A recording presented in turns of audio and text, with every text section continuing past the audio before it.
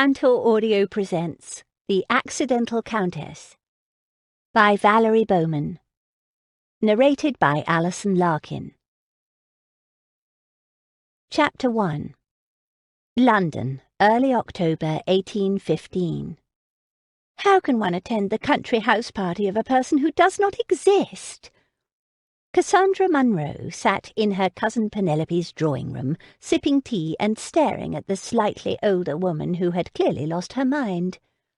Cass set her teacup aside and rubbed her temples as she spoke.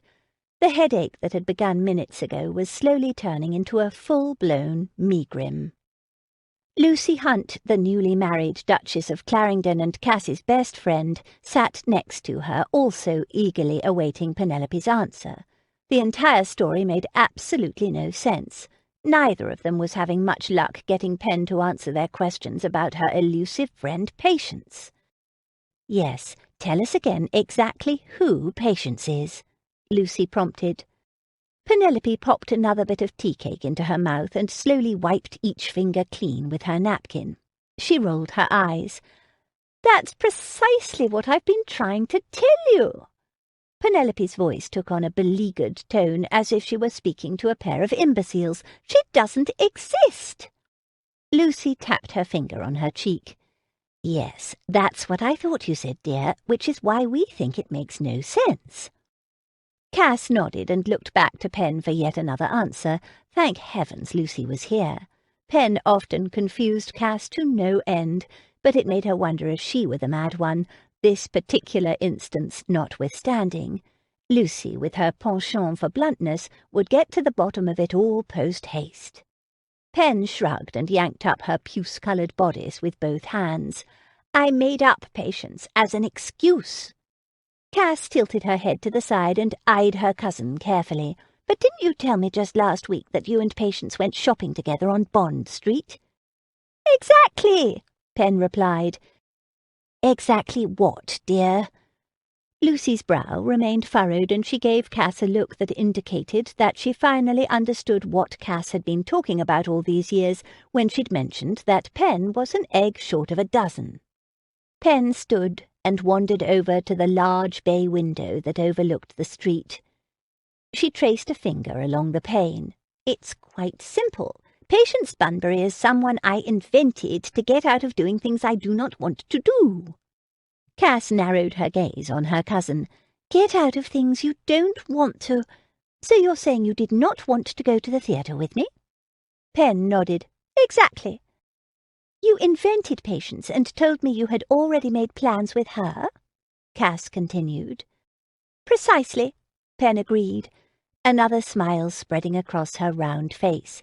"To be quite precise, I didn't invent Patience to get out of going to the theatre. I invented her last summer, but I invoked her when you asked me to go to the theatre. That's what I love about Patience. She's the perfect excuse for everything." Cass frowned at her cousin. The headache was worsening by the moment. "Why exactly are you telling me now?" "I'm telling you now because I need your help," Pen answered simply. Cass tilted her head. "Help with Patience?" "No. Well, yes, sort of," Pen replied. "I'm afraid I don't follow at all, dear," Lucy said. Cass bit her lip to keep from smiling. Lucy had begun calling everyone dear now that she was an old married woman. Cass thought it was quite charming. Pen turned away from the window and stamped her foot. "I asked you to come over today because I need your help with Captain Swift. I expect him to arrive at any time." Cass sucked in her breath. Captain Swift? Julian? Arriving at any time? She smoothed her hair, sat up a bit straighter, and tugged on the ends of both her gloves. Captain Julian Swift was the man to whom Penelope was nearly betrothed. He was also the most perfect, handsome, wonderful gentleman in the entire world, and Penelope didn't even want him. Julian had been severely wounded at Waterloo and had spent the last 3.5 months recuperating. He'd nearly died, and Cass had been alternately praying for him and writing to him, while Pen didn't seem to care much one way or the other. Cass had known that Julian was expected to return from the continent any day now. She just hadn't quite expected it to be today. She gulped. Without looking at her, Lucy quietly moved her hand over and squeezed Cass's. "I don't think she meant that Captain Swift is expected right now, dear," she whispered. Cass let her shoulders relax a bit. Lucy knew how much Julian meant to Cass. She'd always known. It wasn't that Cass had any intention of taking her cousin's intended, never that. Why, that would be detestable. She merely wanted to see him, just once, to ensure that he truly was alive and well. And then she would let him go, wish him and Pen well on their nuptials, and try her best not to think of him again. Not like that, at least. Perhaps she'd join a convent. A sigh escaped her lips. Pen shook her head at Lucy. "No, you're wrong. That's exactly what I mean. I expect him to arrive quite literally at any moment." Cass pressed her hand against her throat. "I cannot breathe." Lucy half-turned to pat Cass's knee through her skirts. "You'll be fine, darling." She pointed a finger toward Pen. "Just a moment. You're saying you called your cousin over here on the same day Captain Swift is expected to arrive to tell her something about a young lady who doesn't even exist?" Pen nodded, her fat brown curls bobbing against her equally plump cheeks. "Yes." Cass still struggled for breath. Julian was coming, expected at any moment. Her mind couldn't process the information. She'd been waiting for this for so long, imagined it, dreamed about it. But now that it was here, she was in a panic. If she were the type of young lady who swooned, surely she would have swooned by now. Thank heaven for small favours. At least she wasn't a swooner. Her gaze dropped to her clothing.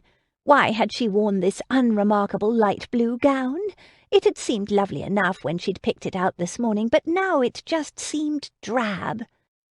Her hand flew to her coiffure. Why had she allowed her maid to fix her hair in such a plain fashion, a mere band around her head? It wasn't sufficient to greet Julian. Oh, it was all wrong indeed. "Take a deep breath, dear," Lucy whispered from beside her. Cass did just that. She was dizzy. That was a sign of imminent swooning, was it not? Oh, good heavens! Perhaps she was a swooner after all. Anyone might become a swooner given the correct set of circumstances, mightn't they? Her mind raced. Her palms were sweaty, as were her underarms. Oh, wonderful! She would see Julian for the first time in 7 years, smelling like a barnyard animal. She sniffed at her sleeve. "Isn't that right, dear?" Lucy asked, turning to her. Cass froze. "Pardon?" She hadn't heard a word the other two ladies had said. She worried her bottom lip. "I was just telling your cousin here that I believe she owes you some sort of explanation for all of this." Pen plunked her hands on her hips. "That's what I've been trying to tell you." "Then out with it, dear, and do try to be a bit more clear this time," Lucy retorted. Pen took a deep breath. "Captain Swift will be here at any moment, and I need you to greet him, Cass, and tell him all about Patience." Cass blinked at her cousin. Now she was entirely certain she was on the verge of a hysterical fit. Why was Pen babbling on about some non-existent young lady when Julian was about to walk through the front door at any moment? "What about Patience?" Cass nearly shouted at her cousin. She clapped her hand over her mouth at her impertinence. She took a deep breath and shook her head. "That is to say, what in heaven's name has Patience got to do with Captain Swift?" Both ladies raised their brows. Lucy quickly filled the silence. "My question exactly." She turned her attention back to Pen. Pen gave them both another "I'm speaking to imbeciles" look. "I wrote to Captain Smith. I told him I'm leaving town, going to visit my friend Patience for the next fortnight at her country house party." "You're leaving town? With Captain Swift coming?" Cassie's voice was high and thin. She shook her head. It was official. This entire story had been invented by a loon. Pen sighed, long and deep. She crossed her arms over her middle and paced in front of the window. "No, I'm not actually leaving. Well, I will be eventually, but the point is that Captain Swift is arriving sooner than I expected." His letter was in this morning's post. He'll be on the next mail coach. Apparently there wasn't enough space on the last one, so he sent the letter instead." Lucy rolled her eyes. "Pen, dear, I'm still not exactly certain what you're talking about." Cass twisted her hands together. "Yes, Pen, what do you mean?" Pen stomped back over to where they were sitting and plopped back down in her chair, a huff escaping her lips. "I'm talking about needing an excuse, a good one, to miss seeing Captain Swift when he arrives." "And a house party is a good excuse?" Lucy asked, treating Pen to her own "I'm speaking to an imbecile" look. Pen waved a hand in the air. "I told him I'd already committed, not to mention dear Patience needs me. She was recently jilted over the summer by Mr. Albus Albatross, and this house-party is just the thing she needs to lift her spirits." "What? Who is Mr. Albus Albatross?" Cass rubbed her temples again. The headache had not abated with all this nonsense. Lucy cleared her throat. "I believe Mr. Albatross doesn't exist, dear, because Patience does not exist." Cass curled her hands into fists on her knees. She never got angry. Never. Frustrated, perhaps, unhappy at times, even irritated, but angry? No.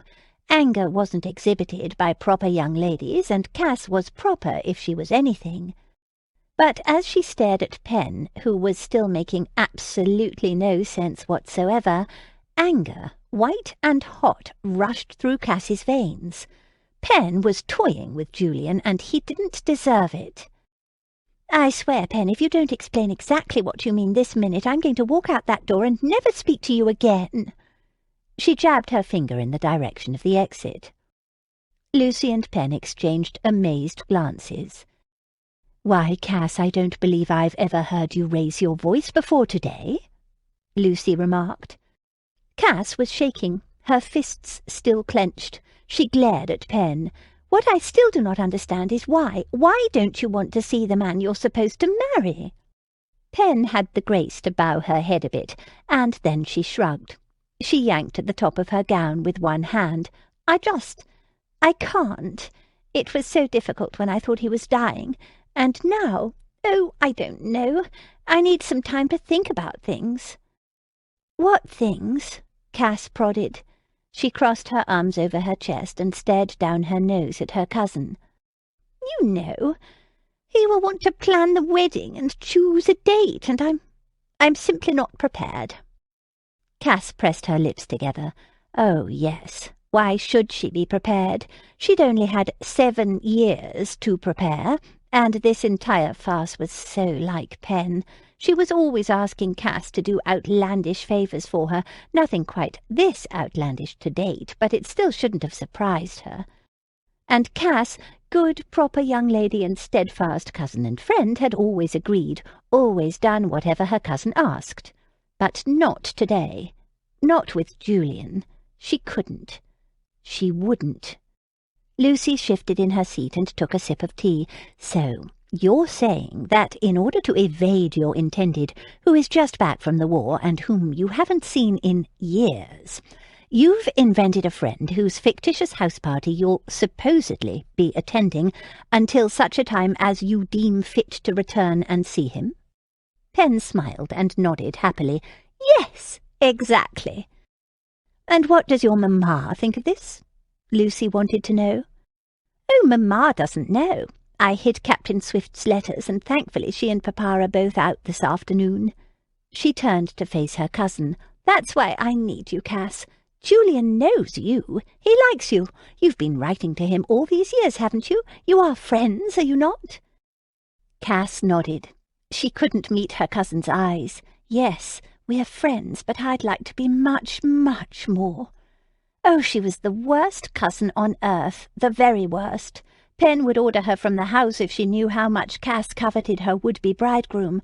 At the very least, Pen certainly wouldn't ask her to do this mad favour for her. Lucy set her teacup aside and dabbed at her lips with her handkerchief. "I have one more question."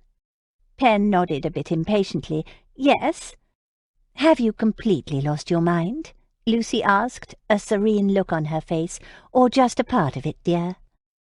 Cass had to sharply turn her face away to keep her cousin from seeing her smile. Pen blinked at Lucy. "I don't know what you mean." Pen stood again and made her way back over to the window with her teacup in her hand. She glanced outside. "I just need—" The teacup dropped to the rug with a solid thunk, spilling its contents on the expensive Aubusson carpet. "Oh, my goodness, he's here!" Pen called. All the anger drained from Cass's body, replaced with sheer, freezing cold anxiety. She pressed her hand to her belly.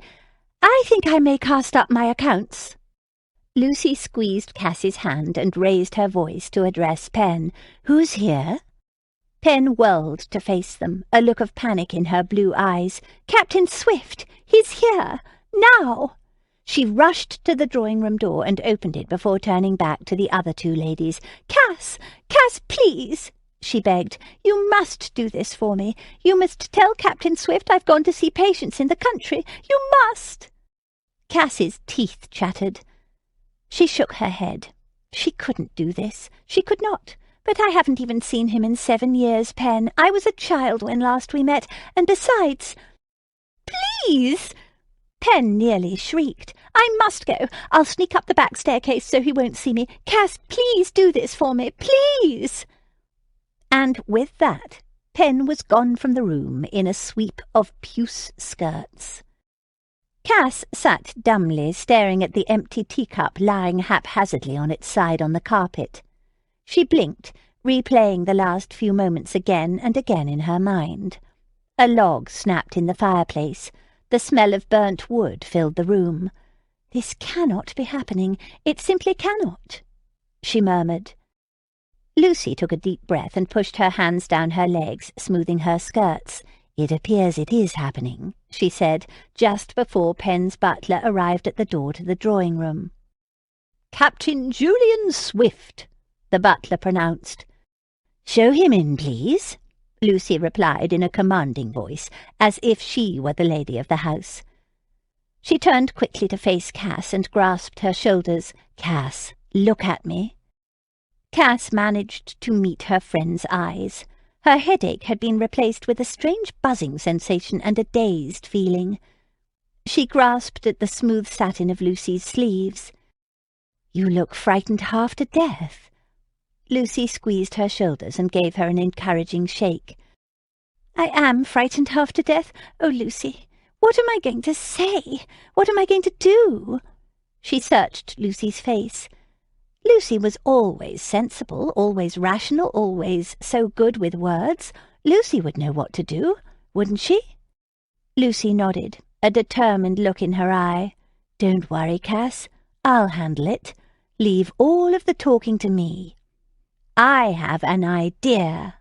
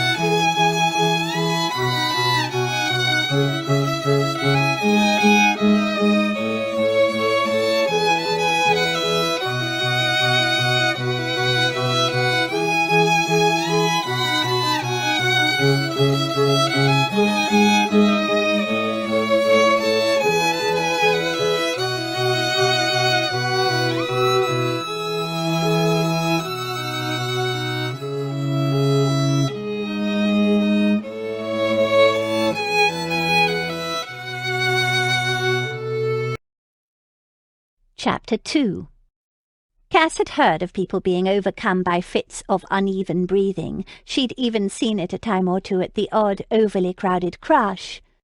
Once Lady Sarah Markingham had delicately fluttered to the parquet floor in the middle of the Thorntons' ball only to be carried away by 2 footmen and followed by her mother, who declared that smelling salts were in order, and she just so happened to have a vial of those useful little pebbles in her reticule.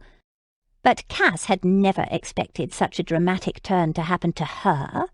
Today was certain to be the first. Spots danced before her eyes. The room seemed to be closing in on her. For a strange moment she thought she smelled oranges. She braced a hand against the arm of the sofa.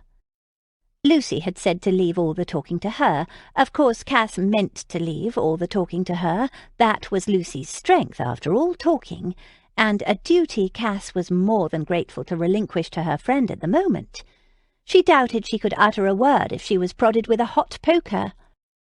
Yes, Lucy would talk, as it should be. In fact, Cass, Lucy, and their third close friend, Jane, had all agreed at a ball last June that they would use one another's strong points to help each other attain what they wanted in life. First, Lucy had chased away Cass's unwanted suitor, the Duke of Clarendon.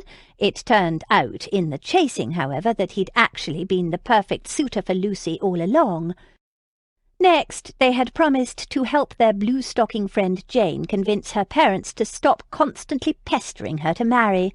Jane wanted nothing more than to be left in peace to study and write and stop being forced to attend all those hideous balls and routs. It was Jane's turn, yes, but here Lucy was, using her skill with words to help Cass in her time of need yet again, and Cass was infinitely grateful to her friend. In the moments it took for the butler to show Julian into the drawing-room, Cass pulled her hand away from the arm of the sofa and set it in her lap. She swallowed hard and straightened her shoulders. Then she concentrated on not sliding off the settee in a fit of wrong breathing. "You look absolutely breathtaking, dear," Lucy said with a small, encouraging smile. "Captain Swift is certain to be amazed at your beauty." "I was quite serious when I said I may cast up my accounts," Cass answered. "Don't do that, dear," Lucy replied quickly. Cass took a small gulp of air and nodded shakily just before the door to the drawing-room swung open again, and Captain Julian Swift strode into the room. A funny little noise flew from Cass's throat, a whimper, a sigh, both perhaps. She turned her face up to him and just stared, her eyes, no doubt, wide as saucers. Julian was there, not the dream of him, not the memory, but the flesh-and-blood man. He was even more dashing and handsome than she'd remembered. She'd been barely 16 the last time she'd seen him. Julian had been 23. Now she was 23. She gulped. She'd been a child back then, really. She hadn't matured at a fast pace. She'd had straggly blondish hair, unremarkable blue eyes, and freckles on the bridge of her nose. She'd also been far too thin and all knobby-kneed. She hoped she'd grown into the swan her friends always told her she would, but at this moment, facing Julian, she could only remember herself as an awkward young girl. Weren't friends always telling one another how beautiful they were, even if it was entirely untrue? Staring at Julian, she was rendered completely speechless. Her gaze swept from the tips of his boots to the top of his head. He wore his army uniform. Oh my, he wore it well. A deep red coat with epaulettes, dark grey trousers, and black hessians. Julian was 2 inches over 6 feet tall, had blonde, streaked hair and broad shoulders, and the most amazing grey eyes she had ever seen. He flashed a smile as soon as he saw the 2 women sitting on the sofa. Cass sighed again. His teeth hadn't suffered any ill effects from his service to the crown, still straight and white and perfect. And while he had a few small crinkles at the corners of his eyes, and he looked a bit older and more distinguished for certain, he was still as handsome, more so than Cass remembered from her vivid dreams. And he was standing directly in front of her. The look on his face was a bit of astonishment mixed with confusion. His gaze remained fixed on Cass. He'd barely glanced at Lucy. Lucy looked back and forth between the two of them, and Cass forced herself to pull her gaze away from Julian and turn her attention to her friend. There was a gleam in Lucy's eye, the type of gleam Lucy always got when she was up to one of her schemes. But Cass had no time to consider it. Instead, she stood to greet Julian. Did he recognize her? The look on his face told her he must. Didn't he? Julian? She barely whispered. Lucy's hand on her arm stopped her, and Cass promptly snapped shut her mouth. Oh yes, Lucy had told her to leave the speaking to her. Lucy stood too, and executed a perfect curtsy. Captain Swift. "My lady," Julian said in a tone that clearly indicated he had no idea who she was. "I am Lady Worthing," Lucy offered. Cass let out a small gasp. Why had Lucy given him a false name? "Lady Worthing," Julian repeated, bowing over her hand. "A pleasure." Cass waited with bated breath to be introduced. Julian had to know who she was. She couldn't look at him. What if disappointment lurked in his eyes? She couldn't bear it. "And this is—" Lucy paused, deliberately sweeping her hand in Cass's direction. Cass held her breath again. The silence seemed to last an interminable amount of time, but it was probably only seconds. Cass glanced up at Julian. Her name would fall from his lips any moment now. Should she curtsy? What was appropriate under such circumstances? This was the man she'd written to nearly every day for the last 7 years. She knew more about him than Pen did. She thought about him, dreamed about him, had cried endless tears when she'd believed he would die, and now here he was, seeing her again. All grown up.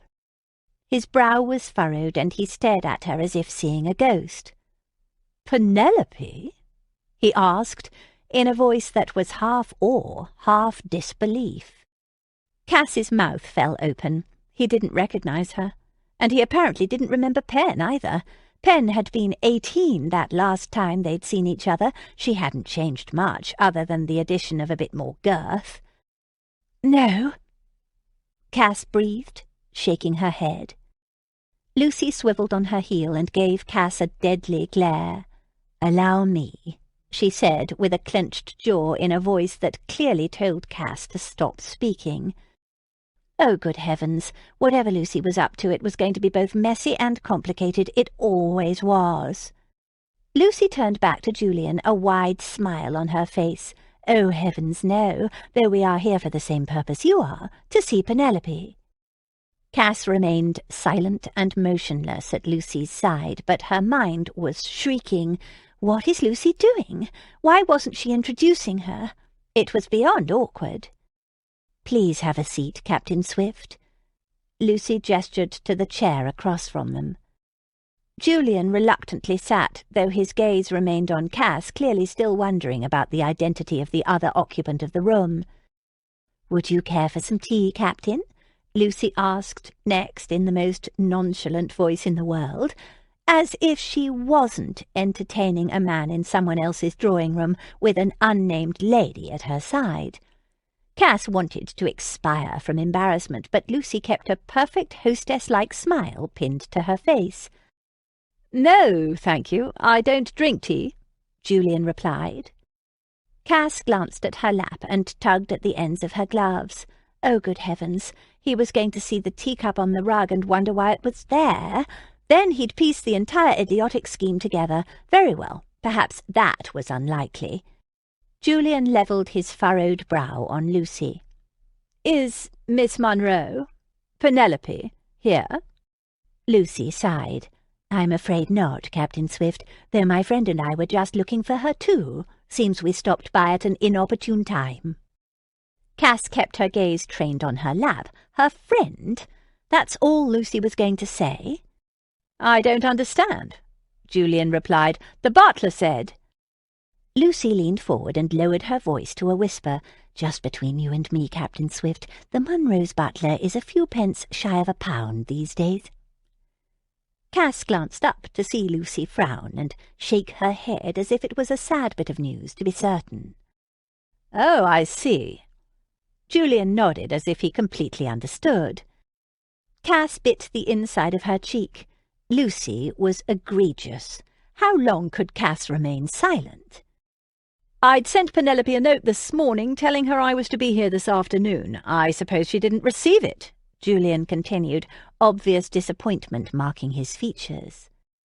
Cass longed to reach out and squeeze his hand, run her fingertips along the strong jut of his jaw. She should say something, blurt out her name, but she was having the best time just watching him, staring at his beloved face, beyond relieved to have the chance to see it again. Lucy sat forward and poured a bit more tea for herself.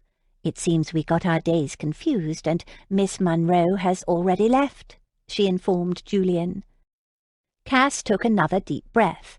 Obviously Lucy was going to go along with Penn's madcap scheme. She was actually going to do it, tell Julian that Penn was at her fictitious friend's house party. This whole thing was ludicrous. "Already left?" Julian's burnished brows snapped together again. "Yes, and the silly thing is that she is on her way to the same place we are." Lucy took a small sip of tea. "Where's that exactly?" Julian asked. "Why, Miss Bunbury's house party, of course," Lucy replied. "Miss Bunbury's house party?" Julian asked. "Yes, Patience Bunbury is one of Penelope's dearest friends. Hasn't she mentioned her to you in her letters?" Julian cleared his throat and shifted a bit uncomfortably in his chair. "Miss Monroe rarely writes me letters." Lucy's eyebrows shot up. "Rarely writes you letters? Oh, I must be mistaken as to your identity then, Captain. I was under the impression that you and Penelope are all but engaged." Lucy turned her face so only Cass could see, and gave her a quick wink. Cass wanted to stamp on Lucy's foot, but at the moment all she could do was smile and nod. She wasn't at liberty to speak since she still hadn't been introduced, just the way Lucy preferred it, no doubt. Julian looked away again and tugged at the collar of his coat. "Yes, we're supposed to be betrothed, eventually, but I was about to say that she did mention Miss Bunbury to me in the last letter I received." Lucy took another tiny sip. "Ah, so you know all about her, then?" Lucy sighed dramatically. "At any rate, it seems Penelope has left prematurely for Miss Bunbury's house party, and in addition to missing us, she's missed her intended back from the war. Such a pity." "You said you are going there?" Julian replied. "I assume that means you know where this house party is?" "Oh, yes, we know precisely where it is," Lucy replied serenely. "Could I trouble you to give me the direction? It's imperative that I speak with Penelope as soon as possible." Lucy's smile didn't quite reach her eyes. "Eager to see your future bride, Captain Swift?" He tugged at his collar again. "Something like that." Cass had to look away. This was excruciating. She couldn't listen any longer. And what possible address could Lucy give him? It was preposterous. She'd have to come out with the truth now that he'd caught her in her lie. "I'd be more than happy to share the address with you, Captain Swift." Lucy set her teacup on the table in front of her and folded her hands on her lap. "In fact, I can do even better than that." "Better than the address?" Julian tilted his head in inquiry. Cass's insides went hot and cold. Suddenly it all came together. The sly look Lucy had flashed, the failure to introduce her, the questions she'd asked Julian, the things she'd said. "Yes." Lucy turned to Cass and splayed her hands in front of her as if displaying her for the first time. "Because this is Miss Patience Bunbury right here, and we would be delighted to invite you to her house party." Chapter 3. As soon as the front door closed behind Julian, Cass forced herself to count to 50. She ensured he was well gone from the property before she jumped up, spun around, and bore down on her closest friend. "Lucy, how could you? How could you?" Lucy remained serenely seated and calmly pressed her hands to her coiffure as if smoothing her dark locks. "Cass, if you'll only sit down and think about this reasonably, you'll see." Cass turned and paced back and forth in front of the fireplace. She pressed her hands against her cheeks. "Reasonably? Reasonably. I believe reason left this room over an hour ago, right around the time Penn started speaking nonsense about a person who doesn't exist." Lucy merely raised a brow. "Sit down, Cass. Allow me to explain." But Cass couldn't sit. All she could do was pace the carpet and tug at her gloves. How in heavens would she ever extract herself from this situation? Julian hadn't said where he was going, but it stood to reason that he'd go visit his older brother, the Earl of Swifton, in Mayfair. He would probably stay with his brother until he secured his own lodgings. Either that or— "Lucy, did you even stop to consider that Julian may now be on his way to see his closest friend, your husband?" Lucy pushed up her chin. "Of course I'd thought of that." "And yet you still did this?" Lucy nodded. "Yes, that's precisely why I didn't tell him my real name. I thought of that and several other things, and if you'd sit down and be calm for a moment, I'll tell you exactly how this will work." Cass tossed her hands in the air. "It can't work! It won't work!"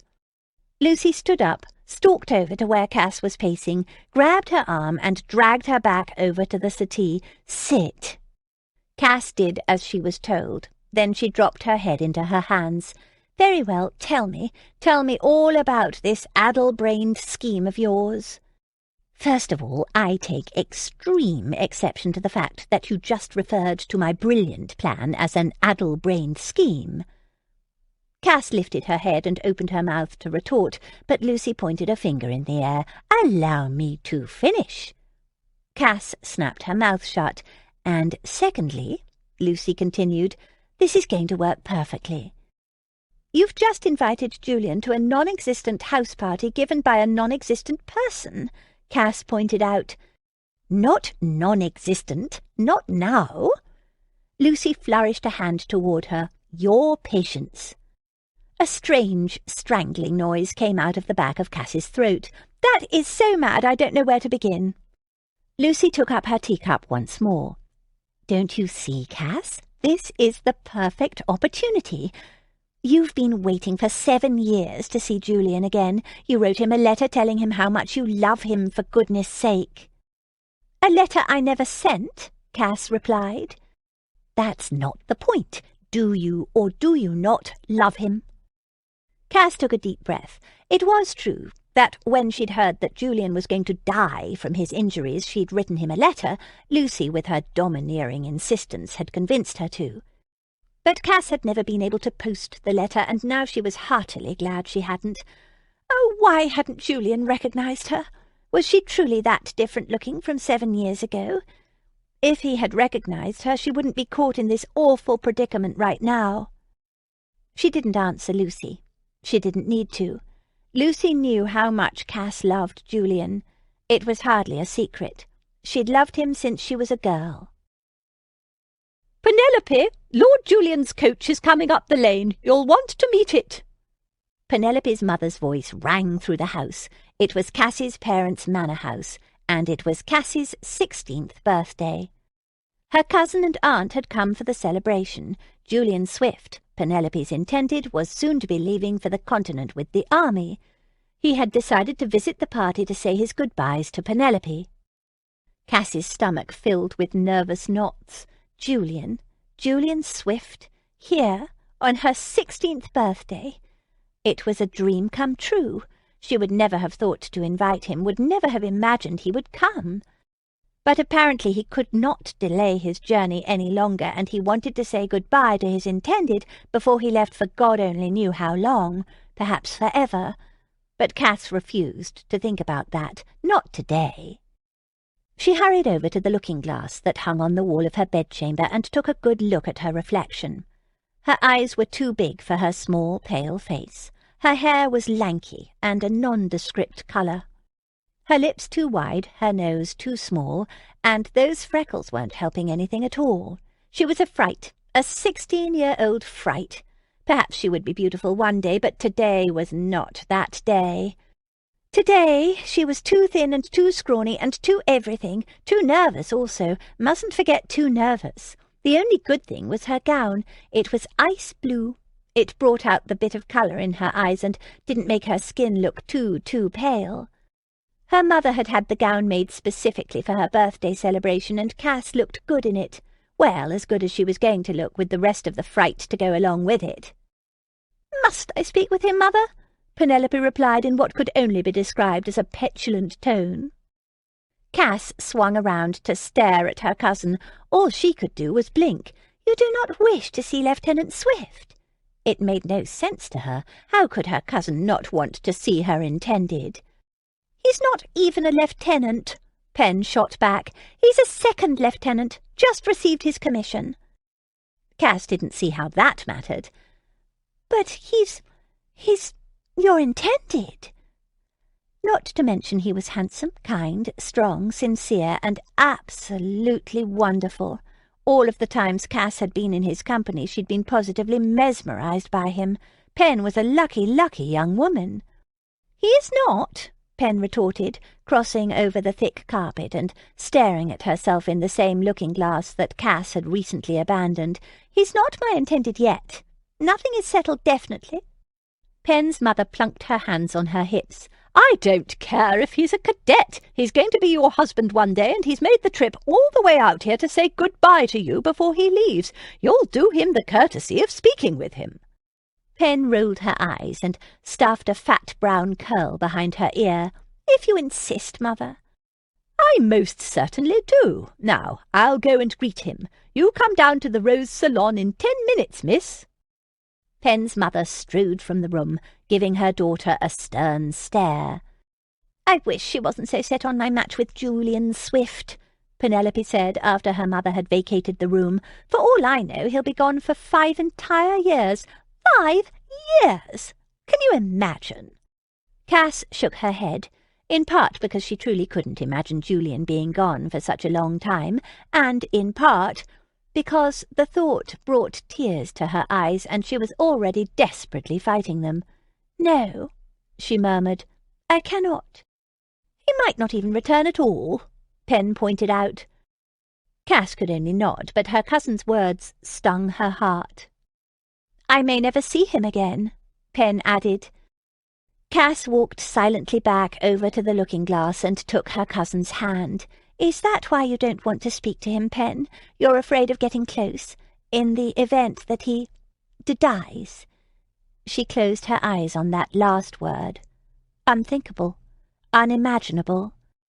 "Not really," Pen replied, tugging her hand from Cass's grasp. "I just cannot bear to think of myself growing old and ugly waiting for a man who might not be coming back. It's completely unfair, don't you think?" Surely Pen didn't know how harsh her words sounded. Surely she didn't mean them the way they came across. "I'm sorry, Pen," Cass said simply. "It must be quite difficult for you." "You've no idea," Pen replied. "And I'm sorry, too. Sorry that Mother and Father chose a second son with a target on his back to be my groom. I know I'm not the best catch of the season, but surely they could find me someone who isn't about to go cavorting all over Europe. They only want this match so that they can be connected to the Swifton title." Cass couldn't disagree with her cousin. It was true that the Swiftons were an illustrious family, but how could Pen not want Julian? Tall, handsome, kind Julian. Why, Cass had been in love with him since the day she'd first seen him. "What are you going to do, Pen?" Cass smoothed her hands down her skirts. "What can I do?" Pen asked with a sigh. "I'm going to have to go speak with him. Say good-bye." Just then Pen's eyes lit with fire. "Do me a favour, Cass. Come and save me in 5 minutes." Cass blinked rapidly. "Save you?" "Yes, come down to the Rose Salon and interrupt. Tell me you're about to begin the celebration or something. Anything. I cannot bear to stay there and endure an awkward discussion with Lieutenant Swift for Lord knows how long." Cass shook her head. She couldn't imagine not wanting to savour what might well be her last moments on earth with Julian. "Oh, no, I cannot." "Of course you can. Do it, please, for me." Pen squeezed Cass's shoulder and flew from the room, saying, "Thank you, Cass, you're such a dear," on her way out, as if Cass had agreed. Shaking, Cass turned slowly and took another look in the mirror. She'd gone white as a ghost, whiter even than she had been before, if such a thing were possible. Perhaps she'd turn translucent next. Translucent with freckles. What a lovely combination. She sighed. What was she to do? Pen was expecting her to barge in on her last private moments with her future husband and interrupt them. Cass paced in front of the mirror, pondering it all for a moment. There was one good thing to consider. If Cass did it, in the end she'd be alone with Julian. Possibly.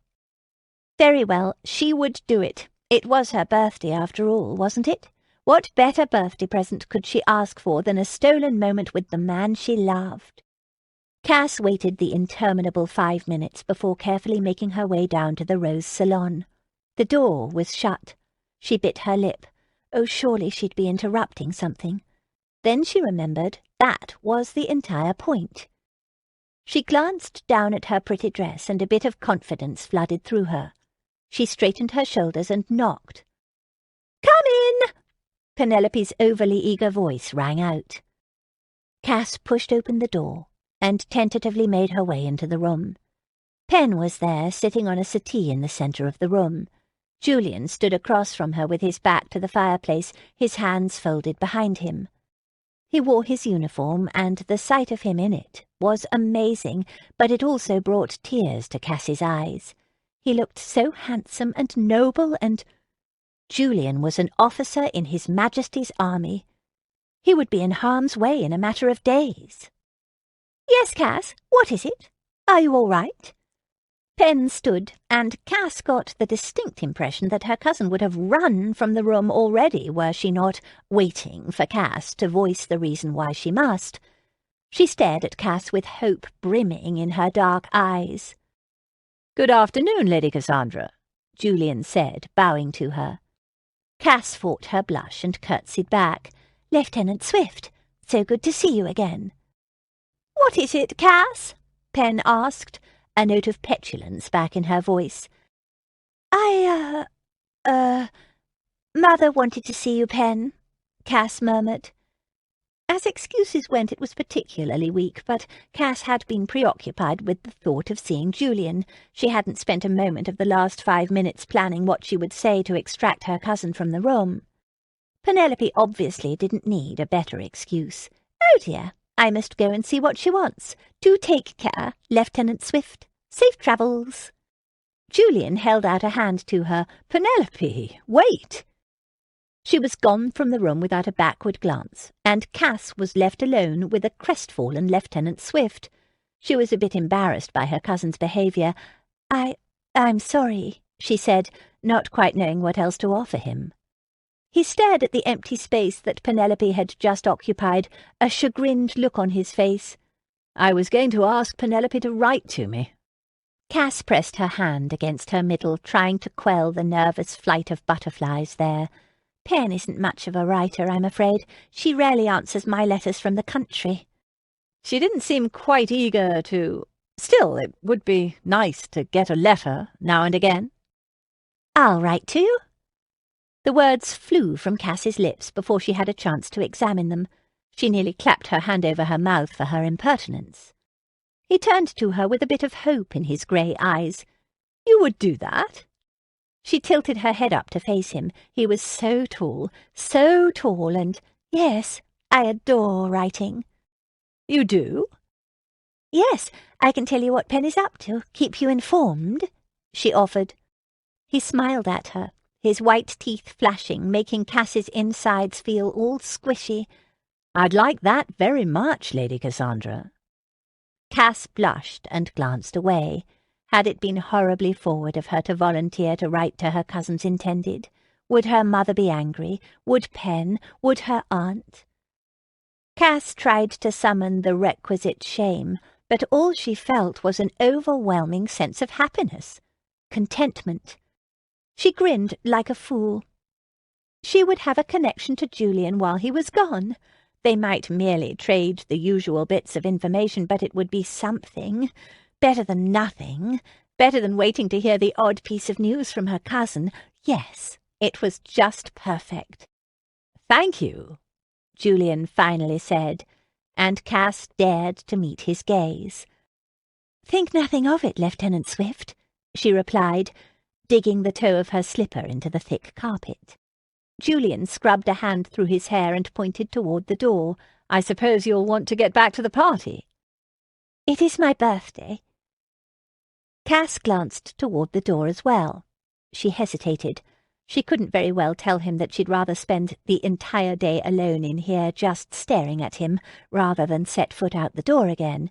That would be entirely inappropriate, wouldn't it? She nearly laughed aloud at her own thought. "Happy birthday, Lady Cassandra," he said. "I must admit I don't have a gift for you. Please accept my apology." She smiled at him. "No apology necessary, Lieutenant." Cass turned to the door and stepped toward it. "Unless—" A voice stopped her, a clear, undeniable voice. The voice of a devil. A devil who had not heretofore made his presence known to her. But now he was undeniable, and he was standing directly on her shoulder, whispering in her ear. She'd never been so bold, had never even considered it. But somehow the devil nudged her with his fiery little prickly pitchfork, and she turned back to face Julian Swift. "Unless—" She murmured the word the devil had whispered in her ear. Julian's eyebrows shot up. "Unless?" "There may be something you can give me for my birthday." His brows furrowed. "Indeed?" It was as if she was no longer in her own body. Instead, she was floating somewhere high above it, near the ceiling of the drawing-room, staring down at the plucky little freckled blonde 16-year-old whom she'd never met before. The same little blonde 16-year-old who'd walked back over to Lieutenant Swift, stared up into his impossibly handsome face, and said, "You could give me my first kiss." If Lieutenant Swift was shocked or horrified by her request, he did not betray himself by word or deed. Instead, he let his hands fall to his sides and blew out a long breath. "You've never been kissed before?" Cass shook her head. "No." "No, I don't suppose you have at your age." Cass had promptly closed her eyes and puckered her lips, lifting her chin to meet his mouth. The touch was feather-light, but it was not his lips on hers. It was the back of his fingers against her cheek. He softly rubbed her skin. He was standing so close to her that she could smell the scent of his wool uniform, the barest hint of his soap, the spicy tinge of his cologne. A scent she would cherish and remember for years. Still, she remained in that position, her lips tightly puckered, waiting, for a kiss that never came. Instead, the light sweep of his fingers against her cheek turned into a flicker near her ear. He pushed a soft curl behind her lobe. Cass opened her eyes, blinking. She didn't understand. Wasn't he going to kiss her? "Happy birthday, Lady Cassandra." He leaned forward, and the warm brush of his lips against her forehead nearly singed off her eyelashes. She would never wash her forehead again.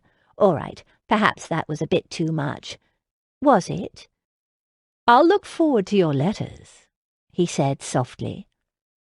Then he turned on his heel and strode from the room, the sharp click of boots against the marble floor resounding in Cass's soul. Cass had never forgotten that moment. At first his refusal to kiss her on the lips had stung, but over the years she'd come to realize that he couldn't have done anything else. It would have been entirely inappropriate and ungentlemanly of him to kiss the 16-year-old cousin of his future wife, even if it was a birthday request. And frankly, the kiss on her forehead had been enough to hold Cass over for the last 7 years. Lucy's voice penetrated Cass's memories. "Haven't we always talked about how you wished Captain Swift would come back safely from the war and you would have a chance with him?" Lucy said, "Don't you see? I'm giving you that chance." Cass leaned her head against the back of the settee and groaned. "I wished that, but I never expected it. Julian and Pen have been all but engaged since they were children. Their parents decided on the match years ago. They've only been waiting for Julian to return to officially announce it. A chance with him is not possible." "Not with a thought like that, it's not," Lucy continued, completely undaunted. "Besides, we've always known Pen isn't exactly in love with the man. She's run away from him, after all, hardly the actions of a besotted future bride." "That's beside the point. It's just not right for me to... Cass rubbed her hand against a temple. The headache had returned, and this time it was wielding a scythe. "To what? Be in love with him? You can hardly help that, dear." Lucy smiled and patted Cass's hand with her free one. Cass slumped her shoulders and sighed. "Oh, Lucy, you know I would never do anything to hurt Pen or Julian. I must go to him. I must tell him the truth immediately before this gets any further out of hand. Lucy set down her cup with a clatter and turned to face Cass. She plunked both hands on her hips. "No one will get hurt. It's nothing more than a lark. We'll have the house party at my parents' country estate. They've gone up to Scotland for the autumn. The servants adore me. They'll play along. I'll explain everything to them." Cass shook her head, pressing her fingertips to her temples. "No, it's madness. Simply madness." "Why? What could go wrong?" The look on Lucy's face was pure innocence. Cass's mouth fell open. "What could... The fact that you would even ask such a question is evidence of what a lunatic you are. What about your husband?" Lucy's grin widened. "Derek is leaving for the continent soon. He'll be gone for at least a fortnight. It's perfect timing. He'll never know." "Fine. What about my parents?" Cass continued. "We shall tell your parents you're at Miss Bunbury's house party, chaperoned by me, of course." Lucy's smile was unrepentant. Cass tightened her grip on the arms of her chair. Lucy had an answer for absolutely everything. Lucy always had an answer for absolutely everything. The worst part of this entire thing was that somewhere in the back of her mind, Cass was actually beginning to consider it. A lark, Lucy had said. No one will get hurt, Lucy had said. Was that possible? Truly? Cass concentrated on breathing and thinking. It was as if the devil was back, sitting on one shoulder, whispering, "Do it, Cass. Say yes." While an angel had made her home on the other, whispering, "I cannot believe you're even considering this, miss." Cass buried her face in her hands. Why was it becoming increasingly difficult to come up with reasons to say no? "My parents still haven't forgiven you, Lucy," she offered lamely. Lucy shrugged. "They may not have forgiven me, but they very much appreciate that I am a duchess and can introduce you to eligible gentlemen." Lucy had her there. Cass's parents were still distraught because Cass had allowed a duke to slip from her grasp, but they were mollified a bit knowing the new duchess was Cass's closest friend. They hoped the alliance would help to secure a fine match. But still, Cass mustn't allow Lucy to confuse the issue. "Fine, but what about the fact that you just told Julian that Penelope would be at the house party? Do you expect Penelope to arrive at a party if she knows Julian will be there, and play along with this farce? She made it up to get away from him." "Of course I don't expect Penelope to attend." Lucy rolled her eyes. "That would ruin everything." Cass splayed a hand in the air. "Then why did you tell Julian she would be there?" Now Lucy was giving her an "I'm speaking to an imbecile" look. "So he would come, of course." Cass shook her head. "This makes no sense." "It makes perfect sense. We'll tell him Pen was waylaid along the road, or had to turn around because she forgot something. Who knows? I'll think of something." "That's your plan? Are you jesting?" "Yes, it's my plan, and no, I'm not jesting. Honestly, Cass, you act as if we've never done anything like this before." Cass groaned. Oh, she remembered only too well. "If you're speaking about your little stint behind the hedgerow last summer, might I remind you that that didn't work?" Of course, Lucy was speaking about the hedgerow incident. When the Duke of Clarendon had returned from battle last June, he'd taken an immediate interest in Cass. Alarmed, Cass had asked her blunt friend Lucy to be her voice and discourage the Duke. That had ended with Lucy hiding behind a hedgerow in a garden and feeding Cass lines to say in an effort to discourage him. Later, Lucy had hidden atop a balcony pretending to be Cass, and, well, there had been a great deal more egregious behaviour before it had all ended in the obvious conclusion that Lucy was perfect for the Duke herself. However, as usual, Lucy remained undaunted. Yes, but it all worked out in the end, dear, and that is what's important. Be bold. There they were, Lucy's two favourite words. Cass had known her friend would say them before long. Lucy used be bold as her reasoning for doing everything she shouldn't do. In fact, the tenet had got them both into a great deal of trouble. Cass sighed. Yes, boldness spelled mischief, though Cass couldn't deny that her friend was now happily married and madly in love with her Duke of a husband as a result of being quite bold indeed. Cass placed her hands back on her hips. What precisely do you think will come of this little scheme, Lucy? What do you hope to be the result after it's all over? Lucy grinned. Now who's being ridiculous, Cass? Why, I expect that Julian will fall madly in love with you, of course. Cass closed her eyes and pinched the bridge of her nose. Even if that were true, are you forgetting that he'd be falling in love with Patience, not me? Lucy nodded. Yes, Patience, whom he is already very much infatuated with. Cass gave her a look that indicated she was quite certain the Duchess had lost her mind.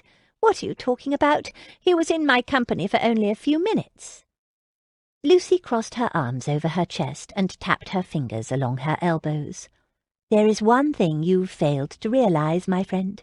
I saw the way Captain Swift looked at you when he walked in the room, the way his face fell when he realized you weren't Pen. That's when I made my decision. I had to wait to ensure he didn't recognize you first, though, of course. I'm telling you, Cass, he's half in love with you already. Cass bit her lip, gazing at the pattern of the carpet. It would be nice to visit with him, dance with him, and pretend. For just a day or two. Lucy's smile grew even wider. That is the spirit. But what if... Oh, Cass, don't worry so much. You've always been a worrier. Cass wrinkled her nose. That's quite funny, actually, because I don't think you worry enough. Nonsense. Besides, you worry enough for both of us. We'll have this party, and you'll pretend to be Patience. It will all work out in the end. You'll see. Be bold. Cass groaned. Chapter 4. 15 minutes later, Julian was ushered into Derek Hunt's townhouse. His encounter with the two ladies at Penelope's parents' house was still replaying itself in his mind. Lady Worthington. He'd never met her before, but she seemed a lovely young woman. She was pretty, high-spirited, and had the most unusual eyes he'd ever seen. One was blue, the other green. But the other young lady, Patience Bunbury, why, she'd nearly taken his breath away. He'd never been so instantly physically attracted to a woman before. It was as if lightning had struck him in the head the moment he saw her. He'd never quite been at a loss for words before, either, but he'd been unable to coherently form a sentence. He'd been immediately enchanted by her dark, honey-coloured hair, her bright blue eyes, her high cheekbones and long, dark lashes. Nothing in all his experience had prepared him for the reaction he'd had to her. He'd obviously been away at war and without the company of a woman for far too long, and, like a complete idiot, for a moment, a horrible, confused moment, he'd actually wondered if she was Penelope. Fool! Of course she wasn't Penelope. His memory of Penelope was of a stout, short young woman with dark curls, dark eyes, and a bit of a turned-up nose. No, the blonde woman had not been Penelope. He didn't even know why he'd said it. It was nonsense. Or perhaps it had been desperate hope.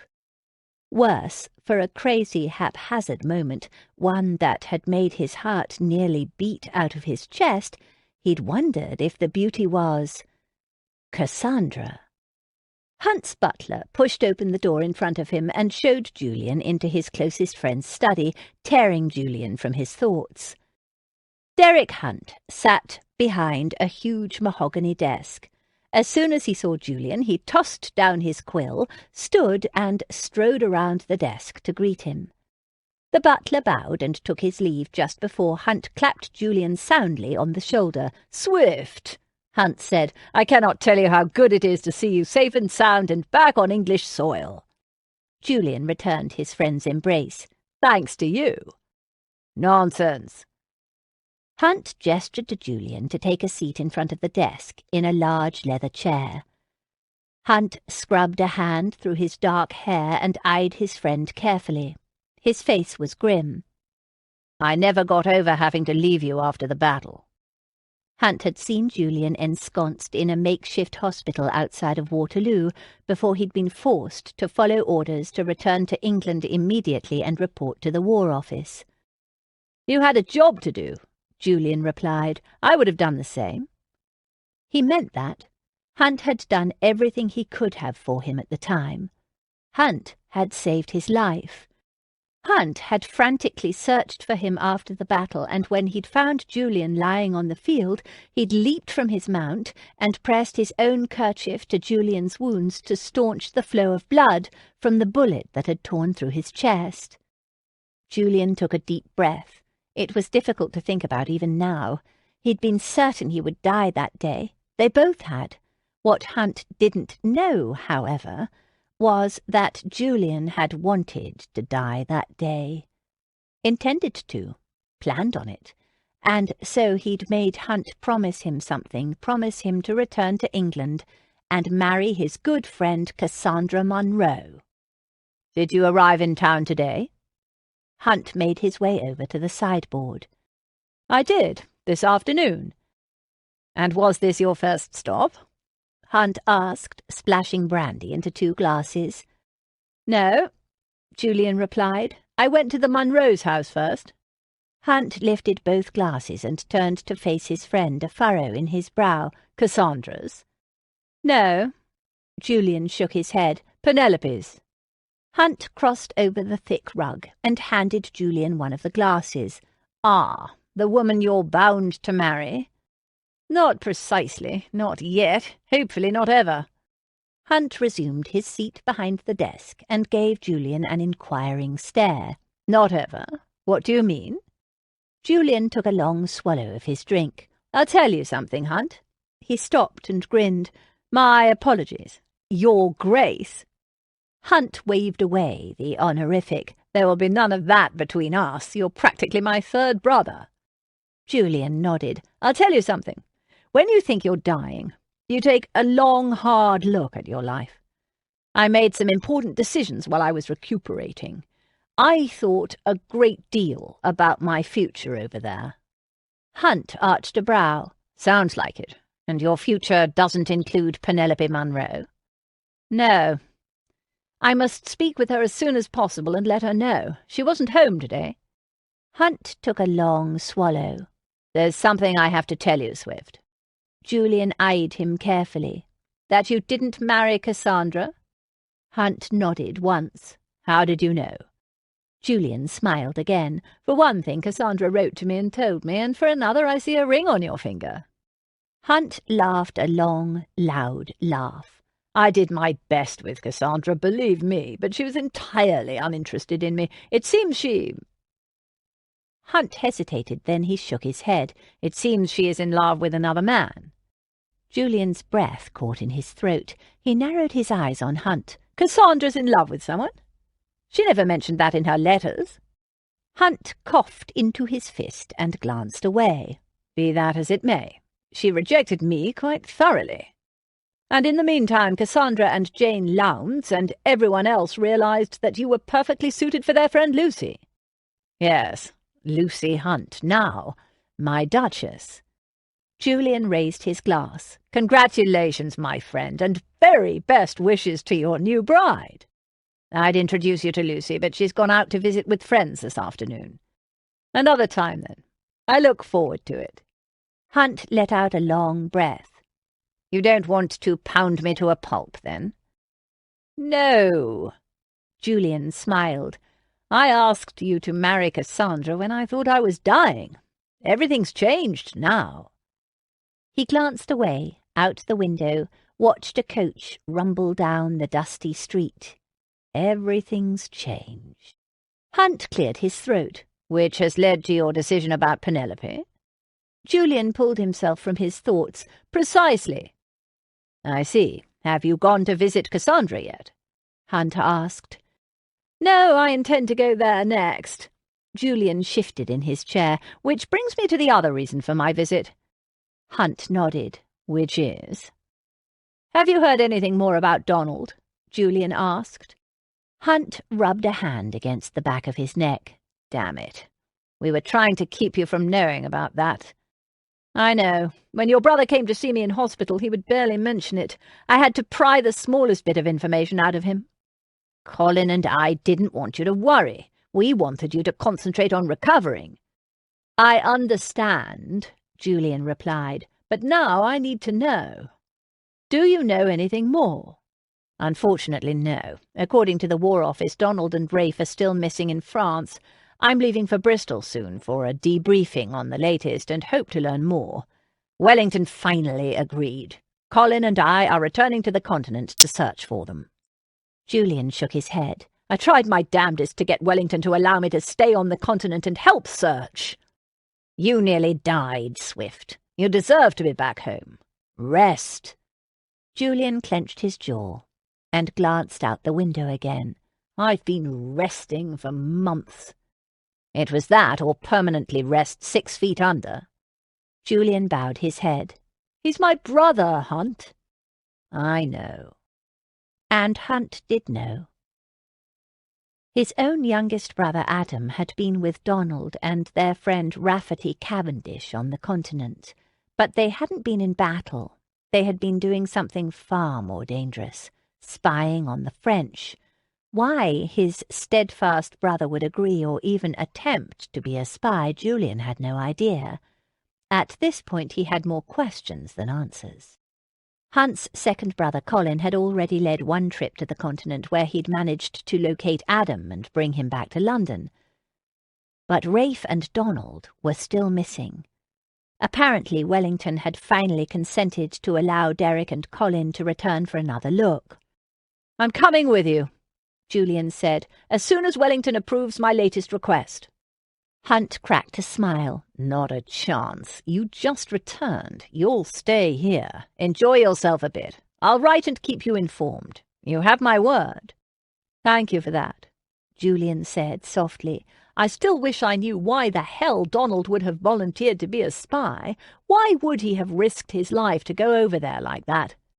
You mean because your father's dead and Donald's an earl, and he has no heirs? Especially because my father's dead and Donald's an earl and he has no heirs.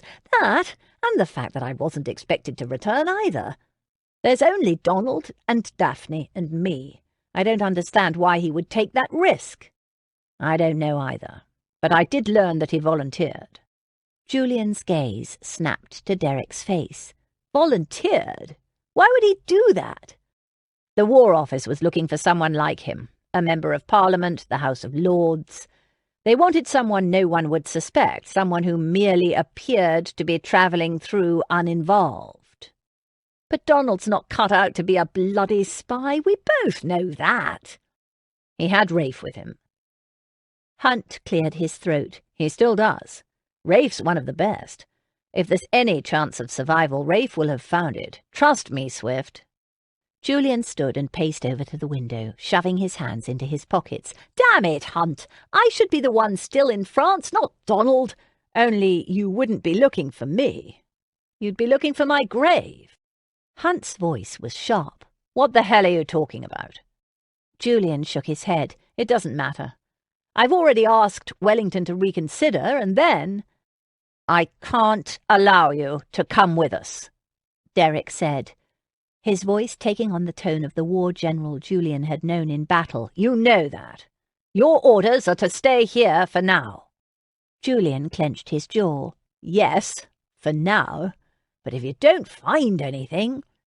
We'll talk about that if and when the time comes." Julian nodded reluctantly. He intended to change that, of course. Get new orders. Hell, ignore his orders if he had to. Donald, his brother, the boy who was raised to be an earl, couldn't be lost in France. He just couldn't be. His father would be spinning in his grave.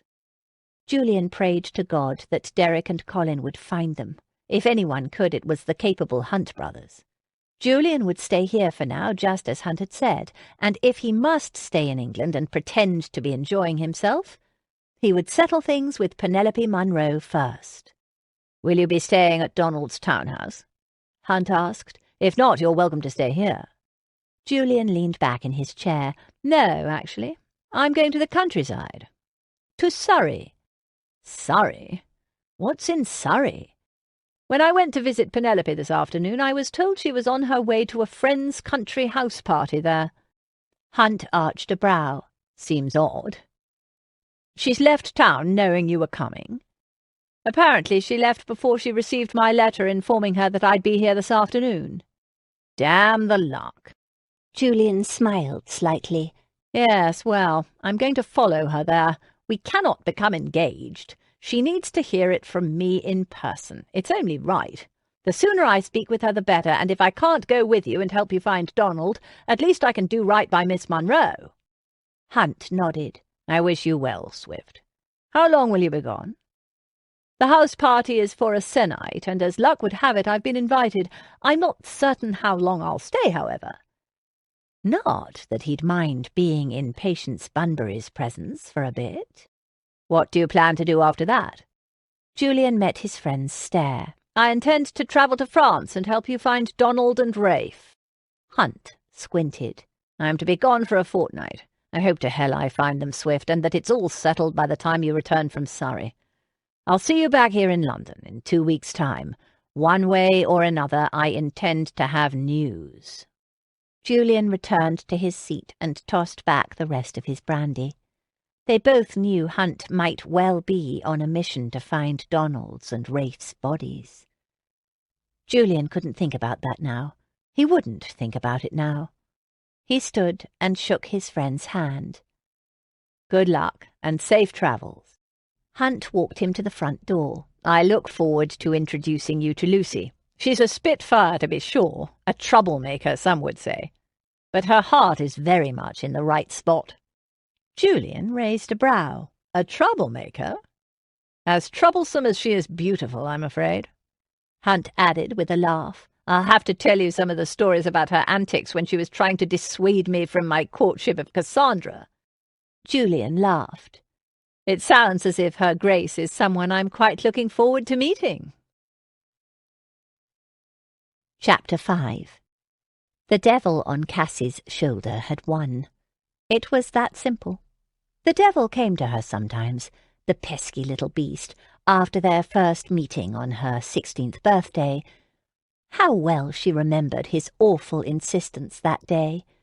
His advice had been surprising, to be sure, and ultimately futile, but in the matter of Lucy and the fictitious house party, in the end, Cass had listened to the horrible little fiend. From his perch on her shoulder, he had enticingly told her she might have a bit of fun at a house party with Julian, regardless of the outcome and the hopelessness of the entire situation. Oh, she had doubts, scores of them, worries and doubts and outright anxiety, but she'd managed to put it all aside and pretend. Pretend. That's what Lucy said they were doing. It was a lark, like acting in a play, and they so adored plays. The servants would pretend too. Lucy had simply told them all that they were having a sort of play-acting house party, something like a masquerade, but without the feathers and dominoes. Lucy could be so persuasive. "Haven't you been telling me that you want to change, be different, stand up to your parents more?" Lucy had prodded, knowing exactly how to prod. "Now's your chance. Be bold. Do the things you've never imagined you could do. You'll surprise yourself, I'm certain of it."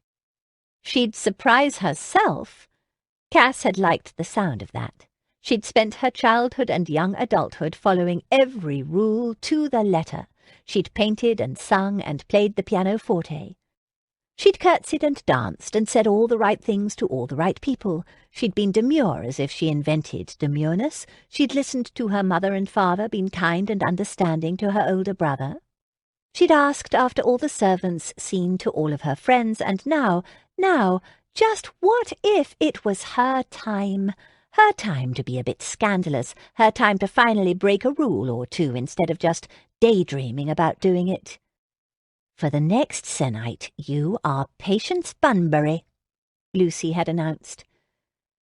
And somehow that had given Cass permission to go ahead and break rules. She wasn't demure Cassandra Monroe any longer. She was Patience Bunbury, and she'd already decided Patience Bunbury was quite wicked indeed. And so Cass had jotted off a letter to Pen informing her that she'd done just as her cousin had asked, and told Captain Swift that Pen was attending Patience Bunbury's house party. Cass just happened to leave out the part that she herself was en route to that same house party and, pretending to be Patience as well. Instead, she'd told Pen that she and Lucy were retiring to the country for a bit. Cass had been certain lightning would strike her as she'd written the letter. It was dreadful of her to continue to lie, first to Julian, now to Pen, but that pesky little devil didn't care. Pen started it, Lucy had pointed out with a shrug.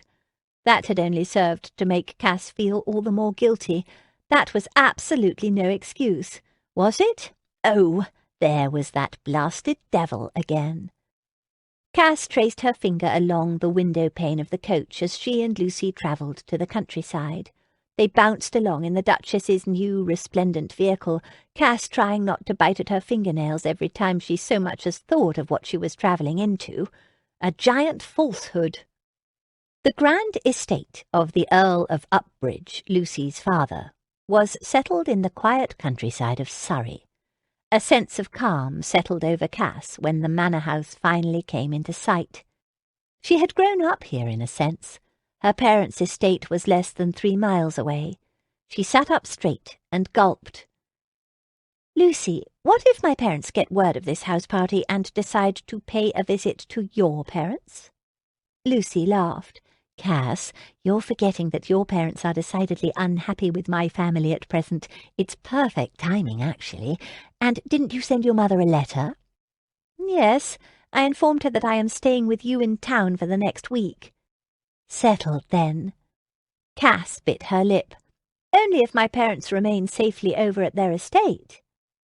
"I anticipate no problems," Lucy replied with a smile, pulling on her gloves as they approached the front of the manor house. Cass sighed. Of course, Lucy was convinced everything would be quite all right. Cass, however, lived in constant fear that her mother would arrive, tell Julian everything, and demand her daughter return home instantly. Her mother had never cared much for her daughter's infatuation with Julian, and it had little to do with the fact that he was marked for her cousin. "He's a second cousin, Cassandra. He might be good enough for Penelope, but we didn't raise you to marry a second son." That was just it. Her parents had raised her to marry a man with a title, an illustrious title, the more illustrious the better. The only reason they hadn't completely disowned her for turning down a duke was the fact that somewhere in the back of her mother's mind she was probably thinking that Cass might marry a duke with a family name that went back centuries, and that would be an even better catch than the newly minted Clarendon. That's all she was to her mother, a pawn to be played in the great game of the Tun's marriage mart. When Lucy's coach finally pulled to a stop at the entrance to the estate, the butler and housekeeper were there to greet them with a bow and a curtsy. "Don't worry about a thing, Your Grace," the housekeeper said as she ushered them into the foyer of the manor house. "The servants, we've all been a flurry preparing for the party. Everything is arranged." "Thank you so much, Mrs. Prism," Lucy responded, allowing the butler to take her hat and cloak, and waiting for Cass to hand over the same. "But you must remember, you cannot refer to me as Your Grace during the party, and this is Miss Bunbury." She gestured to Cass. Of course, the housekeeper chuckled. The butler had a twinkle in his eyes. They continued into the house. It smelled exactly as Cass remembered it from childhood, a mixture of lemon wax and silver polish. The bustling of the servants and the smiles on everyone's faces bolstered Cass's confidence. As the day progressed, Cass noticed that, true to Lucy's word, all of the servants appeared to be completely at ease with calling their mistress Lady Worthington, and pretending Cass was named Patience Bunbury. In fact, they'd already begun. It was quite ludicrous, actually, but Cass had to smile at the willingness of the Earl's servants to participate in their mistress's foibles. They did appear to be completely devoted to Lucy. When the butler stopped by to get Lucy's approval on the wines to be served with the first dinner, she answered, "Thank you, Merriman." "My pleasure, Lady Worthington." He bowed before taking his leave. "Leave it to you to orchestrate such madness, Lucy," Cass said with a laugh. "They think it's a lark, dear. There's no reason this shouldn't be fun." "I see." Cass pressed a hand to her belly. Perhaps it would be all right after all. Perhaps. The servants have done an outstanding job. All we have to do is see to the finishing touches. Come along. Lucy turned in a swirl of yellow skirts. Cass spent the rest of the day following her friend through the cavernous rooms as they made the last-minute plans for the house party's amusements. Mrs. Prism tracked them with a quill and parchment to scribble down their requests. "I sent word to Captain Swift, letting him know that the house party doesn't officially begin until Saturday," Lucy said as they entered one of the drawing rooms. "What did you say about Pen?" Cass asked. "I told him that Penelope had been confused as to the start of the thing, hence her leaving London too early. I managed to secure us a few days before Julian appears." Lucy smiled. "Yes, but you put us in the position of having to immediately explain to him upon his arrival why Penelope is not here when she left for the house party several days earlier," Cass replied. "Leave it all to me," Lucy said with a simple, confident flick of her wrist. "You do not have a magic wand, do you?" Cass asked, glancing about under the furniture as if the said wand might be found. Lucy rolled her eyes. "No, I have a quick tongue, and that is even more useful. Magic wands can be stolen, dear." Cass shook her head, but couldn't help but laugh at her friend's antics. That was it. If she was going to pretend, she might as well pretend on a grand scale. How many times had she thought what she wouldn't give to have a small bit of Lucy's courage and confidence for a day, just one day? Though she wouldn't say no to that magic wand either. But this was Cass's chance, her one chance. She was courageous, she was confident, she was Patience Bunbury. She nodded resolutely and turned to face her friend.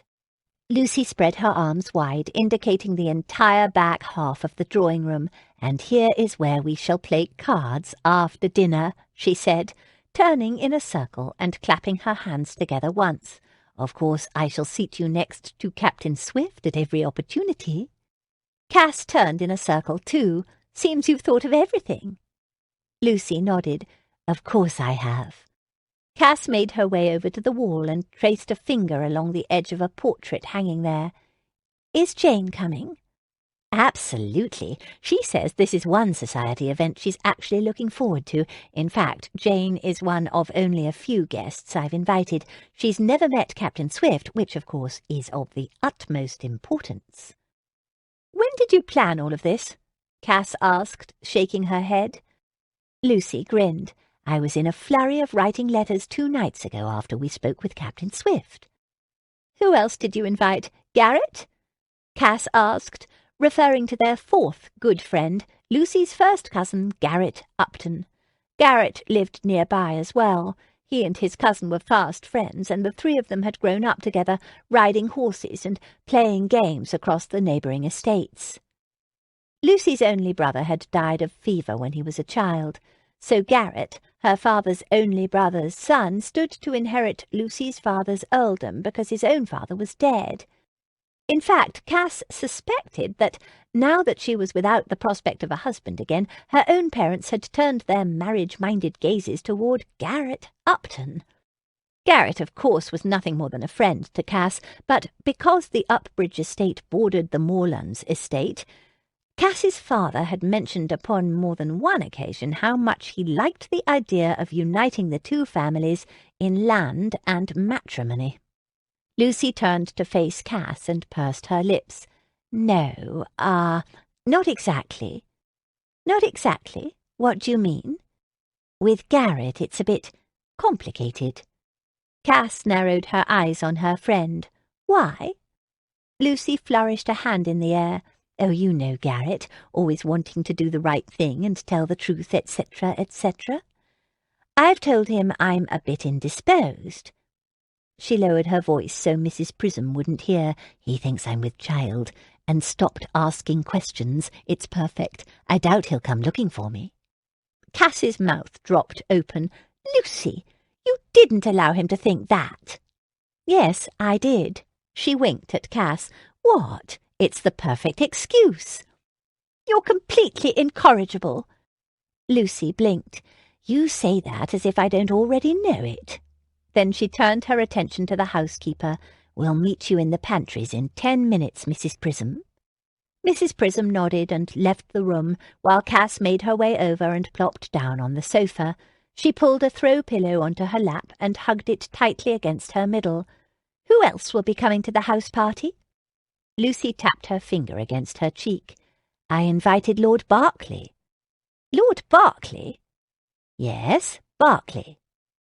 Lord Berkeley was one of Garrett's old friends from school. He was a viscount who lived in the north and rarely came down to town.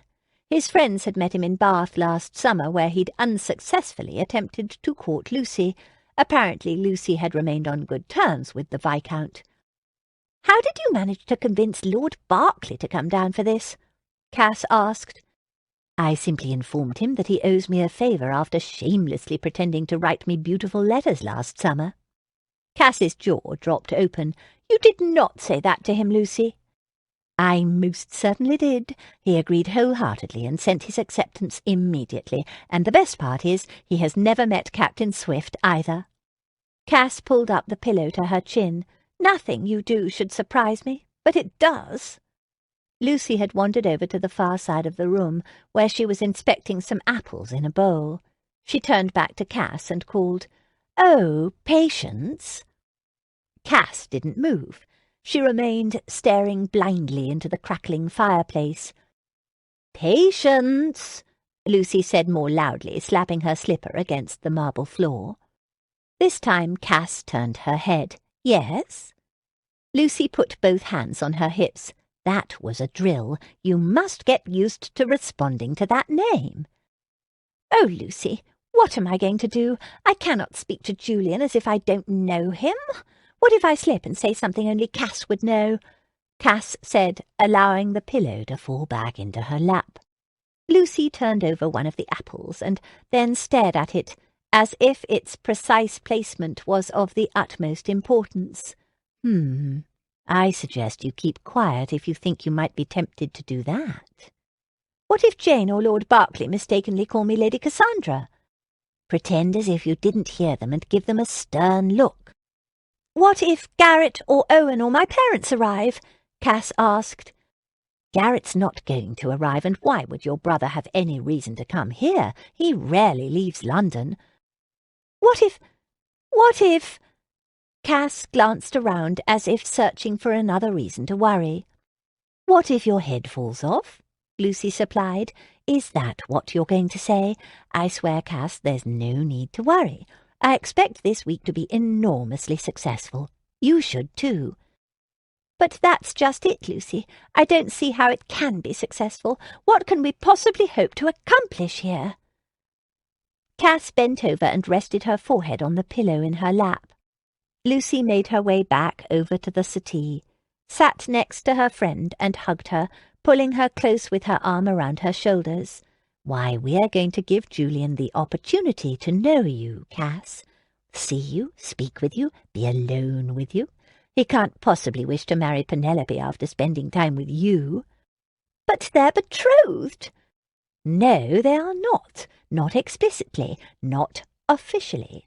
I intend to see that it remains that way. Besides, you seem to forget your cousin doesn't appear to be particularly interested in Captain Swift. Cass rubbed a hand over her forehead. How was it that Lucy always seemed to make sense when she rebutted Cass's concerns? Yes, but... No, stop it. Think positively. That is the only way this will work. You must promise me you'll stop worrying. Cass groaned and squeezed the pillow. Oh, it's all so uncertain. Lucy pulled her close again and gave her a conspiratorial smile. Ah, the very essence of romance is uncertainty, dear. Never forget it. Chapter 6. Well, I for one have never heard of Miss Patience Bunbury, Julian's younger sister Daphne said as she sat across the drawing-room from him writing a letter while he and his mother looked on. I can't say I've made her acquaintance either, his mother, the Countess, added. A blonde curl flew over Daphne's shoulder as she tossed her head and gave Julian a sly look. Quite curious, if you ask me. Julian settled into his chair. What do you mean, curious? He'd greatly enjoyed spending these last few days with his mother and Daphne. The two women had been beside themselves with happiness when he came striding through the door. His mother had silently held back tears, her eyes brimming with them, and hugged her second-born, while Daphne had clapped her hands and nearly shrieked with excitement. It was damn good to see them again. His sister, just a girl when he had gone to war, was now a beautiful, accomplished young woman who he quickly learned was always buzzing about the house doing several things at once. His mother had deeper worry lines in her forehead and a few more wrinkles, but she still had the same laughing grey eyes he remembered. They'd caught up on everything from the less gruesome aspects of Julian's time at war to the frivolities of the last London season, but neither of the women seemed to know what had possessed Donald to go off to the continent. He said he was going to Italy on holiday, his mother told him. I don't know why would he leave in the middle of a war, but you know Donald, always so evasive, never wanting to worry us, though now I'm concerned because he's been gone for months and we've yet to receive a letter indicating that he's arrived safely. I'm certain news will come soon, Mamma, Daphne said, and besides, Captain Cavendish is with him. He'll keep Donald safe. Yes, you're right, dear. Captain Cavendish has been an excellent friend to our family through the years, and he's an excellent soldier. Daphne had nodded, but the look she gave Julian made him think she knew more than she was letting on, especially since she knew Donald was with Rafe. Julian had inclined his head toward his sister, the siblings tacitly agreeing to allow their mother to continue to think Donald was on holiday, but Julian made a mental note to ask Daphne about it later. Now that he and his mother and sister had had a chance to become reacquainted after all these years, Julian had informed them he was leaving for the countryside, and that's how the subject of Patience Bunbury had come up. I just mean that it's a bit curious that Miss Monroe is offered a house party hosted by a young lady we've never heard of, Daphne said with a shrug, returning her attention to her letter. Perhaps you merely never met Miss Bunbury, Julian suggested. Of course I never met her, silly, Daphne replied, shaking her head. I just thought I knew nearly everyone, and I don't know her. There's a first time for everything, dear, their mother replied. I'm certain Miss Bunbury is a fine young lady if Miss Monroe has chosen to befriend her. Daphne tossed her quill on the desk and turned fully around in her chair to face Julian, her hands braced on her knees. There was a decided twinkle in her eye. Ooh, speaking of fine young ladies, tell me, have you seen Lady Cassandra Monroe since you've returned? Julian cleared his throat. No, I haven't. I paid a call to her parents' townhouse yesterday, only to discover that the family has already retired to the country for the autumn. At first, Julian had been more than a bit disappointed. However, when he'd learned the address of Lady Worthing's house party, he'd discovered that it was near Cassandra's parents' estate. More good fortune. Once in Surrey, Julian would find Penelope, say what he needed to say, and then he would go to the Monroes' estate to visit Cassandra. "I'm sorry to hear that," Daphne answered, a crestfallen look on her face. "Tell me, does she still write to you?" "Yes, quite often," Julian said, a lump unexpectedly forming in his throat. What could he say about Cassandra? She was his best friend. She'd written him for years. She'd begun soon after he left with the army after her 16th birthday.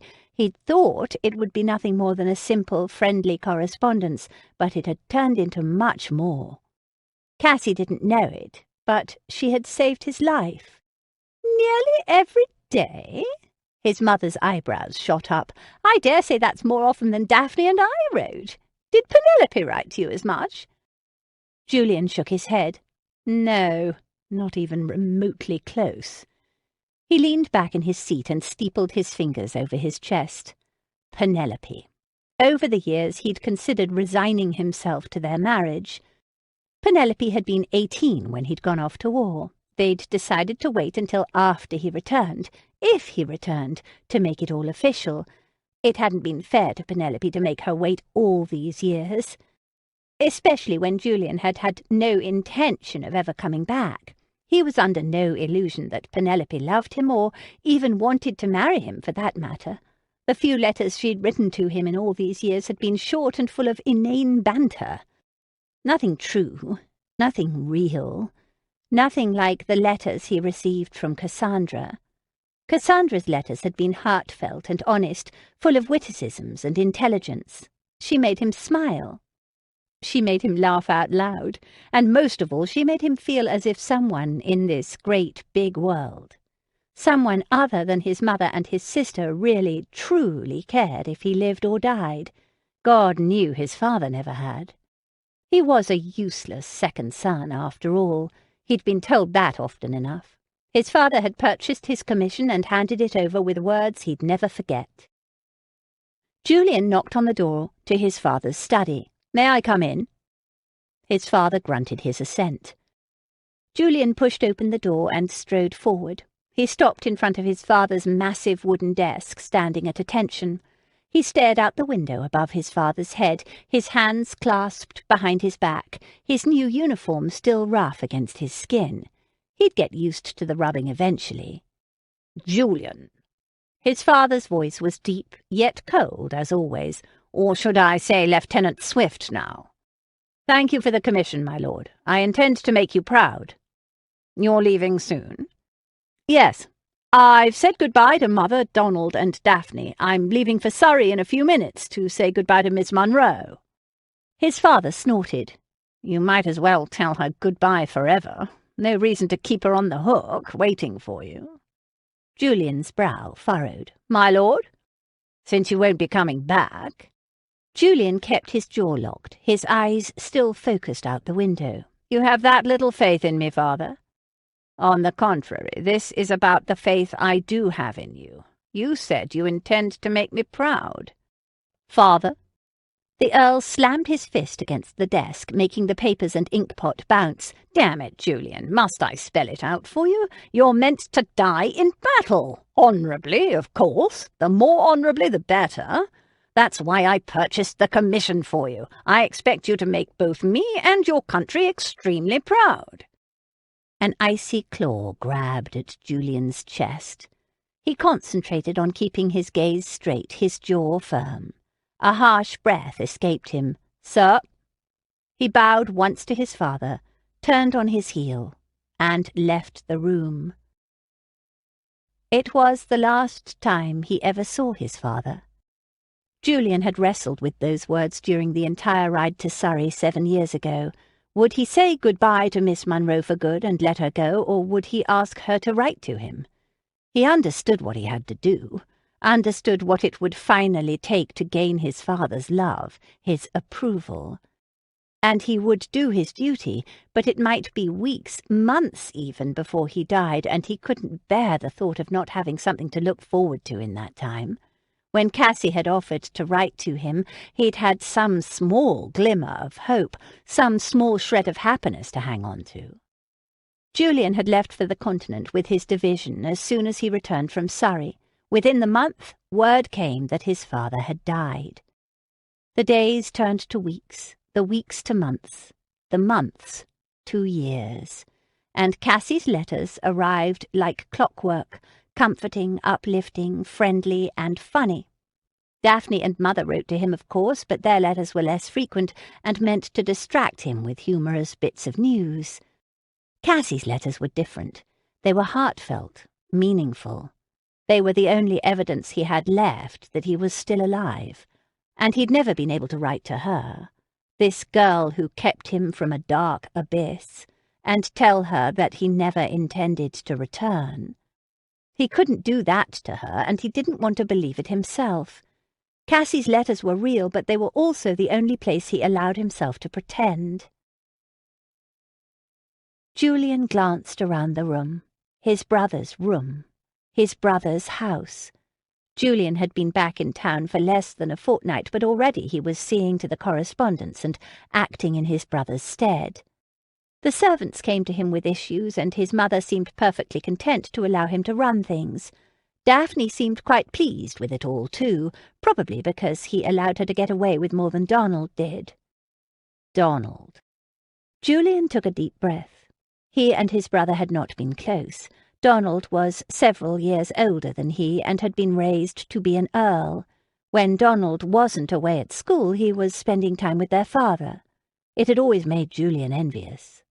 How he craved his father's attention and approval for 1 day, 1 hour, 1 minute even. Daphne had always been close to Mother, and that had left Julian alone and unnecessary, a spare to an earldom that didn't require a spare. Father had made that clear enough. Julian shook his head. None of that mattered now, not at the moment. He'd done as he was told, gone off to the army, off to war, and in all those long, lonely days and nights he'd looked forward to Cassandra's letters. Waited for them each time the mail arrived, and while other soldiers were often disappointed to find that the call came and went with nothing for them, Julian could always rely on Cassandra. She never failed him. "I heard that Lady Cassandra's parents are ever so unhappy with the fact that she rebuffed the Duke of Clarendon's advances," Daphne offered from her perch at the writing desk. "Yes, but anyone could see that the Duke and Lady Lucy make a much more matched pair," his mother said. "Still, I can understand their disappointment." Julian laughed. "Derek told me himself that he did his best to win Lady Cassandra." "It's true," Daphne added, "though he never truly had a chance at winning her heart." Julian frowned. What did his sister know about it? "Why do you say that?" Daphne's lips turned up at the corners in a whisper of a smile. "Oh, there's only one gentleman Lady Cassandra is interested in, and he's been, quite unavailable." Julian sat forward and braced his elbows on his knees. There it was again. Just as Hunt had said, Cassandra Monroe was in love with another man. That's why she'd refused Hunt. But who was this man, and when had it happened? None of Cassandra's recent letters had mentioned a man. Well, any man other than Derek and Garrett. Upton? Upton? Could it be Upton? Why did the thought of Cass with another man make Julian's chest hurt? It made no sense. He shook his head. No matter. Whoever the chap was, he had better be good enough for her. That was all. Cassandra was loving and kind. She deserved to be happy. He wanted only the best for his closest friend. She meant a great deal to him, so much that when he believed he was dying, his first thought hadn't been for himself or even Penelope. No. It had been for Cassandra. Hunt had been there, his face a stone mask, trying his damnedest not to look as if he knew his friend was already dead. He'd pressed his kerchief against the flow of blood from the bullet that had torn through Julian's chest.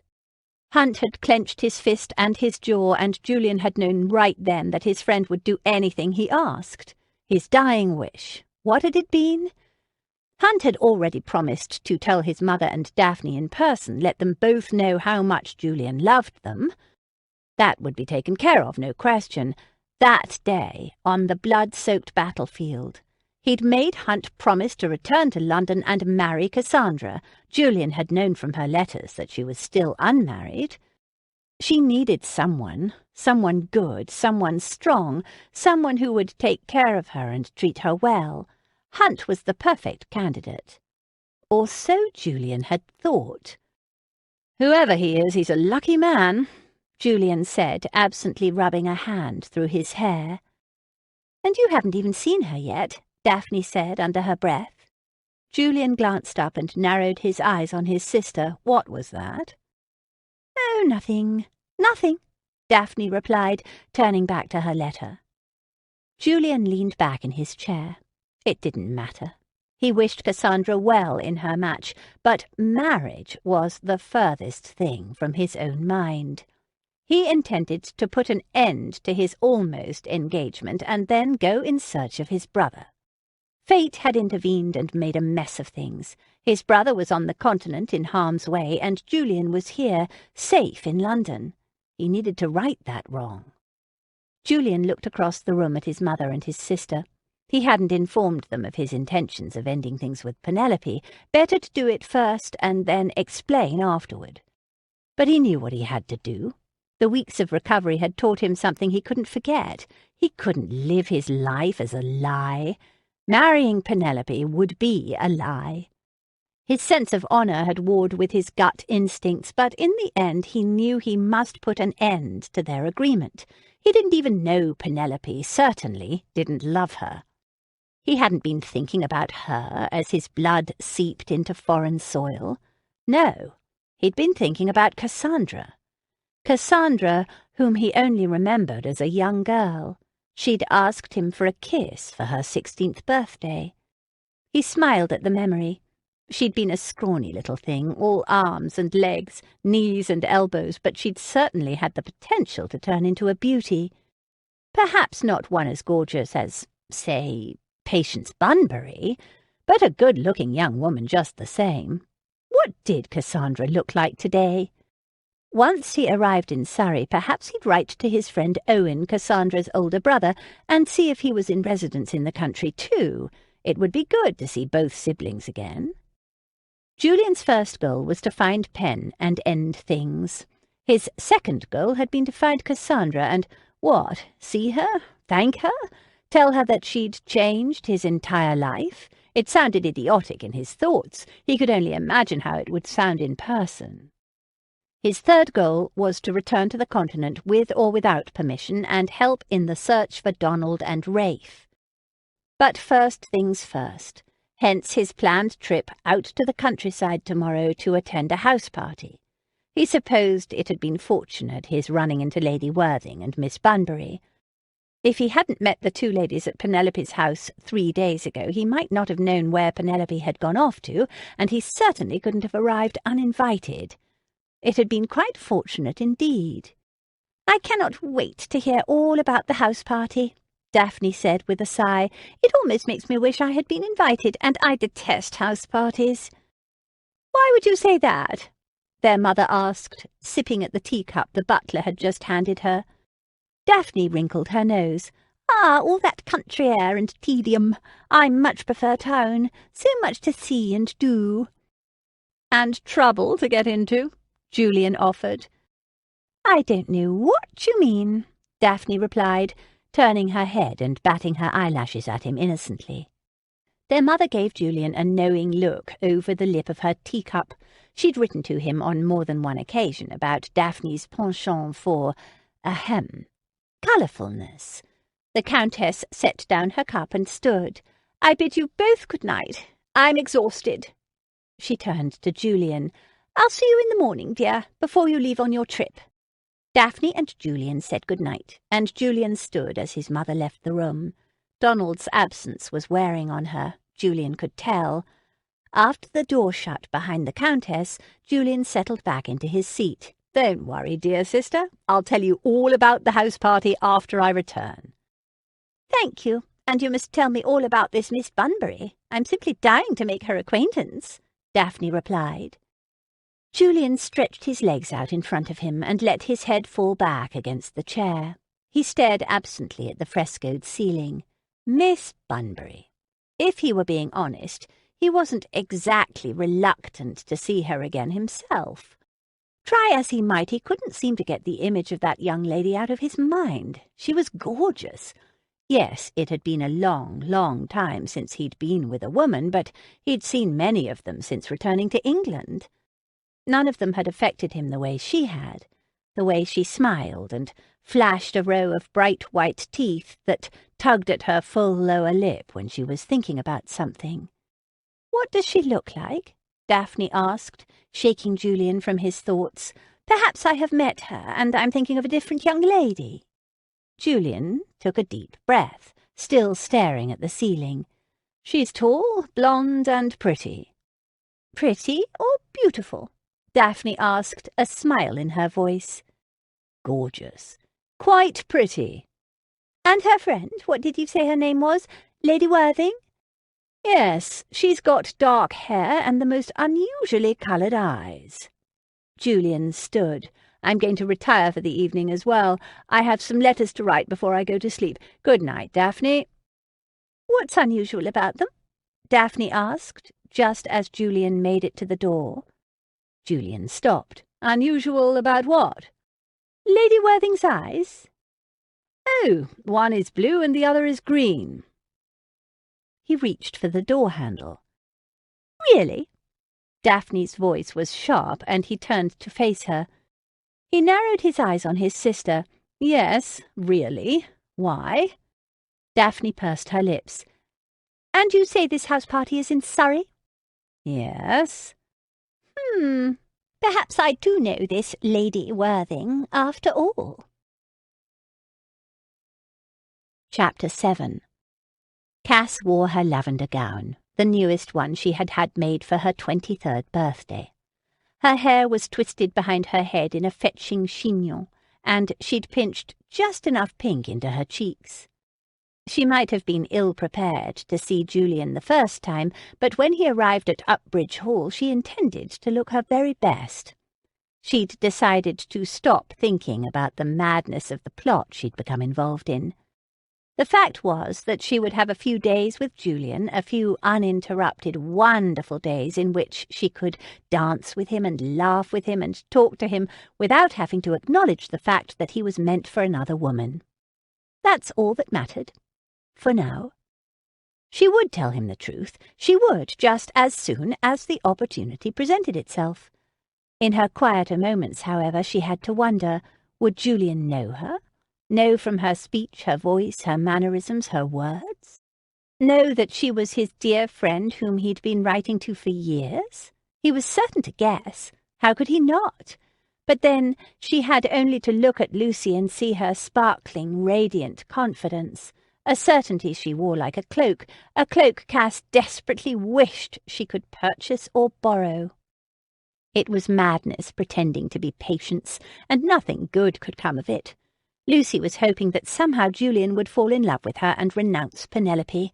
Cass already knew for certain that would never happen. It couldn't. Julian, the honourable man she'd come to know and love, would never do anything so callous as to toss over his intended for another woman. And, of course, there was the inevitable day of reckoning in the background overshadowing her happiness. For eventually Julian would learn her true identity.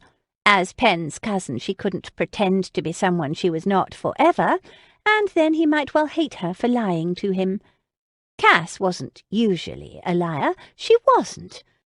After all, she was the same young woman who had walked an entire 5 miles to the vicar's house one sunny summer afternoon at the age of 15, after discovering that her dog had come home with the vicar's hat in her mouth. It would have been quite easy, preferable perhaps, to hide the evidence and pretend as if she knew nothing about that bit of wool.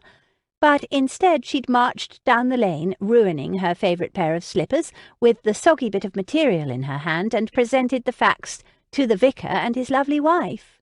She'd profusely apologised and offered to pay for a new hat, but the vicar had graciously declined, though he never did leave his door open so that Daisy could get in again. And knowing Daisy, Cass was sure she'd tried. No, Cass wasn't a liar, but would Julian see it that way when the truth was revealed? Oh, she supposed she had lied before, but only when the circumstances truly merited it. Like last summer when she'd told Lucy she was sick with a head cold. She hadn't been sick at all.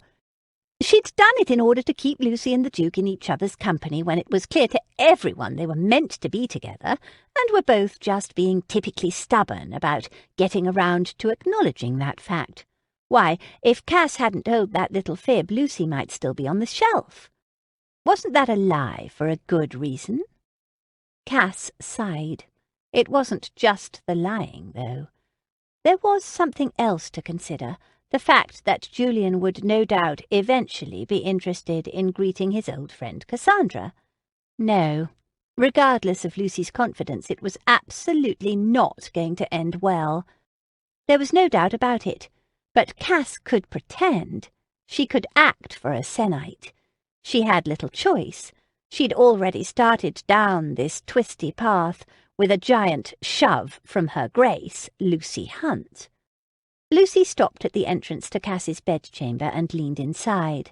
"The butler tells me Captain Swift's coach is on the way up the drive." Cass froze. She pressed a hand to her belly and breathed deeply. "He's here?" Lucy nodded, her dark curls bobbing against her cheeks. "Yes, come with me to greet him." She held out a hand to Cass. Cass nodded woodenly. She stood and made her way over to her friend. "You look absolutely gorgeous, dear," Lucy said. She kept holding her hand as they made their way down the stairs, across the marble foyer, and out onto the gravel in front of the house. Cass concentrated on breathing normally the entire way. Julian was here. Julian! But she couldn't talk to him the same way she would if she were Cass. She couldn't refer to any of the things she knew about him. She couldn't tell him she remembered how hard he'd worked to earn the respect of his men. She couldn't tell him she knew he'd nearly died of thirst in a desert in Spain. She couldn't tell him she understood why he hated confined spaces, after spending night after night in a tent. She couldn't say any of the things she wanted to say to him. She had to feign complete ignorance. Could she do it? Lucy had warned her to say as little as possible about anything in the past. Did she have it in her? Was she even capable of such subterfuge? Had Julian already been looking for her as Cass? Had he gone to her parents' house to try to visit her and found her missing?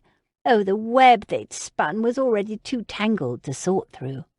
Instead, Cass pasted a smile on her face as the coach rolled to a stop in front of the manor house. Very well, enough worrying. Cassandra Monroe was a worrier. Patience Bunbury was decidedly not. One of the footmen hopped down and opened the door to the coach. Julian emerged soon after, looking like the blonde Adonis he was. This time he wasn't wearing his uniform. Instead, he had on a simple white shirt, cravat, emerald green waistcoat, dark grey trousers and black top boots and hat. He seemed every bit a handsome member of the ton on holiday, no longer the injured army captain. Cass swallowed hard. It didn't matter. The man looked good either way. He smiled brightly when he saw the two ladies waiting for him. Cass's heart skipped a beat as she remembered the way his eyes crinkled slightly at the corners when he smiled like that, as if he was holding something, just a bit of himself, back. He strode forward and she let out her breath. He didn't have any other outward signs of lingering injury. She'd noticed that at Penn's house. Now she confirmed it. Cass had prayed about that over and over. She'd gone to bed more times than she could count, reciting prayers for him in a feverish voice until sleep overtook her. Then she usually slept fitfully, plagued with awful nightmares of Julian being shot and bleeding to death, or being run through with a bayonet. She usually awoke, sweating, breathing heavily, and sometimes crying. Then she began the praying all over again. Julian had been shot in the chest. Apparently the bullet had just missed his heart, or so the surgeons told him. It had sliced through him and ripped through the back of his coat. He'd been beyond fortunate to live. In fact, it was a miracle that he was standing here, looking handsome and friendly and making Cass's mouth go dry. You are Patience. You are Patience. You are Patience. The sing-song voice played in her head. Oh, good heavens, this wasn't going to work for 5 minutes, let alone a sennight. She braced herself and lifted her skirts to turn and flee, the lavender satin clutched in her fists. Lucy's hand came out to capture one of hers, giving it a reassuring squeeze. Lucy knew her so well. Cass let the fabric drop and stood rooted to the spot. "Good afternoon, Captain Swift." First, Lucy curtsied to him. Then she swept up her skirts to walk toward him. She stopped in front of him and offered him her hand. "Lady Worthington, thank you for your kind invitation," Julian replied, bowing over Lucy's hand. "You remember Miss Bunbury?" Lucy asked, motioning for Cass to come stand beside her. Cass jumped. She'd been so distracted looking at Julian she'd nearly not heard Lucy's introduction. Trembling, she made her way slowly over to Lucy's side and curtsied to Julian. "Of course, Miss Bunbury." He bowed over her hand. The warmth of his strong fingers radiating through his glove made Cass forget to breathe. Captain Swift," she finally managed. Lucy clapped her hands. "Do come inside, Captain Swift. The footmen will take your things up to your rooms. I expect you'll want to relax before the ball this evening." "There is to be a ball this evening?" Julian asked, falling into step behind the ladies, his arms crossed behind his back. "There is to be a ball this evening," Cass echoed, turning to look at Lucy, fear clutching at her insides. Lucy's smile never faltered. "Oh, you know, not a ball, actually, more like a small dance. I do love to dance, don't you, Captain Swift?" The footmen were already busily unloading the trunk from Julian's coach. Julian cleared his throat. "I can't say I've had much occasion to lately, my lady." Lucy looked a bit chagrined. "Oh, no, of course not, but I do hope you'll enjoy yourself once everyone is here." "Yes, as to that, Lady Worthington, I assume Penelope has arrived. It's quite important that I speak with her." Lucy's eyes went wide with an innocent look she'd perfected for just such occasions when she was up to something. Cass knew it well. "Oh, no, Captain Swift, she's not." Julian's forehead furrowed. "She's not? I thought you'd said she'd already left to come here." Lucy waved one gloved hand in the air. "Yes, well, I wrote to her and told her we'd mixed up the dates, and the party wasn't to begin for another 3 days. I believe she returned to London. I thought perhaps you'd heard from her and could tell us when she'd be arriving." Cass winced. It was fortunate that Julian was behind her and couldn't see her face. She was certain it would give away the entire ruse. It was just like Lucy to add that little extra bit about thinking perhaps Julian had heard from Penn. A perfect detail, actually. Lucy was no amateur. Cass dared a glance back, attempting to keep her face carefully blank. Julian shook his head. "London? You mean to say that Miss Monroe is still in London, where I just came from?" Lucy sighed. "I'm afraid so, Captain Swift, but you must stay here with us and wait for her. She's sure to arrive any day now." Lucy stepped back and entwined her arm through Julian's. She pulled him past Cass, and they walked into the house. Cass followed them. "We'll have such fun while we await her." There was no mistaking the disappointment on Julian's face. Cass's heart dropped. He was obviously eager to see Penelope. Julian quickly recovered, however, and smiled at his hostess. "Of course. That reminds me, Lady Worthing, I have some friends in the area, and I'd be ever so grateful if I might invite them over for a visit. Their country house is only a few miles' ride from here." Cass gulped.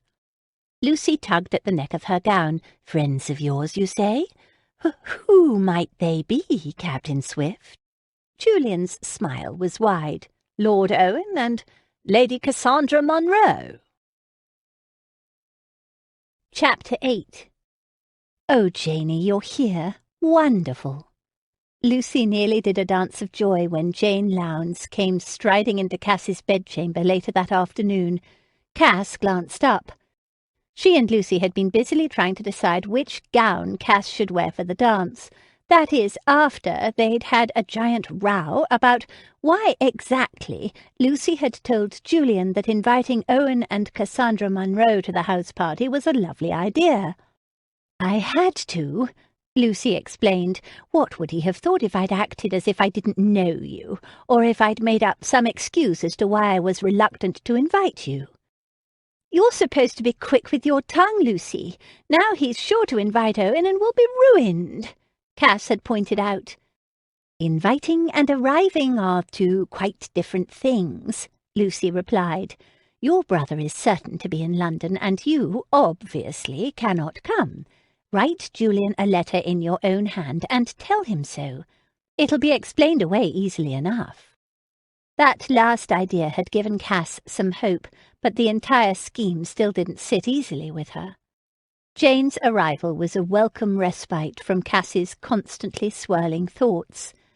"I'm here to help," Jane declared, "and to watch this debacle, of course." Cass rushed over to her friend and gave her a hug.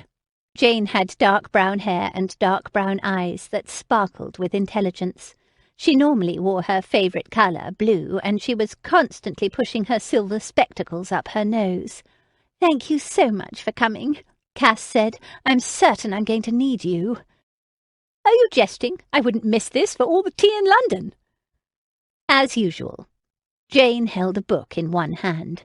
Her reticule dangled, forgotten, in the other.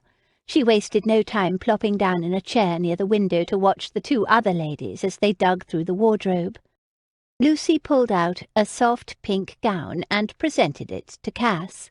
"This one?" "Too demure," Cass replied, shaking her head. Setting her book aside for a moment, Jane pulled off her gloves and stuffed them into her reticule. "What are you waiting for? Tell me all the details. Your invitation was quite devoid of them." Lucy tossed the pink gown onto the bed and tapped her finger against her chin. "I know we promised to help you next, Janey, but an opportunity we just could not resist presented itself a few days ago." Jane arched a brow. "Opportunity?" "Yes." Lucy nodded. "Presented itself?" Jane asked next. "Yes." Lucy dove back into the wardrobe and pulled out a robin's egg blue gown this time. "This one?" Cass wrinkled her nose. "Too bright." "Stop putting me off and tell me the details," Jane demanded. Cass sat serenely on the edge of the bed while Lucy proceeded to tell Jane all about Patience Bunbury and Penelope's defection. Jane's big brown eyes grew wider and wider as she listened. She pushed up her spectacles again. "So let me see if I have the right of it. You're telling me that you've staged this entire house party as a means to get Julian to fall in love with Cass?" Lucy nodded. "Yes." "Only he doesn't know she's Cass?" Jane continued. "Right," Lucy said, "though that will be easily clarified later." Jane blinked at Lucy. "How exactly do you see that being successful?" "Details, Jane, details. We'll worry about that particular bit when the time comes." Jane turned her dark gaze to Cass. "And you've approved of all this? I must say I find it difficult to believe." Cass pressed her hands to her cheeks, knowing she was turning an unfortunate shade of pink. I know.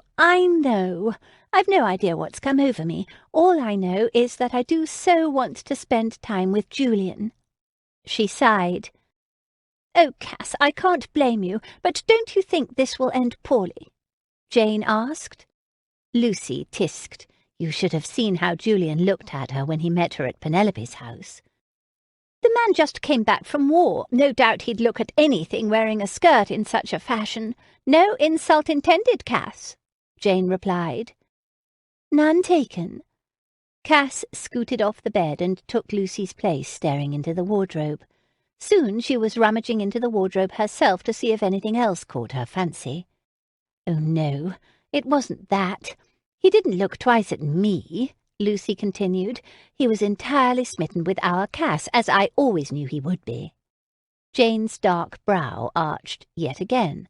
"Then why didn't you just tell him that she was Cass?" Time was of the essence. He was dead set on chasing Penelope off to her house party immediately. He is obviously looking for her. He needs time alone with Cass. We must give it to them. Jane stood and strode over to put her hand on Cass's sleeve. You know I'd do anything for you, and this is no exception. I'll play along and do whatever I can to help. I just hope you don't end up getting hurt, or hurting anyone. Cass smiled at her friend, but unexpected tears stung the back of her eyes. Thank you, Jane. I'm resigned to the fact that Julian will marry Pen, but I just want to spend time with him for a bit. Jane patted her hand and gave her a sympathetic smile. Don't worry, my dear. If you want a few days with Julian, you shall have them. Cass returned her smile with a weaker one. Thank you, Janie. Jane, what did you tell your mother about coming here? Lucy asked, nudging Cass aside and pulling out a soft yellow gown. Cass scrunched up her nose and shook her head at the yellow. Jane laughed. Both of my parents are perfectly happy at present, thinking I'm off at the Duchess of Clarendon's house party with all her eligible titled gentlemen friends. Mother sent one of the housemaids with me, but you're my chaperone officially now, Lucy. And you've given me an excellent idea with this Patience Bunbury business, Cass. A non-existent chaperone. I love it. I intend to implement it the moment I return. I am a fully converted Bunburyist. I merely need to think of a reason why Mother cannot meet her. Cass and Lucy both smiled at their friend. Jane was an unrepentant bluestocking. She just happened to be the only child of a genius father who had made such sound investments for the crown that he'd been knighted. Her mother, however, wishing her daughter was more like her and less like her cerebral pater, was beside herself in her attempts to get Janie married off. Janie had no intention of doing anything of the sort. No doubt her mother had been overcome with glee when Jane had announced that she actually wanted to go to a Ton house party. Jane returned to her seat and smoothed her hands over her skirts. By the by, what is Upton's part in this scheme? Cass and Lucy exchanged an uncomfortable look. We haven't told Garrett, Lucy admitted. Jane poked out her cheek with her tongue. Why ever not? He's usually up for a good ruse. Lucy pulled a peach-coloured gown from the wardrobe and presented it to Cass for her consideration. He's too good. He'll want to tell the truth. Jane laughed. Upton? She rolled her eyes. Whatever do you mean? The man is a profligate rake and an accomplished gambler, hardly someone who would be mistaken for a man of the cloth. Besides, I imagine that in order to be an adequate rake and gambler, one must have to tell a few fibs now and again. That's a good point, Jane, Lucy said. No, Cass gulped. Don't tell Garrett, and might I remind you that I want to tell the truth? Oh, no, you don't. Not really, Lucy replied. If we'd told Julian the truth that day at Penn's, he would have demanded she come downstairs, and those two would be planning their engagement right now. He would have greeted you, wished he could have you, and set about doing the honourable thing and preparing for his wedding with your cousin. And somehow a house party is supposed to change all that? Jane asked, scepticism dripping from her voice. It's supposed to provide the opportunity to change all of that, Lucy replied. Two people need time to get to know each other. If Cass and Julian had merely talked briefly at Penn's house, they would have gone their separate ways and not seen each other again until the wedding, the wrong wedding. But I already know Julian, and I certainly don't expect it to change anything, Cass argued, and no to that gown. Lucy tossed the peach gown on the pile with the rest of them. Of course you know him, dear, but he doesn't know you're Cass. He only knows you're beautiful. Besides, don't worry about all of that now. Leave everything to me. Lucy's infamous second favourite saying. Cass glanced at Jane and shook her head. Jane merely shrugged, drew her book up to her nose, and began reading. As usual, I'm certain this is all to become much more complicated before it becomes simpler. Cass sighed. Wait until she tells you about how Julian wants to invite Owen. Jane snapped her book shut. Owen? And Lucy said it was a lovely idea, Cass added. The book toppled from Jane's hands. She tried to grab for it, but it landed with a thud on the carpet. You did not. I'll explain it to you later, Lucy replied, flourishing a hand in the air. Now don't worry, Cass. Once Julian spends a bit of time in your company, he'll be questioning his commitment to Pen. Also, our little plan serves to keep him away from her so that they are unable to make it official just yet. Cass pulled a silver gown from the cabinet. This one. Ooh, it is perfect, Lucy agreed. Yes, that one, Jane added, reaching down to retrieve her book. Cass sighed again wistfully and looked out the window across the autumnal countryside. A forest of trees met her eyes, all in various stages of turning red and gold and orange. The leaves had already begun to fall, turning the ground beneath them into a painter's palette of lovely colours. Cass sighed once more. How she wished she could be outside painting the quiet landscape instead of being inside in the middle of a sordid affair. She shook her head. My aunt and uncle will no doubt disown me if they ever find out, to say nothing of what my parents will do to me. Why, they'll probably send me off to a convent. You should be so lucky, Jane snorted. But don't worry, they would never be so kind as to send you to a convent. You're worth far more to them as marriageable chattel, darling, not to mention you aren't Catholic. She laughed. Lucy laughed too. Cass hugged the silver gown to her chest, heedless of the wrinkles she was no doubt inflicting upon the fine fabric. It was depressing, but true. She was worth more to her parents as an object to be traded into marriage. She'd always known that, but somehow Janey saying it out loud made it real and undeniable. Her parents sending her to a convent would be the equivalent of giving away an enormously expensive jewel to charity. She took a deep breath. Nevertheless, if my parents do find out— Lucy pulled the silver gown from her grasp and rang for one of the maids to press it. Oh, Cass, how many times must I tell you to stop worrying? How would they ever find out? Chapter 9. Cass stood on the sidelines of the dancing. Lucy had somehow managed to persuade a few neighbours to come to the dance. None of them knew Captain Swift, and all of them apparently were willing to refer to Lucy as Lady Worthing. Lucy herself had come up with an outlandish tale for Julian's sake of how her husband, Lord Worthing, had gone to visit his gout-ridden mother in Bath, and that's why he was not here to help his wife host the house party. Later, when they were safely alone, Cass had pointed out to Lucy that gentlemen, not ladies, were usually afflicted by gout, and Lucy had simply replied, "Oh, I've always wished gout upon my mother, and now she has it, by God." All in all, Cass had to admit that, despite her worries, the dance was going quite well so far.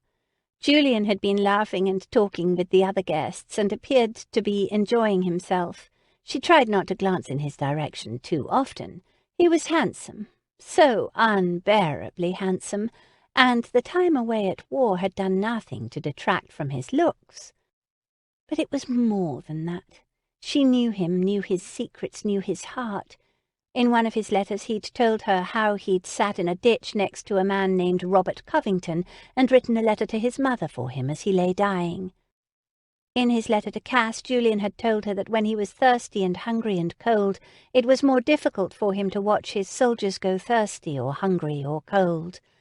How it felt as if a little piece of him died when any of them were left behind. She'd seen him mature through his writing. She'd watched him change from a young man full of bravado and pride for his country to a seasoned veteran who'd seen far too much of the horrors of war. And even though he was careful not to share the truly awful details, Cass knew they haunted him each night. They would haunt him forever. But she couldn't talk to him. She couldn't let him know she knew. She wasn't Cassandra Monroe, his good friend and confidant. She was Patience Bunbury, a pretty face, a stranger. She glanced at him again and recognized the faraway look in his eye. He was removed from this place, probably still on a battlefield on the continent, A part of him would always be there. She understood that. Jane came floating by, a plate full of tea cakes in her possession. How her friend managed to maintain her figure with the amount of tea cakes she consumed, Cass would never know. Jane stopped directly in front of Cass, jolting her from her thoughts. "Very well. I've been dying to get a look at this man for years. Where is he?" Cass didn't need to ask who she meant. Cass and Lucy had been friends with Jane for the last 4 years, and therefore she'd been hearing about Cass's devotion to Julian all that time. Cass clasped her hands together and looked down at her fingers. He's over there." She motioned with her chin. "But don't be obvious about it when you look," she squeaked. To her credit, Jane didn't move. She nibbled on a tea cake. "Why? Is he looking at you?" "Yes. No, I don't know." And then, "Don't look."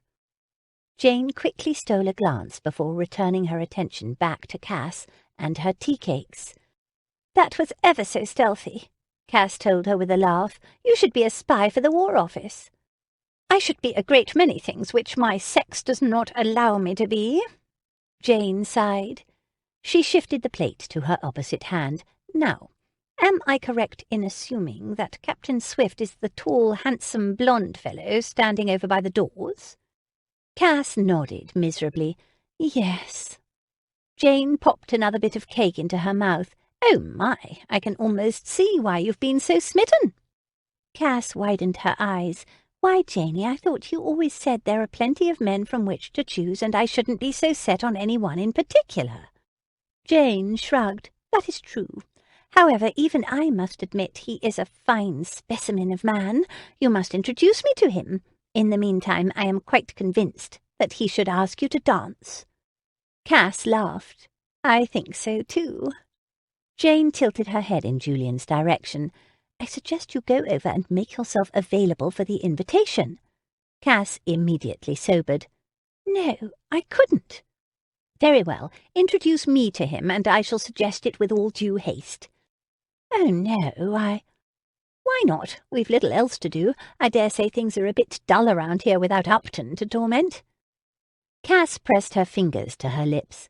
Jane and Garrett had engaged in a merry war of words ever since they met at a performance of Much Ado About Nothing 4 years ago.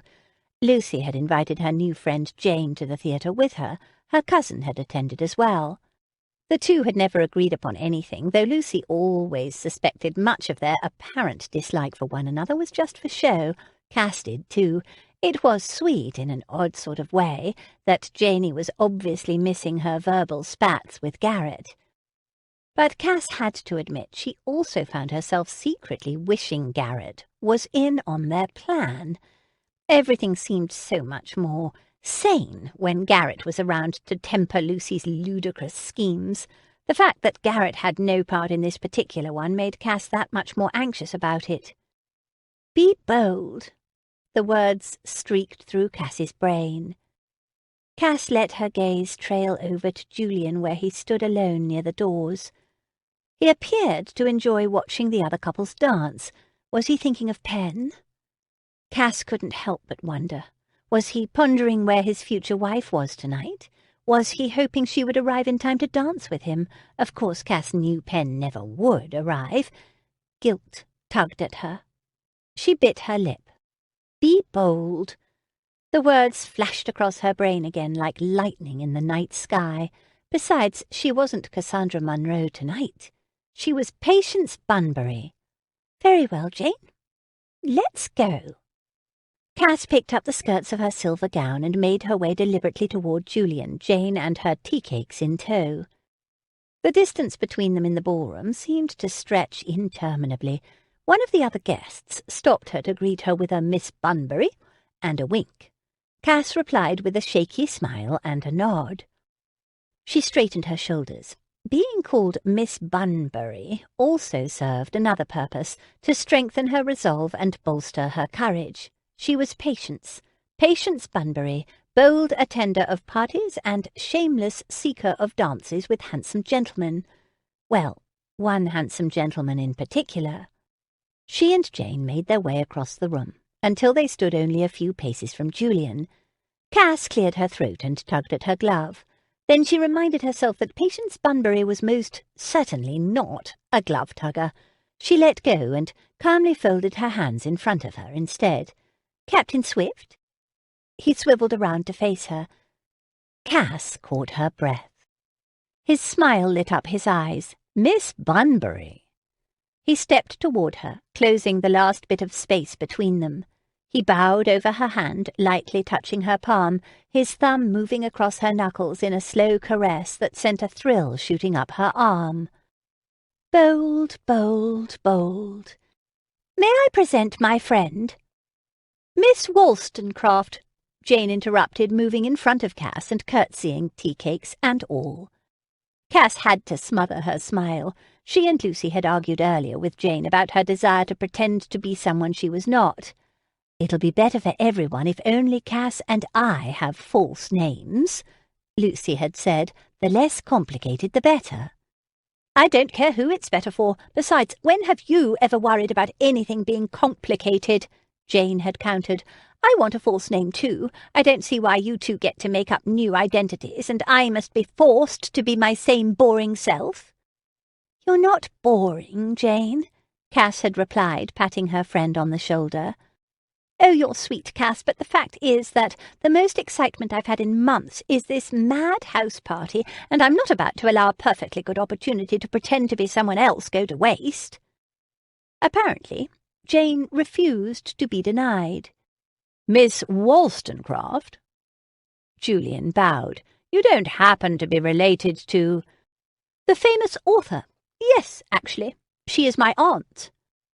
Cass elbowed her in the ribs, and Jane grunted. "This is Captain Julian Swift, Miss Wollstonecraft," Cass said. "A pleasure, Captain," Jane replied. "The pleasure is entirely mine," Julian said. Jane mumbled something that sounded suspiciously like, "My word, he is handsome," just before she inclined her head toward Cass. "Miss Bunbury here was just now telling me how desperately she loves to dance. I was telling her how desperately I love to eat tea cake, and to that end I'm off to find more. Good evening, Captain." Jane was gone in an instant, and Cass was left startlingly alone with Julian. She began to tug at her glove again and stopped herself. Again. "Do you enjoy dancing, Captain Swift?" Oh, now he was certain to think Miss Patience Bunbury was the most forward female in the country. An advantage to play acting, she supposed, the hint of a smile creeping across her lips. Lady Cassandra Monroe would never ask a gentleman if he liked to dance, but apparently Patience Bunbury would. It was freeing, actually, and quite bold, thank you very much. She just might be able to get used to this. One of Julian's golden eyebrows arched in the barest hint of acknowledgement of her cheekiness. "I do, or I used to. I cannot remember the last time I danced, actually. However, I'm not particularly adept at it, I'm afraid." "I heard the Duchess of Richmond gave a ball just before Waterloo," Cass said. "Did you attend?" He glanced down at his perfectly polished boots. "I did not." "Why not?" She actually knew why not, but Patience Bunbury didn't. She swallowed the lump that formed in her throat. Julian straightened up and cleared his throat. "On the eve of battle, I fear I was not in much of a dancing mood." "What were you doing?" Now here was something she didn't know, but as soon as the words left her mouth, Cass wished she hadn't spoken them. It was beyond rude of her to ask such a personal question. In addition to being cheeky, apparently Patience Bunbury was also a bit too forthright. Julian slid his hands into his pockets and looked out across the ballroom as if he was surveying a battlefield. His eyes held a faraway look, as if he was remembering that night. "I was writing to a friend." Cass nearly gasped. Stay calm, breathe normally. Patience Bunbury is not a swooner either, nor a gasper. But she couldn't help herself. She had to ask. "A very close friend?" "Yes," he said softly, a smile in his eyes. "A very close friend indeed." "Penelope?" That felonious little shoulder devil had definitely made her ask that. "No." He shook his head. "That reminds me. Do you know? Has Penelope arrived yet?" Cass could nearly kick herself for bringing up Penelope and shattering the sense of intimacy they'd shared for just a moment. Or had that only been in her imagination, or Patience's imagination? Oh, this was already far too complicated. She shook her head and cleared her throat. Actually, from what I understand, Penelope planned to stop along the way to visit a few friends this time. And there it was, her first out-and-out lie. The rest of the lies she'd allowed to rest solely on Lucy's head. Cass had been happy enough to play along with them, but now she was in deep enough to lie directly to Julian. Cass detested herself for lying. She imagined herself telling Julian the truth, ripping away her facade and naming herself, admitting to him that she remembered the letter he'd written her that night. It rested in a shoebox tucked away in a drawer in her wardrobe with all the others, sorted by date and stained with her tears. Tears she'd shed thinking how the Battle of Waterloo just might take Julian's life. But she couldn't tell him that. She couldn't say a word. She was already trapped in the lie. "I do hope Penelope arrives soon. I must speak with her," Julian added. Cass bit the inside of her cheek and kept her eyes focused on a spot on the parquet floor behind him. Of course the man wanted to speak with his future wife. No doubt he wanted to get their wedding plans underway immediately. Cass's heart wrenched. "I'm certain Penelope is looking forward to seeing you too, Captain Swift." That was another lie, and it was bitter on Cass's tongue. Pen wasn't looking forward to it at all. In fact, she'd fled from him. Pen not only didn't seem interested in marrying Julian, she didn't even want to see him. She was a coward. "Seeing as how Miss Monroe is not here, would you do me the honour of dancing with me, Miss Bunbury? I shall do my best not to tread upon your feet." Cass looked up at Julian and melted. He'd asked her to dance. This was why she'd come over here after all, but now that she'd secured the invitation she was a bit hesitant. Why? Because she was frightened that Julian would look into her eyes and know her? Because she was worried that she'd say something that would give her away? Or because she'd never danced with Julian before and she wished that for their first dance that he would know who she truly was? "I should like that very much," she heard herself reply. He took her hand and led her onto the floor just as a waltz was beginning to play. Thank heaven for the waltz. Lovely dance, that. It was true. Julian was not exactly, the best of dancers. She hadn't quite expected him to be as proficient as, say, the dandies, but the effect was quite the opposite of graceful. Ah, well. The man was good at many other things. She could easily forgive him this. He'd been at war for 7 years, after all, not perfecting his waltz. She swept along in his arms as best she could, gazing up into his eyes and pretending all the while that he knew she was Cass and they were betrothed. Oh, she knew it was fruitless and cruel to her heart to play such a dangerous game of pretend, but she couldn't keep herself from it even if she wanted to. "You are an excellent dancer, Miss Bunbury," Julian said. There it was, the reminder that he didn't know she was Cass. "Thank you, and you are, not?" He smiled at her. "Oh, no, I wouldn't say." "Don't worry. No one has ever accused me of being an excellent dancer, or a proficient one for that matter. My sister taught me this dance 2 nights ago in the event I might need to know." His grin widened. "I consider it a victory that I have kept your feet from harm." "It's an honour to dance with you, Captain." Cass concentrated on memorizing the broad muscles in his shoulders with her fingertips, the sound of the scratch of the wool on his coat beneath her gloves. "I'm afraid there is not much opportunity for dancing in the army. Perhaps I should have attended the Duchess of Richmond's ball after all." Cass closed her eyes, allowing herself to be momentarily distracted by his cologne. She'd never forget that clean scent, not as long as she lived.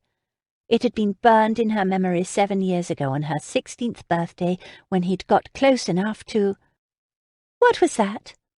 Good heavens, she'd completely lost the thread of the conversation, and she was distinctly aware of the fact that Julian had just asked her a question of some sort. I asked how long you've known Lady Worthing. Oh, Lucy? I've known her for—" His brow furrowed. Her name is Lucy. Yes, why? It's just that— He shook his head. Never mind. My apologies. I interrupted you. You were saying— I've known her since I was a child. Warning bells sounded in Cass's brain. She couldn't admit that she and Lucy had been neighbours. He might begin asking questions about who her parents were and where they lived. She had to change the subject immediately. "How is Daphne?" she asked in a rushed voice. My sister? How do you know her? Oh, that is, Lucy mentioned her name to me. She's your younger sister, is she not? Cass smothered her groan. She was a complete fool. She'd gone straight from one untenable subject to another. Lying was entirely too complicated for her. Blast, blast, blast. Yes, Daphne is in London with my mother at present. Is she old enough to have made her come out? Pretending as if she didn't know that Daphne was 19 might just make her lies sound more convincing. Never mind the fact that Cass herself had been at the girls' come-out ball, sneaked some champagne with the younger woman, and then nearly fell into a giggling fit later when she and Daphne found themselves hiding behind a potted palm in the conservatory, trying to elude rude and smelly Lord Mauntleroy, who seemed entirely too intent upon asking both of them for a dance. Yes, she came out last season, Julian replied. And has she made a match? Cass asked next, also pretending she didn't know all too well that Daphne was entirely unimpressed with the entire crop of London's finest. Not yet, Julian replied. Not to worry. There's still hope for her. I've been out 5 seasons now. Cass winced. If they hadn't been dancing, she might have clapped her hand over her mouth. Cass had been out for 5 seasons, but Patience Bunbury— Apparently Patience had been out for 5 seasons as well. The dance was quickly coming to an end, but Cass took a deep breath. She needed to stop talking about people they knew and seasons and age. She needed to steer the conversation back to Julian. It was much safer that way. She'd come this far, been this bold. She might as well ask Julian another question. A question she'd always wanted to ask and could never quite explain why she hadn't. Strangely, pretending to be someone else somehow finally gave her the opportunity to ask it. "May I ask you something, Captain Swift?" Cass said, relieved that her voice didn't crack. He inclined his head, an inquisitive look on his face. "Of course, Miss Bunbury." She dared to meet his gaze. What was the worst part of being in the war? His eyes narrowed briefly. His lips thinned nearly imperceptibly, but he did not hesitate. Learning just how inexplicably unfair life is. He hadn't even paused. The answer had rolled off his tongue, as if he answered that particular question daily. Perhaps he did. Cass merely nodded. Life was unfair. That was the truth. Chapter 10. Julian strode into his guest chamber. He untied his cravat and yanked it from around his neck. He pulled open the front of his shirt and rubbed his throat. He could breathe again. Finally. Wearing a uniform had been his habit for the last 7 years. Since he'd been back to England to society, he'd been forced to borrow some of his brother's clothing, and that included the stifling cravats. How long would it take before he got used to them again? He took a sip of the brandy he'd requested from a footman before he came up to his room. Brandy was one thing he had missed about England. Not that the brandy didn't come from France, but he'd never drunk any of it while he'd been there. His thoughts turned to the night that had just ended. Miss Bunbury, Patience. He couldn't get her visage out of his mind. She was beyond gorgeous, any man's dream.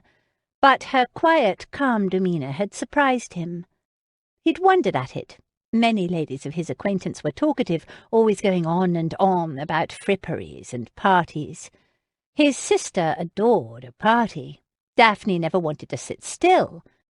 Penelope had certainly never seemed capable of sitting long enough to write a letter, let alone a long or meaningful one. In fact, the only female he'd known who seemed as quiet and contemplative as Miss Bunbury was Cassandra. Miss Bunbury had asked him what the worst part of war was. He'd been asked that question countless times, on the parcel riding back to England, on the mail coach to London, even in town when a few people had recognised him before he'd left for the house party. He usually answered with his normal nonchalant, "I'm merely glad to be home." No one could understand the hell that was war. Not truly. They wanted their sordid details and the thrill of talking to a seasoned soldier.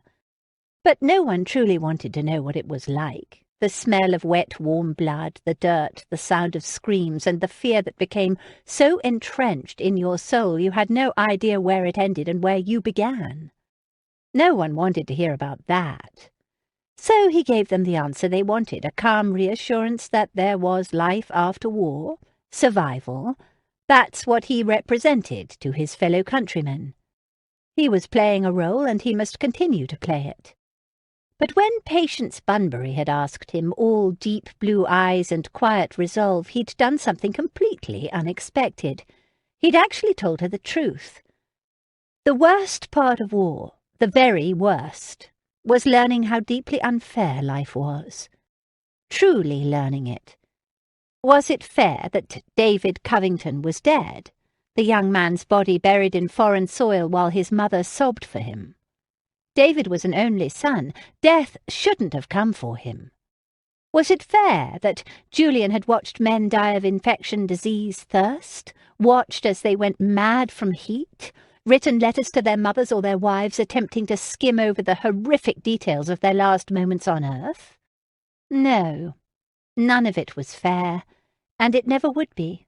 Least of all the fact that he, a second son, an unnecessary person, was still alive and well while his brother was now in danger. Much to his dead father's chagrin. His thoughts turned to Donald and Rafe. They were lost in France, captured by the enemy, more than likely dead. Over the years, Julian's heart had hardened to hearing news of death. It was a hazard of his occupation, after all. But it could not, would not happen to his brother. His big, strong, noble brother. Donald must live to fulfill their father's expectations, to make their mother happy, to carry on as the Earl of Swifton as he was always meant to. And Rafe, a few years younger, plenty more rash, a great deal more rakish, and hell-bent on causing trouble, the young man had run off to war the moment he'd had a chance. He'd been a soldier, but his penchant for slipping in and out of places quickly, quietly, and unnoticed, had earned him a spot as a spy. And he was a hell of a spy. Julian could only imagine that Rafe had been captured trying to save Donald, and that thought tortured Julian. He took another sip of brandy, swallowed hard, and stared into the fire that crackled in the hearth across the room. Yes, life was unfair. Fate sometimes made mistakes. Chapter 11. "Ah, Lord Berkeley, I'm so glad you are here," Lucy gushed as she ushered the Viscount into the foyer the next morning. Cass stood next to Lucy, beaming at the Viscount. "It's good to see you, my lord." "Thank you for inviting me, Lady Worthing." Lord Berkeley winked at them both and bowed. "And it's lovely to see you again, Miss Bunbury." Cass smiled and curtsied to Lord Berkeley. She'd always liked him immensely. Tall and handsome and blonde, Lord Berkeley was a great deal like Julian, actually. No wonder she felt so at ease in the Viscount's company. Yes, indeed. He looked a great deal like Julian as well. Only whereas Julian had grey eyes, Lord Berkeley's were sky blue. The Viscount wore dark trousers, a sapphire blue waistcoat, a white shirt with a perfectly starched white cravat, and black top boots. He was ever so dapper and appeared to be in high spirits today. Not to mention, it seemed Lord Berkeley had lost his stutter. Perhaps it was because he was no longer attempting to court Lucy. Last summer in Bath, the two had had a bit of a failed romance. But Lord Berkeley was obviously still great friends with Lucy and clearly up for a bit of fun. He'd agreed to participate in this madness, hadn't he? "Thank you for your gracious invitation. I've been looking forward to it all week," Lord Berkeley said to Lucy. Now, in addition to calling me Lady Worthing and Cass Miss Bunbury, Miss Jane Lowndes is here, and she has decided to be Miss Wollstonecraft, Lucy informed him.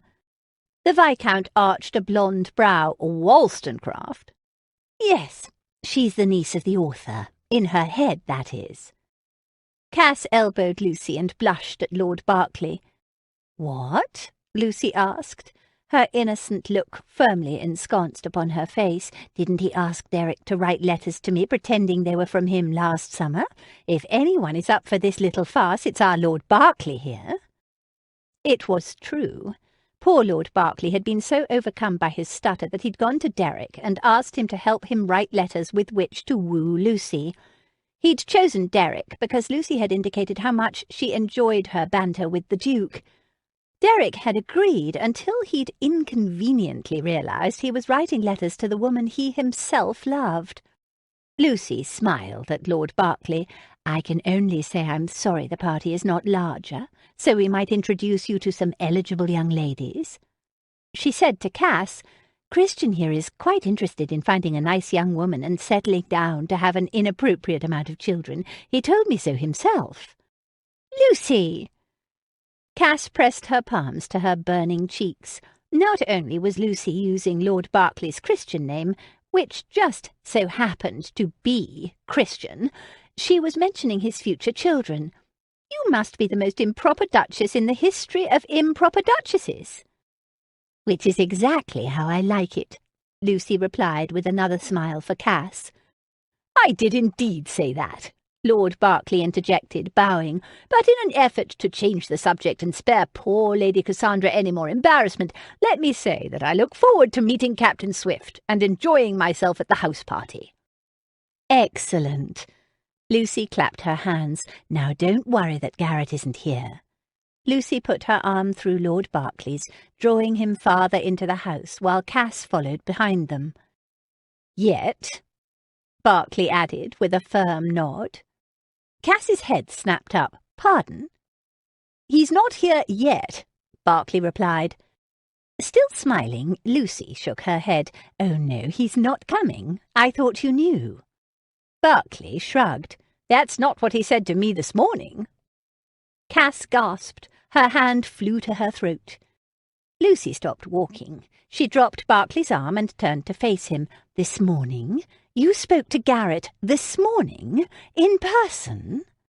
Berkeley straightened his cravat. "Yes, we spoke before I left his house. He said he planned to come along as soon as he was able. Seems he had a few business affairs to attend to first." Lucy's face was quickly turning a mottled shade of red. "You were at Garrett's house this morning?" "Yes, it was on the way. I decided to stop and see if he would like to come over with me." Cass resisted the urge to sink to the floor. Where was that elusive magic wand when one had need of it? Of course Lord Berkeley would stop to visit Garrett. Why ever would Berkeley assume that Lucy's own cousin wasn't invited to her house party? This was no good at all. Lucy quickly recovered herself. "Oh, well, that's wonderful. It'll be lovely to have him. I haven't seen Garrett in several weeks, actually." Berkeley smiled approvingly. Lucy looped her arm through the Viscount's again, and they continued their stroll across the foyer. Cass followed in their wake, frantically tugging at the ends of her gloves and considering the possible scenarios over and over again in her mind, all of them equally horrifying and with sufficiently appalling endings. What would Patience Bunbury do? Lucy stopped at the foot of the staircase, where a footman patiently waited. She faced Lord Berkeley. "Henry here will take you up to your rooms, my lord, and see that you are settled." Lord Berkeley bowed again and made to follow the footman away. "Thank you, your grace, my lady," he replied. He had barely taken 2 steps up the staircase when he turned back to face Lucy. "I nearly forgot. I saw someone else you both know while I was visiting Upton." Cass was still frantically attempting to think of a way they might evade discovery by Garrett. She was barely paying attention. Someone else? Lucy echoed the same words. Yes, he arrived at Upton's house just as I was leaving. Cass perked up and turned to face Lord Berkeley. Who? Who? Lucy sounded like an anxious owl. Her eyes were also nearly as wide as the fowl's. Cass was half expecting her head to swivel. Lord Berkeley smiled at Cass. Why, none other than your very own brother, Lady Cassandra. Lord Owen Monroe. Chapter 12. What would Patience Bunbury do? Cass murmured to herself as she paced in front of the windows in the blue drawing-room. How had the entire charade gone from tenuous to catastrophic in a matter of mere hours? She should have known this plan would never stand up to scrutiny and the inclusion of several other people. The old Cass would have wrung her hands and asked Lucy what to do next. The new Cass, Patience, was determined to figure out a way to handle this. About what? Lucy asked. As usual, she was doing several things at once. At present, she was busily going over the evening's dinner menu while picking out swaths of fabric for the new table linens the housekeeper planned to order. Cass turned to face Lucy with wide eyes. What do you think? Garrett and Owen. Garrett won't be an issue. Lucy went back to perusing the menu. I don't think pickled beets sound good at all, do you, Jane? Jane sat on the sofa in the centre of the room, wearing a light blue day dress. She pushed her spectacles up her nose and glanced up from her book. Not at all. She shuddered. Apparently Mother adores them. Why am I not surprised? Lucy rolled her eyes and drew a line through the pickled beets. Forget the pickled beets. Cass tossed her hands in the air. I must think. Garrett will be an issue. Lord Berkeley says Garrett knows we're over here. He's not stupid. He must have guessed we're up to something, especially if Berkeley told him about the false identities. It's not possible Garrett is going to stay away. I'm afraid she's right, Luce, Jane replied. I've little doubt Upton will be over here the minute he can put his horses to. Lucy waved her quill in the air as if brushing away the matter.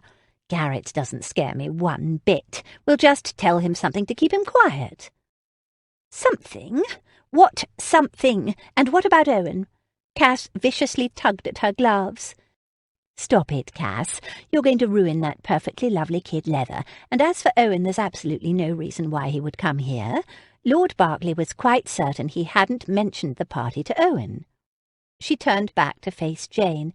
What do you think about pears? Pickled pears? Jane asked, wrinkling her nose. No, just pears, Lucy replied. Jane shrugged. As long as they're not pickled, I've no objection. Cass stopped pacing and pinched the bridge of her nose, fighting the urge to throttle both of them. It's not that simple. I think we need to go to Garrett, find him, tell him what's going on, and secure his promise to help us. This time Jane didn't look up from her book. Best of luck with that, she snorted. Lucy tapped her quill against her cheek. Actually, Cass may have a point. It may be a problem if Garrett just barges in here and begins asking questions. At her friend's silence, Jane looked up to see them both staring at her. What are you looking at me for? You have to do it, Janey, Cass began. Jane snapped her book closed and let it fall to the cushion beside her. You must be jesting. No, I'm not. It has to be you. Cass resumed both her pacing and her glove-tugging in front of the fireplace. Why me? Jane asked. Because Lucy cannot leave her own house party and Garrett won't listen to her in any case. Oh, thank you, Cass, Lucy said. You know it's true, Cass replied. Jane's eyes were wide. And do you think he'll listen to me?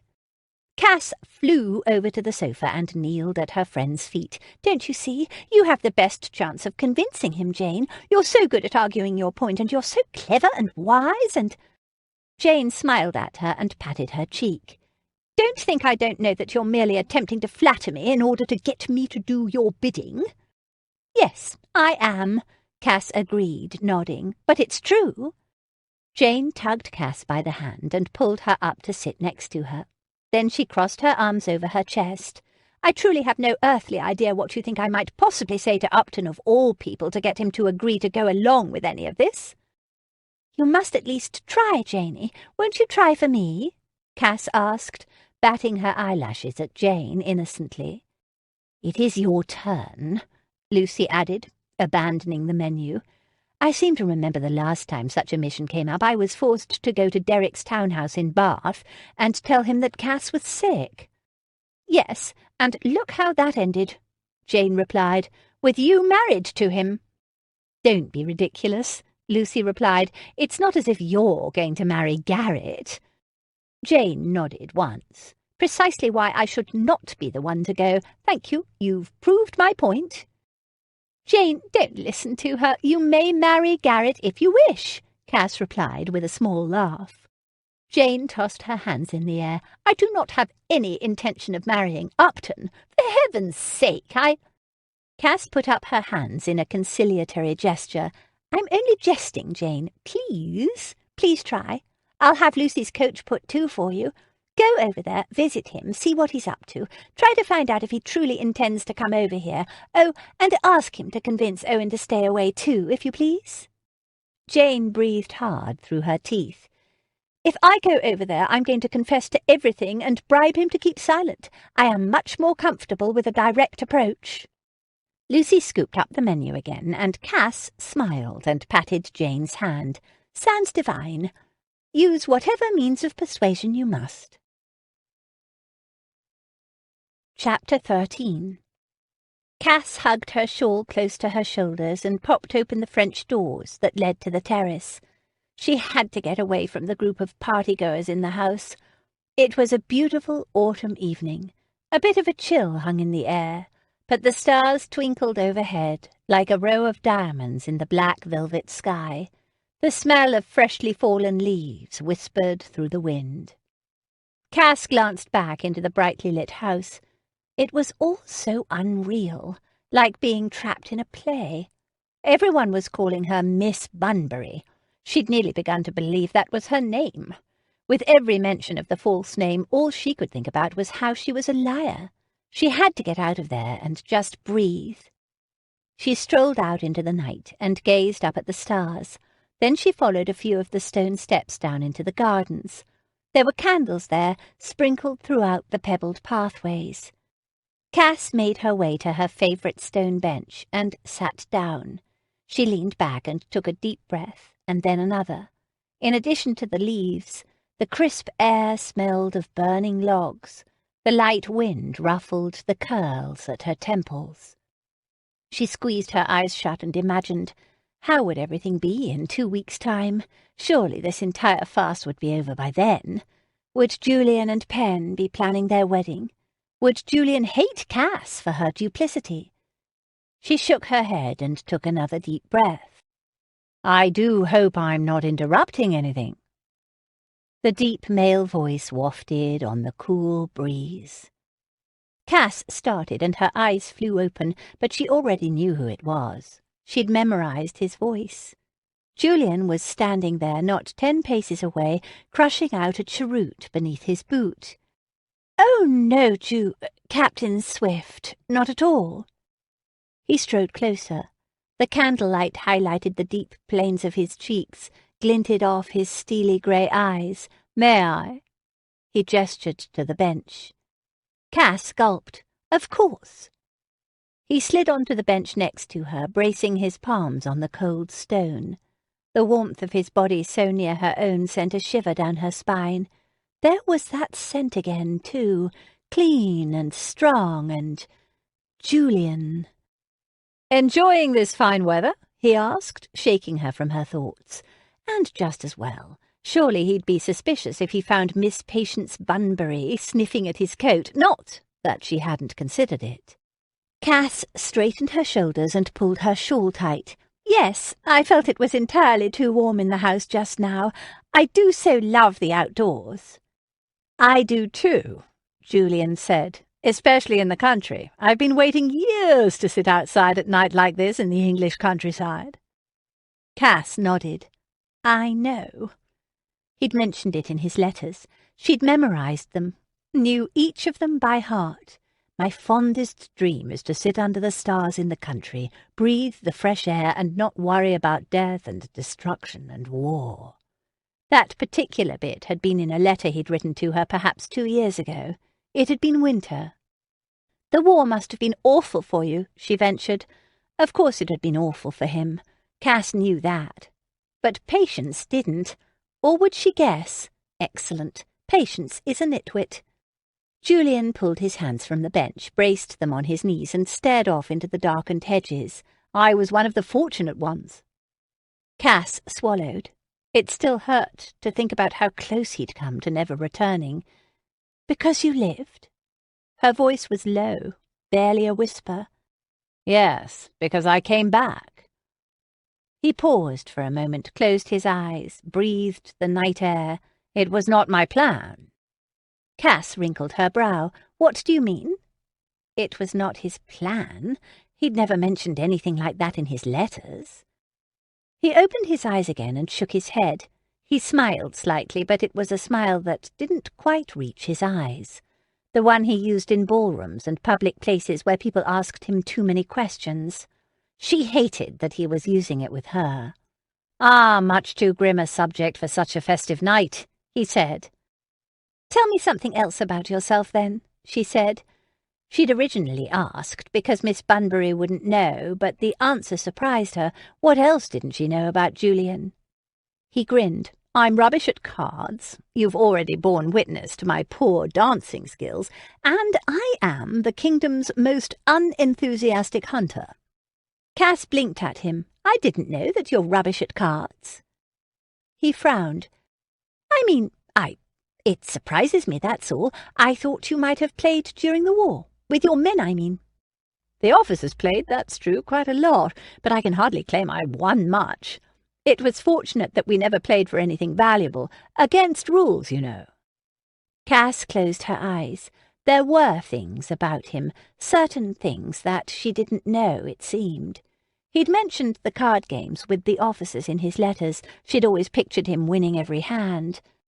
Now that she considered it, however, he'd never claimed as much. She dared a glance at him out of the corner of her eye.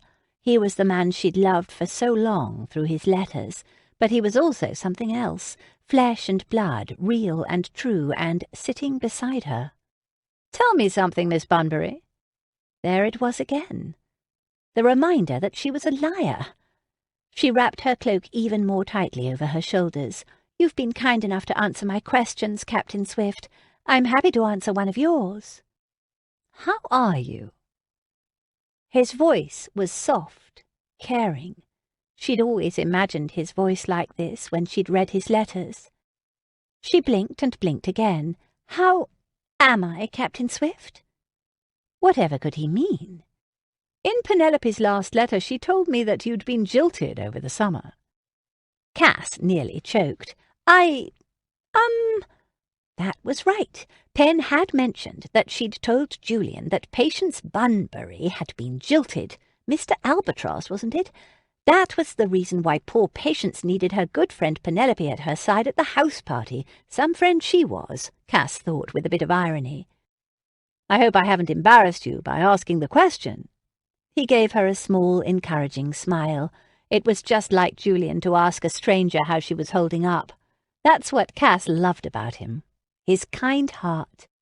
No, I'm quite fine. At least I will be. Once I stop lying. Mr. Albatross, he and I didn't suit. It's for the best. I'm glad to hear it. How are you?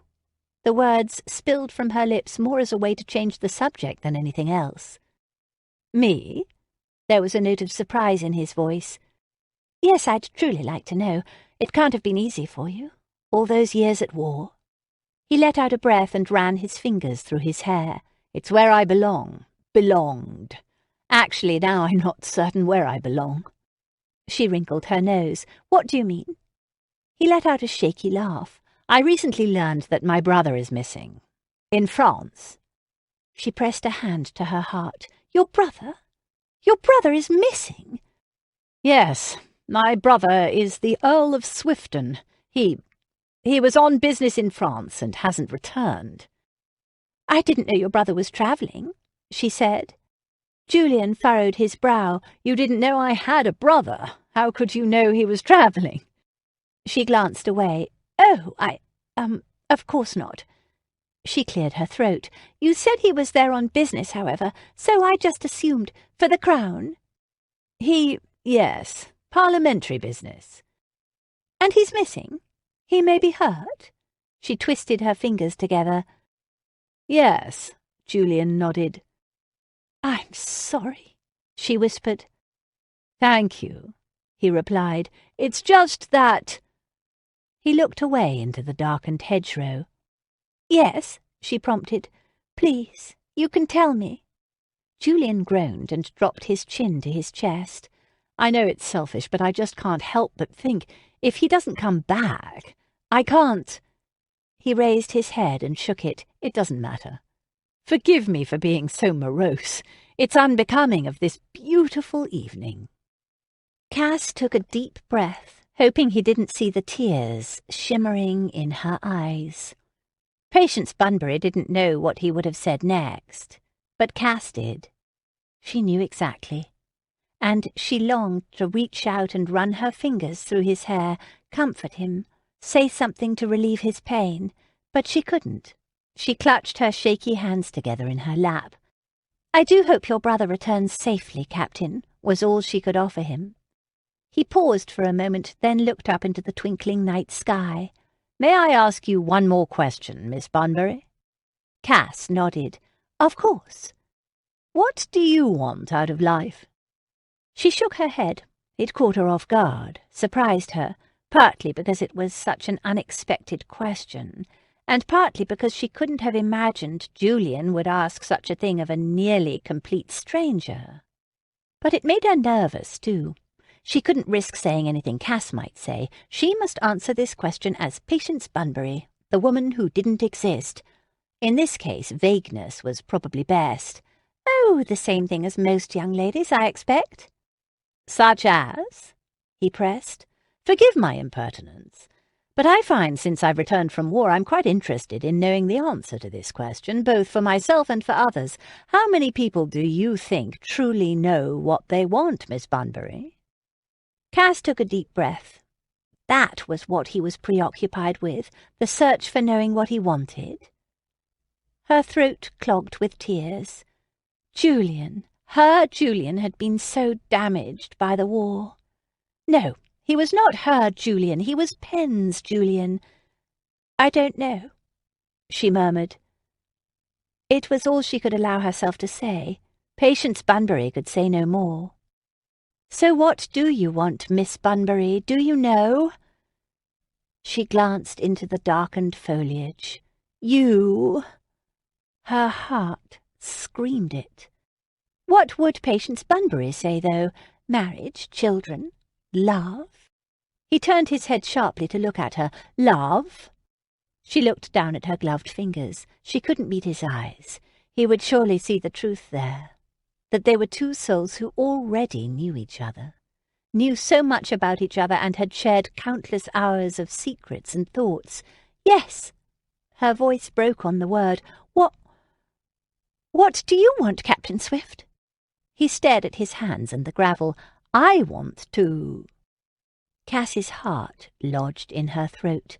I promise whatever you say will be held in the strictest confidence, she breathed, leaning forward nearly on the edge of the bench. She already held many of Julian's secrets. She would never tell any of them. He drew in a large breath. I've had a great deal of time to think about life and what is important, and I have decided that since I lived, since I returned... She nearly toppled from the bench. Yes? I want to start a fund for soldiers, for war veterans and their families. She tilted her head to the side, considering his words. He'd never mentioned this in his letters. A fund? Yes, especially for the injured ones, the ones who cannot work. Their lives have already been shattered by war. They deserve better than to come home to nothing." Cass put her hand on his. "I think that's lovely." He bent his head but did not move his hand away. "I may not have a title, but I have friends, connections. I intend to do whatever I can to help those men." "I'll help you too." The words slipped from her mouth before she even had a chance to think about them. "However I can, that is." "Thank you, Miss Bunbury." He paused for a moment.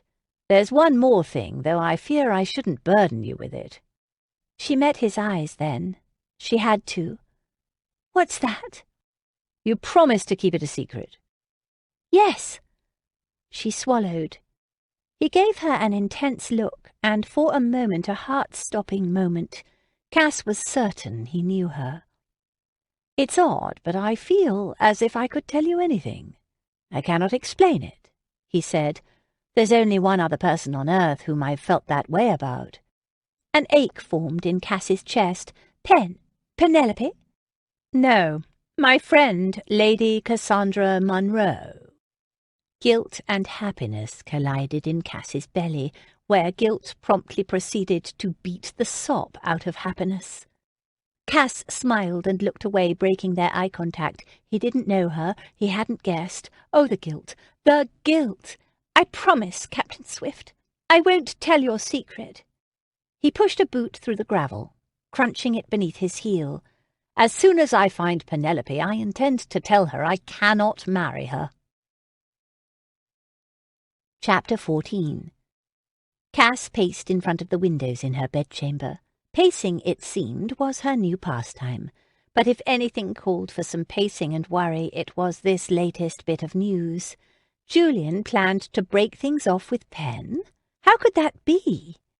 How? Everything Cass had always known and believed seemed to be changing before her eyes. It couldn't be this easy, could it? He'd already intended to end his engagement with Pen. What did he intend to do after that? Cass hadn't had the courage to ask him. Not even as Patience Bunbury. He'd seemed so pensive, so quiet, so affected. Instead, she'd promised him his secret was safe with her and merely nodded when he'd told her he intended to break things off with Pen. The one question she'd truly wanted to ask had died a slow death on her tongue. "Is it because of your friend Cassandra? Is that why you want to end your engagement?" But she couldn't ask that. Surely he would have wondered why she'd made that leap. This wasn't how it was supposed to happen, was it? Was it the answer to her prayers or the start of a nightmare? Pen? Jilted? Awful! Pen's parents would be devastated. As for Pen herself, Cass wasn't exactly certain how she would react. Her heart wouldn't be broken, that much was certain, but surely she wouldn't be pleased about being jilted by the man she'd waited 7 years for. And none of this was like Julian. Julian was solid and dependable, trustworthy to a fault. He would never hurt anyone or not hold up his end of a bargain. Something had happened to him in the last few months. He'd changed. She'd felt it in his letters, but never dreamed it would be like this. After his confession tonight, he'd quickly made his excuses and left the garden. Perhaps he thought he'd said too much to Patience Bunbury. And why had he told Patience and not Cass? He'd never hinted at anything like that in his letters to her over the summer. And what about the news of Donald? It was unimaginable. Donald in France. Why would the Earl be there? Parliamentary business, Julian had said, but that made little sense. Cass's heart wrenched at the memory of the look on Julian's face when he'd said, "If he doesn't come back, I can't." She knew exactly what he meant. She didn't know why. He'd never said why in his letters, but she knew that Julian had always felt like the unwanted son, the unnecessary son. He felt as if he wasn't good enough to be the heir of the Earl. She knew just how he felt because she'd played the same role in her family. Owen, 8 years her senior, was a male, an heir. She was just a lowly female whose only purpose lay in securing a decent match and aligning her family with another illustrious title. She'd wanted to reach out to Julian, run her fingers through his hair, comfort him, assure him that no matter what happened he could and would make his family proud. There was no possible way he could fail. As Patience Bunbury, she couldn't let on that she knew anything about his deepest fears, but as Cass she could. She could, and she would. She hurried over to the writing desk against the wall and pulled out a sheet of parchment. Then she grabbed up her quill. She had a letter to write. 30. Julian mentally counted off the press-ups as he did them in front of the windows of his guest chamber. Toes and palms braced against the floor, he pushed up his entire body using only the strength of his arms. Physical activity always seemed to clear his mind. He'd made a habit of doing press-ups on the nights before battles. Now that he was back in England, back in society, he would have to do them in front of damask-covered walls on fine carpets instead of on wet, muddy, cold battlefields. Either was fine with him, as long as they still served to clear his mind. Why had he confessed his secret to Patience Bunbury? Well, one of his secrets. He didn't even know the young woman. There was something about her, though. Something besides her beauty, something that made him feel safe and content and at home. It sounded ludicrous in his head, even as he had the thought, but he couldn't help himself. It was true. There was something about her quiet, gentle nature, her unassuming personality that far outshone her beauty. In her company, he felt as if he could tell her anything, everything, almost like Cassandra. 40. He continued his exertion, his breathing coming fast and his arms burning with the strain.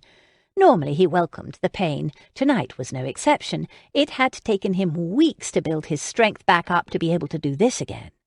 He gritted his teeth. Now he could only hope that Patience would keep her word and not tell Penelope what he'd said. Penelope was her friend, after all. It stood to reason that she might be tempted to tell. She'd promised him, however, and something told him she would keep that promise. But in the end it wouldn't matter.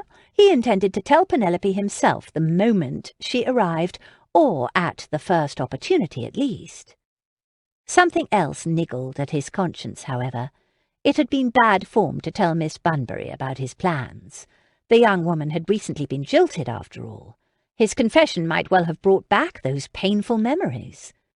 She told him she was fine, but he had no doubt it would take a while for such a painful wound to heal. He knew all about healing wounds. Penelope had mentioned Miss Bunbury's broken engagement to him, and if Penelope bothered to write, it was serious. Yes, it had been wrong of him, for more than one reason, to admit to Miss Bunbury that he intended to end his engagement to Penelope. 50. Groaning, he let go and fell to the carpet, spent. He rolled over and scrubbed both hands across his face. Who was he? He'd once been a man who would rather take his own life than be anything other than honourable. Now he was poised to jilt his own would-be bride. Life. That's what it was. He'd learned the value of life, lying on that bloody field outside of Waterloo. He'd learned it, and he would never forget. A knock sounded on his bedchamber door, and Julian stopped short. He stood, strode over to the door, and yanked it open. A footman stood at attention, 2 letters resting on a silver tray he held in front of him. "I'm sorry to bother you, Captain, but these arrived for you this evening." Julian thanked the young man and flipped him a coin. The footman bowed to him. Julian pulled the letters from the tray, turned and shut the door behind him. Recognizing Derrick's bold scrawl on the first one, Julian ripped open the seal. He held his breath. Swift. Colin and I have arrived safely in France. Good news. We've questioned some people who heard a rumour about 2 Englishmen being held by the French. They think they know where the 2 men were taken. We're leaving in the morning to look for the camp. Don't worry. We'll be careful in case it's a trap.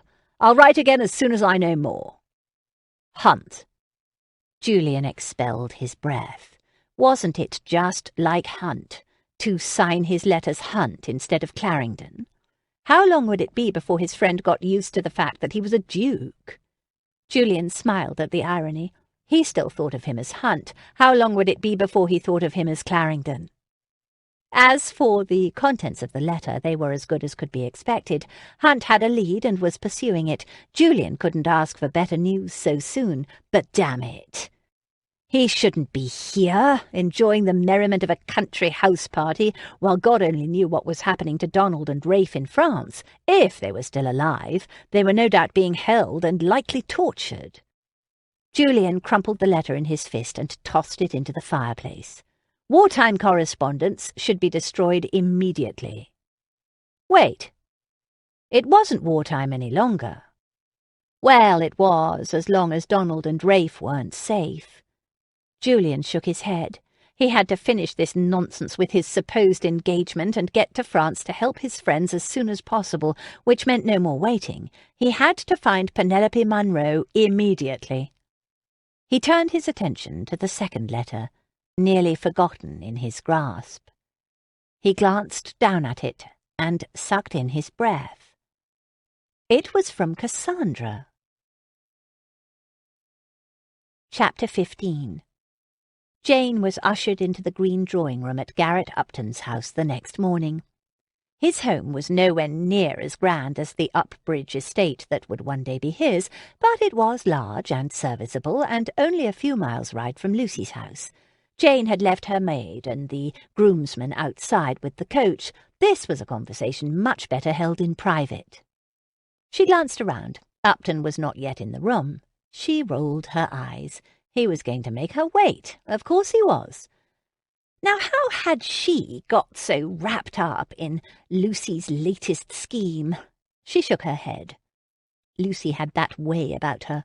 The moment she got a notion in her head, she began to put it into action, and the rest of them just fell into the choreographed affair that she pulled off with such aplomb. It was shocking, really. This time, however, Jane was truly worried that Cass would end up with the bruises from this particular charade. The potential for the outcome to devastate Cass was great, something Jane doubted that Lucy had considered when she'd come up with the scheme. Regardless, all Jane could do at this point was help, hence her visit to Upton's lair. She had been charged with convincing Upton to either stay away or play along, and she intended to accomplish her mission one way or another. She strode over to the wall and pulled her spectacles down her nose to get a better look at one of the portraits. Upton. Around age 20, she would guess. A handsome chap, she had to admit, for all that he usually drove her mad. She turned away. The last thing she wanted was to think about Upton's looks. She took a seat on the settee in the centre of the room, pulled her book from her reticule, and settled down to read. The joke was on Upton if he intended to make her look anxious while she waited. As long as she had a book, and she always had a book, she didn't much mind where she was. Her wait was not to be long, however. In the span of 5 minutes, Upton came strolling through the doors, his hands in his pockets, whistling as if he hadn't a care in the world. Too bad. He might be a charming chap if he wasn't so Upton. She glanced up and snapped the book shut. His trademark nonchalant smile rested on his face. "Ah, Miss Lowndes, to what do I owe the pleasure?" Jane gave him a long-suffering stare. "The pleasure? Really?" He shrugged. "Would you rather I be rude?" Jane eyed him carefully. Upton made her grit her teeth. The man was too confident by half and loved nothing better than to tease her about her blue-stocking tendencies and her love of reading. In turn, she loved nothing better than to make fun of his penchant for gambling and drinking and being a general profligate scoundrel. But staring at him now, even she had to admit the picture hadn't lied. He was a good-looking man, about 6 feet tall, square shoulders, mahogany-brown, slightly curly hair, hazel eyes that turned to dark green when he was worked up over something. Yes, Upton was handsome, which made dealing with him all that much more frustrating. Oh, ick! That was 2 thoughts about Upton's looks in one day. She shook her head. "I'd rather you be honest," she retorted. He gave her his own long-suffering stare, one that he'd no doubt perfected in her company over the years. "Let's cut to the chase, shall we, Miss Lowndes?" She raised her chin. "By all means." "Fine, then. I'll save you some time." Please do, Upton. I'm quite busy today." He smirked at her. "Busy ripping gentlemen to shreds with your bards, or simply busy reading and educating yourself far beyond the boundaries of propriety?" "Oh, both, Upton. I have a full day planned. Of course, you wouldn't know a thing about the joy of reading, never having finished a book in your life, but I assure you it's every bit as taxing as gambling, drinking, and chasing ladies of ill repute. Just in an entirely different way." He gave her a slight mock bow. "Ah, off to a fine start, shredding gentlemen with your tongue. Well done. It's not even noon, but I must ask, how exactly do you know so much about gambling, drinking, and chasing ladies of ill repute?" Her smile did not falter. "I read. A lot." They glared at each other. "My dear Miss Lowndes," he finally choked out, "I believe you are here because I have become aware that you, my cousin Lucy, and our good friend Cassandra are even now ensconced at Upbridge Hall at a questionable house party where Lucy and Cass are pretending to be people they are not." Jane opened her mouth to retort. Upton held up a hand to stop her. "Allow me to finish, please." She snapped her mouth shut. "Not only are you doing that, but you've involved my friend Lord Berkeley in your scandalous behaviour." She opened her mouth again. Garrett wagged a finger. "I'm not finished." She shut her mouth. "And finally, I happen to know that this entire scheme is one that is extremely ill-advised. Do you care to know how I know that?" More glaring from Jane. She crossed her arms over her chest and tapped her slipper along the rug. "Oh, do tell. I'm on tenterhooks." She managed a fake yawn. He continued, undaunted. "Because, first, you did not invite me, which means you did not want me to know about it. If you did not want me to know about it, it is because you're all doing something you should not be doing and knew I would not play along." He paused to solicit her reaction. She merely shrugged. It would be a frigid day in Hades before she gave Upton the satisfaction of knowing he was right. About anything. "Secondly," he continued, "Lucy and Cassandra are using assumed names, and while I admire Lucy's vivid imagination and flair for the dramatic, I can only imagine what sort of nonsense involves false names."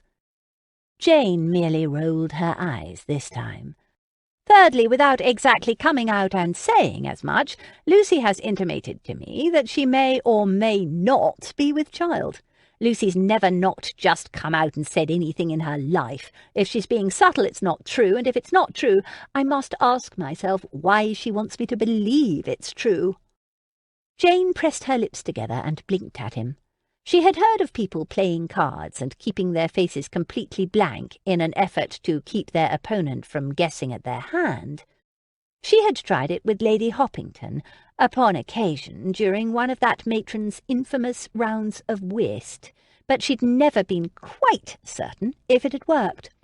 At the moment, however, Jane so hoped she was doing an admirable job of keeping her hand secret. "Finally," Upton continued, "you have arrived upon my doorstep, and seeing as how you'd rather be boiled in oil like one of the martyrs than voluntarily seek out my company, I can only assume you have been sent by Lucy to ensure my compliance with your charade, or to ask that I stay away." He flashed a grin at her. "Am I right?" Jane had whisked off her gloves to contemplate her fingernails. "Oh, are you finished? I'd stopped paying attention quite a while ago." She smiled at him tightly. "I'm finished. Now answer my question." Confound it. Upton was too wise by half. The man knew exactly what they were up to. He'd been Lucy's cousin and close friend her entire life. No doubt nothing she did surprised him. Blast Cass for sending her on this doomed mission. Jane took a deep breath and straightened her shoulders. "It is true that Lucy is hosting a house party at Upbridge Hall, and that Berkeley has been invited." Upton paced around her, making her bristle. He was too close. She could smell his cologne, and it smelled not unpleasant. "What I cannot figure out," he said, "is why you're doing it. Why would you say Cass is someone named Patience Bunbury and Lucy is Lady Worthing?" Jane turned and stared him straight in the eye.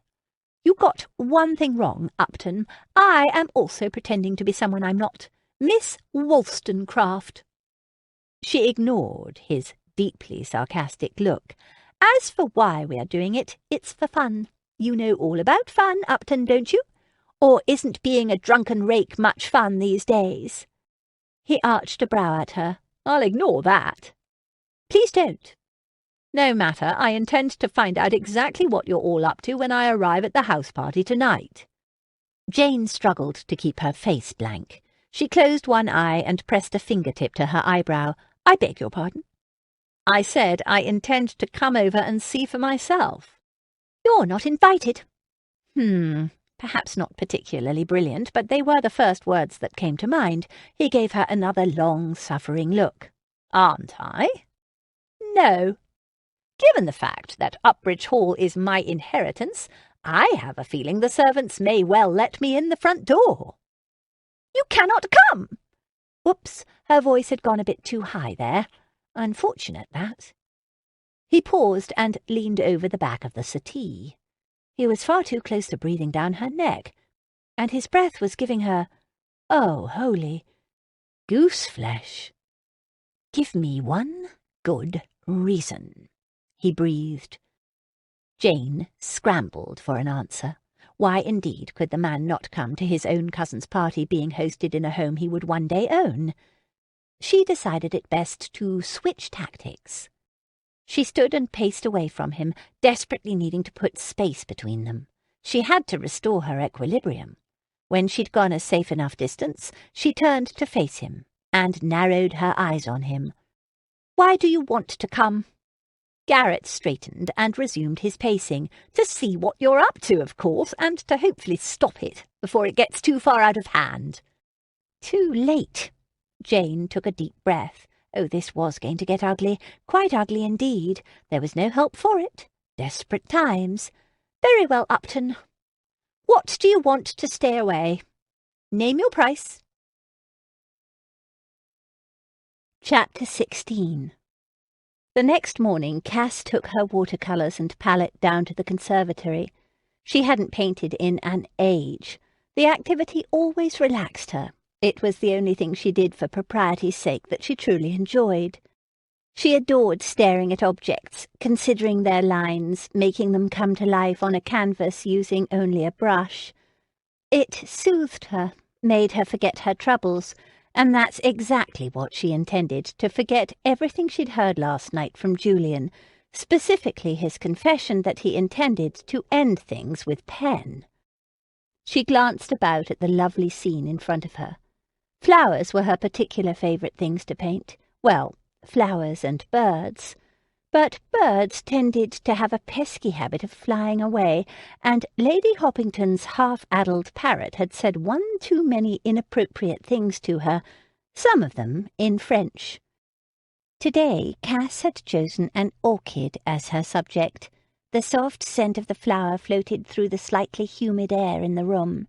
She'd taken a seat on a little iron bench several paces away from the plant, and was happily engaged in recreating its delicate purple petals, when Julian found her. "There you are, Miss Bunbury." Cass nearly dropped her paintbrush. She grappled with it, caught it, and set it down on the small table she'd asked the footman to set up next to her. She hastily smoothed her hands over her hair, hoping she didn't get any paint streaks through it. So much for forgetting her troubles. Good morning, Captain Swift." He bowed to her. "I hope I didn't startle you again. I seem to have a nasty habit of doing so." No, not at all." She smiled in reply. "May I?" He gestured to the painting. Cass's breath caught in her throat. He wanted to see what she'd painted. Caught off guard, all she could do was nod. Julian came around behind her and braced his hands on the back of the iron bench. The heat of his large body radiated toward her. She could smell his scent, his usual mix of soap and the barest hint of that cologne that made her senses tingle. He tilted his head, staring at the painting. "Excellent!" A small sliver of pride shot through her. "Thank you," she murmured. The colour is perfect. Did you mix it yourself?" He sounded truly interested in her work. "Yes, it's something I like to do." "My sister has been known to paint. I don't think she's nearly as accomplished, however." Cass concentrated on wiping the paint from her fingers with a bit of linen. "Daphne?" "Yes, you didn't say. Have you ever met her?" Cass kept her eyes trained on her hands.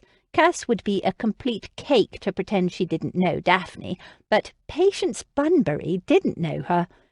"I'm not certain I've had the pleasure, Captain. Liar, liar, liar." He laughed softly at that. "If you'd met Daphne, I've a feeling you'd remember her, Miss Bunbury. I love her dearly, but my sister is a bit, shall I say, unconventional." Now that was true, though Cass had always greatly enjoyed Daphne's company. One never knew quite what one might hear when Daphne was about. She was unexpected in that way, very much like Lucy. Cass searched for something to say that would not involve more lies. "I'm certain your sister is lovely and accomplished, Captain." He glanced back at the painting and pointed a finger. "You paint nearly as well as my friend," he continued. "In fact, this reminds me of her work." Cass mentally cursed herself. She was an idiot. Why had she let him see her painting? She'd sent him paintings before, small bits of watercolours she'd created over the years, drawings, anything to cheer him, anything that could be neatly folded and included in her letters to him. He'd seen her hand before. She stared up at him, her heart lodged in her throat. Had he guessed?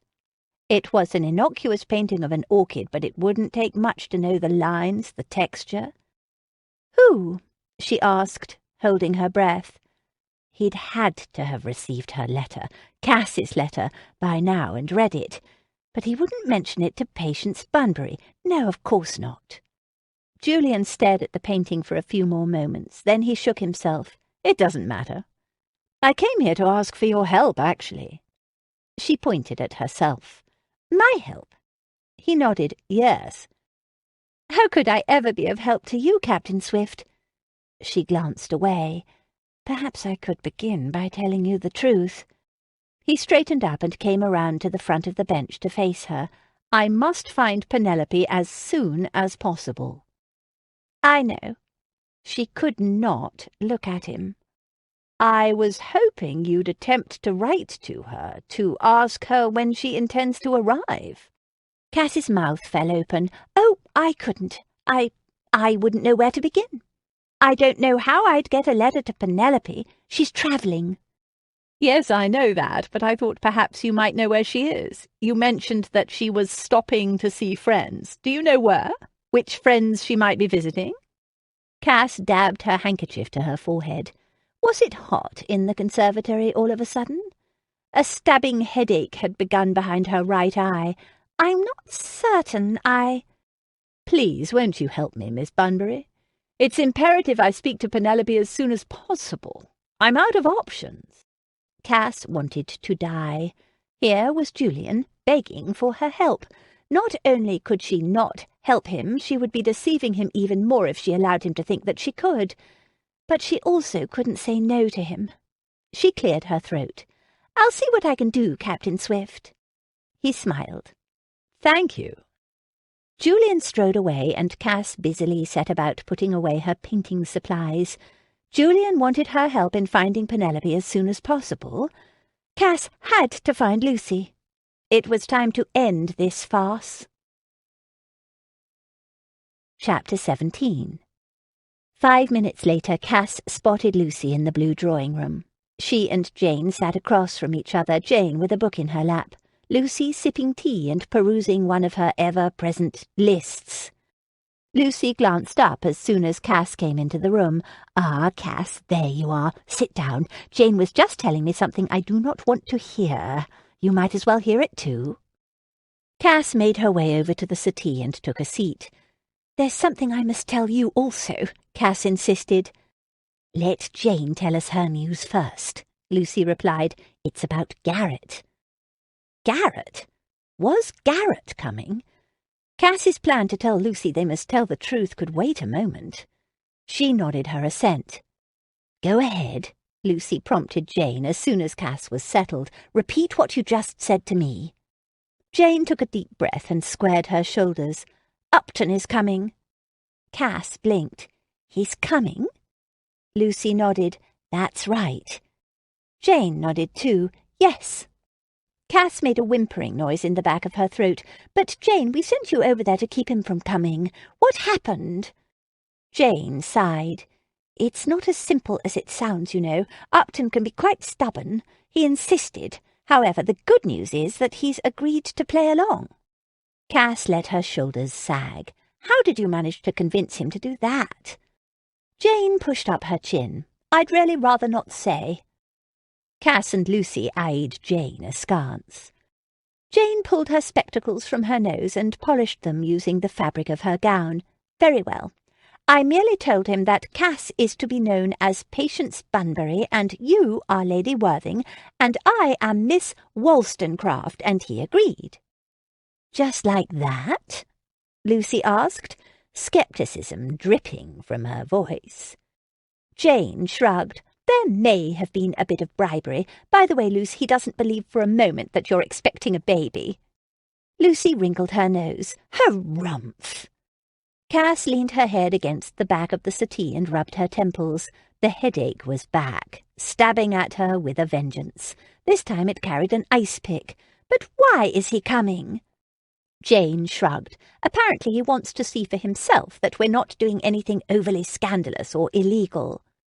Lucy rolled her eyes. "Oh, that's just preposterous." "Is it?" Jane gave her a knowing look. Lucy harumphed again. Cass took a deep breath. She wanted to tell her friends that Julian planned to end things with Pen, but she couldn't. She'd promised Julian she would tell no one, and while she might be a liar in one way, she refused to be a liar in another. She would keep her promise to Julian. "It doesn't matter about Garrett, because I came in here to insist that we stop this charade entirely." Lucy blinked. "Now?" "Now?" "What's happened?" Jane asked. Cass took a deep breath. "Julian asked me to write a letter to Pen today to get her to the house party as soon as possible." Lucy's and Jane's eyes went wide. "What?" Jane asked. "You can't do that," Lucy said, abandoning her list.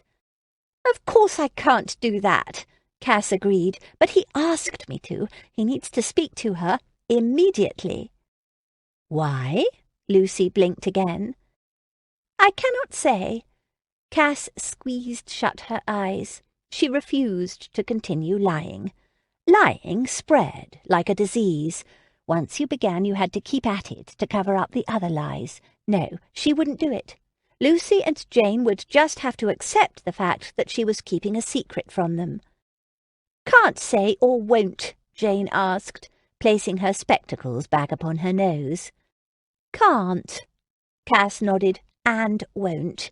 Julian asked me to keep it secret." "But he told you?" Lucy's eyes were wide. "Yes," Cass replied. "Oh, that's excellent." Lucy clapped her hands. "He's confiding in you. I knew this would work." Cass rubbed her temples again. "You are absolutely mad, you know that. I fail to see how any of this is good news." "It's good news in Lucy Hunt's head," Jane replied with a knowing smile. "No, no," Lucy insisted. "Don't you see?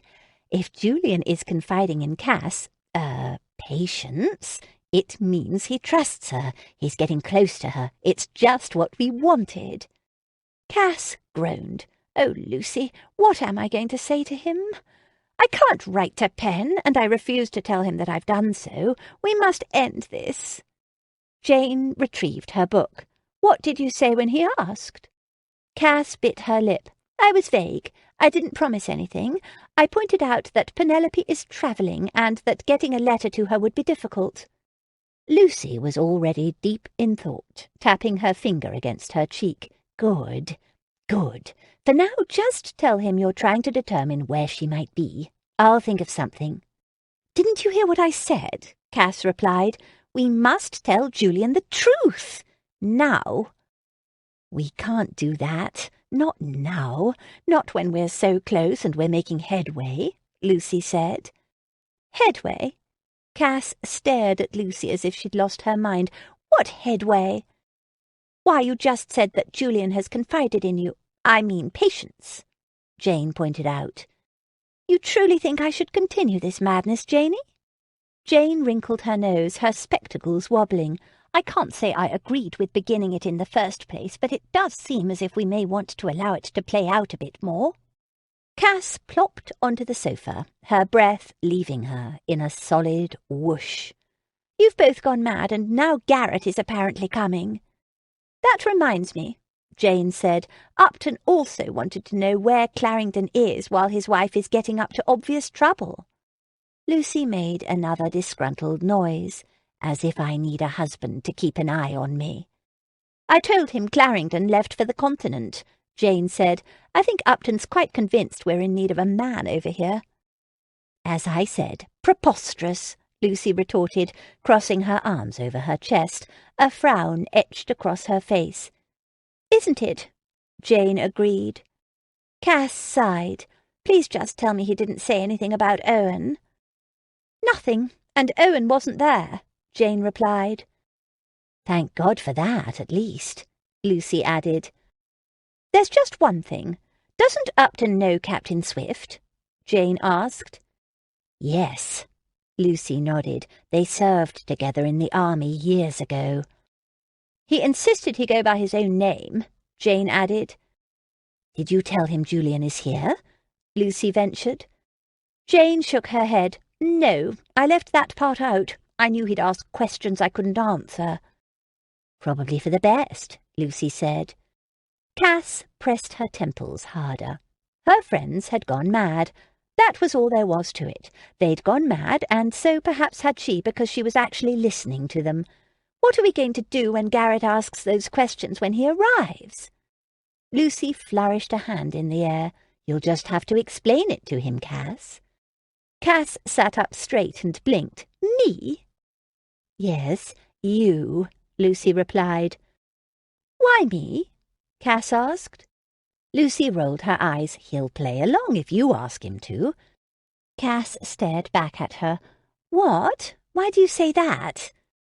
Lucy expelled her breath. I thought it had been obvious for quite some time now. Are you telling me you truly don't know? Know what? Jane narrowed her eyes on her friend. That Garrett's been madly in love with Cass for an age, of course. Chapter 18. Madness, it seemed, was ever so difficult to extract oneself from, Cass decided. Garrett arrived after dinner. The small party was playing cards in the gold drawing-room, when a footman announced her cousin. Lucy excused herself.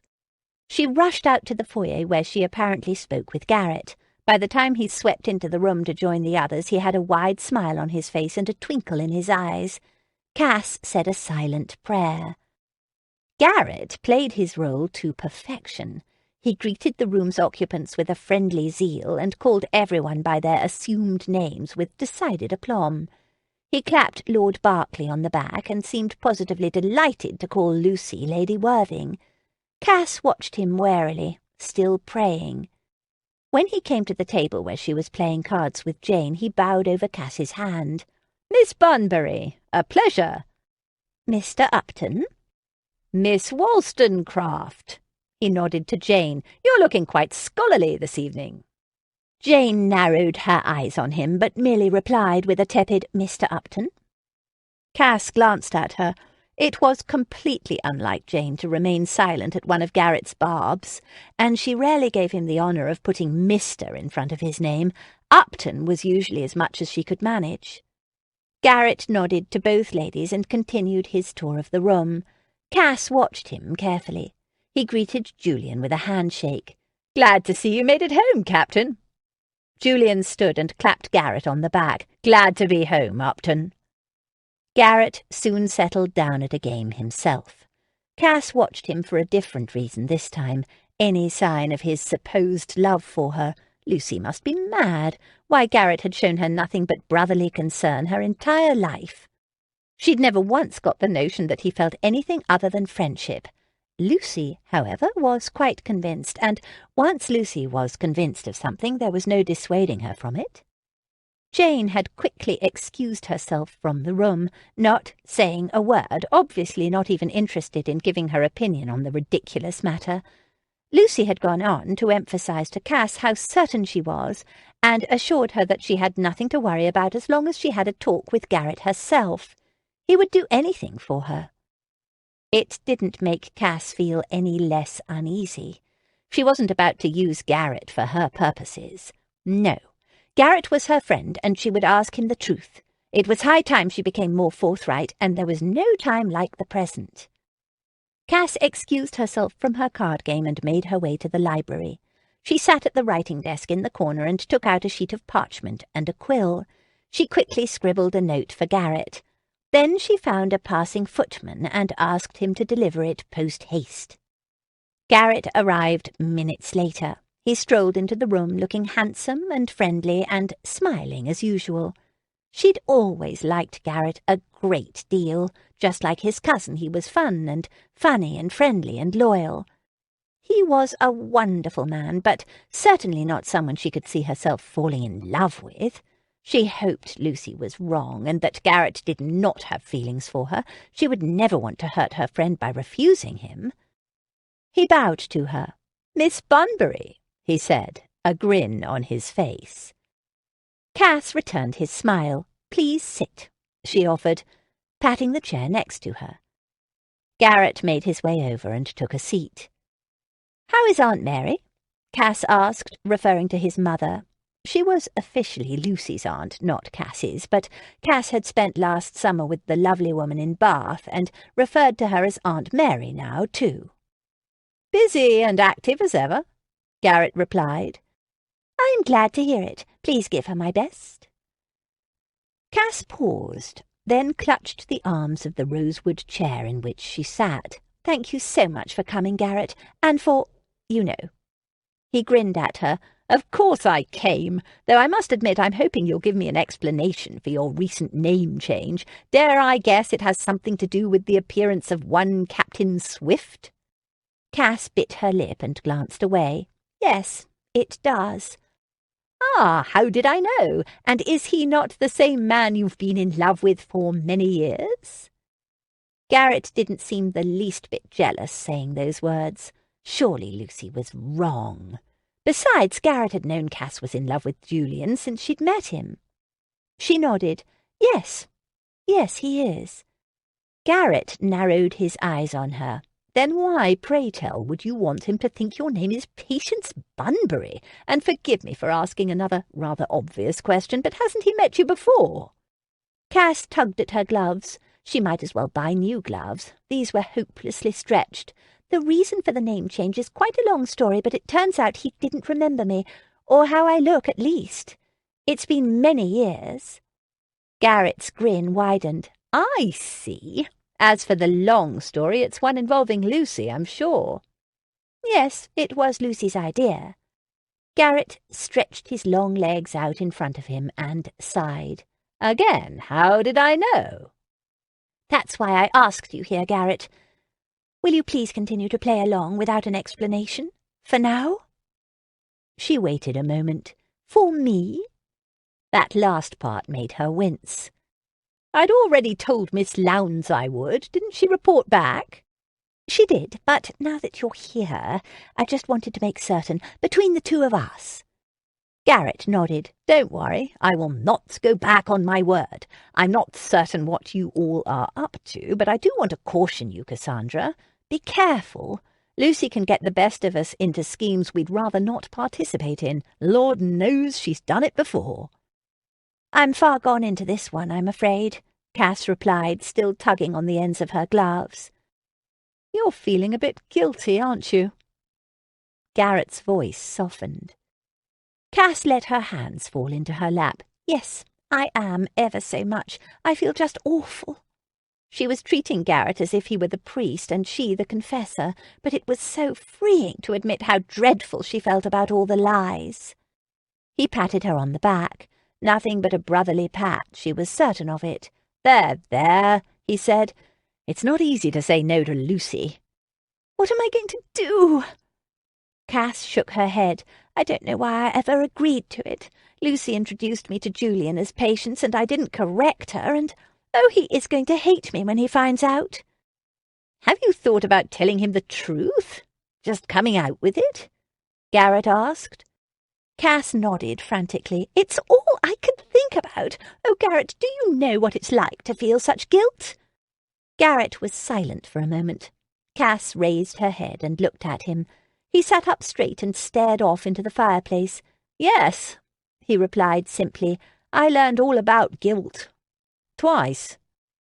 Cass turned to him. "Twice?" she echoed in a whisper. "The first time was when I was 11 years old and my uncle looked at me with hate in his eyes." Cass gasped. "Because Ralph died?" Garrett nodded. Ralph was Lucy's older brother. He'd died when he was 9 years old and Lucy was 7. Both children had had fever, but only Lucy had recovered.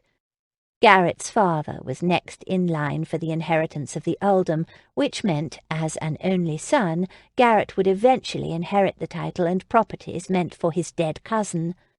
Lucy had often spoken about how angry and bitter it had made her father. "I'm so sorry, Garrett. I cannot imagine how awful that would be," Cass said quietly. Garrett shook his head. "The second time was on a battlefield in Spain, and that was much, much worse." Cass sucked in her breath. Lucy had once alluded to something horrible that had happened to Garrett during the war. Something that had made him come home and never return. He'd been injured somehow, or at least that was what everyone had assumed. He'd been in the army then, met Derek Hunt and Julian at that time. But Cass had never heard the details about what happened, and she was too shy to ask. She stared at him, trying to screw up the courage to ask now. But she just couldn't. If Garrett wanted to share that story, he would. She waited with bated breath. Why couldn't she be Patience Bunbury right now? Patience would be bold enough to ask. He glanced back at her, and the solemn, serious look on his face was quickly replaced by his irrepressible grin. "Yes, Cassandra, I know a great deal about guilt, and here is my advice." She scooted forward until she sat on the edge of her seat, staring at him, waiting for his words.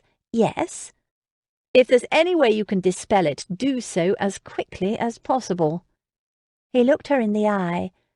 His hazel eyes had turned a dark, mossy green. "Otherwise it will destroy you."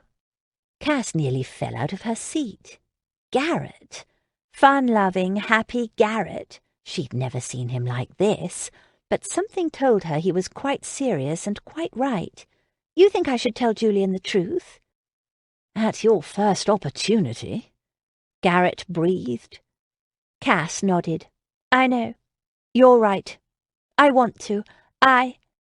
Garrett narrowed his eyes on her. "But you're not going to, are you?"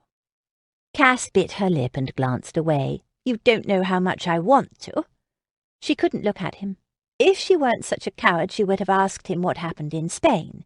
If she weren't such a coward, she would ask him if he felt something other than brotherly love for her.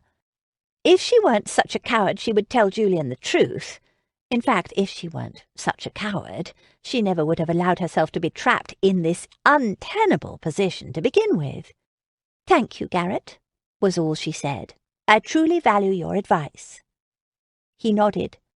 She took an unsteady breath and searched her mind for something simple to say to restore their usual light-hearted camaraderie. "Tell me, what did Jane promise you to get you to agree? Lucy and I are absolutely on tenterhooks to find out." Garrett's grin returned in full force. "She promised me that she would keep her mouth shut and not barb me during the house party. I'd say that's worth any amount of play acting. In fact, I wasn't entirely certain I was coming, but I couldn't pass up such an opportunity." Chapter 19.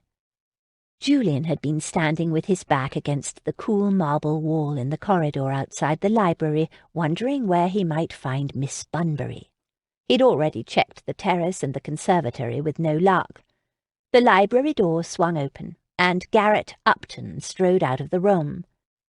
Julian narrowed his eyes on Upton. He'd have to question the chap later about his possible involvement with Cassandra. Why did that thought make him jealous? But his next thought made him jealous too. Was Miss Bunbury in the library? Had she been speaking to Upton privately? Julian strode over to the door to the library and stepped inside. It was dark in the room. Only a brace of candles stood on a small table in the far corner. He squinted, adjusting his eyes to the dimness. "Miss Bunbury?" he ventured. "Yes," a small voice answered. She was here. She had been speaking to Upton. "Seems you and I are drawn to the same locations. I do hope you are not beginning to believe I am following you, though I must admit that I was seeking your company this evening." He smiled at her. He could see her now, sitting on the settee in the centre of the room. She smiled back at him. "I believe you, Captain Swift." "Do you mind if I join you?" he asked. "Please do." She gestured to the open space next to her. He made his way over and sat beside her. "Did I see Mr. Upton leaving the room a few moments ago?" The unspoken question hung in the air. What were the two of you doing in here together? "Yes, we spoke briefly." It looked as if she'd winced. "I do hope you don't think it overly forward of me to have been speaking alone to a man in the library," she murmured, "but we seem to be doing the same thing ourselves now, aren't we?" Julian clenched his jaw. She was right, and he had no cause to judge her or doubt her intentions when he was forcing his company upon her now as well. For all he knew, that's what Upton had done. Why was Upton making him jealous all of a sudden? Do you know him? I mean, have you met him before? What in God's name had made him ask that question? She shook her head. Was that another wince? No, he'd just come in here looking for a book to read before bed. I think he left because he didn't want to disturb me. She glanced away. "I do hope I'm not disturbing you," Julian said. "Not at all," Miss Bunbury replied. "I just wanted to be somewhere a bit more quiet for a few moments. I don't much like large crowds." "Neither do I." "I know." He squinted at her. "What was that?" She cleared her throat. "Oh?" "I want to apologize to you, Miss Bunbury," he continued. She turned to look at him. "Whatever for?" "For burdening you with my secret last night. It was extremely ill-mannered of me. I apologize." She bit her lip. "Captain Swift, I haven't written to Penelope. He nodded. "I understand. I shouldn't have asked you to. Another attempt to burden you with my problems. Please accept my apology." She smiled at that. "No need to apologize, Captain, and I do hope you believe that I have no intention of telling anyone what you told me about Penelope, or your brother." "Thank you for that, Miss Bunbury. You are very kind, especially given that it may have been difficult to hear of a broken engagement considering your circumstances. As for my brother, His thoughts flashed back to the letter from Cassie, the one she'd sent last night. Apparently she was not in the country. She'd returned to London for some reason. She said she looked forward to seeing him, and she'd heard that Donald was missing and might be in danger. Julian wasn't certain how she'd found out. "I know you're worried, Julian," her letter had read. "I know you love him, you miss him, and I pray that he comes back safe and sound.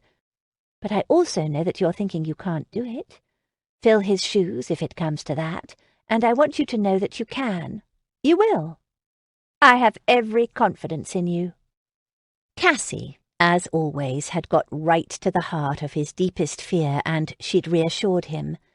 It was just what he'd needed to hear, right when he'd needed to hear it, and it had come from Cassie. Cassie, whom he missed. Cassie, whom he'd yet to see since he'd returned. She was more than a friend. She was in love with another man, possibly Upton. That's why Upton was making him so blasted angry this evening. "You needn't explain, Captain Swift," Miss Bunbury said, rousing him from his thoughts. "May I ask you something? Something a bit forward?" He inclined his head and grinned at her. "I think it's only fair." She took a deep breath. "What made you decide you do not want to become engaged?" She'd surprised him. He remained silent for a few moments before answering. "The truth is, Miss Bunbury, I pray you do not think me a scoundrel, but I find myself thinking quite a great deal about another lady." Cass couldn't breathe. Another lady? Had she heard him correctly? Julian was in love with another lady, not Pen. Could it be? It had to be her. Cass! Who else could it be? He'd never mentioned anyone else in any of his letters. She struggled to keep her face blank. "I don't think you're a scoundrel at all, Captain Swift." Her stays were cutting into her lungs. She felt hot, cold, dizzy. "I understand, actually. My parents have been pushing me to marry gentlemen I don't want to for years." "Ah, so you do understand," he replied. "More than you know," she whispered. "Please don't mistake me. I've absolutely nothing but respect for Miss Monroe. It's just that we don't know each other very well. At all, really, and there's someone else whom I've come to know quite well. Through her letters." Cass closed her eyes, fighting back tears. It was her. It was. And now she would have to tell him the truth and only hope that he didn't hate her. She would tell him her name, fall to her knees, and beg him to forgive her. But first she had to be certain. "Does this woman know you? You care for her?" Julian cracked a smile. "Actually, no. Not yet. I haven't told her anything. I felt it best to end my affiliation with Penelope first." Cass nodded. That was so like Julian, ensuring he did the correct things in the correct manner. He leaned forward and braced his elbows on his knees. "And now I'm not certain that I'm going to tell her." Cass's brows snapped together. Not certain? Why wasn't he certain? "You do not expect the lady to return your affection?" Julian let his head fall into his hands and scrubbed one fist through his burnished hair. "No." Cass stopped breathing. "No?" she echoed. "I attempted to visit her when I was in London, and I discovered—" Cass's heart was nearly thumping out of her chest. It was painful. "What?" The word was barely a whisper. Julian shook his head. "It seems she's in love with another man." Chapter 20. Cass swallowed and swallowed again. Tears burned the backs of her eyes.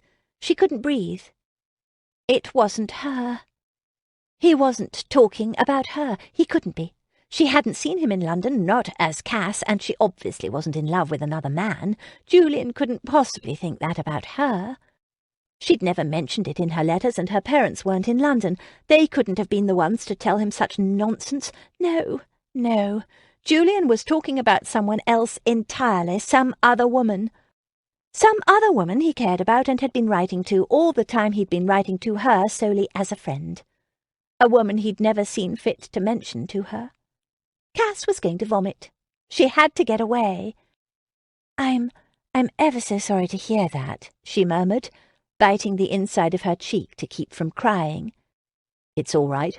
I shouldn't have expected that she would wait for me all these years." "No, I don't suppose." Her voice cracked. She didn't care if she seemed rude. She had to leave before she broke down sobbing, wrapped her arms around his ankle, told him she was Cass, and begged him to love her. That would be very, very bad form. No, better to leave with a shred of dignity. Perhaps she might be able to see him again. Perhaps she might be able to look at him.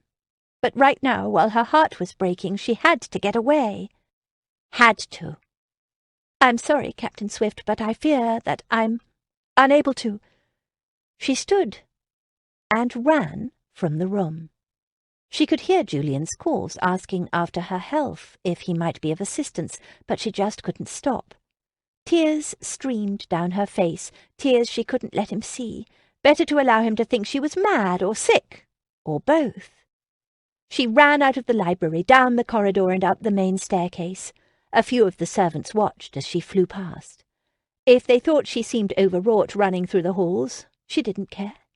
She ran up the marble staircase and down the long corridor to her bedchamber. She didn't stop until she landed squarely on her bed, where she let the wrenching sobs rack her entire body. Cass cried for exactly 10 minutes. She hugged a pillow against her face and bawled like a child whose Christmastide stocking was empty. Then she sat up, dried her eyes with a handkerchief she retrieved from her reticule, and stared. She crossed her arms over her chest and contemplated the wall. It occurred to her then. She was tired of crying. She'd cried the entire time she'd thought Julian was dying. She'd cried for hours, days, weeks. She'd cried, and when she'd known he was coming back to marry Penn and would be forever lost to her, she'd cried more. And now she realized, staring at the shadowy wallpaper in the darkness, she was quite through with crying. Patience Bunbury wouldn't cry like this, would she? She rang for her maid. The young woman appeared in the doorway minutes later. "Maria, please send a message to the Duchess and Miss Lowndes. Tell them I must see them as soon as possible." "Yes, my lady," Maria said, hurrying away to do as she asked. Yes, Cass was finished with crying. She was going to take action, just what Patience Bunbury would do. She had a plan. 15 minutes later, Lucy and Jane hurried into Cass's bedchamber. "What is it, dear?" Lucy asked, flying over to her bed and pushing Cass's curls back from her face to look at her. "It's Julian," Cass replied, wiping away the last remnant of tears. "Oh, no. What happened?" Lucy asked. Jane watched her closely, a sympathetic look on her face. "Tell us, Cass." Cass straightened her shoulders. "Julian told me tonight he cares for someone else, someone other than Penelope." Jane's brow furrowed. "Not Penelope?" "No." Cass's voice was calm. "Who?" Lucy asked, looking equally confused. "I don't know. It doesn't matter," Cass replied. "I just know it's not me, Cass, and it's not Penelope." "I don't understand, dear," Lucy said. "Is it Patience?" "No." "Who then?" Jane asked, her hands splayed upward in a question. "I don't know," Cass replied, "but whoever she is, she apparently doesn't return his affection. He said so." "He said that?" Lucy asked. "Yes," Cass replied. "At first it made me cry. Now it's making me angry." Jane's eyebrows shot up. "Angry?" "Yes, angry. Angry enough to do something about it." Lucy's different-coloured eyes scanned her face. "What do you mean?" Cass gritted her teeth. "I mean, I need a plan." "A plan?" Jane echoed. "Yes," Cass nodded resolutely. "When I thought that I'd be breaking up Julian and Penn, I was racked with guilt. I felt absolutely awful. She may not love him, that's true, but still she's my cousin, and they are intended for each other." "Yes, dear, and?" Lucy prompted. "Now I am without guilt. Oh, I still have guilt about lying to Julian about who I am, but I have no more guilt about taking him away from Penn. He doesn't seem to want Penn, and I know Penn doesn't want him." "What else did he say?" Jane prompted. Cass took a deep breath. She would not reveal Julian's secret that he intended to break things off with Penn. It was enough to tell her friends that he had feelings for someone else, some unknown woman whom Cass wanted to throttle. "It doesn't matter. All that matters is, if Penn doesn't return his affection and this other woman is in love with someone else, why should I not try to make him love me?" "You as Patience or you as Cass?" Lucy asked. "Both," Cass replied with a wide smile. "This is so complicated," Lucy sighed, tapping her finger against her cheek. "No thanks to you," Jane pointed out, nudging Lucy with her elbow. Lucy gave her a mock-angry look.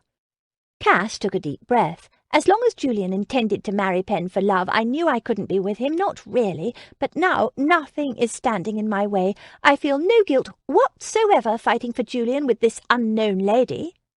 Lucy squeezed her hand. "What do you plan to do, Cass?" Cass pushed herself into an upright position. "Why, I'm going to be bold. You taught me that, Luce." Lucy and Jane exchanged worried glances. Jane searched Cass's face. "What exactly do you intend to do?" Cass let a giant smile spread across her face from ear to ear. "I plan to test the depth of his devotion to whoever this woman is. I plan to fight for him. I plan to seduce Captain Julian Swift." Chapter 21. Cass came down to dinner the next evening in the lavender gown.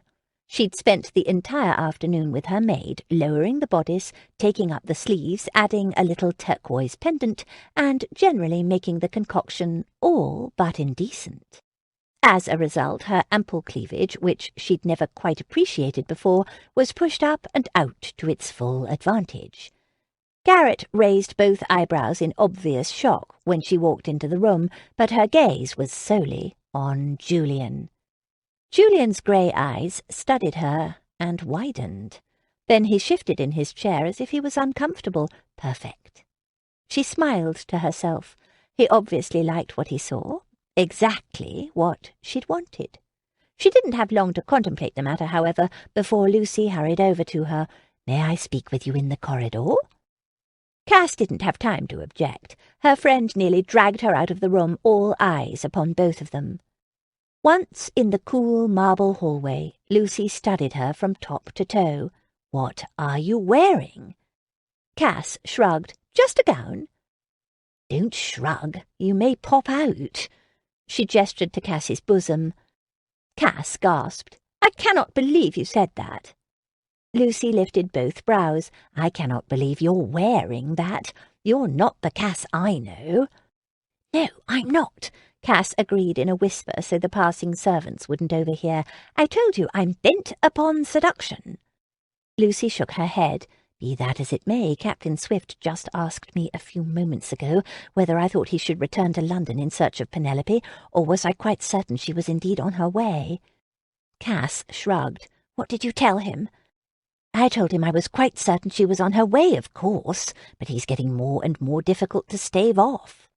Cass laughed. "Oh, now you're worried. Really? Aren't you the one who has said all along not to worry?" Lucy narrowed her eyes on her friend. "You're not worried?" Another shrug. "Not really. Not any longer. Did you seat me next to Julian as I asked?"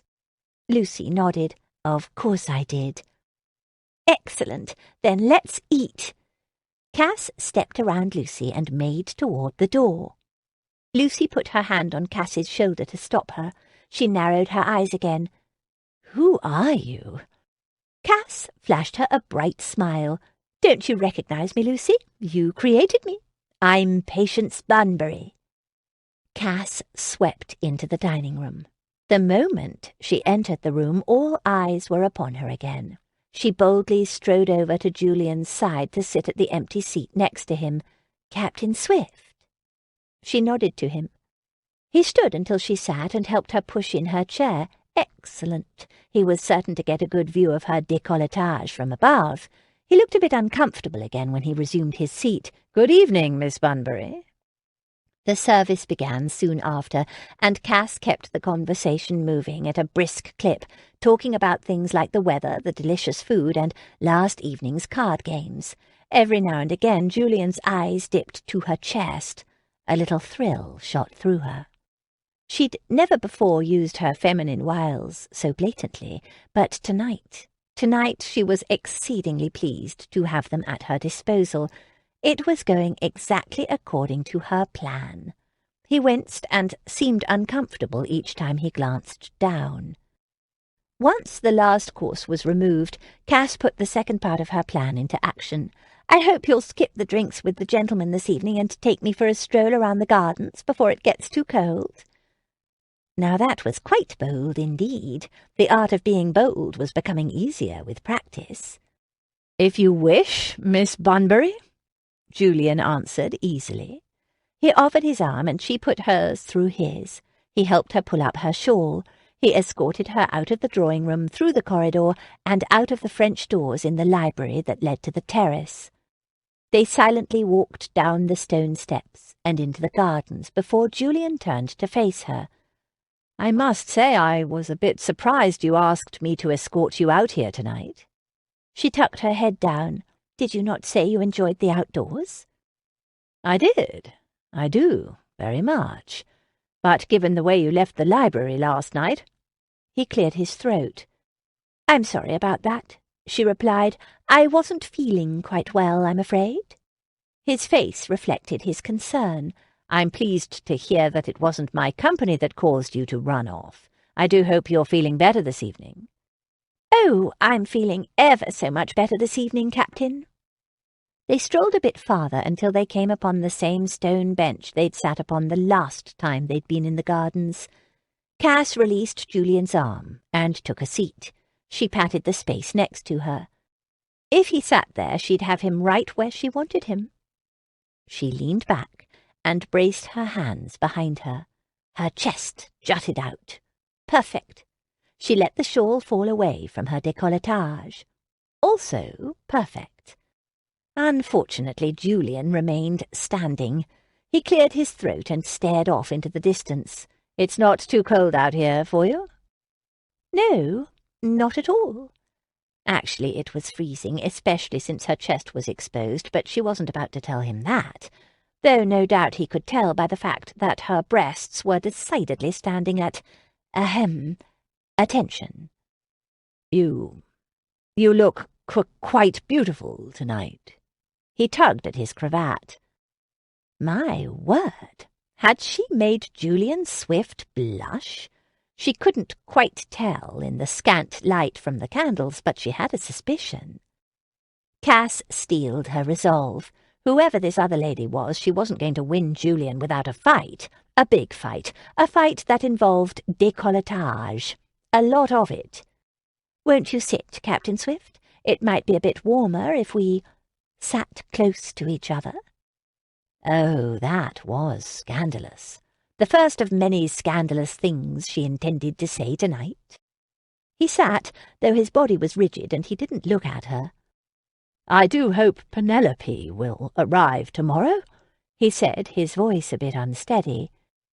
"Let's not talk about Penelope."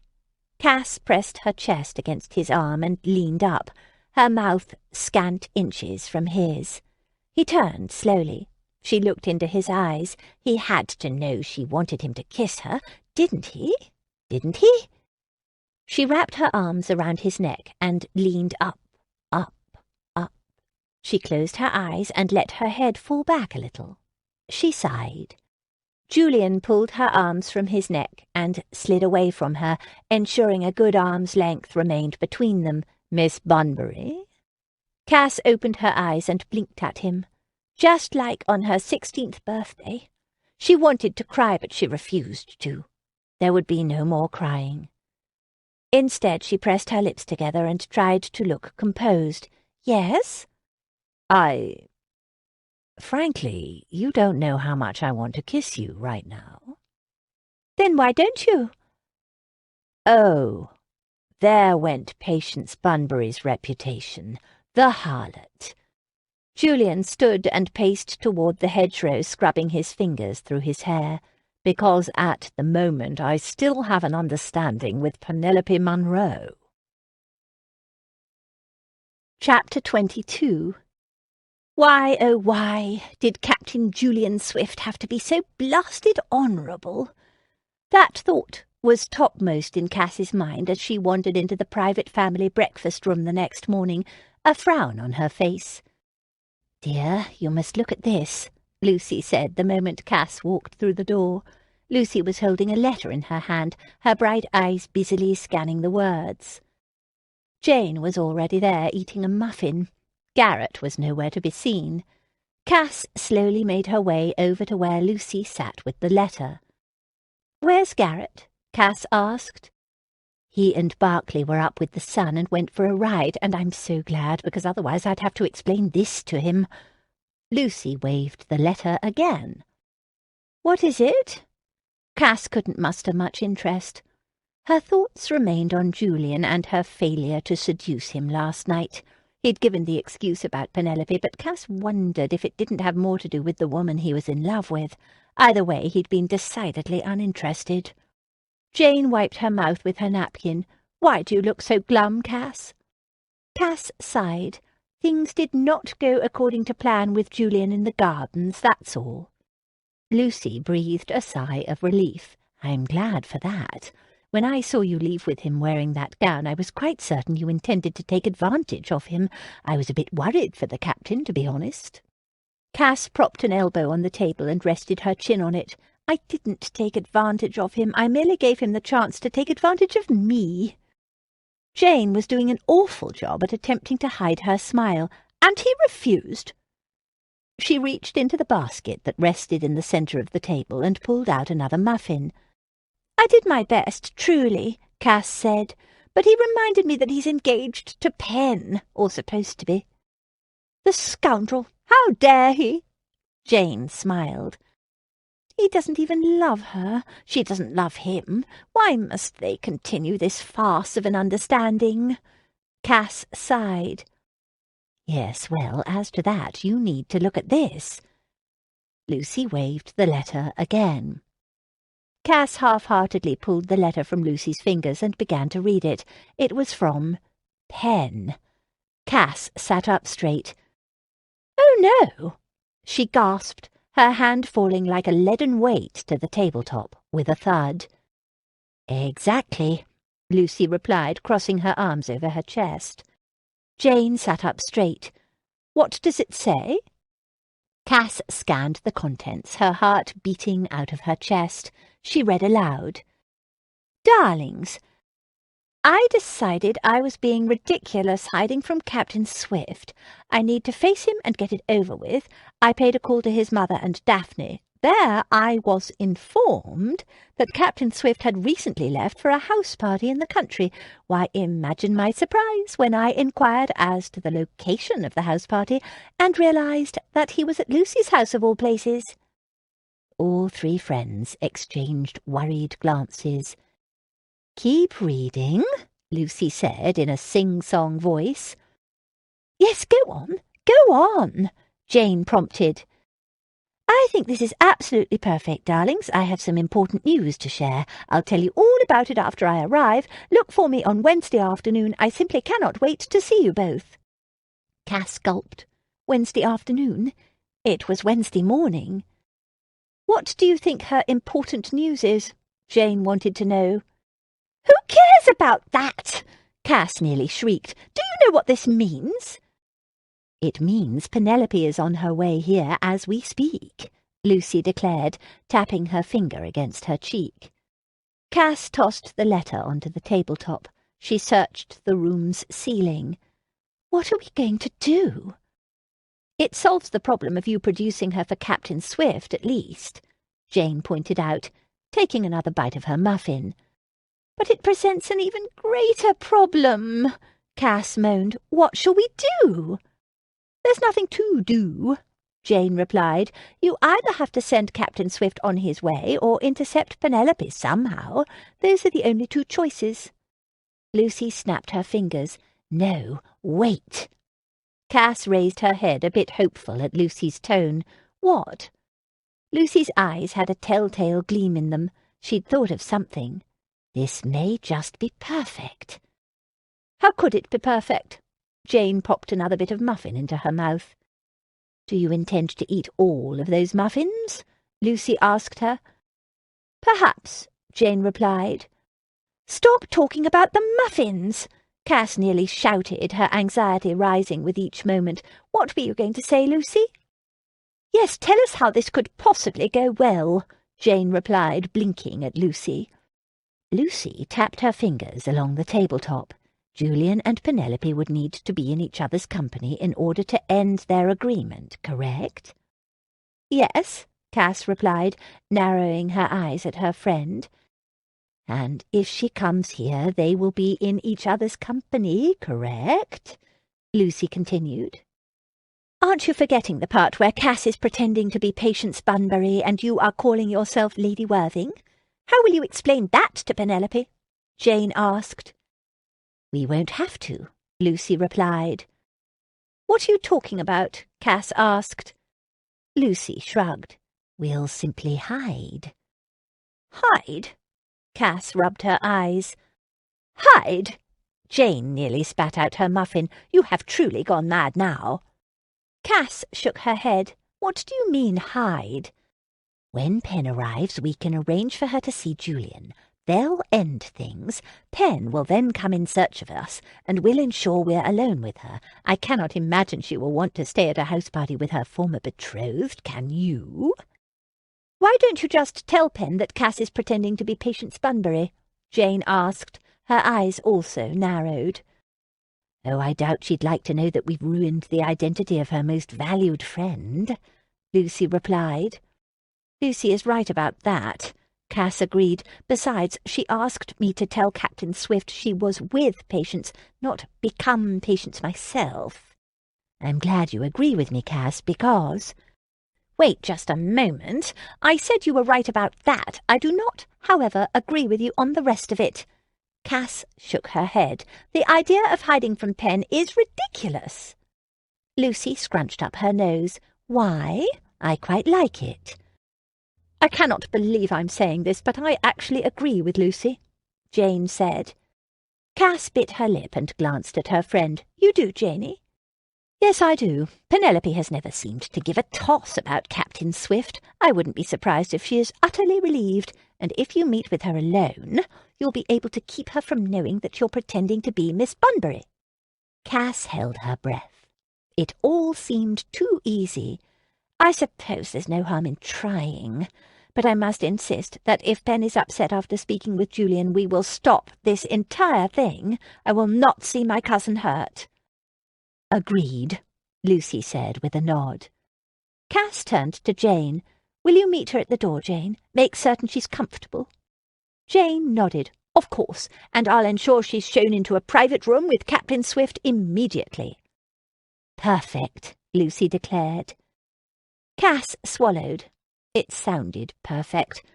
But the old Cass, the unbold Cass, was already worrying about it all. Oh, what would happen if it all went terribly, horribly wrong? Chapter 23.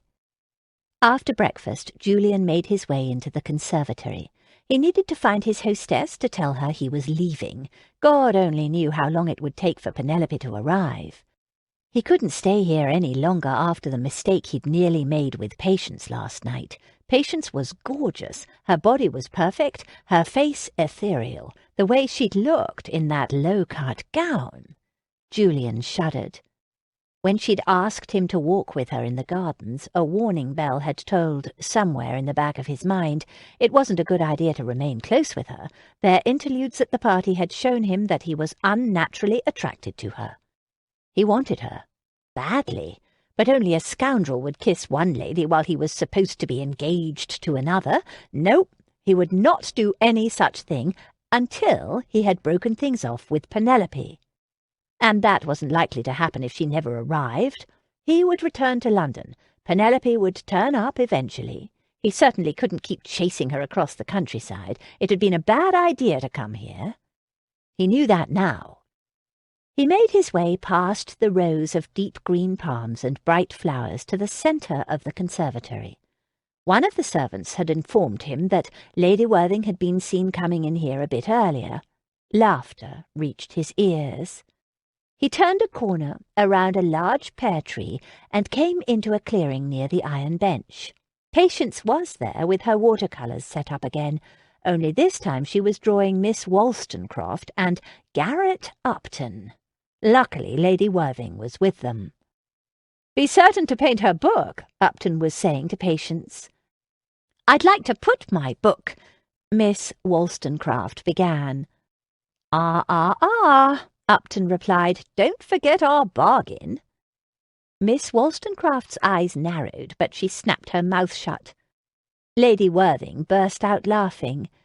"Now this is positively delicious." "What are you reading this time, Jane?" Upton asked. "How can you stand all those books that end happily?"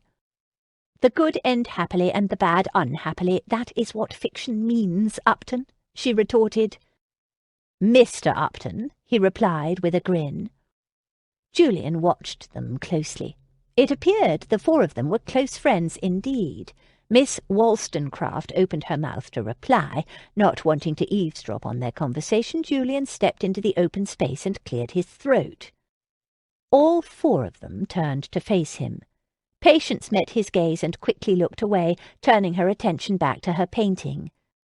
"Ah, Captain Swift, good to see you. We have some wonderful news for you," Lady Worthing called, motioning for him to come closer. Julian made his way over to the little group. "What's that?" "Why, your intended will be arriving this afternoon. I received a letter from Penelope this morning saying as much," Lady Worthing replied. Julian closed his eyes, relief flooding him. Lady Worthing was correct. He couldn't have asked for better news. "I am glad to hear it," he replied. He glanced at Patience. Her pretty blue eyes clouded, but still she didn't look at him. Damn, he'd hoped it wouldn't be awkward between them, but it was. Of course it was. She'd wanted him to kiss her last night, and he'd refused her, and blasted if she didn't look beautiful today. In a pretty yellow gown, with tiny flowers embroidered upon it, she looked like one of the blooms in the conservatory, as if she belonged here. "May I?" he asked, motioning toward the painting she was working on. Patience nodded. Upton stood and made some excuse about needing to see to his horse, something about the animal's hoof. Lady Worthing and Miss Wollstonecraft quickly made their excuses as well, and within a few moments Julian found himself completely alone with Patience in the conservatory. He wondered at the others' simultaneous, abrupt departures. Had Miss Bunbury told them what had happened between them last night? Surely not. At least he hoped not. He drew in a breath and made his way behind her to look at the painting just as he had the other day. The work was clearly not finished, but Patience had done a remarkable job of it so far. Miss Wollstonecraft's pretty face was outlined in blue. Her spectacles and book were both there. Patience had managed to capture a certain look on the woman's face, partly mischievous, partly intelligent. Upton was there too, sitting next to her. She'd rendered him nearly lifelike, even down to the slight curl of his hair that Julian had not noticed before. "It's striking," he said quietly. "Thank you." "You all seem to be quite friendly. Even Upton." She hesitated. I'm quite close with Lucy and Jane." He nodded. "I'm close with Derek Hunt, the Duke of Clarendon. Do you know him?" Patience closed her eyes briefly. Who hasn't heard of the famous Duke of Decisive? She murmured. Julian laughed softly at that. "Yes, he is that. He's gone to the continent at the moment. He's looking for my brother and our good friend Captain Cavendish." Why was he telling her all of this? Miss Bunbury probably didn't care, but anything to keep the conversation from the awkwardness of last evening. "The rest of my friends seem to have died in the war, I'm afraid." She searched his face, looking as if she wanted to say more. But instead she pressed her lips together and set about putting her brushes away and gathering up her canvas. "I hope the Duke finds your brother. Are you close to him?" she asked. "Your brother, I mean."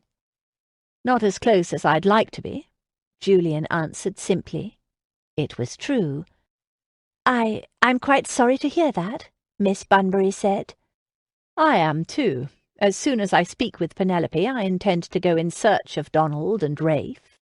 Miss Bunbury went pale. She pressed her hand to her throat. "You're going back to the continent?"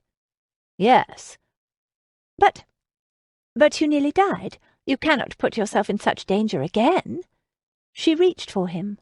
Her hand grasped his sleeve. Her fingers were shaking. Julian moved his hand to cover hers. "Your fingers are cold." "I know." She didn't break their eye contact. Julian squeezed her fingers with his, willing heat to return to her hand. He studied her face. Her reaction had been so genuine, so intense. If he didn't know any better, he'd think she had tears in her eyes. Miss Bunbury was quite sensitive, it seemed. Sensitive and caring. Could it be that she'd developed such a tendre for him in only a few short days? "I cannot allow my brother and friend to remain missing. The only reason I didn't go with Hunt to begin with was because my orders would not allow it, and I felt I owed it to Penelope to speak with her first. But I must go look for my brother as soon as possible." Miss Bunbury glanced away. "So you'll be leaving as soon as you speak with Penelope?" "Yes." She turned back and met his eyes. Her bottom lip trembled. "I wish you well, Captain. Penelope will be here soon." Chapter 24. Cass, Lucy and Jane spent the next 2 hours in the upstairs drawing-room, nervously waiting for Penelope to arrive.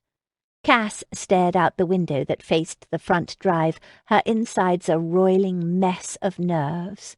She still wasn't certain at all that this Penelope business was a good idea or a valid plan. However, Jane's endorsement of it had given her a bit of hope. Still, it worried her.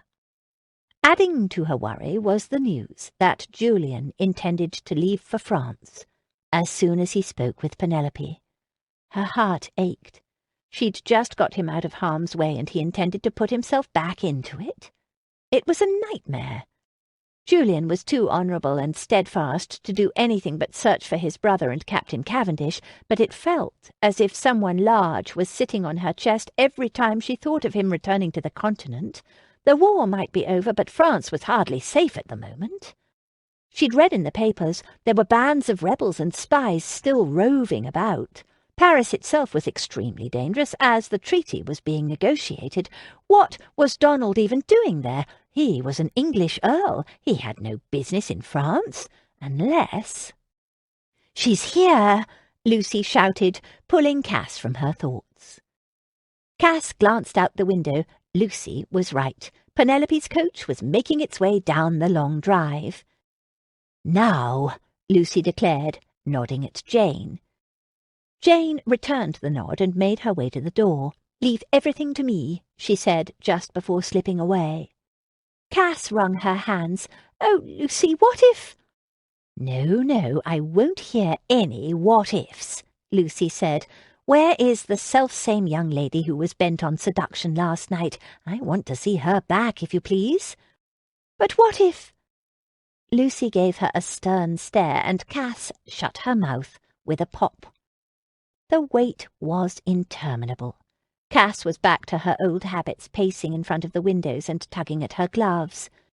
Lucy, seemingly impervious to the tension of the situation, sat down and began going over yet another list, this one from the gardener, something about the flowers that were to be planted in the gardens in the spring.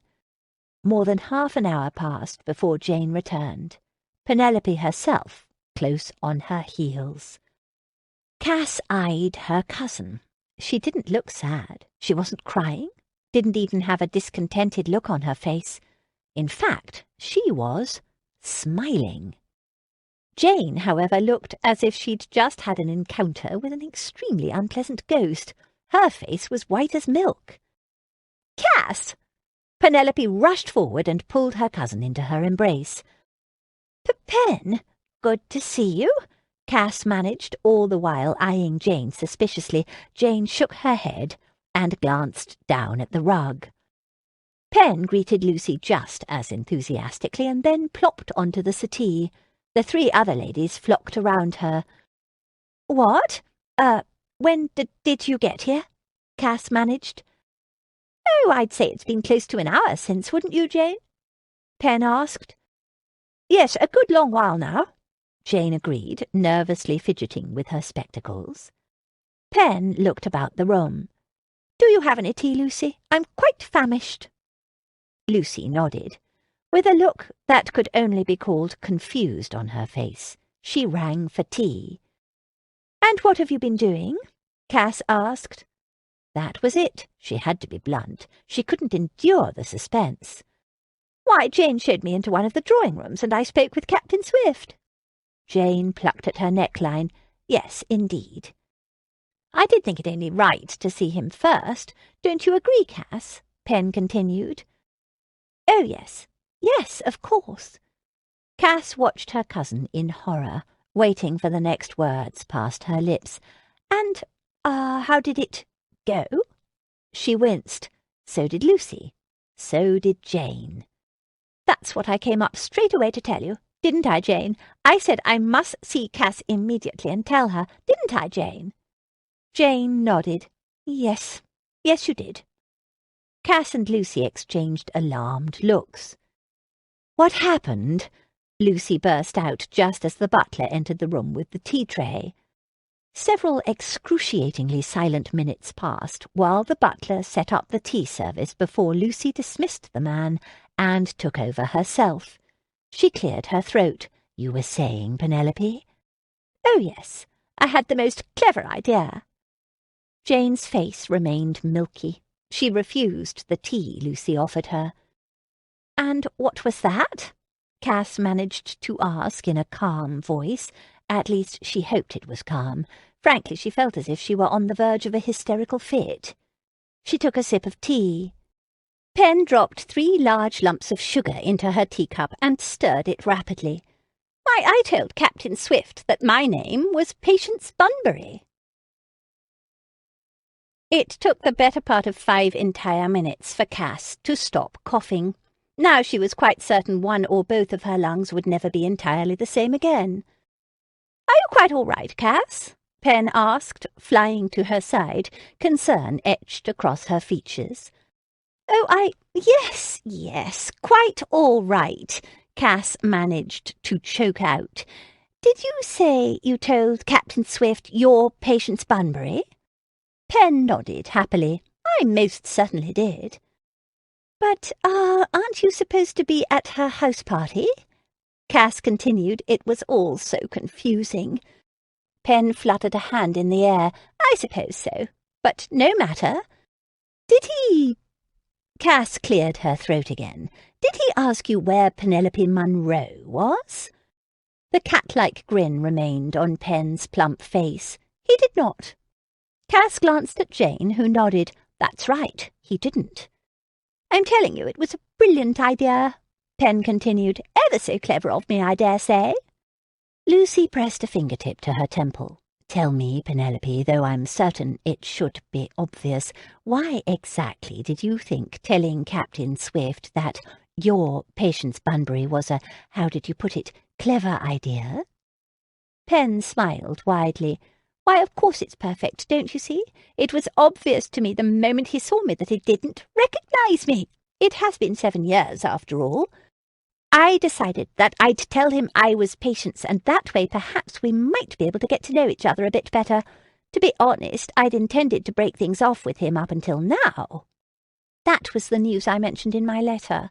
But seeing him again made me feel a bit sorry for the chap. I mean, he doesn't like hunting or fishing or any of the things Father likes. I think he's quite cerebral and dull, to be honest. Jane clapped her hand over her mouth and then raised her eyes toward the ceiling. Pen kept talking, but I had to admit when I saw him again that he is exceedingly handsome, and he did almost die. I would hate to toss him over without giving him a chance. I realized pretending to be Patience was perfect once I saw him. Pretending to be Patience for the remainder of this house party will give me the chance to get to know him and ask him some questions, without all the pressure of supposedly being engaged. Cass and Lucy exchanged glances. Then they lifted their eyes to Jane. What did Captain Swift say when Penelope introduced herself as Patience Bunbury? Jane tugged on the fabric near her throat again. He said he'd very much like to see Lady Worthing as soon as she has a free moment. Penelope took a large gulp of tea and looked around expectantly at all of them. Who is Lady Worthing? Chapter 25. I must go with you, Lucy. Cass paced in front of the windows in Lucy's bedchamber. Somehow the 3 friends had managed to finish their tea with Penelope and send her off to her rooms. They'd given her some thin excuse about Lady Worthing being another guest at the party. Then they'd quickly retreated to Lucy's bedchamber to plan their next move. I'm not certain that's a good idea, Cass, Jane warned. Did Julian seem angry? Cass asked, biting her lower lip. Angry? No, it was a bit more like confused. I doubt he's confused. Lucy tapped her finger against her cheek. "No, Lucy, stop it," Cass said. "Stop what?" "Stop thinking whatever you're thinking. You're coming up with an even more ludicrous scheme than the last one, and I won't have it. It's time to tell the truth. I'll go with you to see Julian. I'll be honest with him. It's time." Lucy shook her head. "But if you tell him the truth, he'll know you're Cass." Cass pressed a fingertip to her temple. "Yes, I know. That's the point." "Are you going to tell him that Penelope is really Penelope too?" Lucy asked. Cass straightened her shoulders and firmed her resolve. "I'm going to tell him everything. He deserves the truth. This has all gone on long enough." In the end, Lucy relented, perhaps only because she couldn't think of anything more outlandish to do to extricate them from their present predicament. Perhaps because Jane had chimed in and agreed with Cass that it was time to tell the truth. Perhaps it had been a mix of both, but at any rate, Lucy sighed and said, "Very well, let's get this over with." They made their way downstairs to the blue drawing-room and sent Jane in search of Julian to tell him that Lady Worthing was waiting there to speak with him. As they waited, Cass and Lucy both sat staring out the window. "What if we—" Lucy offered. "No," Cass shook her head. "But I could," Lucy said. "Absolutely not," Cass replied. Lucy opened her mouth to try again, no doubt, but the door cracked open, and Julian strolled inside. Cass took a deep breath. Lucy stood to greet him, a shaky smile on her lips. "Captain Swift." "I want to know one thing," Julian said, eyeing them both with a look that was a mixture of confusion and suspicion. Cassie's heart dropped. Here it was. Julian might well hate her in just a few short moments. Lucy swallowed audibly. "Yes, Captain Swift?" She bowed her head. Julian nodded toward Cass. He crossed his arms over his chest and tapped his booted foot on the rug. "Why is Penelope Monroe claiming to be you?" Cass had to sit. That was all there was to it. Never, in her wildest imaginings of how this conversation would go, did she think it would happen this way. She blindly searched for the arm of the chair behind her and dropped into place, the breath whooshing from her body as she landed. Lucy recovered much more quickly. "Whatever do you mean, Captain Swift?" Julian's brows were arched. "I mean, I met with Penelope not an hour ago in this very room, and she told me her name was Patience Bunbury." Lucy blinked at him, her mind obviously whirring with ideas. She placed a hand to her throat. "She did?" "Yes, she did." Julian tapped his boot again. Lucy cleared her throat and inclined her head. "And did you ask her why she did that?" Julian stopped the tapping. "No, in fact, I was so shocked I pretended I didn't know who she was. But why would she say such a thing?" Lucy's voice was high and thin. "I'm not sure, Captain Swift. Are you quite certain the lady in question was, in fact, Penelope?" "I'm quite certain she was not Patience, as I've already met Patience." He motioned toward Cass again, and she looked very much like my memory of Penelope Monroe. A bit older, to be sure, but she hasn't changed much. Cass fought her nod. No, Pen hadn't changed much. But Cass was stricken dumb. She couldn't talk, could only listen as Lucy rapidly answered Julian's questions and asked him her own. How had this happened? It was madness. Lucy straightened her shoulders and lifted her chin. "I have yet to see Miss Monroe today, Captain Swift." Cass winced at the new lie, "but I assure you I intend to go in search of her immediately and get to the bottom of this." Lucy swept up her skirts and headed for the door, obviously in a rush to leave before she had to come up with an even more elaborate story. "Miss Bunbury, will you please keep Captain Swift company while I find Miss Monroe?"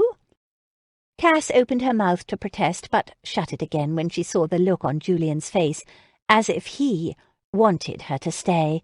"Of course," she murmured lamely.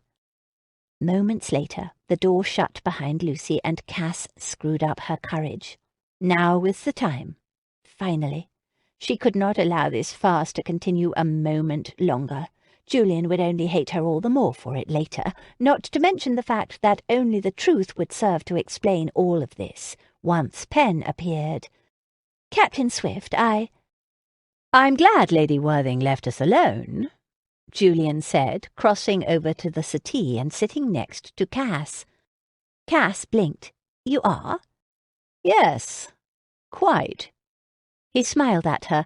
"I'm not certain what Penelope is up to, but her lying to me like that has just served to reinforce my decision to end things with her. She's not the same girl I knew in my youth." Cass nearly whimpered. She glanced away. "I suppose she'll have a good explanation?" "What possible explanation could she have for impersonating another woman? It makes no sense. It's positively mad." That was it. The tiny bit of courage Cass had screwed up drained from her soul in that instant. She couldn't tell him. Not now. Oh, she was a horrible coward. "You didn't?" Her voice wavered. "You didn't have a chance to break things off with her?" His laugh was scornful. "How could I when she was telling me she was someone else entirely? It was laughable." He narrowed his eyes. He turned to face Cass. "You don't suppose she discovered my intentions? That she lied to me to keep me from saying what I meant to?" Cass went hot and cold. Oh, God. He was questioning whether she'd kept his secret. "She didn't hear it from me, Captain." She hung her head. There at least was one truth in the midst of all the lies. He paced across the rug, his arms folded behind his back. No, of course she didn't, and even if she suspected, it is still mad to pretend you're someone else in order to keep from hearing bad news. Cass could only nod. The lump of guilt and regret in her throat was choking her. She couldn't utter a word. "As soon as Penelope returns, I intend to confront her. She took me by surprise before. I didn't know what to say. I thought perhaps Lady Worthing might know why she was acting so strangely." Another nod from Cass. "That is probably best."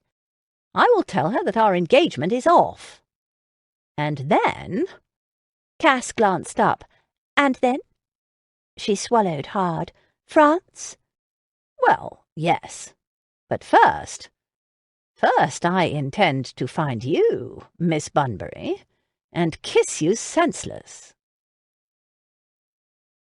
Chapter 26.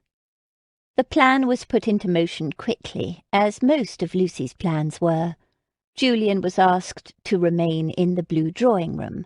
Pen was informed that her intended had recognized her after all and would like to speak with her again. She was a bit disappointed, but she readily agreed to meet with him once more. She took off to the blue drawing-room, escorted by one of the housemaids. As soon as Pen was on her way, Lucy motioned to Cass and Jane. "This way?" "Why?" Cass replied, her brow furrowed. "Where are we going?" "We must go to the gold drawing-room. It's next to the blue one. We'll be able to hear their conversation if we pin our ears to the wall." "Oh, Lucy, that is horrid. We cannot do that," Cass said, frowning at her friend. "What?" Lucy shrugged. "It's not as if I enjoy eavesdropping. I am forced to. We must know what they say to each other so we can keep our own stories straight. Besides, you told me yourself that you didn't tell him your Cass yet. If you're so worried about all of this, why didn't you tell the truth when I left the room?" "Because I'm detestable," Cass moaned. "I'm detestable, and so is eavesdropping." "I don't disagree with you about the eavesdropping bit," Jane said, "but Lucy's right again. We have to know if they discuss Patience and if Captain Swift tells Penelope he's already met her." "We are abominable," Cass replied. "We are all going straight to hell for everything we've done this week." This time Jane shrugged. "I am already destined for that warm place. I'll see you both there. We'll drink brandy and curse, and have a marvellous time." Lucy laughed. Cass shook her head.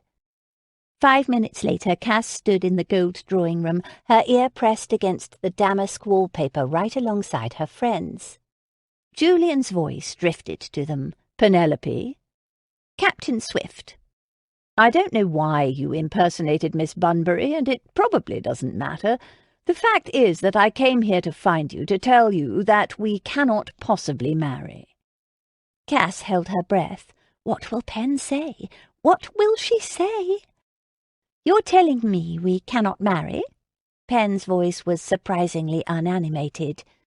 "Yes, I'm sorry." Julian's voice was a bit less harsh. "Truly." A tiny bit of laughter floated through the wall. "Oh, Captain Swift, you are funny. I actually had come here to tell you we cannot marry." Cass, Lucy, and Jane all turned wide eyes to one another. Cass clapped her hand over her mouth, then quickly pressed her ear tighter to the wall to hear the rest. "You did?" was Julian's reply. Pen sighed. "Yes." "Why?" Julian asked. "I was hiding from you, to be honest," Pen replied. "I finally decided I had to find you and tell you the truth." Julian's voice moved farther away. He must be walking or pacing. "That's why you weren't in London when I arrived?" "I was there, just hiding," Pen admitted. This time they both laughed. "May I assume, then, that you are not angry with me, and won't be asking your father to call me out?" There was a smile in Julian's voice. Another sigh from Pen. "I cannot say my parents won't be disappointed, but I've every confidence I can convince father not to kill you. You've survived the war, Captain Swift. 1 bullet to the chest is quite enough. Don't you agree?" Pen's voice sounded equally light.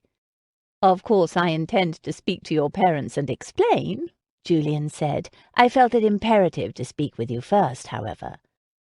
"Completely understandable and commendable of you," Pen replied. "Then may we part as friends?" Julian asked. "As far as I'm concerned, we were never anything but," Pen assured him. Lucy, Jane, and Cass all expelled their pent-up breath at the same time. Cass braced a hand against the wall. She wanted to melt into a puddle on the floor. How? Oh, how had this worked out so well? It was a miracle, to be sure. "They're leaving," Lucy reported, her ear still pressed tightly against the wall. "Yes, the door is definitely opening," Jane agreed, her ear back in place too. Cass leaped away from the wall. "I must go. How does my hair look?" She tried to pat her coiffure in place. "What? Why?"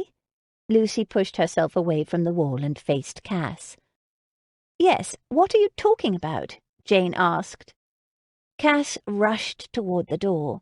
"Now that I know that Pen is quite all right, I must go. Julian said he was going to come looking for me. Well, Patience, that is, and—" Shyness overtook her for a moment. She stopped and bit her lip. "And?" Lucy prompted, her eyes wide. Cass smiled widely. "And kiss me senseless."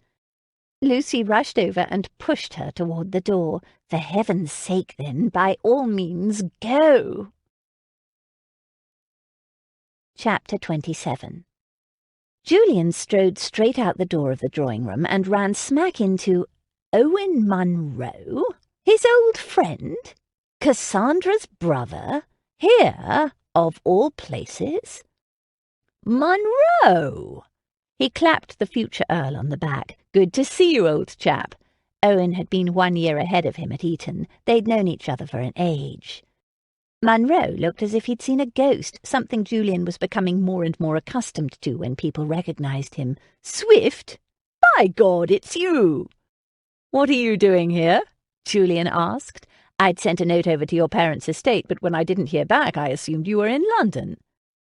"I was. I only just came out a couple of days ago. I'm looking for our hostess, but apparently she's otherwise occupied at the moment," Owen replied. They turned the corner and walked together into the study. "Yes, well, I'm certain Lady Worthing is around here somewhere. She'll turn up. Come have a drink. Let's catch up." Julian led the way toward the study where the men of the party had been known to lounge around and drink during the afternoon. Monroe's brow furrowed. "Lady Worthing?"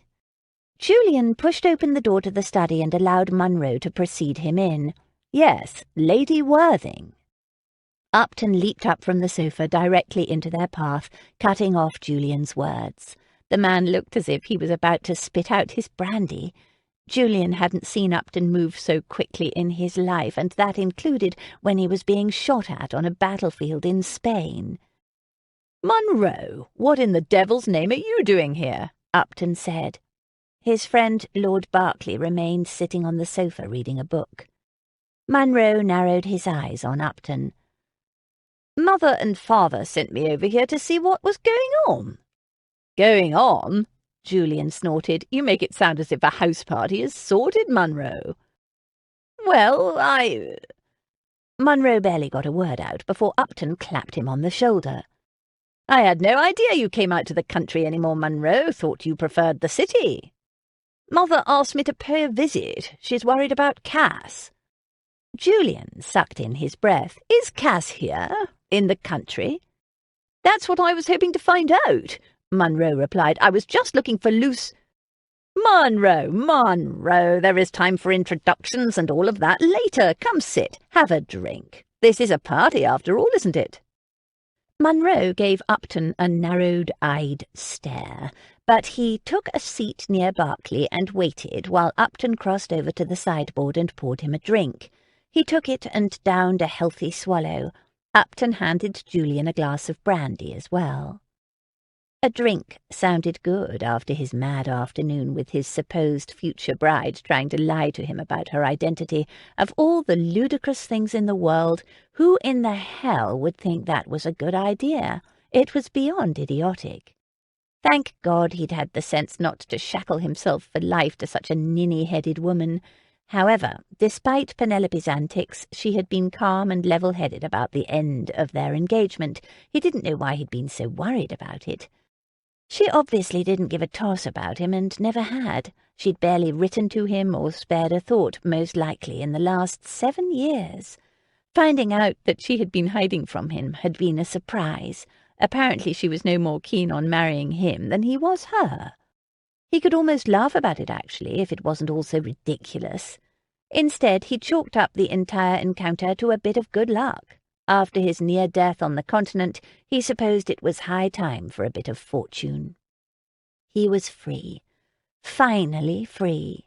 Free to do what he chose. And what he chose at the moment was to have a stiff drink or 2 or 3 with Upton and Monroe, and then to find Patience Bunbury later tonight and finish what they'd started.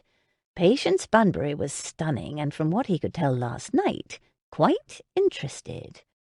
It didn't matter that Monroe was here and might know where Cassandra was. No, he refused to ask another question about her. Cassandra was in love with another man.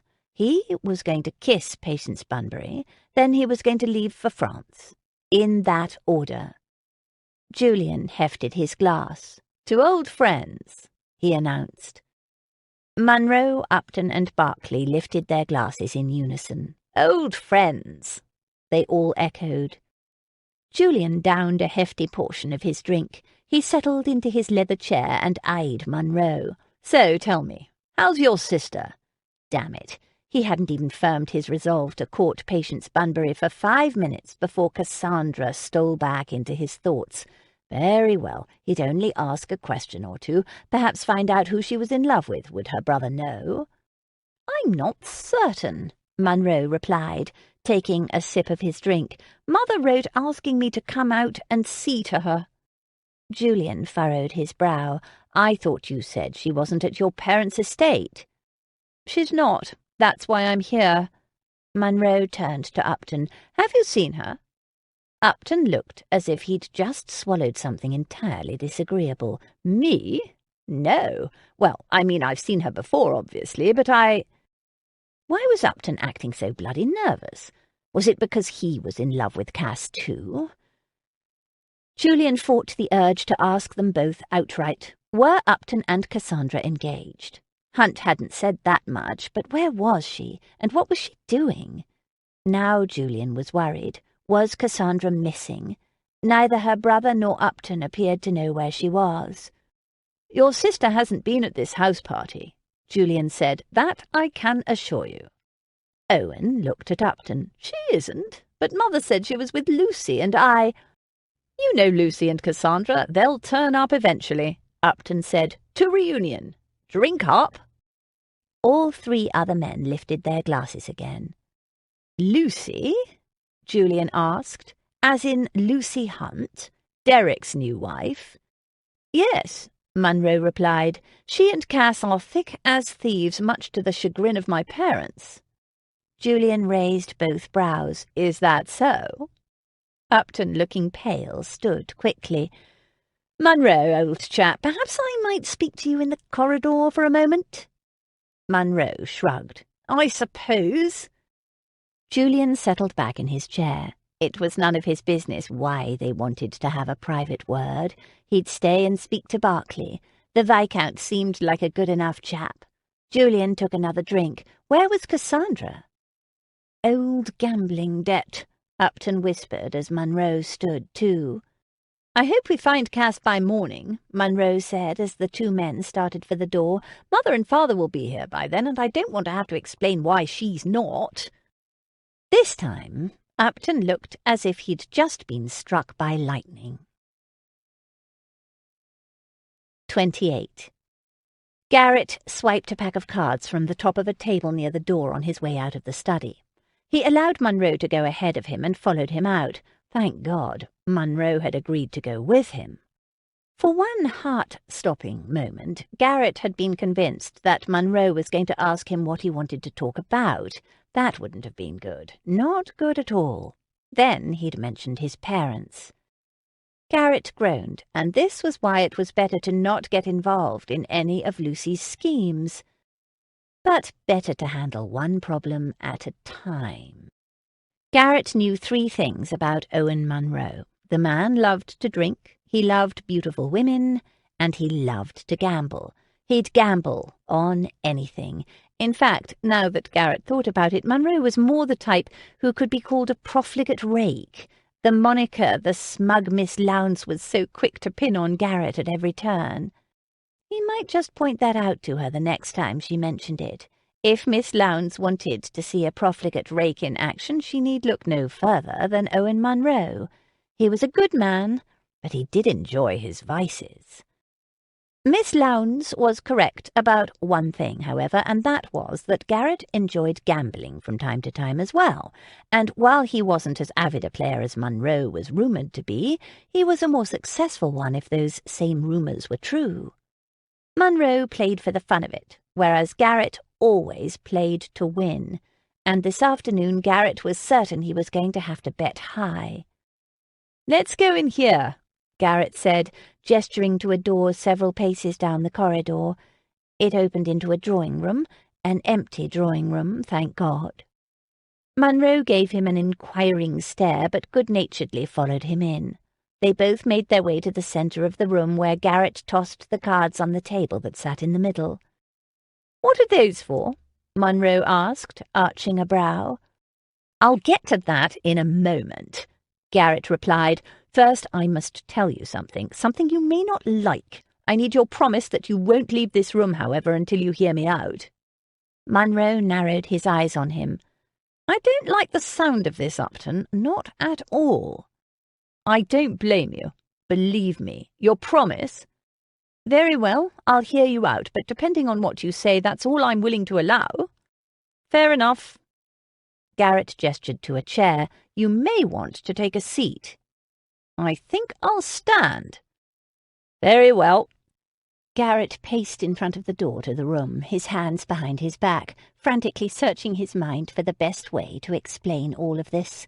If Monroe knew his cousin better, he might explain it all in one word: Lucy. But Monroe didn't know Lucy very well, and that was the problem. This entire escapade would take more than a bit of explanation. Deciding expediency was the best policy, he began with, "Cassandra is here." Monroe's eyes widened, and he turned to face him. "What? Where?"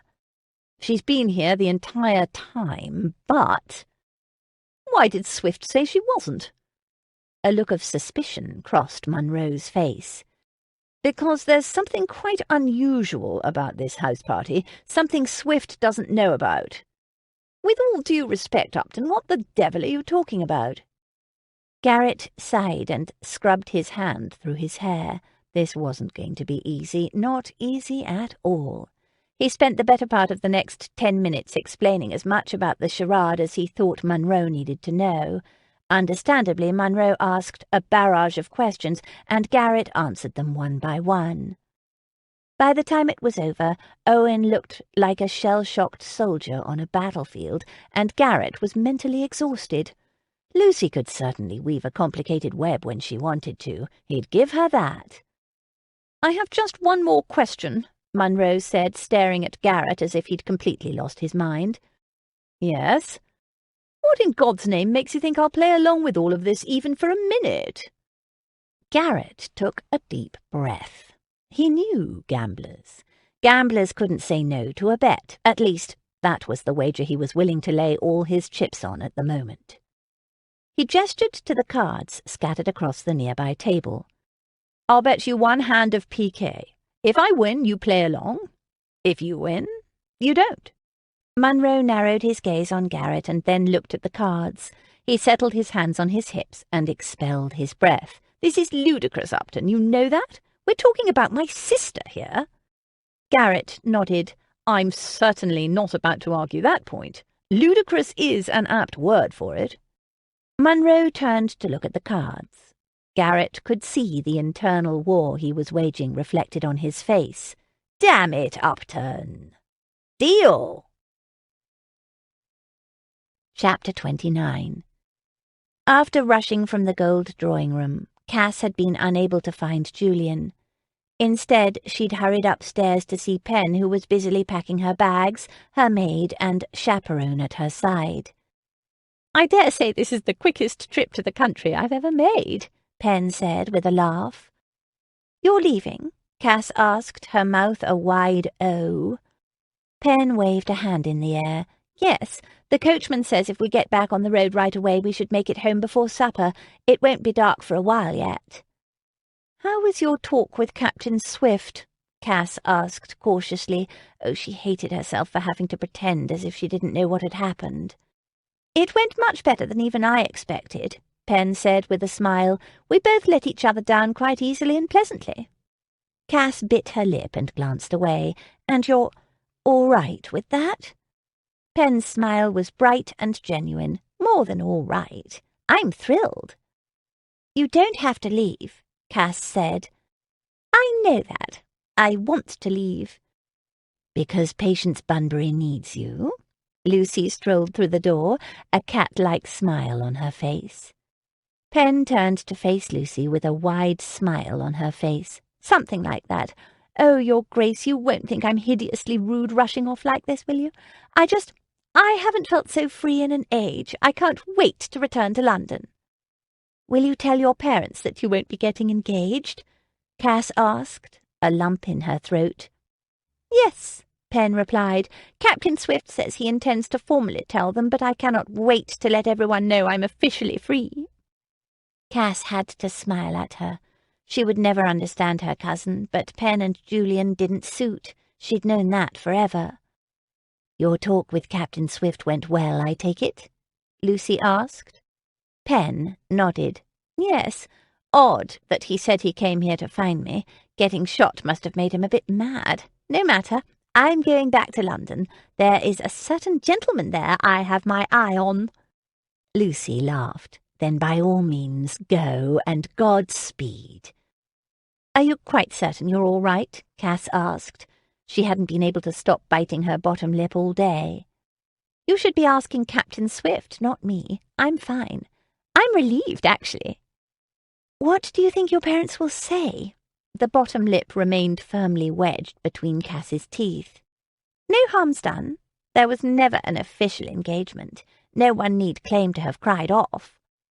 "But people knew you and Captain Swift was set to marry once he returned," Cass said. Penelope shrugged. "I'll simply say I changed my mind. The heart is fickle, darling, don't you know?" Cass swallowed. No, she didn't know. She didn't know at all. Her heart had never been fickle.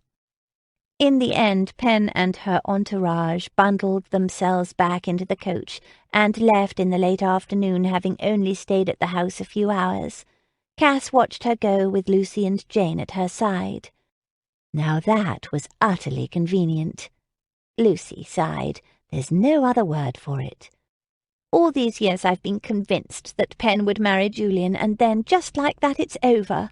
Cass shook her head. I almost cannot believe it. Believe it, because now you must explain to Captain Swift what happened. You cannot remain Patience Bunbury forever, Lucy said. No, I cannot, Cass agreed. But she could remain Patience Bunbury for one more night, and that's exactly what she intended to do. Tomorrow morning, first thing, she would tell Julian the truth, no matter the consequences. But tonight, she wanted to kiss him.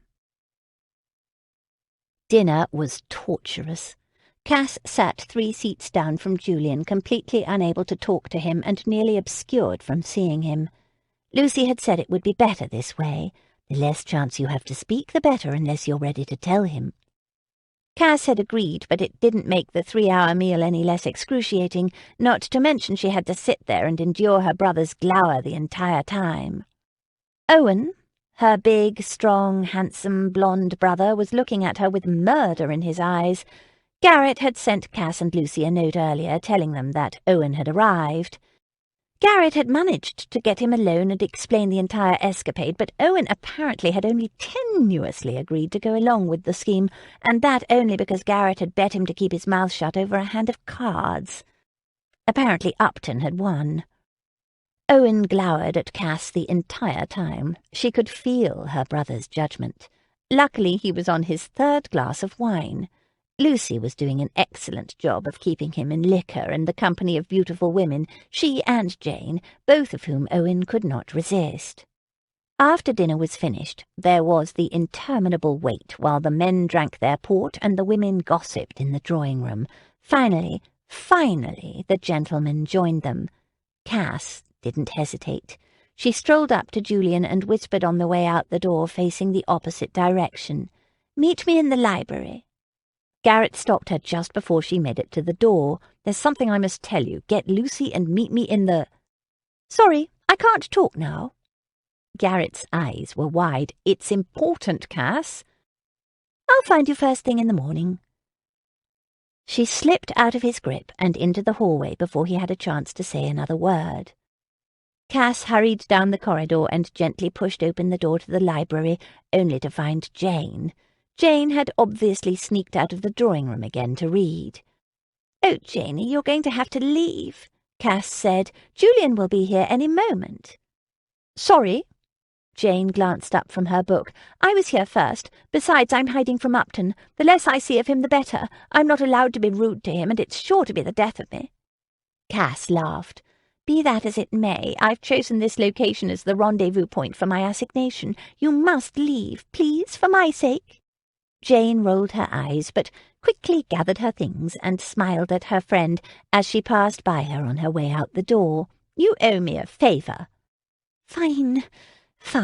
Just walk faster, please, but not too fast." Garrett was in the corridor. "Be careful, Cass." Jane's words had an ominous ring.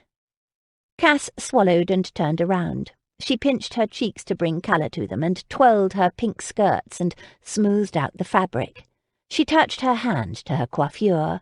Oh, where was a looking-glass when one needed it?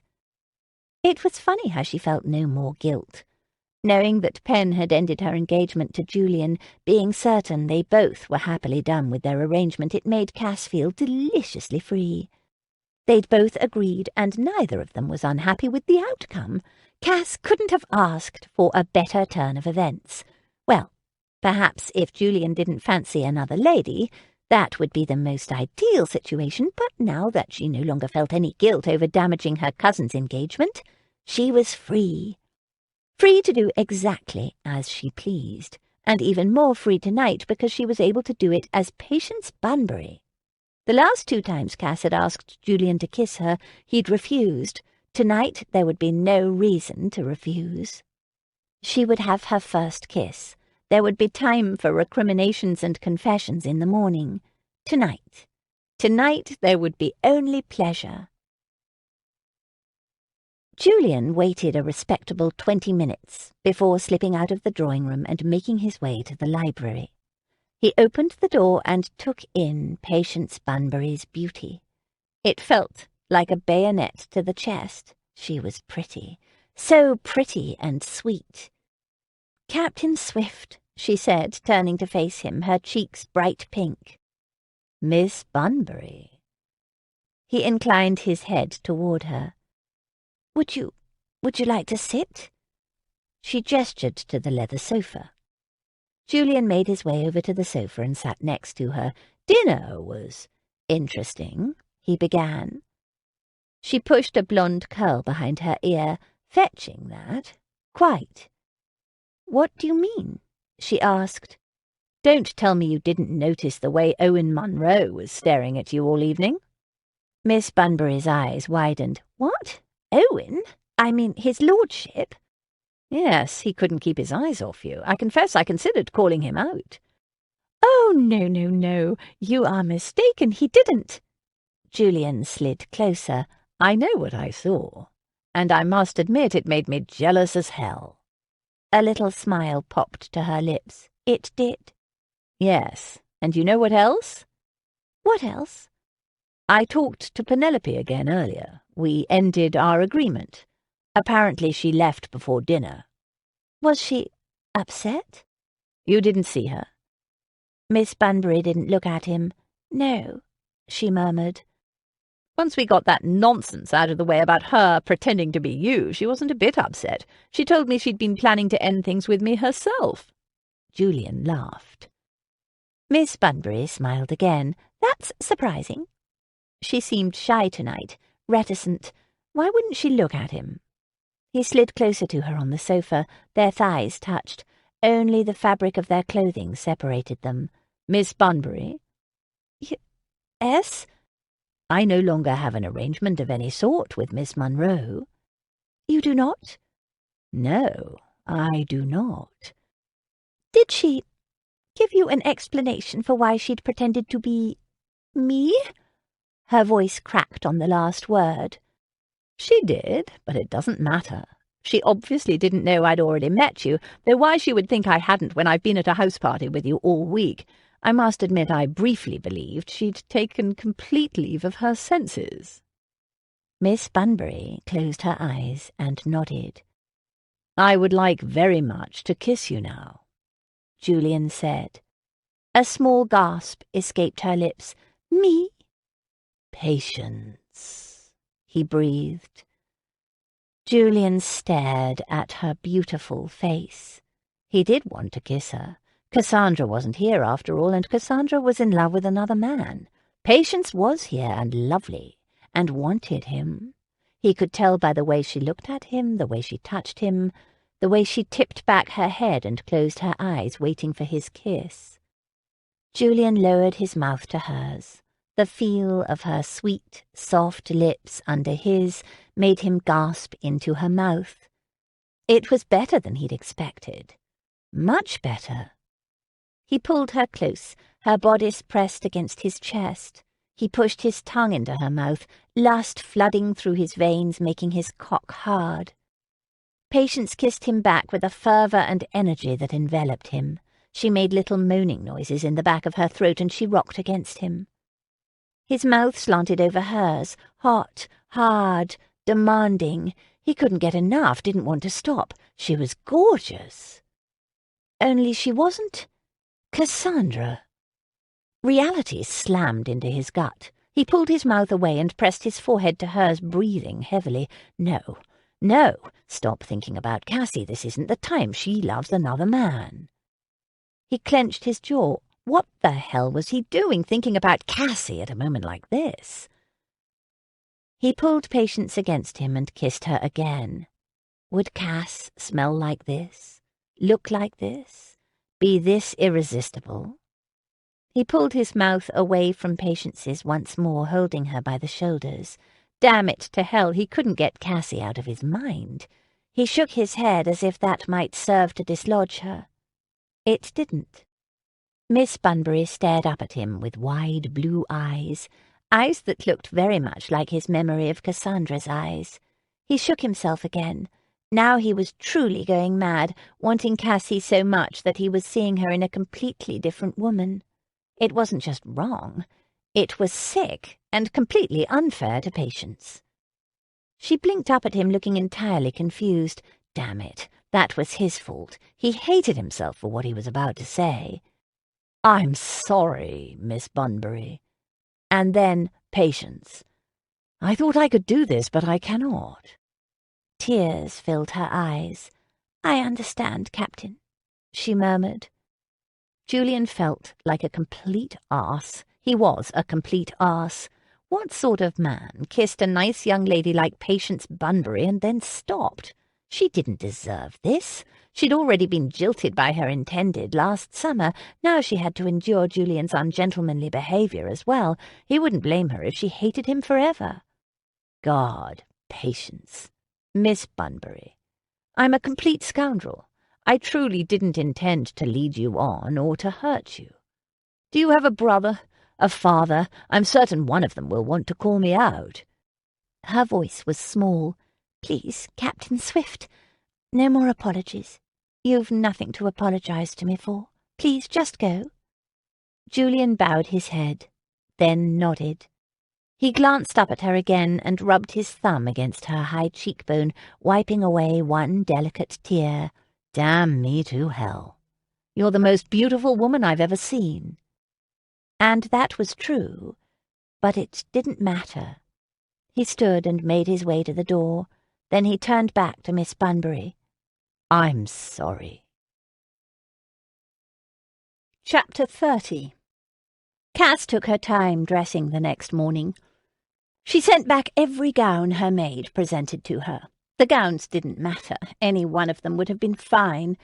The truth was that she didn't want to face Julian, and each thing she accomplished to get ready to go downstairs and see him would bring her that much closer to her moment of reckoning. A moment she dreaded. It was time, finally time to face the truth and take the consequences. She knew that. It was over.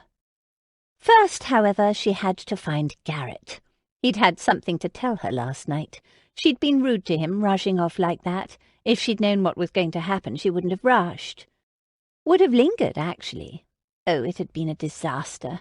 She'd tried to find Garrett after the debacle in the library, but he was nowhere to be found, and neither was Lucy. Instead, she'd gone up to bed and thought about how detestable she was, how much Julian was going to despise her once she told him the truth.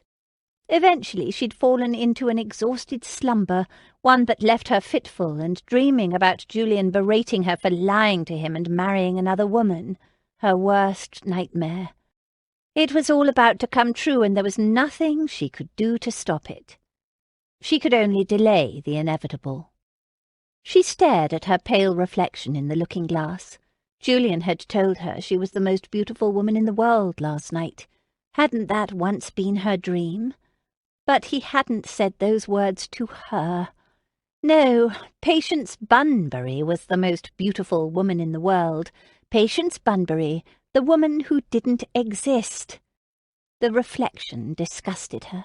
How could such a simple, pretty face mask such ugliness and lies? She scrubbed her hands savagely across her face as if she could wipe away her looks, replace them with the mask of ugliness she knew she deserved after what she'd done. Julian was honourable and noble right up to the end. He'd been the one to stop, not her. Oh, no, she might have gone on kissing him all night, the lying little hoyden that she was. She'd cried last night in front of him. That was poorly done also. But she hadn't been crying for the reason he sought. He probably believed she was sad because Patience had developed a tendre for him. But the truth was she'd been crying because she knew he couldn't kiss Patience because he still loved someone else, someone who was not Patience and not Cass, someone whose eyes she wanted to scratch out.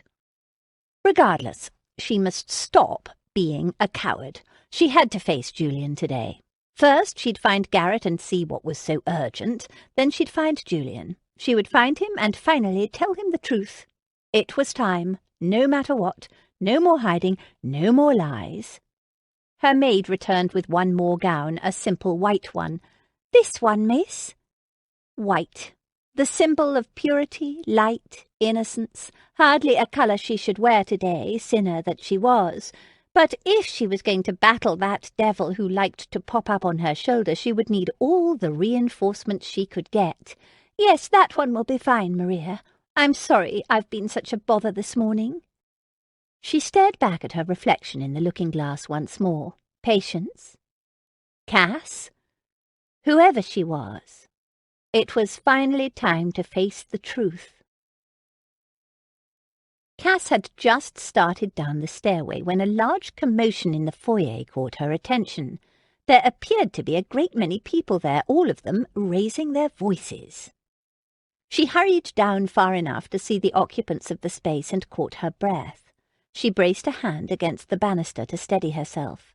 There, in the foyer, with Lucy, Jane, Garrett, and a half-dozen servants, stood her parents. Owen wasn't there, and neither was Julian, thank God, but she leaned down to get a closer look. Penelope was with them. Cass's heart thumped. Danger. That's what this was. Danger, danger, danger. Every nerve in her body screamed at her to flee. Instead, she remained rooted to the spot, her shaking hand frozen to the banister. "I demand to see my daughter," her mother, Lady Morland, said. "Yes, where is Cassandra? Bring her here this instant," her father added. Lucy kept glancing around nervously. If you'd all just come into the drawing-room, I'll be happy to fetch Cass, and we can all discuss this like civilized adults, and— "Cassandra? Cassandra is here?" Cass closed her eyes slowly and swallowed. She couldn't see the person who'd just said those words, but she knew him just the same. Julian. Julian strode forward then. Apparently he'd happened upon the scene in the foyer just as she had.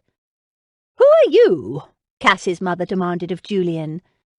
"Why, Auntie, don't you remember him? That is Captain Swift," Penelope offered. Cass's mother's eyes went wide. "Captain Swift?" "Captain Swift," her father echoed. "At your service," Julian said, bowing to them. "I haven't seen either of you in quite a long time. I don't blame you for not remembering me, Lord Morland, Lady Morland." Cass's mother continued to eye him up and down before turning back to Lucy. "I want Cass here this instant," she demanded. Jane and Garrett were obviously attempting to assist Lucy in herding the little group into the nearby drawing-room. Unfortunately, they were having as much luck as Lucy was. "I told you, Lady Morland, I'll be quite happy to go get Cass just as soon as you." Cass's mother narrowed her eyes on Lucy and pointed her finger at her.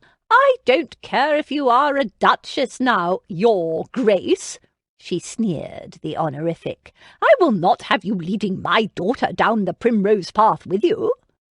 All this time I'd been under the impression that the two of you were at a house party together until my niece here came to my home yesterday after her carriage broke down nearby and informed me that you were both here, only a few miles away."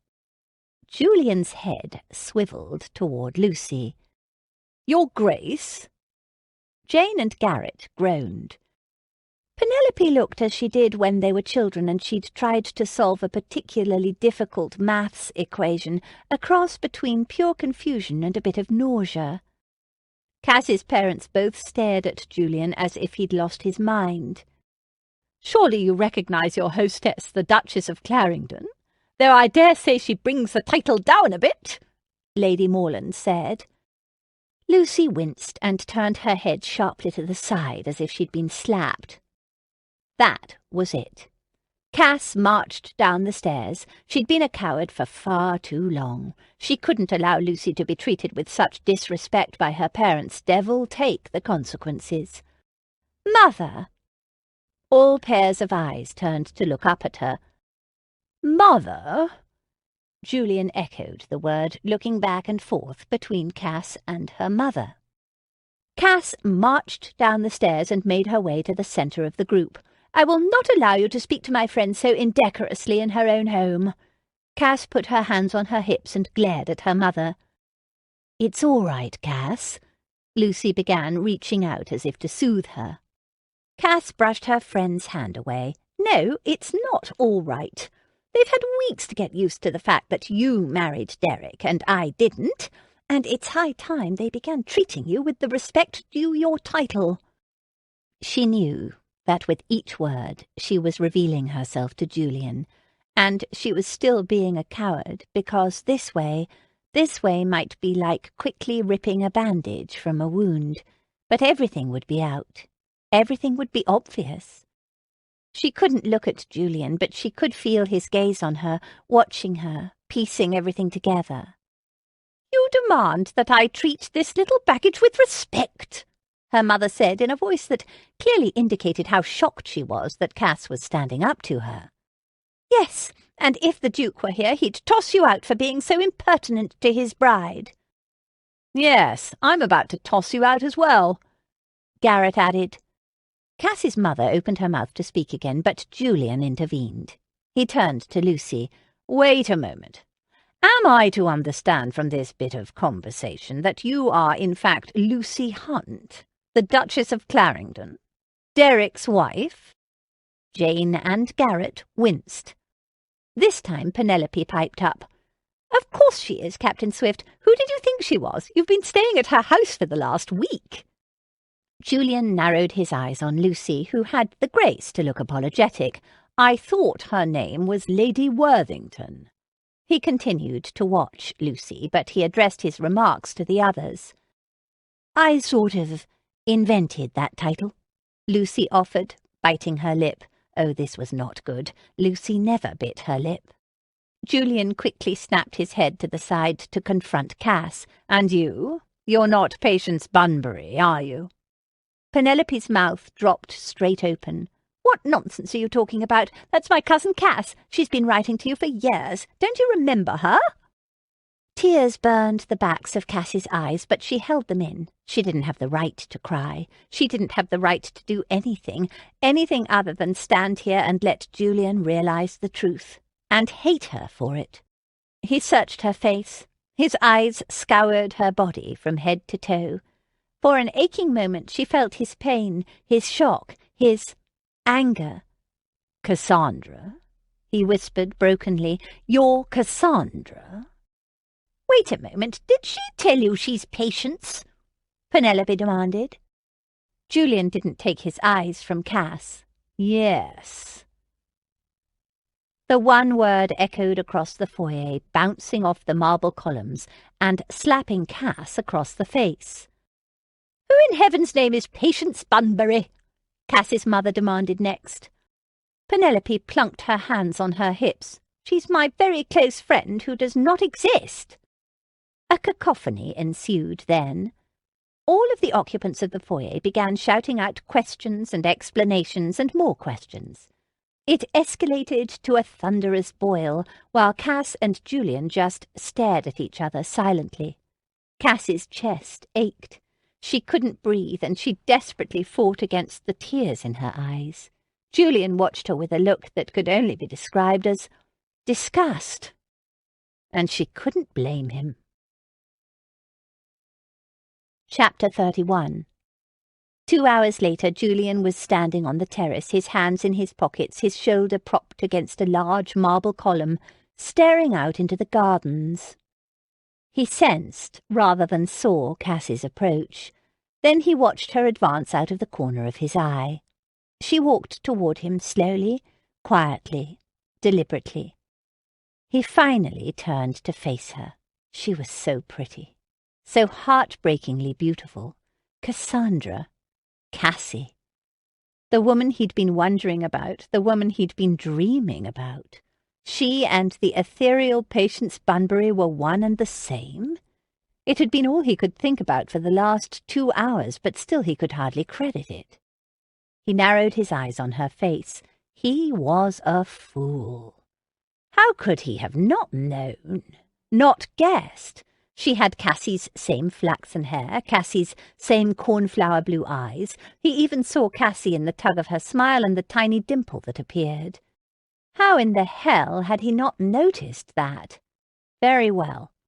It was true that Cassandra looked little like she had 7 years ago, but still she was there inside this swan-like beauty. She was there.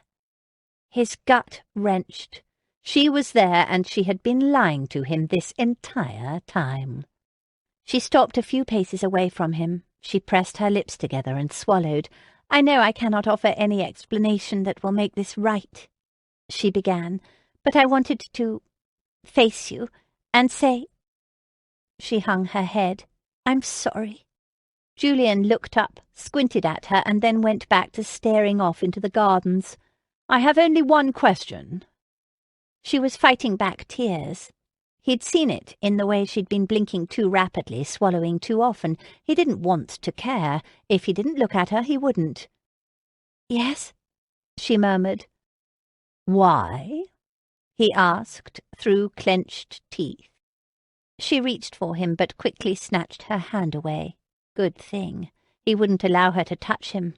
Instead, she wrapped her arms around her middle and spoke quietly.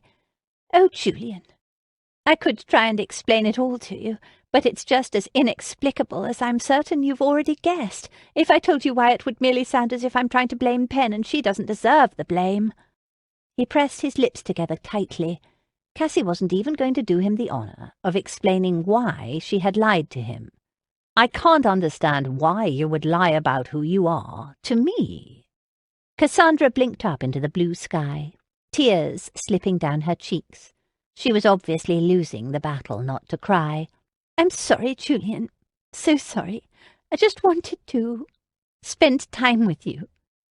"And you couldn't do that as Cassandra?" he said, an incredulous look on his face. She swallowed again.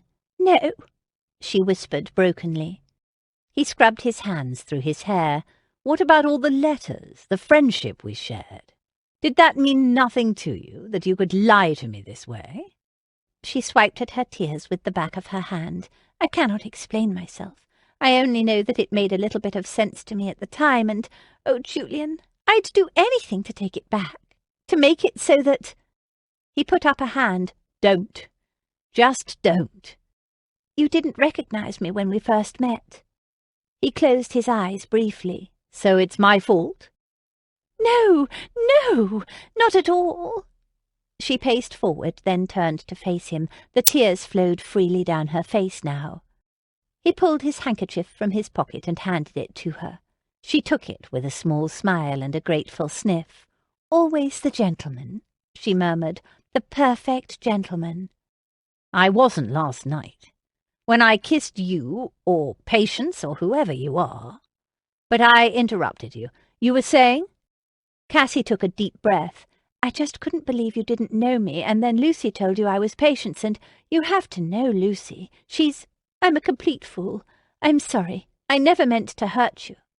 "You let me kiss you thinking you were another woman. That's completely—" "Wrong?"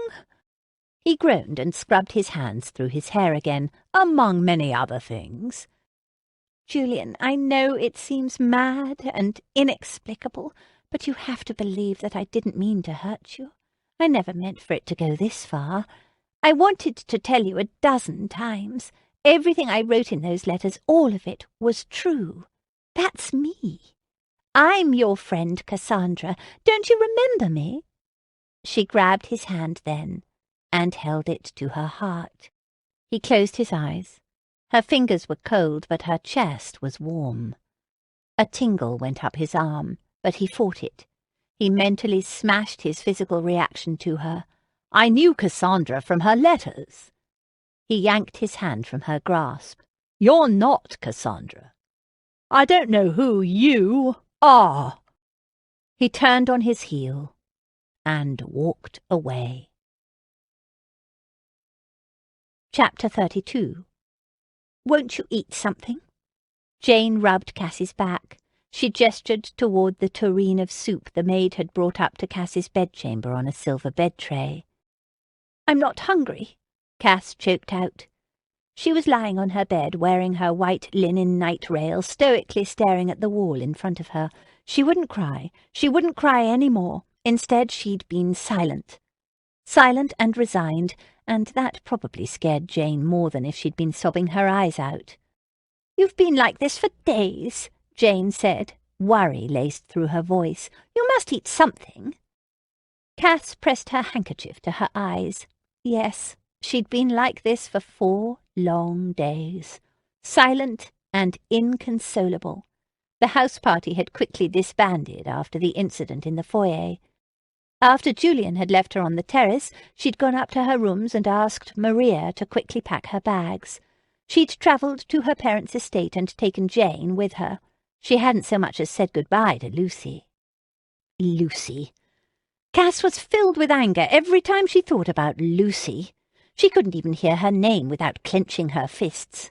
According to Jane, Lucy had been writing letters every day hoping to be allowed to come over and speak to her, but Cass steadfastly refused.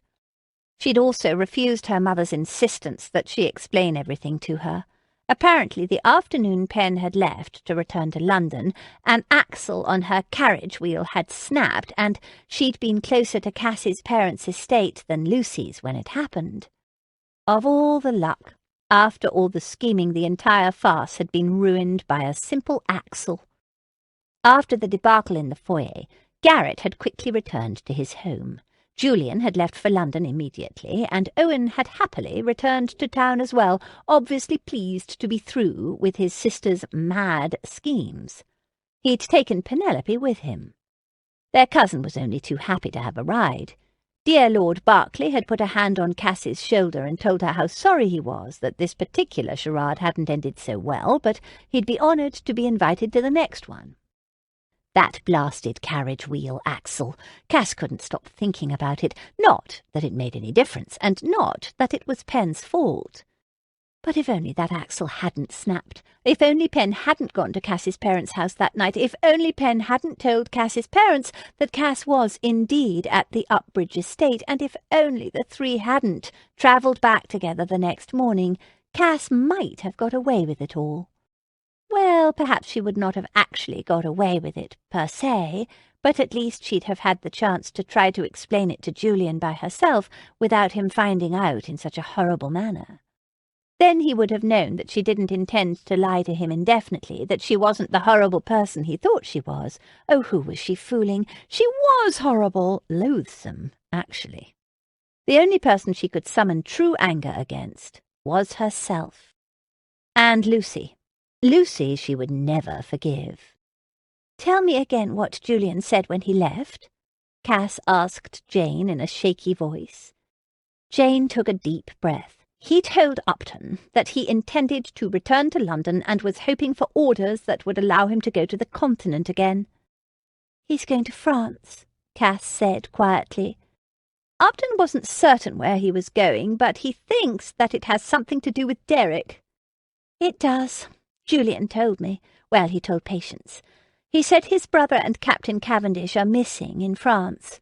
Derek's looking for them now." "I do hope they are all careful," Jane replied. "What else did Garrett say?" Cass asked. Jane winced. "He said he tried to warn you on the last night of the party that your parents were coming. He said you wouldn't listen. Is that true?" Cass nodded. "Yes." More blasted tears burned the backs of her eyes. She resolutely shook them away. She couldn't cry over this. It was all her own doing. "Did Garrett say anything else?"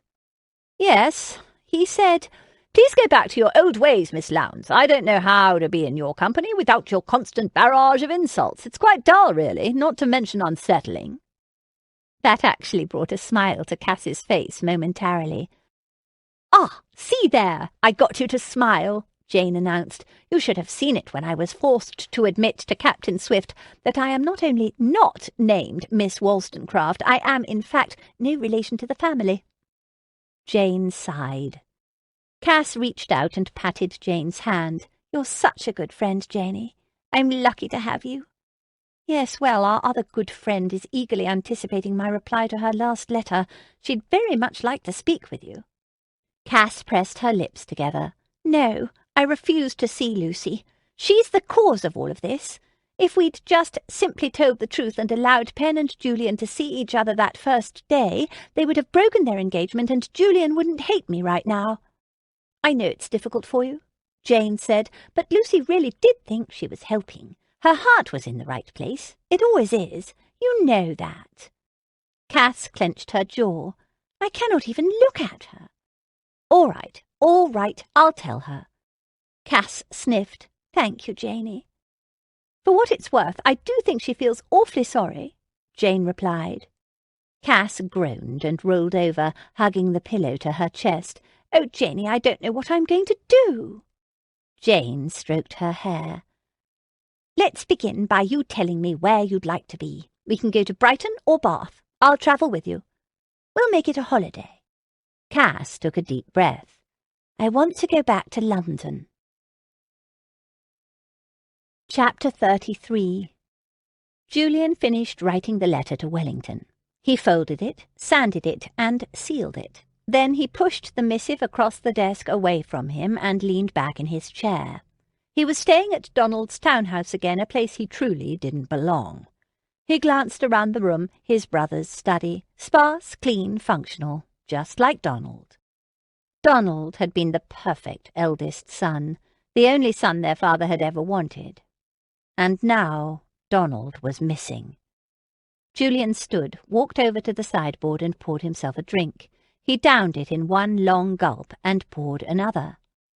Warmth began to spread through his limbs, but no amount of alcohol would ever erase the memory of the screams of pain on the battlefield, some of which had been his own.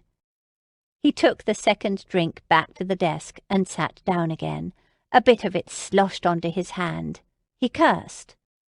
When he'd returned to London from the house party, his first order of business had been finding Penelope's parents and telling them that he did not intend to marry their daughter. Mr. Monroe had been quite reasonable, actually. Apparently Penelope had already explained the entire situation to them. They didn't want their daughter to be unhappy any more than they wanted Julian to be unhappy. Penelope's parents both wished him well and told him how thankful they were that he'd returned from the war. They inquired after his mother's health as well as Daphne's. The entire experience had not been unpleasant. At least something had gone right after that disaster in Surrey. Julian's next order of business should have been finding Cassie, but of course his plans there had drastically changed. He couldn't even think about her, not after what she'd done. All he cared about now was finding Donald and Rafe. He grabbed an open letter from the desktop. He'd received it from Derek today. Julian's eyes scanned the page for the 10th time. It said the Hunt brothers had followed the trail they'd found when they originally arrived and had a good 2 more days to travel before they arrived at the location where Donald and Rafe had last been seen. If Donald and Rafe were, in fact, the 2 Englishmen their informants had seen, it was all a gamble, but it was the only hope they had. Julian took another drink. If Donald and Rafe were there, Derek would find them. There could be no one better to look for them, not even himself, though he hated to admit it. He'd written that letter to Wellington asking to join them, not because he didn't trust his friends to do the job, but because he bloody well couldn't sit here in a London townhouse and do nothing while his brother and his friend were missing and his other friends were on their trail. And the truth was he intended to go after them with or without Wellington's approval. He'd prefer the former, but as soon as he got his answer he'd be off one way or the other, unless Derek had already returned with the news. Yes, Julian wanted to go find them. But if he were being truly honest with himself, and the brandy made him honest, damn it, he'd admit that he didn't want to stay in London because he'd be tempted to go see Cassie. The farther he got from her, the safer he would be. When she'd apologized to him on the terrace, he'd been tempted, so damn tempted, to demand that she'd tell him who the hell she was in love with. She'd been remorseful the last time he saw her, with tears in her eyes. But her excuses made no sense. Part of the reason he'd left was because he couldn't stand to look at her, her ethereal beauty, her perfection, and know that he could never have her, not the way he wanted her. Why had she allowed him to kiss her? Was she so evil that she thought it was a funny game? "I'm your friend Cassandra," she'd said. Some friend. A liar. The Cassandra he knew wasn't a liar. And for one moment, one awful, perfect, wonderful, hideous moment, when he'd been standing in that foyer with all those people listening to the words coming out of their mouths, he'd realized that the woman he'd lusted after so unmercifully and the woman he'd cared about for so long were in fact the same human being. It had been an exquisite torture, one that ripped his heart from his chest, as he'd realized that he could never have her. Patience might have wanted him, but according to Hunt, Cass wanted someone else. And even if she didn't, it didn't matter, because she was a liar, an actress, someone who couldn't be trusted. Damn it! Who was the man she was in love with? Julian shouldn't care, but he did. He took another drink. By God, he'd rip the blighter limb from bloody limb when he found out his identity. No, he wouldn't. But he wanted to. God, he wanted to. Was it Upton? Upton had played along, hadn't he? Had they been laughing at Julian behind his back during the house party? Had they all been? Upton and Jane Lowndes and Lucy?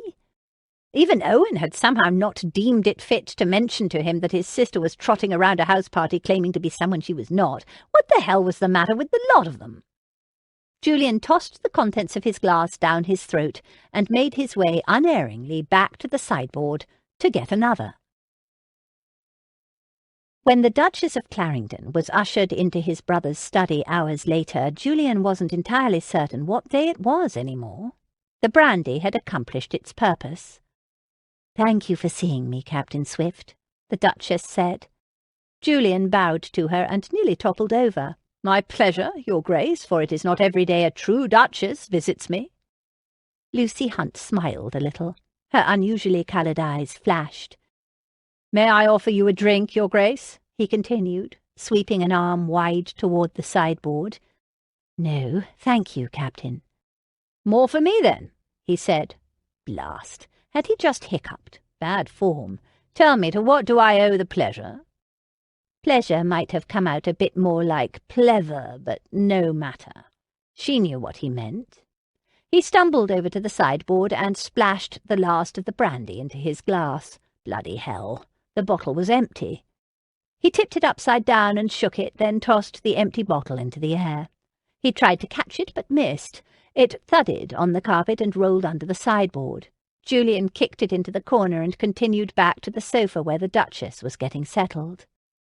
"I came to apologize," she said softly, "and to give you this." She pulled a letter from her reticule. "Apologize for what?" Julian tried to focus his gaze on the Duchess. At the moment there appeared to be two of her sitting there, weaving back and forth in a foggy haze like little Duchess twins. "It is I who must apologize to you, Your Grace, for I am deeply in my cups." A small smile twitched across her lips. "Not to worry, Captain. I completely understand. I should have warned you I was coming, but I came to apologize for my part in the duplicity played upon you at the house party. I was not certain you would see me." "I wouldn't turn away my closest friend's wife." "I see that I was worried needlessly." She glanced down at the letter in her hand. "But I've come to tell you something." He clenched his jaw. "If it's an excuse for Cassie, I'd rather not hear it." The Duchess leaned forward on the sofa and spoke rapidly and earnestly. "You must listen. The entire thing was all my idea, truly. Though Cass insists you won't believe me telling you that, it's true. I swear it." He pointed a shaky finger in the air. "With all due respect, Your Grace," pronounced Grace, "even if it is true, and it was entirely your idea, you were not my friend, a person whom I'd known for years and traded countless letters with. Your lying to me was far different from Cassandra lying to me." "I completely understand, Captain," the Duchess replied. "I do hope you'll believe it was all my idea, however. I am known for my schemes, as I'm certain my husband will tell you when next you meet. However, be that as it may, I can only hope you'll reconsider your feelings for Cass, and that you'll—" "That I'll what?" He took another drink and nearly missed his mouth. "That you'll read this," she finished, offering him the letter. He snatched the letter from her outstretched hand. "What is it?" "It's from Cass." Julian tossed the letter onto the couch where it slipped between the cushions. "Bah! I already spoke to her. I don't need any more of her excuses or her apologies." "No, it's something far, far different, Captain Swift. Cass wrote it months ago when she thought you were dying." He closed one eye, the two duchesses appearing more like one that way. "And she asked you to bring it to me now?" "No, quite the contrary. She'd have my head if she knew I'd brought it to you." "If she didn't ask you to bring it, how did you get it?" The Duchess took a deep breath. "She had it with her at the house party. She brings all her letters from you with her. It was in the same box. I sneaked into her room. I know I shouldn't have, but I truly think— Read the letter, Captain, please." He narrowed his eyes on her. "If you think Cassandra will be displeased that you brought it to me, then why have you?" "Because I think it will make a difference, and I think it's important, and—" She sighed. "The truth is that Cass already wants my head, so I'm not risking much in coming here." She smiled a smile that didn't quite reach her eyes. The Duchess stood and smoothed her skirts. "I'll leave you, Captain. I hope you'll read the letter." Julian stood, too, and watched the Duchess go in a blurry haze. "Read the letter," he mumbled. "No more excuses." Then he fell face first onto the sofa. Chapter 34. When Julian awoke the next morning, he was in his bed at Donald's house, and the devil was playing the drums in his skull. He sat up slowly and cautiously reached for the bell-pull. The butler arrived in a matter of moments. "I beg you, Pengree, bring me something for my head," Julian said. "Right away, my lord," Pengree replied, swivelling on his heel and leaving the room. Julian braced his hands against his temples and squeezed. God, why had he drunk so much brandy? He'd been an untried youth the last time he'd got so out of control with drink. Bad form. The barest hint of a memory formed in his brain. Last night, the study, the brandy, the Duchess. By God, Derrick's little dark-haired Duchess had stopped by to visit him, and blasted if he couldn't remember a word that she'd said. Surely there'd been some reason she'd come. He barely recalled trying to make out her face in the blurry haze of two bright-eyed young women who sat wavering on his sofa. Bloody hell, it hurt to try to remember. No doubt she'd come with more excuses and lies, or to try to tell him that Cassandra was not to blame. Rubbish, all of it. By God, He groaned. He'd moved his head far too quickly. He remembered a bit about what he'd done last night, mostly ruminated about Cassie and her penchant for lying, and hadn't she played her bloody role to perfection, even going so far as to pretend she didn't know he had a brother or a sister, asking if they were close. It was sickening. Cassie knew damn well that he and Donald had never been close.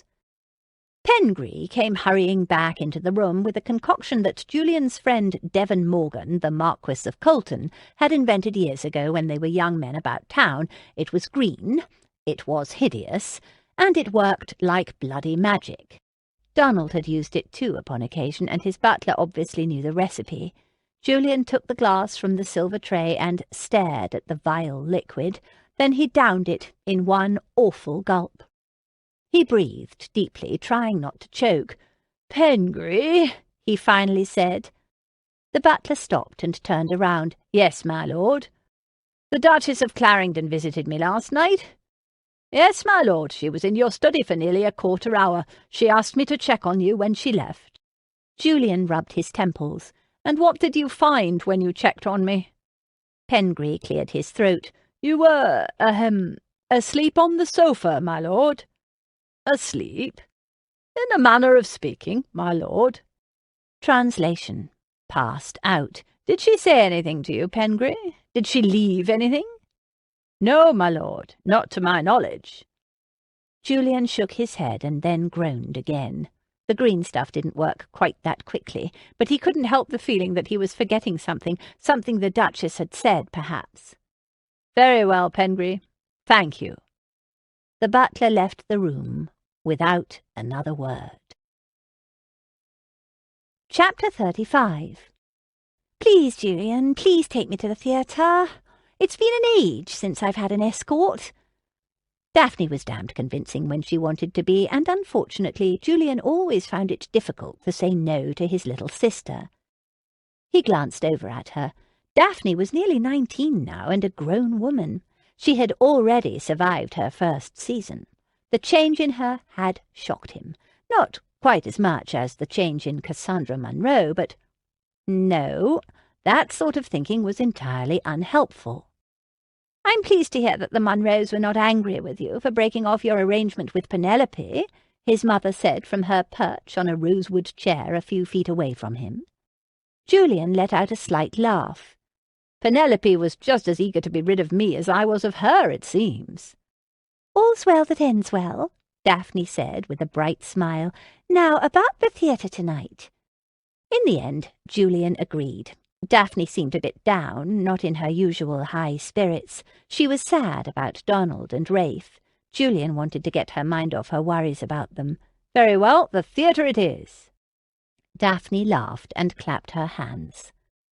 Several hours later, as they made their way into Donald's box at the theatre, Julian realized just what a monumental mistake it had been to agree to accompany his sister. How could he have possibly forgotten that the theatre just so happened to be one of Cassandra's favourite places? How many times in her letters had she regaled him with tales of going to see this play or that with her friends? It shouldn't have been a surprise when he saw her, sitting across from him in a box with her mother, and none other than Garrett Upton. But it was. Garrett Upton. Burning jealousy streaked through Julian's chest. Upton! That's who it was. It was all so clear now. Julian had had his suspicions, but now, seeing them together, he no longer had doubts. Upton had been there at the house party, probably silently mocking Julian the entire time while his cousin and her friend played their little game with him. It had to be Upton. He was the only man other than her father and brother whom Cass had ever mentioned in her letters. Upton was always there with them. She'd even stayed at his house last summer in Bath. Another memory impaled itself in Julian's brain. Upton had been alone with Cassie in the library that night at the house party before Julian had arrived. He'd asked her about it at the time, and she'd made some excuse about Upton looking for a book before bed. She had pretended she didn't even know him. Yes, it was Upton. Julian was certain, and Upton was the heir to an earldom. Wasn't that what Cassandra had always told him her mother insisted she marry? A title. A title exactly like the one Julian did not have. He glared across the space at the two of them. The moment his eyes met Cassandra's, she dropped her gaze, put her handkerchief to her mouth, and quickly exited the box. Cassandra's mother appeared oblivious, but Upton stood and watched her go. Then he turned his stare in Julian's direction. Julian returned his look with a narrow-eyed smirk. It was a good thing Upton was on the other side of the theatre, or he'd smash in his bloody face. "Excuse me a moment," Julian said to Daphne. He stood and left his own box without thinking about it, as if his legs were moving of their own accord. With ground-devouring strides, he made his way down the corridor and out into the lobby. Cassie was standing there, shaking, a few tears in her eyes. For a moment, Julian felt as if he'd been punched in the gut. Had he made her feel this way? But then reality returned with a vengeance in the form of memories. What did he care? He couldn't trust her, not one bit. She'd lied to him, over and over. She had only told him the truth when she'd been forced to. This entire stance of hers was probably for show. She was a consummate actress. Had she guessed he would follow her? He would do well to turn around, go back to his sister, and ignore Cassie. She deserved no less. Then he remembered how frightened she'd looked when she heard Donald was missing in France. That hadn't been an act. She had truly cared. "Cassandra!" Her name escaped his lips of its own volition. Bloody hell. Too late. She turned. Her eyes went wide. "Julian? What are you doing here?" He narrowed his eyes on her. "I could have sworn you saw me in the theatre." She nodded slowly. "I did. I meant, what are you doing out here?" She gestured to the lobby. She was trying to ask him why he'd followed her and was doing a poor job of it. "Why are you crying?" he heard himself ask. She glanced away. "I'm not crying." "Aren't you?" Please, Julian." He strode forward then and grabbed her by the wrist. He pulled her behind him several paces until they reached a secluded alcove in the corner. Then he spun her away from him and turned to face her. "Why are you crying?" "I know. I don't have the right to cry about this," she said, even as a tear rolled down her nose and plopped off. She quickly pressed her handkerchief to her face. "Then why are you?" he demanded. "I can't help it." "Damn it, Cassandra, you're the one—" A bit of fire flared in her eyes, fire he'd never seen before. I know. I'm the one who misled you. I'm the one who lied. I know what I've done, Julian. I have no one to blame but myself, but I'm not lying when I say I'm sorry for it, and I'd take it back if only I could." He'd been about to say, "You're the one who loves someone else." Thank God she'd stopped him. That would have been admitting far too much, damn it. All he wanted to do now was punch his bloody fist through the nearest wall. She was standing here crying because they'd lost their friendship. As far as he was concerned, they'd lost so much more. "You came here tonight with Upton?" he ventured. Another slow nod. "Yes." He clenched his fist. "Do you intend to marry him?" She glanced away, tears streaking down both cheeks. "My mother wants me to." He scrubbed his hand through his hair. "And you? Is that what you want?" "Cassandra!" They both swiveled around to see Upton standing a few paces away, hands on his hips, glaring at them like a jealous bridegroom. "Are you all right?" Cass nodded. "Yes, Garrett. I'm all right." "No need to check on her, Upton. She's fine." Julian ground out, wishing he could bury his fist in Upton's face. "She doesn't look fine to me," Upton replied, watching Cass carefully. "Do you need me, Cassandra?" Julian took one menacing step toward Upton. The man needed only to say one more word. Julian had enough rage in him tonight to beat him to a bloody pulp. Cassandra brushed past Julian and stood in front of Upton, blocking him from Julian's view. She'd just saved him. "I'm fine, Garrett. Truly. Just give me a moment." Garrett! She was already calling him by his Christian name. Had she written him letters when he'd been gone to the war in Spain? Who wasn't she writing letters to? "Fine, I'll wait for you over there," Upton said, moving over to the doorway that led to the row where their box was situated. Julian let his fist relax, watching the man's retreat. He'd better stay back. Cass turned back to face Julian, brushing the tears away from her eyes with both hands. "Will you ever forgive me, Julian?" she asked in a voice that made his knees weak. "Will you ever love me, Cassandra?" He glanced away toward the darkened corridor. "I don't think I can." Chapter 36. Damn Daphne and her damn penchant for wanting to be in the middle of damn society, the middle of the action, actually, whatever that was. And tonight, apparently, it was the Marquis of Hilborough's ball. Half of London was in the country for the autumn, but the one event everyone was apparently coming back for was this blasted ball. "Everyone will be there, Julian," Daphne had cajoled, and since Julian had yet to hear back from Wellington one way or another, he gave in to his sister's demand and escorted her to the ball. The only good news was that Julian expected Derek back any day now. He hadn't received any letters from his friends since the last one, but Derek had been given only a fortnight in which to find the other two men. The deadline was rapidly approaching, and Julian waited on tenterhooks to hear from him. Perhaps if this mission was unsuccessful, Wellington would approve of the two of them going back together. Julian could only hope. "Why are you so grouchy?" Daphne asked, batting her long black eyelashes at him. His sister looked positively pretty sitting across from him in the coach. She wore a light green gown. Her blonde hair was pulled up atop her head, her grey eyes, the ones that mirrored his own, blinking at him curiously. She was about as tall as one of the flag boys on the battlefield, but despite her small stature, her personality was bigger than life. Daphne had always been, wild, for lack of a better term. Oh, she knew all the rules of decorum and how to be the proper daughter of an earl, only she went about deliberately breaking those rules with aplomb. Once she'd run away from home and been found down by the docks a fortnight later wearing breeches and pretending to be a boy. Donald had never managed to get out of her exactly what she'd been up to, and as a family they'd managed to keep the scandal under wraps. But as a result, their mother was more than glad to have one of her sons back home to help her keep an eye on the girl. It was all Mother could do, she said, to keep Daphne from sneaking out her bedchamber window at night. Julian had finally had a chance to ask his sister what she knew about Donald's trip to France. "Oh, come now, dear brother, I may be a female, but I'm hardly stupid." Julian had smiled at that. His little sister was even more savvy than he gave her credit for.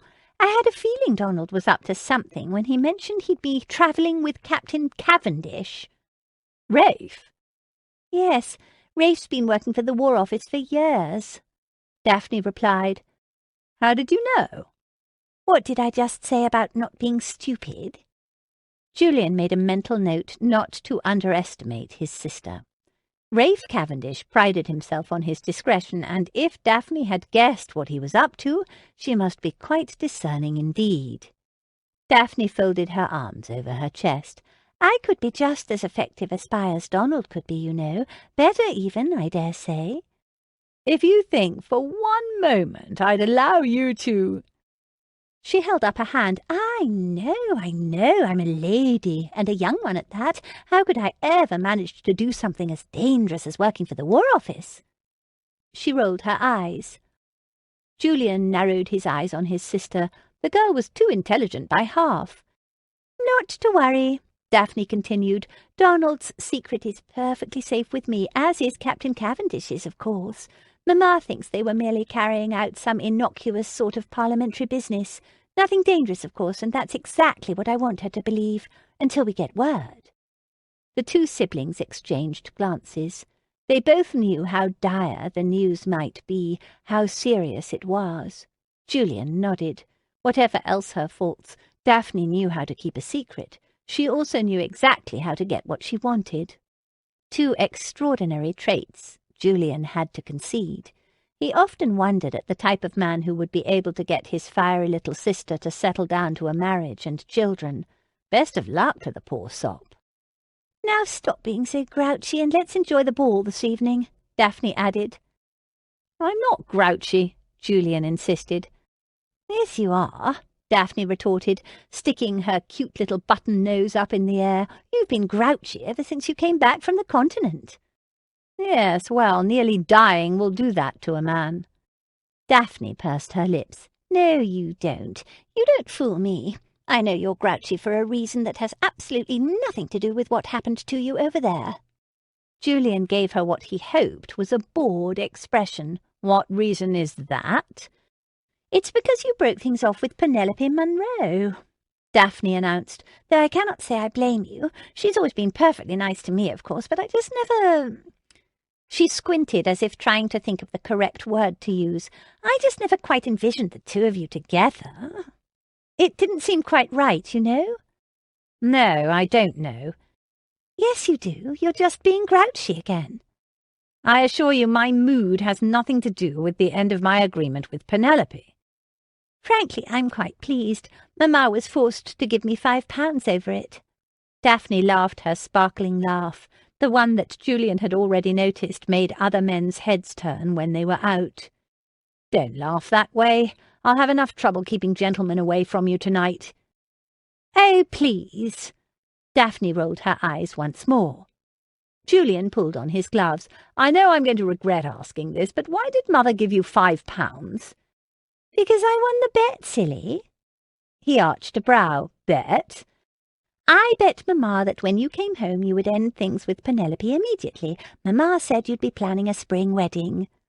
His brow remained arched. "Mother had that much faith in me, did she?" "It's not that she wanted you to marry Penelope. I don't think she did, really, though she hasn't said. It's just that she was convinced you would do it." "I see. And you didn't believe I'd remain so steadfast?" Daphne shook her head. Her blonde curls bobbed against her cheeks. "Absolutely not." "What made you so certain?" "Because I've been around to see her cousin Cassandra grow up, dear brother." She gave him a sidewise cat-like smile. "You've seen Cassandra since you've been back, have you not?" "Yes, I've seen her," he growled. "Perhaps at the house party?" Julian's gaze snapped to his sister's face. "How did you—" "You mentioned Lady Worthing's eyes, which led me to believe that Lady Worthing is in fact the Duchess of Clarendon, which then led me to believe that Miss Bunbury might well have been Lady Cassandra. Am I right?" Julian clenched his jaw. "It seems the entire house party was an elaborate ruse to fool me." "I knew it! I begged Penelope to take me with her when she stopped by to visit before she left for Surrey." "You knew about this mad ploy, and you didn't think it absurd?" "Oh, it's absurd, to be sure, though I think you'd have to know the Duchess of Clarendon to truly understand. She's a bit unpredictable." "And you didn't see fit to mention to Penelope that her cousin and friend were play-acting in the country?" Daphne plunked her hands on her hips. "And spoil the fun? I wouldn't think of it." "You're mad too," Julian declared, shaking his head. "My point is that you have, in fact, seen Lady Cassandra." "Yes." "So I needn't explain my reasoning for why I bet Mother that you'd break things off with Penelope?" Daphne smiled at him sweetly. "And I thanked Lady Cassandra kindly for my £5. Julian shook his head. Yes, Daphne was no longer a cute little girl with a penchant for asking too many questions. She'd grown up to be an astute young woman who was much more thoughtful than she first appeared. Thankfully, Julian was spared more inquiry from his talkative sister when their coach pulled to a stop in front of the Hilboroughs' townhouse. Julian alighted first and then turned to help Daphne from the coach. As soon as Daphne's slippered feet touched the ground, the siblings turned toward the front door. Directly into the path of Lady Morland, Garrett Upton, and Cassandra Monroe. Julian gritted his teeth. He glanced away, but not before he caught a glimpse of her. Cassandra looked like a dream in a violet-coloured gown, diamonds sparkling at her throat. "Now this is going to be an interesting evening," Daphne said with a wide grin on her impish little face. "An interesting evening indeed." Chapter 37.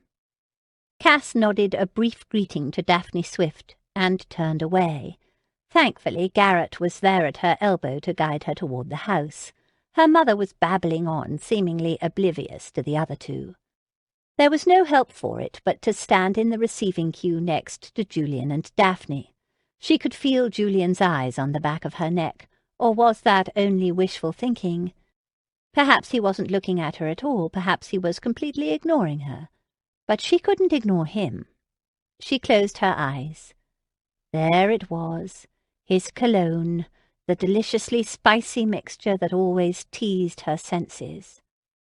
Thank heavens the queue moved quickly at least. Unfortunately, Daphne Swift did not intend to allow them to maintain a solemn silence. "It's lovely to see you again, Lady Cassandra," Daphne said. Cass was forced to turn around. All of them exchanged awkward greetings. Her mother was cold and standoffish as usual. "You too?" Cass choked out, nodding to Daphne. "Have you had any news about your brother and Captain Cavendish?" A flash of pain flitted across Daphne's pretty face. "No, nothing, I'm afraid. Isn't that right, Julian?" Julian's face was a stone mask. "Nothing. Yet." "I do hope you'll hear soon, and that the news is favourable," Cass added. "Indeed," Cass's mother managed to add. Garrett and Julian exchanged narrowed-eyed glares. "Thank you very much, Lady Morland, Lady Cassandra," Daphne replied. Julian maintained his stony silence. "My brother and I were just talking about you," Daphne added, watching Cass's face. Cass's mother's expression was pinched, as if she'd just smelled something distasteful. Julian's eyes flared a bit, but otherwise his expression did not change. Cass could only guess that he was imagining himself stepping on his sister's foot just then. "Oh," was Cass's only reply. "Yes, I was just commenting to Julian that you've grown into such a beauty since he's been gone, Lady Cassandra." Julian closed his eyes briefly. If Cass hadn't been watching so closely, she might not have noticed. "She has, hasn't she?" Garrett chimed in with a tight smile. "Oh, yes, I was just about to say it's a wonder she's remained unattached," Daphne added. "Isn't it a wonder, Julian?" "Is it?" Julian ground out, a muscle ticking in his jaw. Cass refused to allow him to see how his words hurt her. "Not such a wonder," she murmured. "Yes, well, we do expect there to be an announcement quite soon," Lady Morland said, a slinky smile on her face. She beamed up at Garrett, looking like the cat who stole the cream. Cass wanted to shrink from embarrassment. Thank heavens the queue moved just then, and she and Garrett and her mother greeted their hosts and moved into the ballroom without further comment. They made their way around the large room, greeting their friends and making small talk before Garrett asked her to dance. They left her mother with a group of her friends. Cass danced, even though she felt as if her insides might explode. Jane was supposed to be here tonight to meet them, her new non-existent chaperone Mrs. Bunbury in tow. Lucy was supposed to be coming too. Cass still hadn't forgiven Lucy, but it didn't keep Jane from trying to get the two of them together in the same room at every opportunity. What else would make Jane come out to a ball of all odious things? Cass tried not to look at Julian, but couldn't help it. It seemed that every time she heard a man's deep laughter, she turned her head and found him across the room, tall, handsome, his burnished gold hair and wide shoulders filling out his dapper black evening attire.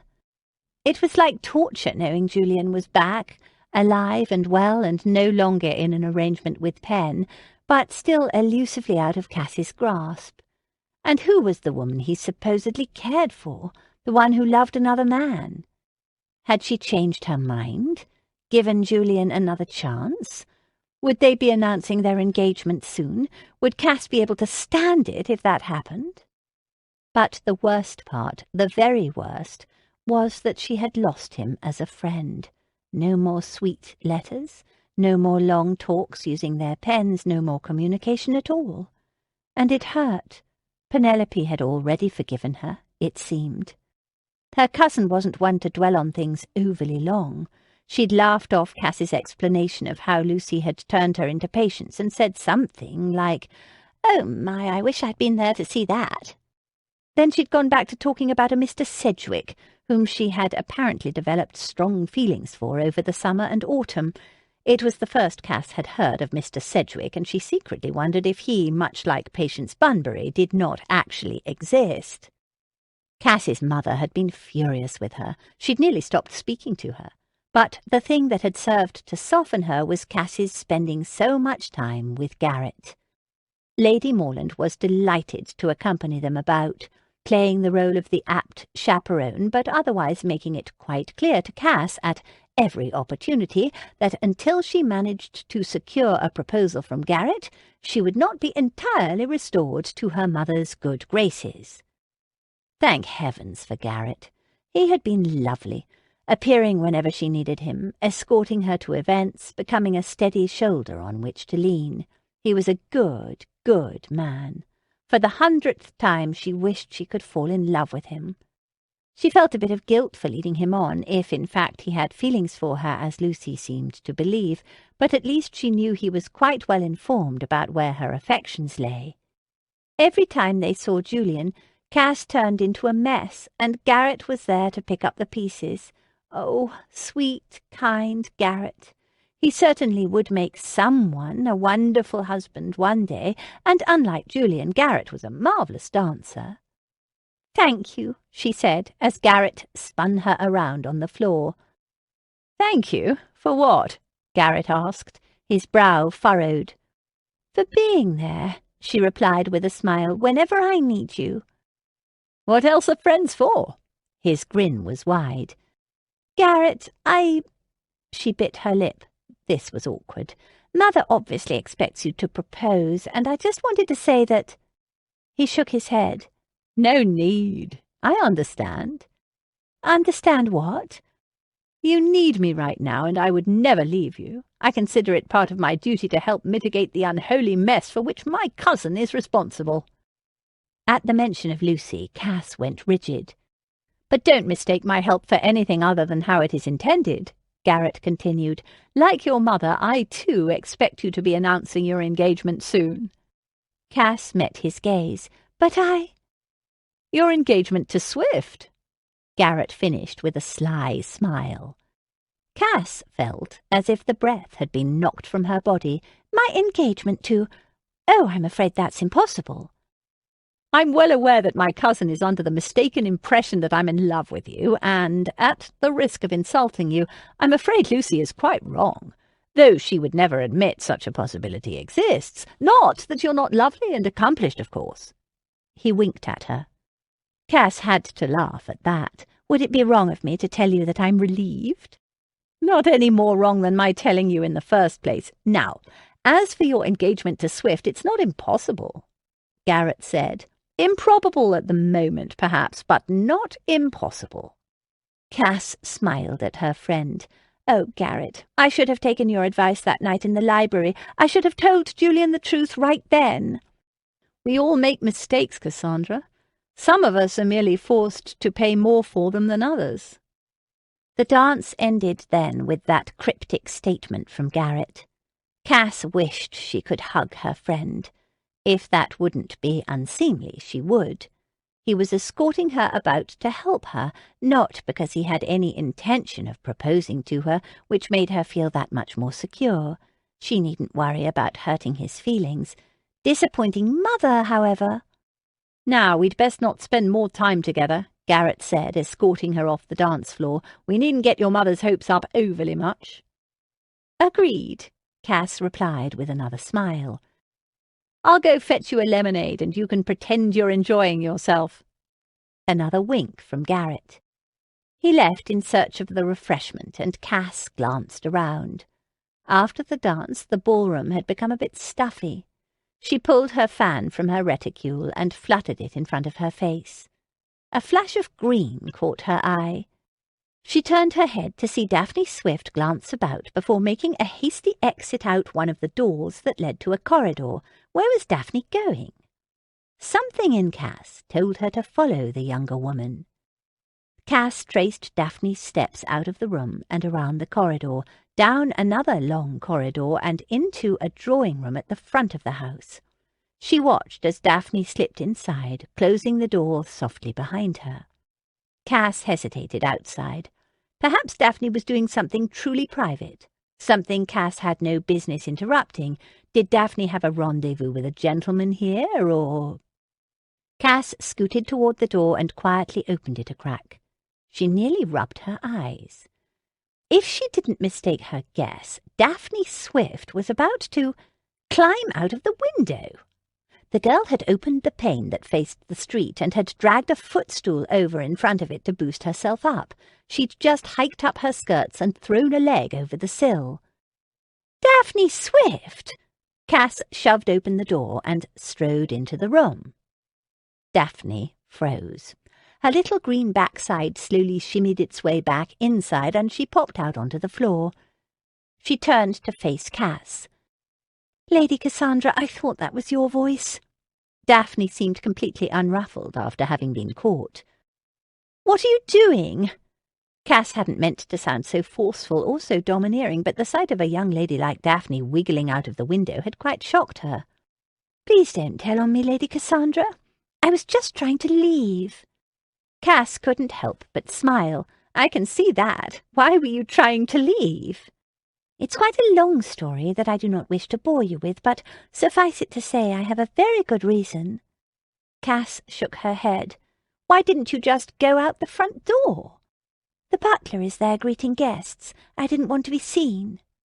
Cass watched her carefully.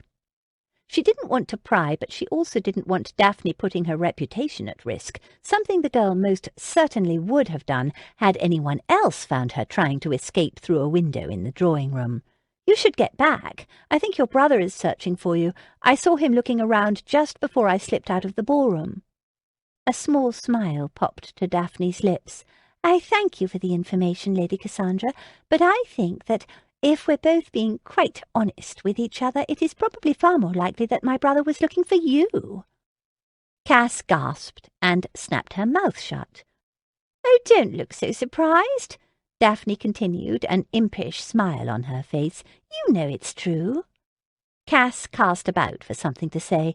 I think you ought to return to the ballroom before your—" "Brother comes looking for you," said a deep male voice. "I quite agree." Both ladies swung around. Julian was standing in the doorway, leaning against the jamb. He looked so handsome Cass wanted to fall to her knees. His hair was slicked to the side, and his grey eyes glowed against the dark black of his evening attire. Daphne cleared her throat. "I think you're both absolutely right. I'll just pop back into the ballroom. I promised Lord Cartwright a dance." Daphne was gone in an instant, and Cass was left swallowing hard and staring up at Julian. She took a deep breath and then made to move past him. "I should get back." His hand shot out and captured her upper arm. "Wait." Cass closed her eyes and turned her face away. "What?" I don't know." Cass blinked away tears and ran her tongue over her teeth. "I didn't know you'd be here tonight. I wasn't following you." "I know that. You needn't try to avoid me." "I have to," she whispered. "Why?"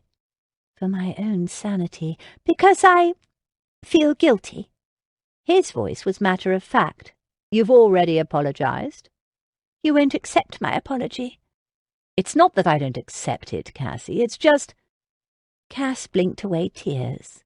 He'd called her Cassie, the special name he used in his letters, the name no one else in the entire world called her. "Don't," she whispered. She'd meant don't call her Cassie, but he released her arm. "My apologies," he said. She turned to face him, wrapping her arms around her middle. "Julian, I—" "What?" "I don't know. I don't know what to say to you any more. I only know it hurts. I feel as if I've lost my best friend." "Best friend? That's what I am to you." "I thought so." She searched his face. "You should go." A muscle in his jaw ticked. "Upton is probably looking for you." She brushed past him again. She had to get out of there. This time his hand shot out, grabbed her shoulder, and spun her around. She gasped. "Damn it, Cassie! I can't keep my hands off you." He pulled her into his arms, and his mouth swooped down to claim hers. Cassie's head tipped back, and she wrapped her arms around his neck. "Yes, yes, yes." He kicked the door shut with his booted foot. His bold tongue pushed into her mouth and tangled with hers. She moaned. He pushed her up against the wall and kissed her again, again, again. Cass forgot to think, forgot to breathe, forgot anything, everything. All she knew was that Julian was kissing her. Julian, and it wasn't a dream, it wasn't fake or false or in her imagination. It was real. The flesh-and-blood man, all hot and tall and hard and wanting, was standing in front of her, bracing her against the wall and kissing her as if he never wanted to stop. He cradled her face between his hands. His tongue dipped into her mouth, owned her, possessed her. She melted. "Why are you kissing me?" she whispered against his lips. "I don't know," he growled, just before his mouth claimed hers again. He picked her up easily and carried her to the settee. He laid her down and covered her with his hard, hot body. Cass kicked off her slippers. She wrapped her legs around his hips, pulling her skirts up out of the way. Those blasted skirts. Julian was unconsciously pressing against her most intimate spot. Again, again, again. She whimpered. His hips kept up a steady rhythm that Cass didn't even know if he was aware of. It drove her mad. The only barrier between them was his breeches. Her shift was up and out of the way, and she clung to him, wanting him. She knew so little about this, had never kissed a man, let alone done anything like this, but she'd dreamed about it, alone in her bed all these years. She'd dreamed of Julian's body on top of hers, his lips moulded to hers, his hips setting a gentle rhythm. Yes, she'd dreamed about it, but none of her dreams matched the reality of having him here, his warm skin beneath her fingertips, his insistent mouth pressed against hers, his hips moving unconsciously against her in a motion that made her want to scream his name. Anyone might walk in on them at any time. Daphne might return, or their hostess might come in, a servant even. This was beyond dangerous. But Cass didn't care. She'd kiss him forever, let him touch her for eternity or longer. Nothing mattered other than Julian's hands at her hips, pulling at her naked flesh, wrapping her legs around his waist tighter, groaning, kissing her. His hardness probed at her through the thin fabric of his breeches. She only wanted more, more, more. He pulled his mouth away from hers, and his breathing was harsh, ragged. He pressed his forehead against hers, and Cass fought against the urge to cry out. His hands were cradling her hips, making her crazy. She closed her eyes and pressed her forehead to his. His mouth moved to trace her cheekbone, her temple, her ear. "Damn it, Cassie. I knew you were pretty, but I never expected you to be this damn beautiful when you grew up." Cass couldn't help the smile that came to her lips. "You think I'm pretty?" "I think you're breathtaking." His mouth was back on hers. She pulled him even closer this time, her hand moving down of its own accord to trace the hard, hot outline of him beneath his breeches. He groaned and pressed himself into her hand. She rubbed him up and down. Another groan. His mouth was on her throat, licking, kissing, sucking. She threw back her head and closed her eyes. Nothing mattered. Nothing other than the feel of his hot mouth on her flesh. She wanted to feel him, touch him, taste him. He slowly moved his hand between her legs to the scorching, wet flesh. Cass moaned, "Julian!" His mouth returned to her as if to silence her. He kissed her again and again, long, hard, deep. Then he sank his finger into her wet heat, and she forgot to breathe. Julian's hot, hard finger moved inside her, and Cass wrapped her arms even more tightly around his neck. "Oh, Julian!" she breathed against his mouth. He slowly dragged his finger back and forth inside of her, while she experienced a myriad of emotions and feelings she'd never felt before. She pressed her mouth against his hand. "I can't." "Yes," he whispered against her lips. "You can. Just let me touch you, Cassie. I've wanted to for so long." She didn't allow her brain to register the enormity of those words. She was all feelings now, floating on a sea of emotions and nerves, and the most powerful lust she'd ever experienced. He withdrew his finger, and she cried out. "Shh," he whispered against her lips. His thumb found her then, the most delicate spot on her body, the centre of her thighs. He circled her in tiny little movements that made her head toss fitfully against the cushions of the sofa. "Julian!" The pressure between her legs was building, a feeling unlike any she'd known before. His mouth continued to possess hers, and his thumb kept up its gentle rhythm on her most private spot, nudging again and again in the most perfect location. She clenched her teeth, her brow furrowed. She tugged on his neck, kissing him ferociously. "Julian!" she cried, as a wave of delicious shudders racked her body. Cass floated slowly back to reality. Julian pulled himself sharply away from her and cursed under his breath. Having the warmth and heat of his body gone left her bereft. He sat up on the sofa next to her while she scrambled to right her skirts and clothing. Cass sat up next to him and touched her swollen mouth with her fingers. Then her hand moved up to her coiffure. Her hair was in total disarray, so were her thoughts. She would have let him make love to her, right here in the middle of the drawing-room if he'd wanted to. She would have, she had no doubts. Even now she was a bit disappointed that he hadn't. "Go. Now," he ground out between clenched teeth. She reached for him, longing to run her fingers through his burnished hair. "Julian, He blocked her hand with his arm. "Go. I don't know what the hell I was thinking." Cass took a shaky breath. She stood on wobbly legs and smoothed her hands over her skirts. "Go," he demanded one last time. She turned and fled from the room. Chapter 38. Bloody hell! Upton was here. Julian strode through the main room of the club, doing his best to ignore the future Earl. Right, Upton was a member of Brooks's. How could Julian forget? The club was just as Julian remembered it. Stuffy, smoky, full of a lot of overfed gentlemen with too much money and too much time on their hands, talking about subjects they knew little about. War, for instance.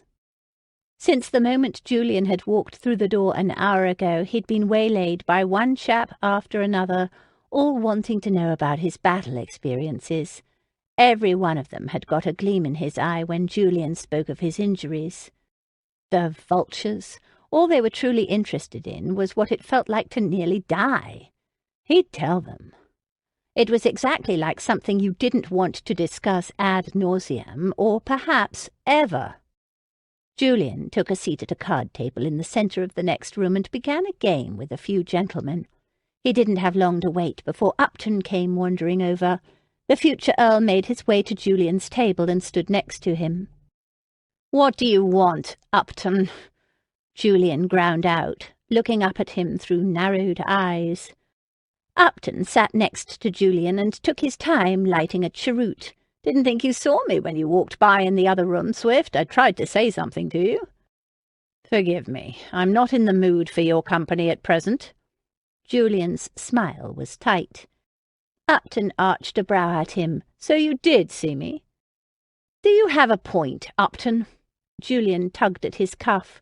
The last thing he bloody well wanted to do today was trade inane banter with Upton. After his encounter with Cassie last night, Julian was in the foulest mood of his life. Daphne had told him so. She'd made it a point to inform him on their ride home that she'd never seen him more disagreeable. He was beginning to agree with her about that, at least. Damn it! He shouldn't have laid a finger on Cassandra last night, let alone all 10 of them. He'd meant to tell her that they didn't need to be disagreeable with each other. Instead, he'd behaved like a complete animal. Touching her had been its own exquisite form of torture, the kind of torture that was worse than anything the French could dream up. It had taken every ounce of self-control he possessed to keep from ripping open his breeches and taking her then and there on the damn sofa in the middle of someone else's party. What the bloody hell had he been thinking? He hadn't been thinking. That much was obvious. The hurt and pain in her eyes when she'd reached for him and he'd raised his voice to her had been enough to keep him hating himself for months to come. But at least he'd done the right thing, let her go. Cassandra thought he was perfect, or at least she had thought so. He was so damned far from perfect he couldn't even see perfect anymore. Kissing Cassie last night, hurting her afterward with his words. That proved it. He'd made his mistake, now he had to live with it. He wasn't in the mood for Upton's recriminations. He had enough of his own. Upton blew a smoke ring into the air. "I'll cut to the chase." "Please do." "Don't hurt her, Swift." Julian ground his teeth. He wanted to punch Upton. What would happen if he did? He'd get tossed out of Brooks's on his ear. It would probably be worth it, but he didn't want word getting back to Wellington. Instead, he took a deep breath. "Don't hurt her. That's rich, especially coming from you." Upton watched him carefully. "You don't know the power you have to hurt her." "She doesn't know the power she has to hurt me." Julian lowered his voice so the others wouldn't hear. "I should have known there was something between the two of you when I saw you coming out of the library that night at the house party." He had nearly made love to Cassie on the sofa at the Hillsboroughs' party last night, yet she was all but engaged to this man. What the hell was that about? Upton narrowed his eyes on him. "What exactly are you implying?" "Now you're escorting her around town, I expect you'll announce your engagement any day now." Upton settled back into his chair and blew another smoke ring into the air. "If I didn't know better, Swift, I'd think you were jealous." Julian slapped his palm against the tabletop. "You needn't have come over here to warn me, Upton. I don't intend to speak with her ever again." Chapter 39. The letter arrived at precisely 10 o'clock that morning. The butler delivered it to Cass in the breakfast room, where she was doing a positively half-hearted job of attempting to paint a chrysanthemum in a vase.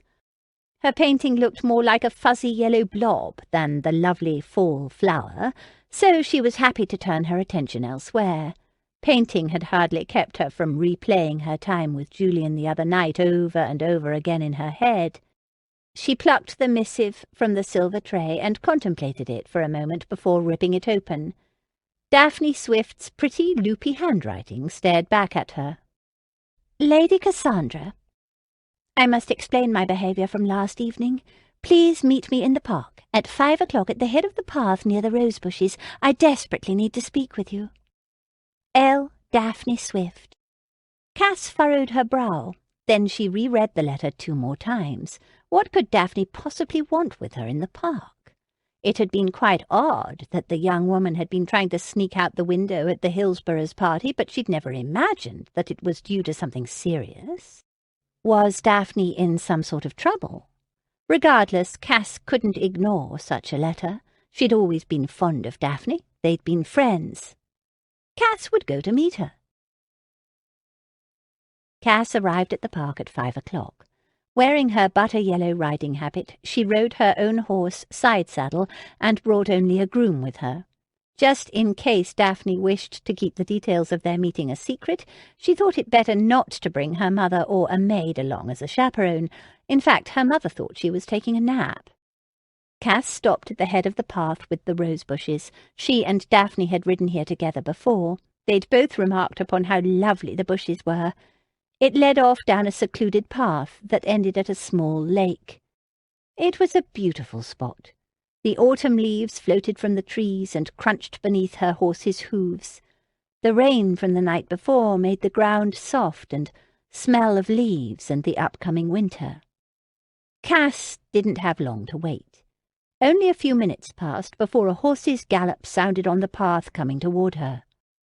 When the rider came into view, Cass sucked in her breath. It wasn't Daphne. No, it was Julian. Her stomach leaped, did a somersault, then righted itself with a sickening lurch.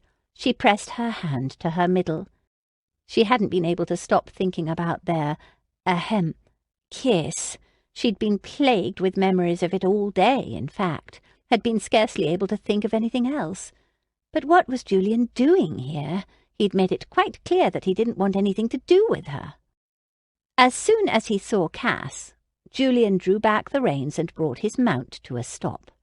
He was wearing buckskin breeches and black riding boots, a dark blue waistcoat and grey wool overcoat, along with his white shirt and cravat and black hat. She wanted to look away, but she couldn't. She blushed. The memory of his mouth on hers, his hands touching her body, scalded her mind. They both stared at each other, unblinking. "Where is Daphne?" Julian asked, glancing around, his eyes narrowed in suspicion. "That is a good question," Cass replied, clutching her reins as if they were her only lifeline, her fingers cramped from the effort. "Are you meeting her here too?" He turned his face slightly to the side, as if to look down the path for his sister. "She sent me a note not 15 minutes ago. She told me it was urgent that we meet in the park. Now." Cass closed her eyes. She'd been duped. Duped by little Daphne Swift, of all people. She wrote me a letter this morning asking me to meet her here at 5 o'clock. Julian snapped his head back to face her. His features were a mask of stone. Did you plan this with Daphne? Cass's mouth dropped open. Are you serious? You honestly think I would try to trick you into... His face softened a bit. He held up a hand. My mistake. Apparently my sister thinks playing pranks is a lark. My apologies on her behalf. He swung his mount around and turned to go. Wait! The word escaped Cass's lips before she had even meant to think it. She cursed herself. Why had she said that? What did she want him to wait for? What more could they say to each other after what had happened last night? He stopped and turned back to face her. Yes? Her voice shook. She cursed herself for that. Would you care to go for a ride? Confusion clouded his face. He narrowed his eyes again. With you? Yes. She glanced down at her gloves where they gripped the leather reins. Oh, the devil may care if he believed she was responsible for this. Daphne had tricked them both, but now that he was here, she didn't want to let him go. He manoeuvred his mount back toward her and cocked his head to the side. Where to? Cass smiled at him. Minutes later they were trotting down the secluded path past the rose bushes. They left Cass's groom behind to wait for them. Mother would disown me if she knew I sneaked away from the groom, Cass said softly. Not to mention you're with me. Julian led the way and Cass followed closely behind. She wouldn't like that either. Yes, but that's only because you are... She stopped and glanced down at her lap. What? He turned his head to look over his shoulder at her. Never mind. She shook her head. He turned back to face the path, but his voice drifted to her. You were going to say untitled, weren't you? Cass tugged on her gloves and readjusted her position in the side saddle. Mother has always insisted I marry a man with a title. His voice remained clear, strong. Like Derek? Yes, she was beside herself when I refused him. Like Upton? She nodded, even though he couldn't see her. He stopped and waited for her mount to come alongside his. You've had scores of offers, Cassie. I know from your letters. Why did you refuse them all? Cassie. There it was again, his nickname for her. It made her heart ache. I refused them because I didn't love them. His eyebrows shot up. What? She asked. Does that surprise you? Yes, actually. I never told you that before, she asked, trying to concentrate on manoeuvring her horse around a fallen tree. Not in those words. He shook out his reins. Her horse cleared the tree and Cass expelled her breath. Why did you think I refused all my suitors? He gave her a sidewise smile. I assumed none of them were good enough for you. She laughed. Even Derek? The Duke? You weren't even tempted? Julian asked with a chuckle. Cass sobered. If you could see him and Lucy together, you'd know in an instant they were destined for each other. Jane and I knew right away. Julian nodded. I don't doubt it. How is Her Grace doing these days? Cass lifted her chin. I don't know. I'm not speaking to Lucy. Another raised brow. You're not speaking to your closest friend? She glanced away. She gave me some very bad advice. Lucy was the one who said you were Patience. His voice was solemn. Yes. But you could have easily corrected her that day. I know. But still you blame her. They came upon the small lake then. Julian stopped, dismounted, and tied his horse to a nearby tree. He made his way over to Cass's horse and put his hands on Cass's waist to help her down. The feel of his hands on her made her insides tingle. He lifted her easily. Once she had a sure footing on the leaf-strewn ground, he let go of her waist. She glanced away. He cleared his throat. They walked together slowly down to the water's edge. Cass shook herself. What had they been speaking about before he touched her? Oh, yes, Lucy. You have to know, Lucy, this isn't the first time she's got me into trouble. Be bold, she always says. Look where being bold has got me. He cracked a smile. On an outing with a useless second son. Cass stopped and looked up into his eyes. Julian, please tell me you don't really believe that you're useless. He bent down and scooped up a stone. He drew back his arm and skipped the pebble over the water. But I do. Cass pressed a hand to her throat. It ached. You never told me that. He skipped another stone, still staring out ahead across the water. I suppose it's not something you write in a letter, even to a friend. She searched his profile. What isn't? His gaze searched the horizon, that one day, when you were 14, your father told you that you were unnecessary. Cass sucked in her breath. He did not. It doesn't matter. Cass touched his arm. He didn't look at her. It matters. Very much. To me, she said. Please tell me he didn't say that. Julian hefted another stone in his hand. He used that exact word, actually. Unnecessary.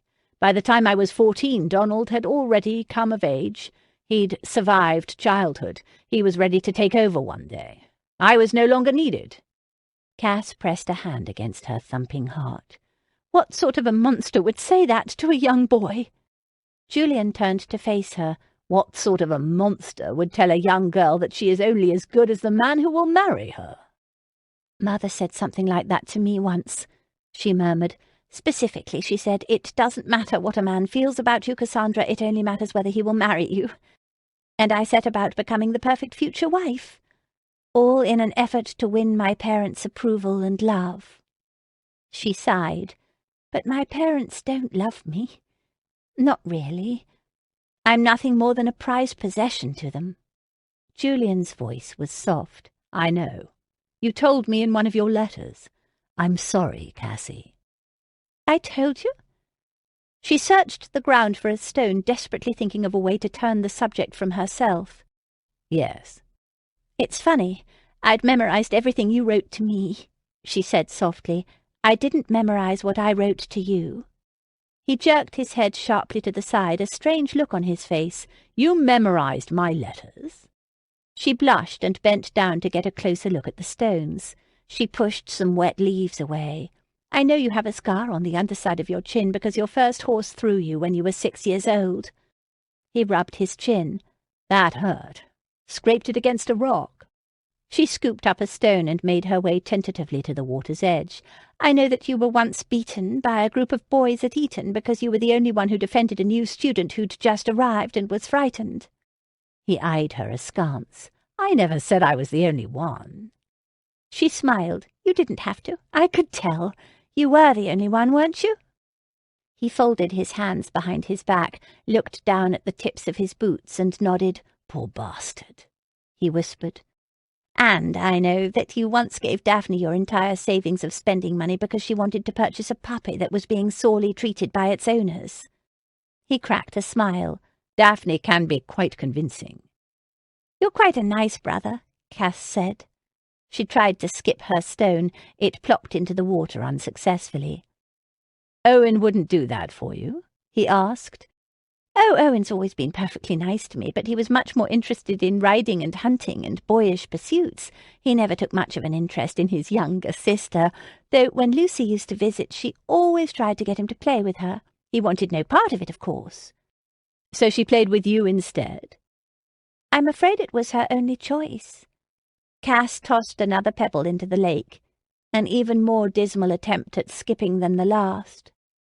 Julian walked over to her and handed her another stone, heat transferring from his hand to hers. Let me show you, he said, turning her and pulling her into the recess of his arms.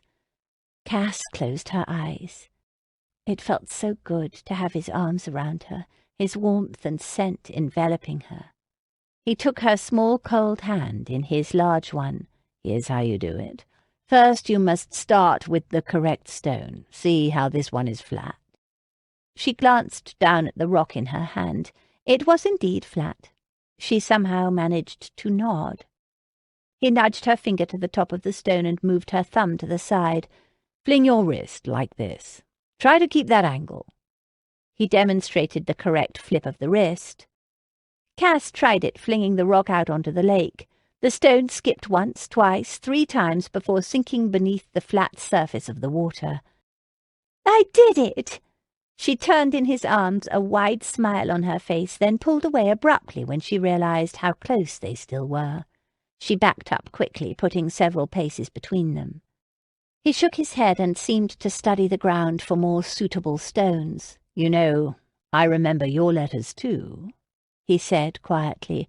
"Let's see if I can refresh your memory about what you wrote to me." Cass blushed and glanced down. She pushed her slipper through a small pile of leaves. Julian folded his hands behind his back. "I know you make it your business to befriend anyone whom no one else will befriend. You're not close with Lucy and Jane for no reason." "I love them," she admitted. "Even Lucy, when I don't want to kill her, that is." He nodded. "I know.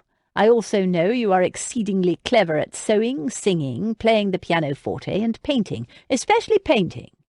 "I'm not proud of any of that. Mother insisted I do it." Then she smiled softly. "Well, perhaps the painting." "You're quite good at it." She glanced away. "Thank you." "I still have all of the paintings you sent me. I keep them in my pack." She turned her head to look at him. "You kept them? All these years?" "Yes. I couldn't keep all the letters, but I kept all the paintings. I used to look at them on days when the skies were grey and thick with smoke and stench." Tears burned the back of Cass's eyes. She turned toward the lake so he couldn't see. "I know you love your mother and father despite the fact that they've never been good to you," he said next. Cass wrapped her arms around her middle. "I wrote that." "Not in so many words. I could tell." She smiled at the fact that he had echoed her words from a few moments earlier. She stared, unseeing, across the water. "I always wanted them to love me. They seemed to love Owen just because he was a boy, an heir." "Ah, I know all about that." Cass stopped and placed her hand on his sleeve. "Julian, I meant what I said in my letter. If Donald doesn't come back—" She swallowed. "You can do it. You can be the Earl. You're strong enough. You're good enough." Julian clenched his jaw. "Like Upton." The words stabbed Cass's heart. She turned toward the horses, still fighting tears. "We should get back." Julian only nodded. They walked slowly to the horses, and Julian helped her remount. Using a fallen log, he hoisted himself onto his own horse. Before they took off, Cass glanced at him. "Julian, do you think you could ever be my friend again?" He rubbed his chin and stared off past the water. "No, Cassie. That's not what I want." Chapter 40. Cass couldn't concentrate. She was supposed to be writing a letter to her elderly Aunt Meredith. Instead, stared off into the corner of the room, the quill forgotten in her hand. She had so much to sort out in her mind. Her outing with Julian yesterday had left her more confused than before. What did she want? What did she truly want? She didn't want to marry Garrett or any other man whom she didn't love. She wanted Julian. She always had, and she always would, but that was obviously not to be. She'd nearly screwed up the courage to ask him who he had feelings for, but in the end she just couldn't. Julian was still angry with her. She knew that. And what did it matter, really? He'd kissed her the other night because he was attracted to her. He couldn't help himself, but it didn't change the fact that he hated her for her lies. He didn't feel he could trust her. She couldn't hold out hope on that score. He couldn't forgive her, and she had to accept that. She had to let go of her old dream. It faded before her eyes. Pen might not marry Julian, but neither would she. It was a hope she'd held for so long. So very long. Cass shook herself from the memories and turned her attention back to the matter at hand. Regardless of what had gone on between them, she knew now that she and Julian did not have a future together, not as husband and wife. She'd been a child when she'd dreamed that dream. Now she was a woman, fully grown. Childish fantasies were best left in the past. She had to take responsibility for her life, make her own decisions. That meant that she had to get away from her mother. That was the first order of business. As long as her mother controlled her, she would not stop pushing her toward the biggest, most noble title in every room. Cass couldn't bear that. She couldn't live the rest of her life being trotted out to social events as she got older and older. She would never marry. She knew that now. She leaned back in her chair and combed her fingers through her hair. What did she want? Peace. She wanted peace and quiet. The barest hint of an idea skittered through her brain. She sat up straight. She couldn't do it, could she? Oh, she'd threatened to a time or two before, but it had only been a jest, really. Hadn't it? She tapped a fingertip against the tabletop, but it didn't have to be, did it? There were young ladies who did it all the time. It wasn't unthinkable. She snapped her fingers. Yes, she could. She would. And her mother would have no more control over her. But first she needed help. She stretched out her arm and dabbed the quill into the inkpot in front of her. She needed to write 2 letters. Immediately. Chapter 41. Daphne Swift and Jane Lowndes arrived at Cass's house at nearly the same time. They had both received Cass's letters and quickly made their way to the Monroes' townhouse. Cass had tea waiting for them. Thankfully, her mother was out paying afternoon calls, and so the 3 young ladies were left alone. Daphne was wearing a pretty pink dress, and her blonde hair was wrapped around her head with a few ringlets dangling near her cheeks. Jane wore her usual blue with her usual book as an accessory. Daphne had the grace to look a bit guilty over her duplicitousness about meeting in the Cassandra Park. Cass had to admire her for coming over to face her. "Are you angry with me?" Daphne asked, "for luring you to the park to meet Julian?" "No," Cass replied, "I'm not angry. But why did you do it, Daphne?" Daphne shrugged. "I thought if the 2 of you spent time together, you'd realize how you feel about one another. That's what Her Grace's letter said to do." Cass snapped up her head. "Her Grace's letter?" Daphne nodded, her blonde ringlets bouncing. "Yes, the Duchess of Clarendon wrote to me several days ago and said I must help to ensure you and Julian saw each other as often as possible while you were in London." "Lucy wrote to you?" Cass turned to Jane. "Did you know about this?" Jane shook her head so vigorously that her spectacles popped off her nose. She caught them in both hands and immediately scrambled to replace them. "I had no idea." "Her Grace said I should keep it a secret," Daphne added, "especially from you." She nodded to Cass. "And Julian." "Of course she did." Cass took a deep breath. Why am I not surprised that Lucy continues to meddle in my affairs even after I stopped speaking to her over her meddling? She poured tea into the cups. "That's our Lucy, I'm afraid." Jane took the teacup that Cass handed to her. Daphne sighed. "It didn't work, though, did it?" Cass shook her head. "No, I'm afraid it didn't. In fact, your brother made it quite clear that he doesn't even want to be my friend." Daphne's face fell. "He said that?" "Yes." Cass nodded. "I cannot understand him," Daphne replied, accepting her teacup. "Why is he acting this way?" Cass lifted her chin. She pulled her own cup closer. "It doesn't matter. He cannot forgive me, and I understand why. I was a fool to do what I did." Jane took a sip of her tea. "Don't be so hard on yourself, Cass." Cass returned her weak smile. "I don't understand Julian these days," Daphne said, taking a sip. "How could he be like this to you?" "I've done a lot that's difficult to forgive," Cass replied. "I don't blame him." "I do," Daphne said. "He's being so judgmental. We all do things we ought not from time to time. For instance, I tricked you into meeting him in the park. You don't hate me, do you?" Cass smiled at the younger girl. "No, I don't hate you, but I do contend that you owe me a favour to make up for your sneakiness. In fact, that's why I've asked you to come." Jane tipped down her head to look at Cass over her spectacles. She gave her a wary glance. "A favour? Is that why I'm here too?" Cass shook her head. "No, you owe me nothing, Janey. I only wanted to beg for your assistance." "I'll do what I can," Daphne said, "but if this is about Julian, I think you need to—" "No." Cass straightened her shoulders. "It's not about your brother. This is about me and what I want to do. I need to take control of my own life. I've made a decision." Jane's face scrunched into a frown. "You seem different today, Cass." Cass smoothed her hands down her sleeves. "You mean I don't seem anxious any longer?" Jane reached over and patted her arm. "Are you all right?" Cass took a deep breath. "I'm perfect, actually. I finally decided that I'm not going to live my life under my mother's thumb for one more minute. She'll never stop until I'm unhappily married to a man whom I don't love. I know that, and I refuse to live my life according to her rules." "I don't understand.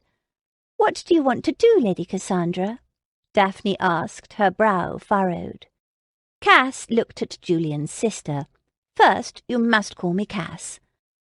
"All right, Cass," Daphne answered with a smile. Cass nodded.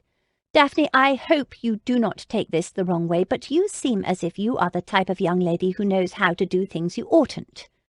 Daphne blushed just a little, but then she laughed. "Oh, I understand, Cass, and you're perfectly right. Actually, I take that as a compliment."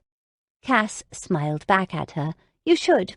I've asked you here because there's something I want to do that is going to take someone of your skill and determination to do it. I need your help." Daphne's eyes lit. She leaned forward in her seat. "Yes?" "I don't like the sound of this," Jane said, shaking her head at Cass. "Be bold," Cass said. "I've been thinking about those two words. I've made mistakes, several of them. I've allowed myself to be told what to do by nearly everyone, Mother, Father, Owen, even Lucy. It's easy for me to blame all of them, to take no responsibility for the part I played in all of this." She lifted her chin. "But it's not true. It's time I stood up for myself, made my own decisions, and lived life on my own terms. I learned something being Patience Bunbury. I learned that I didn't have to be the perfect little society miss. The world would not come to an end if I broke a rule." Daphne waved a hand in the air. "Oh dear, I could have told you that." Cass folded her hands in front of her and rested them on the tabletop.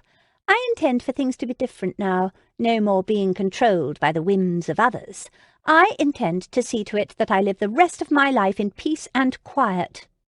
I want to go somewhere where society and all of its silly titles don't matter, a place where my parents cannot marry me off to the haughtiest title as if I'm a jewel to be sold." Jane's eyes were wide. "Cass, I've never heard you speak like this before."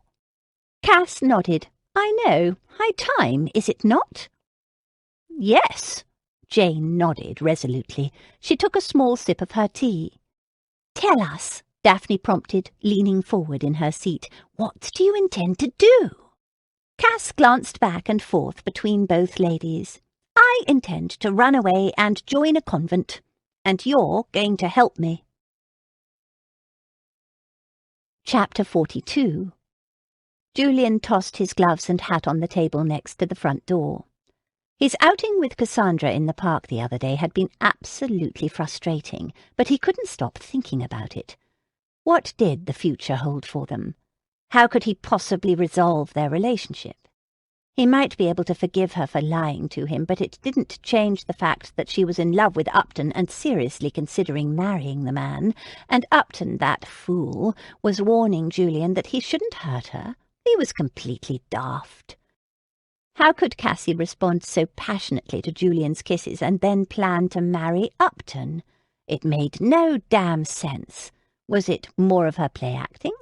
If so, how could he have been so wrong about the girl he'd written to for years? The girl he thought he knew for so long. She'd asked him if he would be her friend. He'd been truthful in his answer. He didn't want to be her blasted friend. He wanted to be much, much more than that. Her husband. He'd stupidly said no to the question, however, closing whatever bit of the door they had left open to them. Anger had made him do it. He was a complete fool. Nothing had changed. Nothing, including the fact that if Derek returned with no news, Julian intended to go to the continent and find his brother and Rafe, even if it meant he'd die trying. In that event, at least he would finally fulfill his father's last request. Pengree quickly swept up Julian's hat and gloves, but he was halfway to the study by then. "I have some letters for you, my lord," Pengree announced, dogging Julian's steps. Julian stopped and turned around. "Letters?" The butler stopped short, too. "Yes." He handed Julian 2 different sealed pieces of parchment. Pengree cleared his throat. "The first one is from the Duke of Clarendon, and the second—" "Hunt? A letter from Hunt?" "That'll be all, Pengree." Julian pushed open the door to the study and strode inside, ripping open the letter from Hunt as he went. Was this it? The letter that would contain Donald and Rafe's fate? Julian held his breath. His gaze scoured the few words on the page. "Swift. I'll be returning to London Thursday afternoon. I will come to Donald's house straight away. Hunt." The hand that held the letter fell to Julian's side. He stared unseeing at the row of mahogany bookshelves that lined the wall. They were nothing more than a dark blur. He barely noticed the fire crackling in the hearth, the soft strains of the pianoforte playing somewhere in the house where Daphne was practicing. Bloody hell. If Derek wasn't telling any news, he either didn't know anything or it was bad.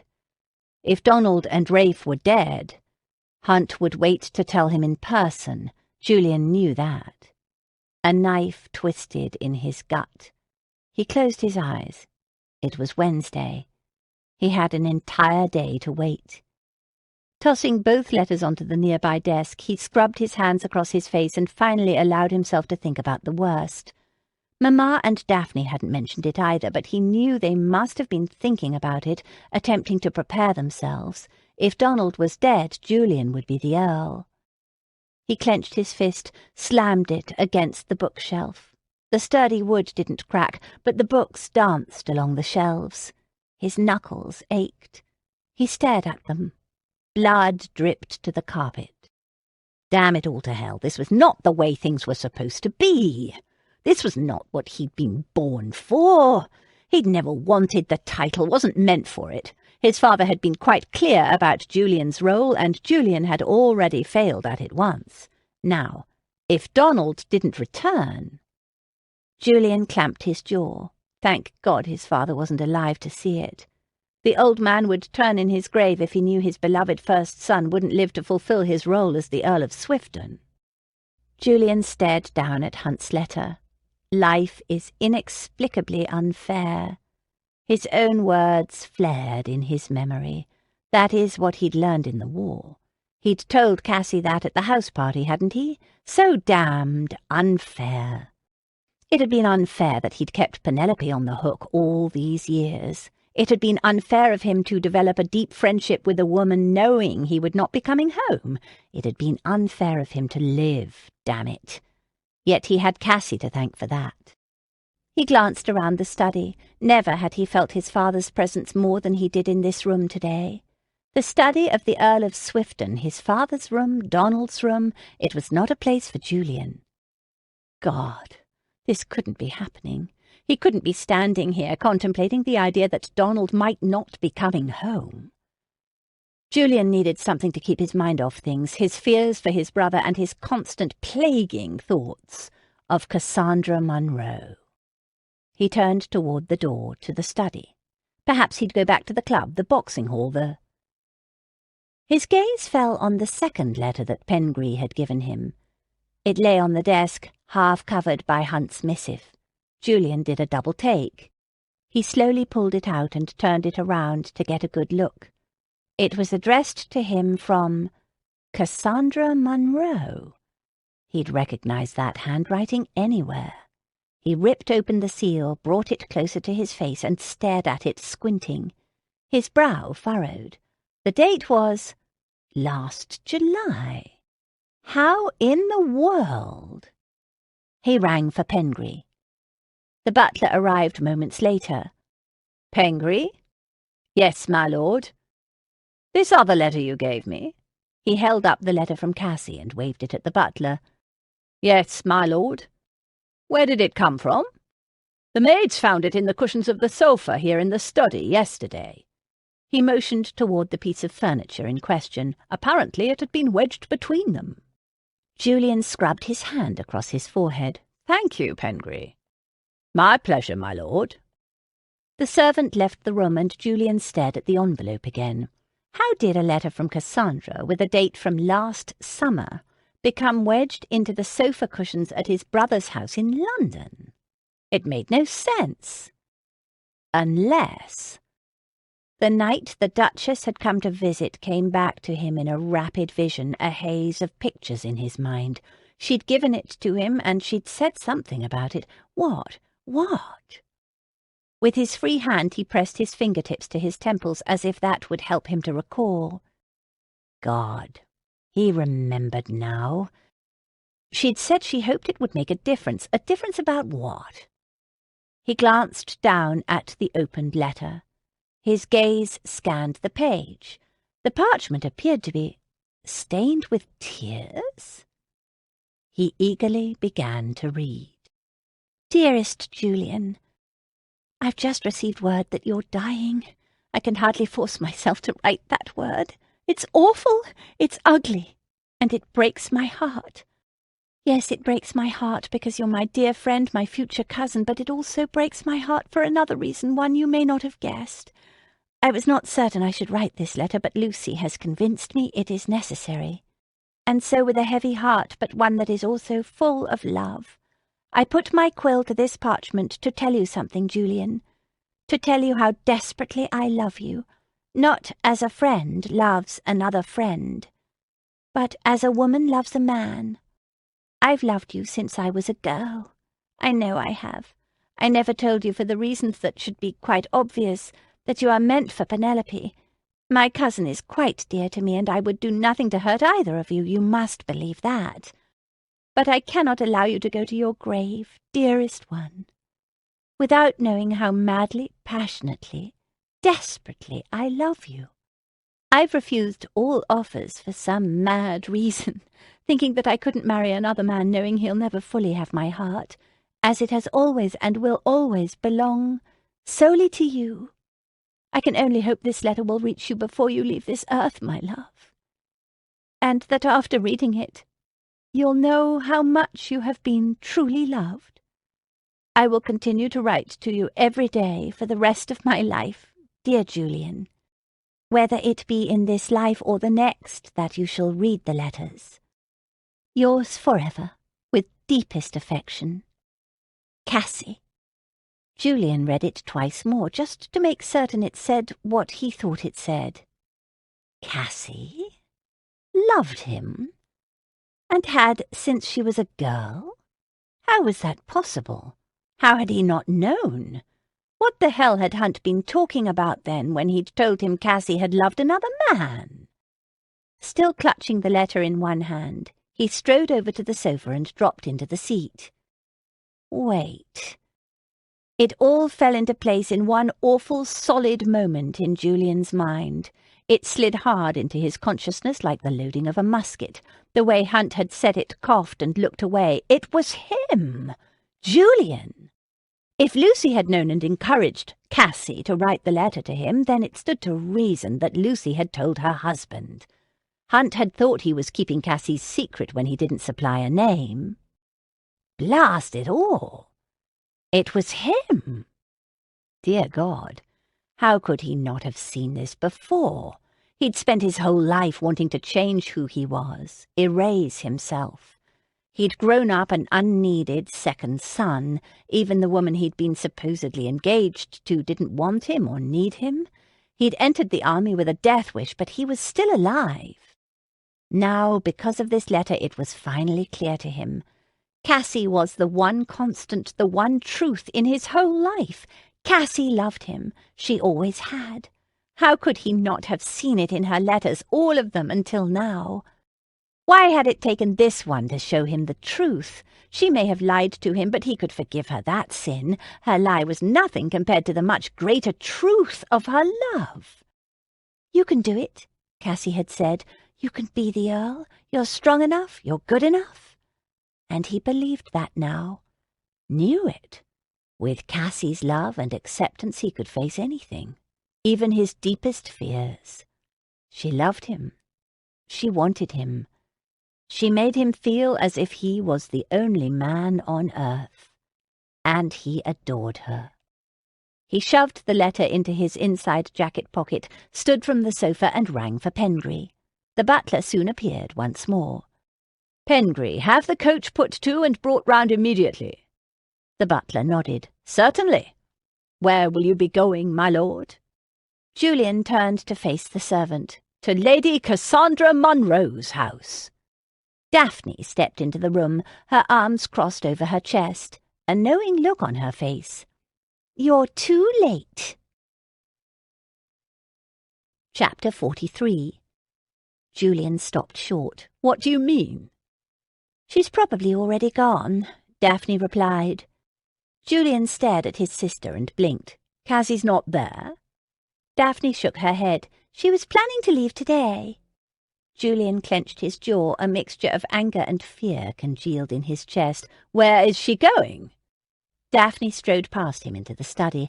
"I suggest you shut the door." Pengree, a wide-eyed look on his face, quickly took himself off to summon the coach. Julian pulled the door closed and turned to face his sister. "How do you know Cassandra is leaving?" Daphne took a seat on the sofa and watched her brother closely. Her arms remained crossed over her chest. "I know because I helped plan her escape." "Escape?" He took 2 long strides toward her and settled his hands on his hips. "What the hell are you talking about? I swear if this is another one of your tricks like the other day in the park." Daphne rolled her eyes at him.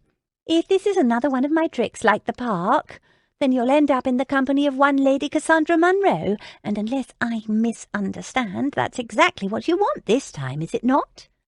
He couldn't argue with that logic. "Don't toy with me, Daphne," he warned, narrowing his eyes on her. "What's going on?" Daphne flourished a hand in the air. "Cass wrote to me. She asked me to come over and help her. Jane Lowndes was there too. You know, that Jane is quite intelligent. She had some wonderful ideas. Cass, I'm afraid, would make a terrible spy. A bit too high-strung for it." Julian fought the urge to grind his teeth. "Daphne, you're making no sense. What are you saying? Where is Cassie? Why would she need to be a spy?" Daphne laughed. "She wouldn't, silly. I only meant that she's not very adept at duplicity." Julian snorted. "You didn't see her pretending to be Patience Bunbury." "It can't have been easy for her," Daphne replied with a wan smile. "Where is she, Daphne?" he said, groaning. Daphne had the grace to look a bit contrite. "I cannot tell you that, as I am sworn to secrecy." Now he wanted to throttle her. "Fine. Then if you're sworn to secrecy, why did you bother telling me she wasn't at home?" "She may not be at home. It depends entirely upon whether she's left yet, and I told you because I didn't want to see you waste your time or a trip." "And?" "And nothing. I owe Cass a debt." "I won't bother to ask what that means." "Probably for the best," Daphne replied. Julian stood in front of his sister, towering over her. He had to get whatever information he could out of her, anything that might help him to find Cassie. "You said you helped her plan her escape. Am I to assume she's run away?" "In a manner of speaking, yes." He scrubbed his fingers through his hair. "I don't have time for this. Tell me where she is." Daphne eyed him carefully. "Why do you want to know? The last I'd heard you were angry with her. She said you refused her friendship in the park. What's changed?" Cursing under his breath, Julian pulled Cassandra's letter from his pocket and waved it in the air. "If you must know, this is what's changed. Cass wrote me a letter months ago, telling me she loves me." Daphne's eyes grew wide. "Oh, my," she breathed.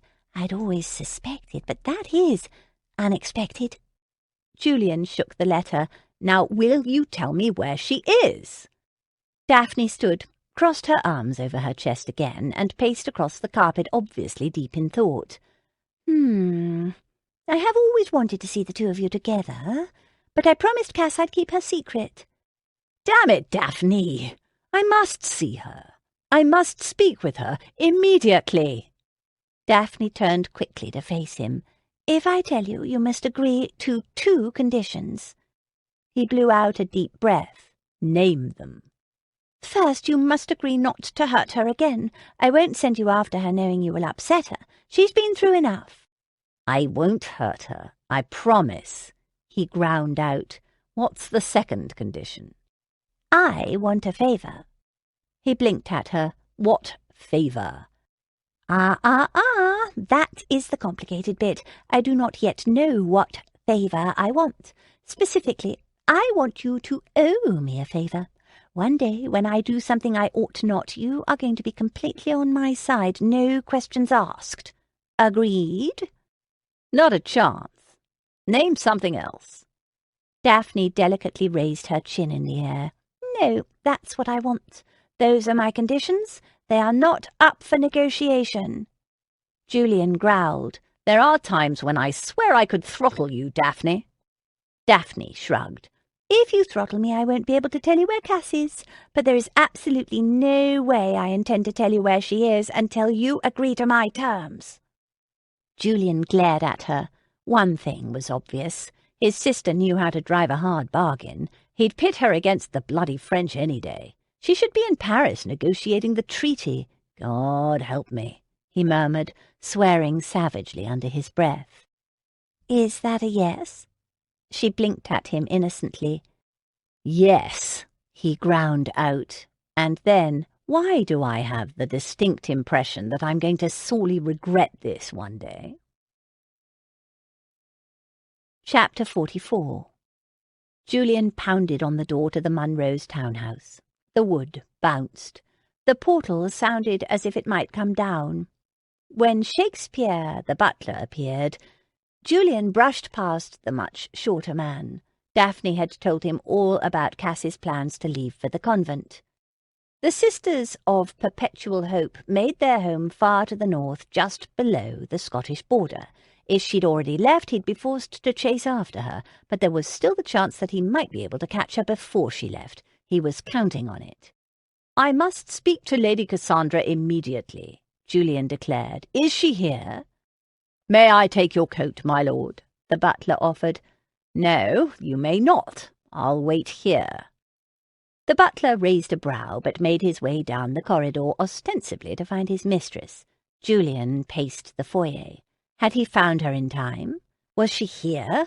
If she'd run away, he doubted she'd have informed the butler. Cassie's parents weren't going to like this. Not one bit. But Julian didn't give a bloody damn.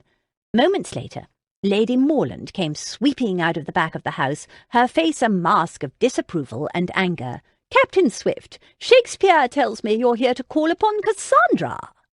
Julian returned her harsh look. "I am." "I'm afraid that's not possible," she replied with a tight smile. "Cassandra's not here?" he asked, his face heating, his hands clenched into fists at his sides. If that was true, he'd leave for the convent immediately. "I didn't say that. I said it's not possible for you to speak with her," Lady Morland clarified. He narrowed his eyes on her. "Why not?" Lady Morland pushed her nose in the air and gave him an imperious look that clearly indicated she was not amused with his failure to turn tail and run. "Perhaps if you came back another time." She made as if to usher him out the door. Julian didn't move. "I intend to stay here until I see Cassandra, if she's here." One blonde-grey brow arched. The lady spoke through clenched teeth. "Captain Swift, do not force me to call my husband into this." Julian nearly laughed at that. Lord Morland was in his 60s and quite heavy. Even though Julian was still recuperating from his war injuries, he was quite certain he could easily beat the older man in a fight, and he was more than prepared to do so if either of them tried to keep him from Cassie. "I'm not forcing you to do anything, my lady. I'm merely stating a fact." He gave her a tight smile. "I'm not leaving until I either see Cassandra or evidence that she's not here." Any semblance of nicety evaporated from the woman's face. She turned her head sharply to the right. "Shakespeare! Fetch Lord Morland immediately and bring 2 of the footmen back with you." Julian took a deep breath.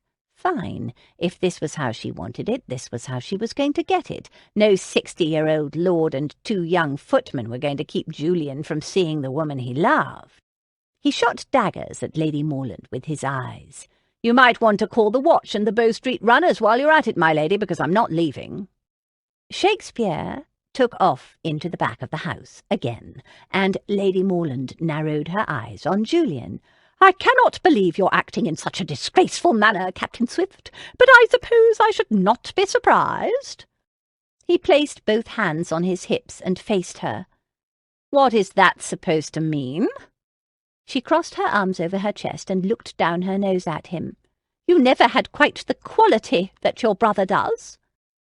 If she'd slapped him, she couldn't have hit her mark any better. Something told Julian that she knew that, too, but he was done living in his brother's shadow.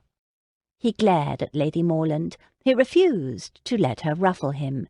"And you've never had quite the pleasant kindness of your daughter, my lady.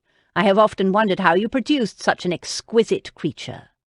Lady Morland gasped. "How dare you!" Lord Morland and the 2 footmen came hurrying into the foyer with Shakespeare just then. Lord Morland was out of breath from the exertion. "What is the meaning of this?" Lord Morland demanded. Julian stepped forward. "I've come to ask for your daughter's hand in marriage, my lord." Both Lord and Lady Morland looked as if they might faint, or have an apoplectic fit. Perhaps both. What? Lord Morland clasped his lapels, his jowly face turning redder by the moment. "You've gone mad," Lady Morland said to Julian. Julian cracked a smile. "Is that a no?" Lady Morland whirled to face her husband, but she addressed her remarks to Julian. "Sir, if you refuse to leave, we shall forcibly remove you from the premises." Julian inclined his head toward both of them. "I'd like to see you try." Lord Morland's jowls shook. He started toward Julian with a determined look in his eye. The 2 footmen followed suit. The moment they laid hands on him, Julian sprang into action. The first footman received a blow to the jaw that spun him across the foyer where he lay in a heap on the rug. The second footman was a bit larger and harder to stop. He came at Julian with a bear hug around the waist. Julian pulled him up and flipped him over his back. Thank God for all of those press-ups. Julian spun around to face him again. The footman remained on his back, groaning and cradling his head in his hands. Lord Morland came at him next, though he looked no more interested in fighting him than Julian was. He quickly sidestepped the older man, twisted Lord Morland's arm behind his back, and shoved him forward. "This is preposterous!" Lady Morland screamed. "Shakespeare, do something!" Shakespeare shifted his gaze and pursed his lips. It was obvious he had absolutely no intention of engaging in a physical altercation with a man nearly twice his size, especially one who had just proven himself to be quite an accomplished fighter. Good man, Shakespeare. Good man. "Would you like me to call Lady Cassandra?" Shakespeare offered. "No, I would not," Lady Morland retorted, stamping her foot. Her curls bounced along her forehead. That was all Julian needed to hear. Cassandra was here. "Cassie!" he called, using his loudest Captain in His Majesty's Army voice. "Cassie!"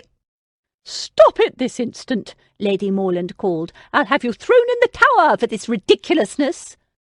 "I don't care," Julian replied, and then, "Cassie!" "Unhand me!" Lord Morland demanded. Moments later, Cassie appeared at the top of the stairs, wearing a high-waisted white gown with pink flowers embroidered on it, and looking like an angel.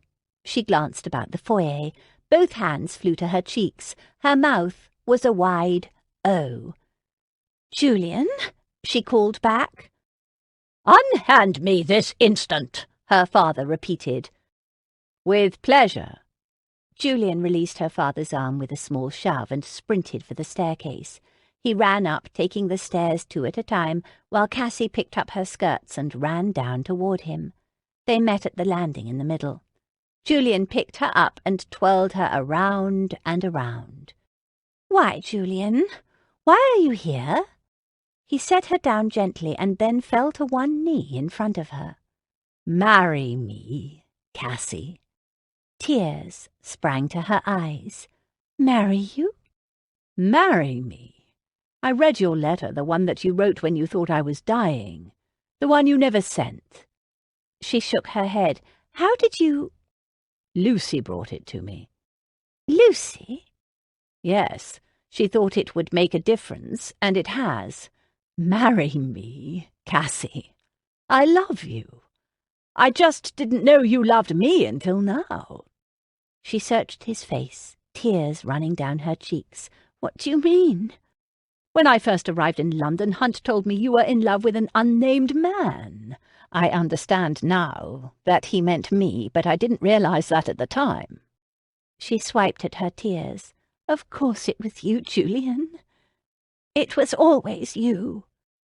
"And it was always you, Cassie." He stood and grasped both of her cheeks in his hands and kissed her. Her parents, who were glaring at them from the foyer, gasped. She wrapped her arms around his neck. "I've always loved you, Julian." "Go get him!" Lady Morland screamed from the bottom of the stairs, her hands clenched into 2 red fists. She glanced about at the 2 injured footmen and her husband, obviously expecting them to rush up the stairs and stop the actions unfolding in front of them. None of the men looked as if they were eager to do so. Shakespeare was contemplating his fingernails.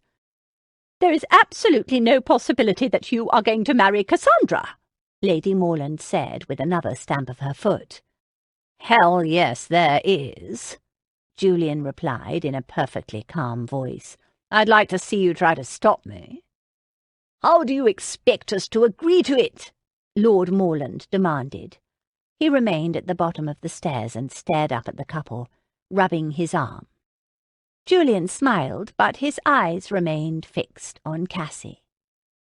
"I expect you'll agree with it because I'm about to thoroughly compromise her." He scooped Cassie into his arms and carried her down the stairs. She kept her arms wrapped tightly around his neck. He marched down to the foyer, past both of her open-mouthed parents and a wide-eyed Shakespeare.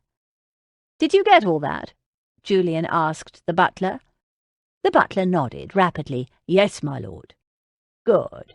Then go tell your friends." Julian leaned down to allow Cassie to open the door for him, and then he marched outside, down the stone front steps, and directly to his carriage. "Come back here this minute, Cassandra!" her mother shouted.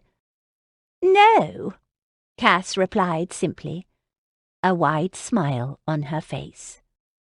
I intend to call my solicitor immediately," Lord Morland called after them, his jowls no doubt shaking. "Good. Be certain to tell him the part about the compromising," Julian replied, his eyes never leaving Cassie's face. As soon as the door to Julian's coach shut behind them, Cass turned her head to the side to look out the window and laughed. "Oh, my goodness, did you see the looks on their faces? It was priceless, absolutely priceless." She clapped her hands together. "I do so wish I could have captured that moment. I may paint it later." "They'll get over it." Julian pulled her into his arms and kissed her senseless.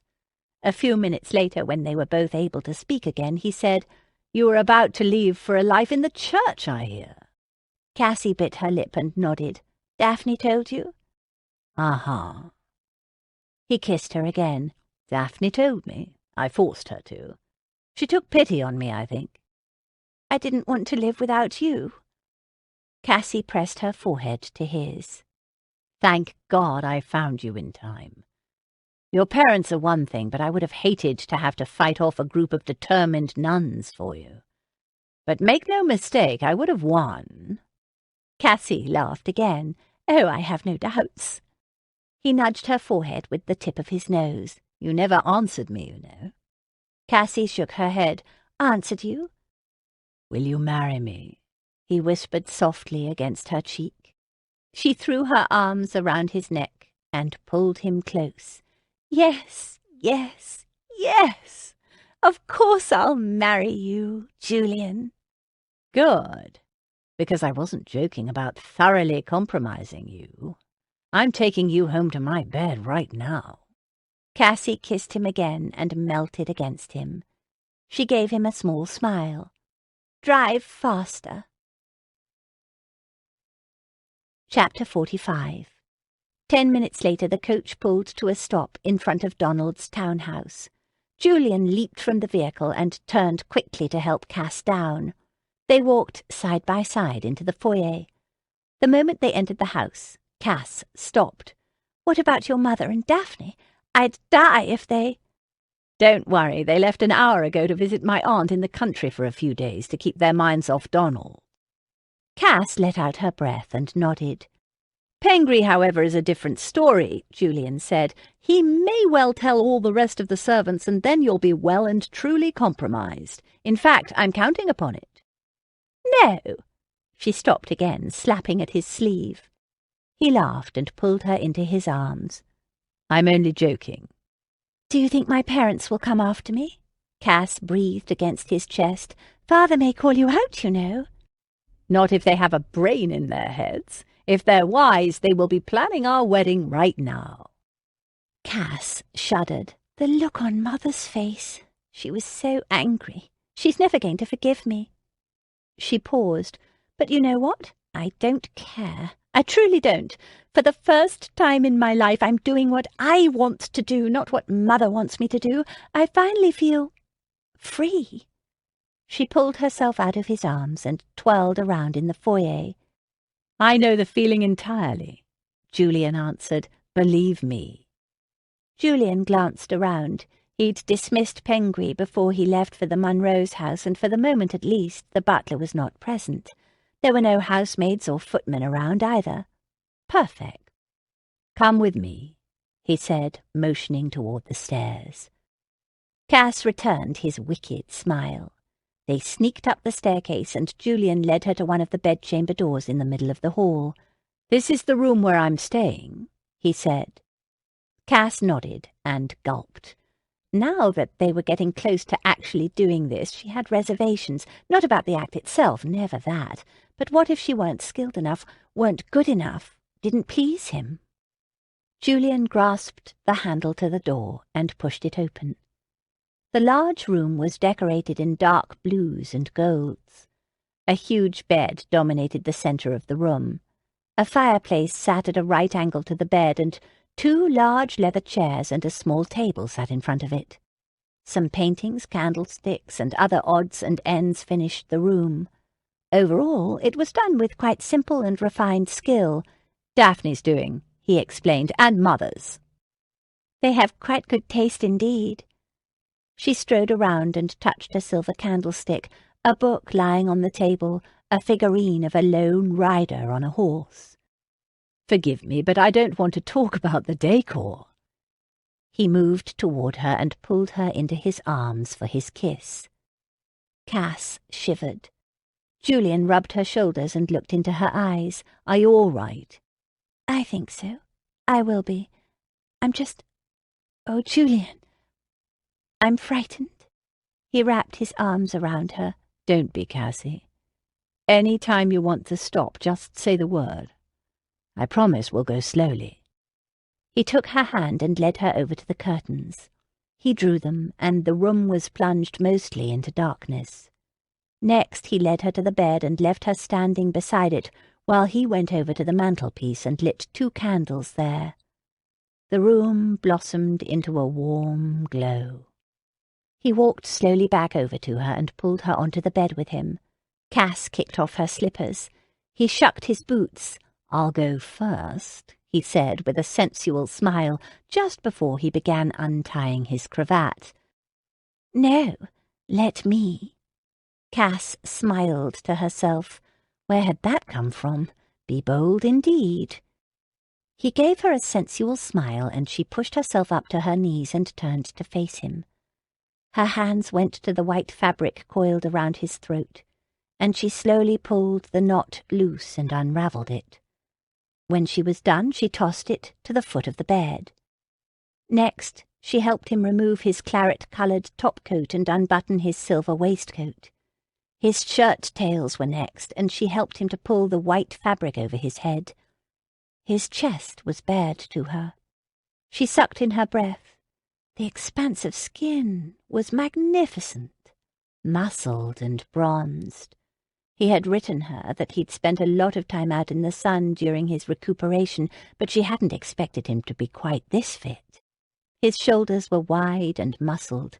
6 muscles stood out in sharp relief beneath his ribs. A trail of fine hair ran in a line in the centre and disappeared beneath his trousers. Her throat went dry. Then she saw the scar right above his heart, a jagged dark circle. She ran her fingertips along it, her eyes filling with tears. "Does it hurt you, Julian?" "No," he breathed. "I'm mesmerized by your touch, Cassie. Please don't cry." She let her fingers trail down to the muscles on his abdomen and heard the sharp change in his breathing. It was true. He was affected by her touch. She'd never known anything like it. She'd never felt such power before. Her tears stopped. "Lie down," she commanded, drunk with her new strength. Julian did as she asked. He slid back along the coverlet and propped his head on a pillow. She let her tapered fingernail trace the outline of his rigid erection beneath his trousers, and he groaned. "Cassie, Shh," she warned. She had dreamed about this for so many nights. She fully intended to enjoy it. She ran her fingers over the flap in his trousers and then slowly, one by one, began to unbutton the placket. He groaned again. Once all of the buttons were undone, she helped him move the trousers down and off his legs, until he lay there fully naked in front of her. A thrill shot through her body. She'd never expected anything like it. He was magnificent. That was the only word for it. Long and lean and tall and muscled and, ooh, quite well endowed. "I don't want you to be frightened. I want to show myself to you first," Julian whispered, sitting up and pulling her close for a tender kiss. "But if you don't let me undress you now, I think I may die." All she did was nod. That was enough for Julian. He carefully turned her so that he could unfasten the buttons on the back of her gown. Her dress fell loose in front, and she moved off the bed to pull it from her arms and allow it to fall in a heap at her feet. She turned back to face him, standing in front of him, clad in only her chemise, stays, and stockings. A chill from the room made her shiver. He immediately stood and wrapped his arms around her, drawing her close and warming her. He was shaking, too, but something told Cass it was for a different reason entirely. He bent down and scooted the fabric of her stocking down one leg, and then the next. Cass trembled. He plucked them from her feet and threw them easily aside. Then he turned her around and loosened the laces of her stays, one by one. It seemed to take an interminable length of time to get out of the thing. When he was done, he turned her back to face him. Then her chemise was gone in one large swoosh over her head, and she stood naked before him. Watching him watch her, she plucked the pins out of her coiffure and set them on the table next to the bed. Then she shook her head, and the entire rich mass of her blonde mane spilled over her shoulders and back. Julian sucked in his breath. He'd never seen anything like the perfection of Cassie's body. She was thin, but not too much so. Her breasts were perfect round globes. Her belly was flat, her hips flared out and tapered down to long, beautiful legs. She looked like a goddess, just like he'd envisioned she would, only better because she was a real woman standing in front of him, touching him and letting him touch her. He promised himself to go slowly, not scare her. Make it good for her. He picked her up in his arms and laid her on the bed. Then he followed her down and lay atop her. He shifted his hips away so as not to frighten her with the stark evidence of his arousal. Bracing his elbows on either side of her head, he dipped his mouth to kiss her. Cassie wrapped her arms around his neck and kissed Julian back with such passion and longing he felt triumphant. He kissed her nose. "I love you." He kissed her closed eyelids. "I love you." He kissed her cheeks, her chin, her earlobe. "I love you, I love you, I love you." She pushed her fingers through his hair. "I love you too, Julian." Her words were a mere whisper against his lips. He let his mouth slide down to her chin, her neck, the tip of her breast. His tongue lavished the sensitive peak. Cass groaned and arched her back. "Shh, darling," Julian whispered. "You're gorgeous. You're absolutely perfect, Cassie. Just like I knew you would be." "Julian, please," she whispered against his mouth. "Wait, darling, I want to make this unforgettable for you." His finger and thumb came up to pinch her nipple. He flicked the peak with his thumb, torturing her, while his tongue lavished the tip of her other breast. He switched, his mouth moving to the opposite breast, while his thumb unerringly rubbed the opposite peak. Cassie's head moved back and forth on the pillow, her eyes tightly closed, her jaw clenched. She'd dreamed of this moment, dreamed of it for so long, and now that it was here, truly happening, it was as if her dreams were true. All of them. His mouth continued its descent, moving down her belly, touching, licking, nipping at the sensitive planes. He trailed his rough fingertips over her rib cage. His hand made its way to the juncture between her legs. He stroked there once, twice, right in the core of her, where everything had gone soft and hot and wet and wanting. Shh. He breathed against her thigh as his hands moved around to cup her hips. His strong hands found their way beneath her thighs, up her knees, back to her hips, where he cradled her in his hands. Then his mouth was there, between her legs, and Cass stopped, thinking. His tongue owned her, licked her, kissed her. She whimpered in the back of her throat. Her fingers reached down to tangle in his hair. She'd never imagined such a thing, but she also never wanted it to end. His tongue drew tiny hot circles against her most intimate spot, and the pressure and wet heat of it made Cass come undone. Her breath was ragged, releasing in sharp pants. Julian traced a finger around her hip until he inserted it into her wet warmth. She cried out and looked down at him through lust, misty eyes. "Julian," she whispered. He returned her look with a small, satisfied smile. Then he turned his attention back to her and kissed her there, again, until she was mad with wanting and desperate for release.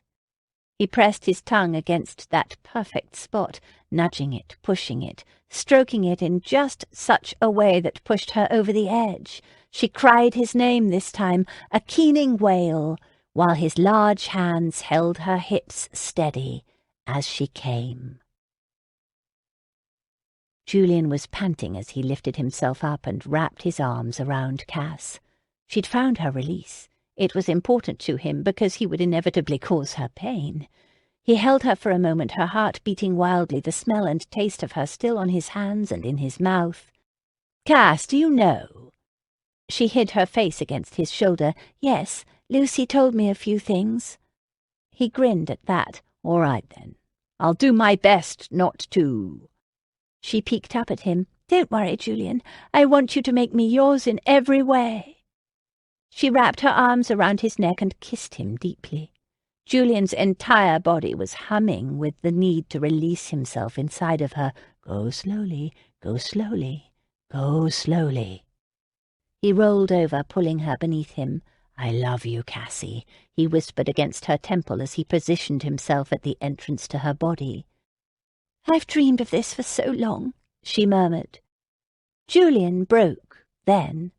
Sweat on his brow, he pushed himself only a fraction of the way inside of her. She was so tight and wet and hot and, oh, God! He clenched his teeth. Going slowly would be the death of him. Cass moaned then, and put her palms on either side of his face. "You're so handsome and noble and—" "God, Cassie, don't!" he groaned through clenched teeth.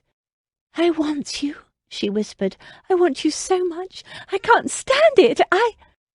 She gasped. He pushed his way inside her to the hilt, and the momentary flash of pain on her face made him stop and kiss her cheek, her forehead, her temple. "I'm sorry," he murmured. "Don't stop. I'm fine," she whispered back, a smile replacing the wince. "I've wanted this for so long." Julian closed his eyes. He braced his hands on either side of her head and pulled out and pushed back into her. Again, again, again. With every stroke he felt more alive. With every tilt of his hips he felt more love. With every pulse of her heart under his he knew it was right. This woman was his destiny, his past and his future. This is why he had lived, to come home and be loved by her. He just hadn't known it until this moment. He opened his eyes and nudged her with his forehead, his strokes never ceasing. He wanted to wait, to make her come again, but he couldn't. The unequaled perfection of feeling her wrapped around him made him want to shatter into 1,000 pieces. "Julian, I love you!" she cried, just before he exploded inside her and collapsed on top of her.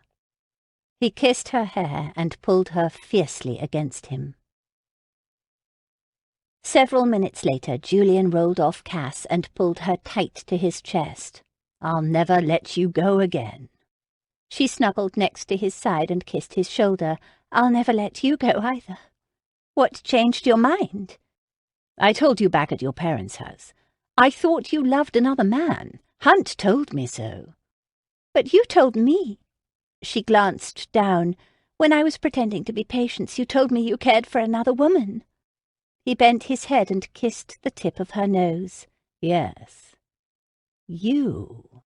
She rose up on her elbow. "You meant you loved me? Cass, I mean." He nodded and kissed her shoulder. "Yes.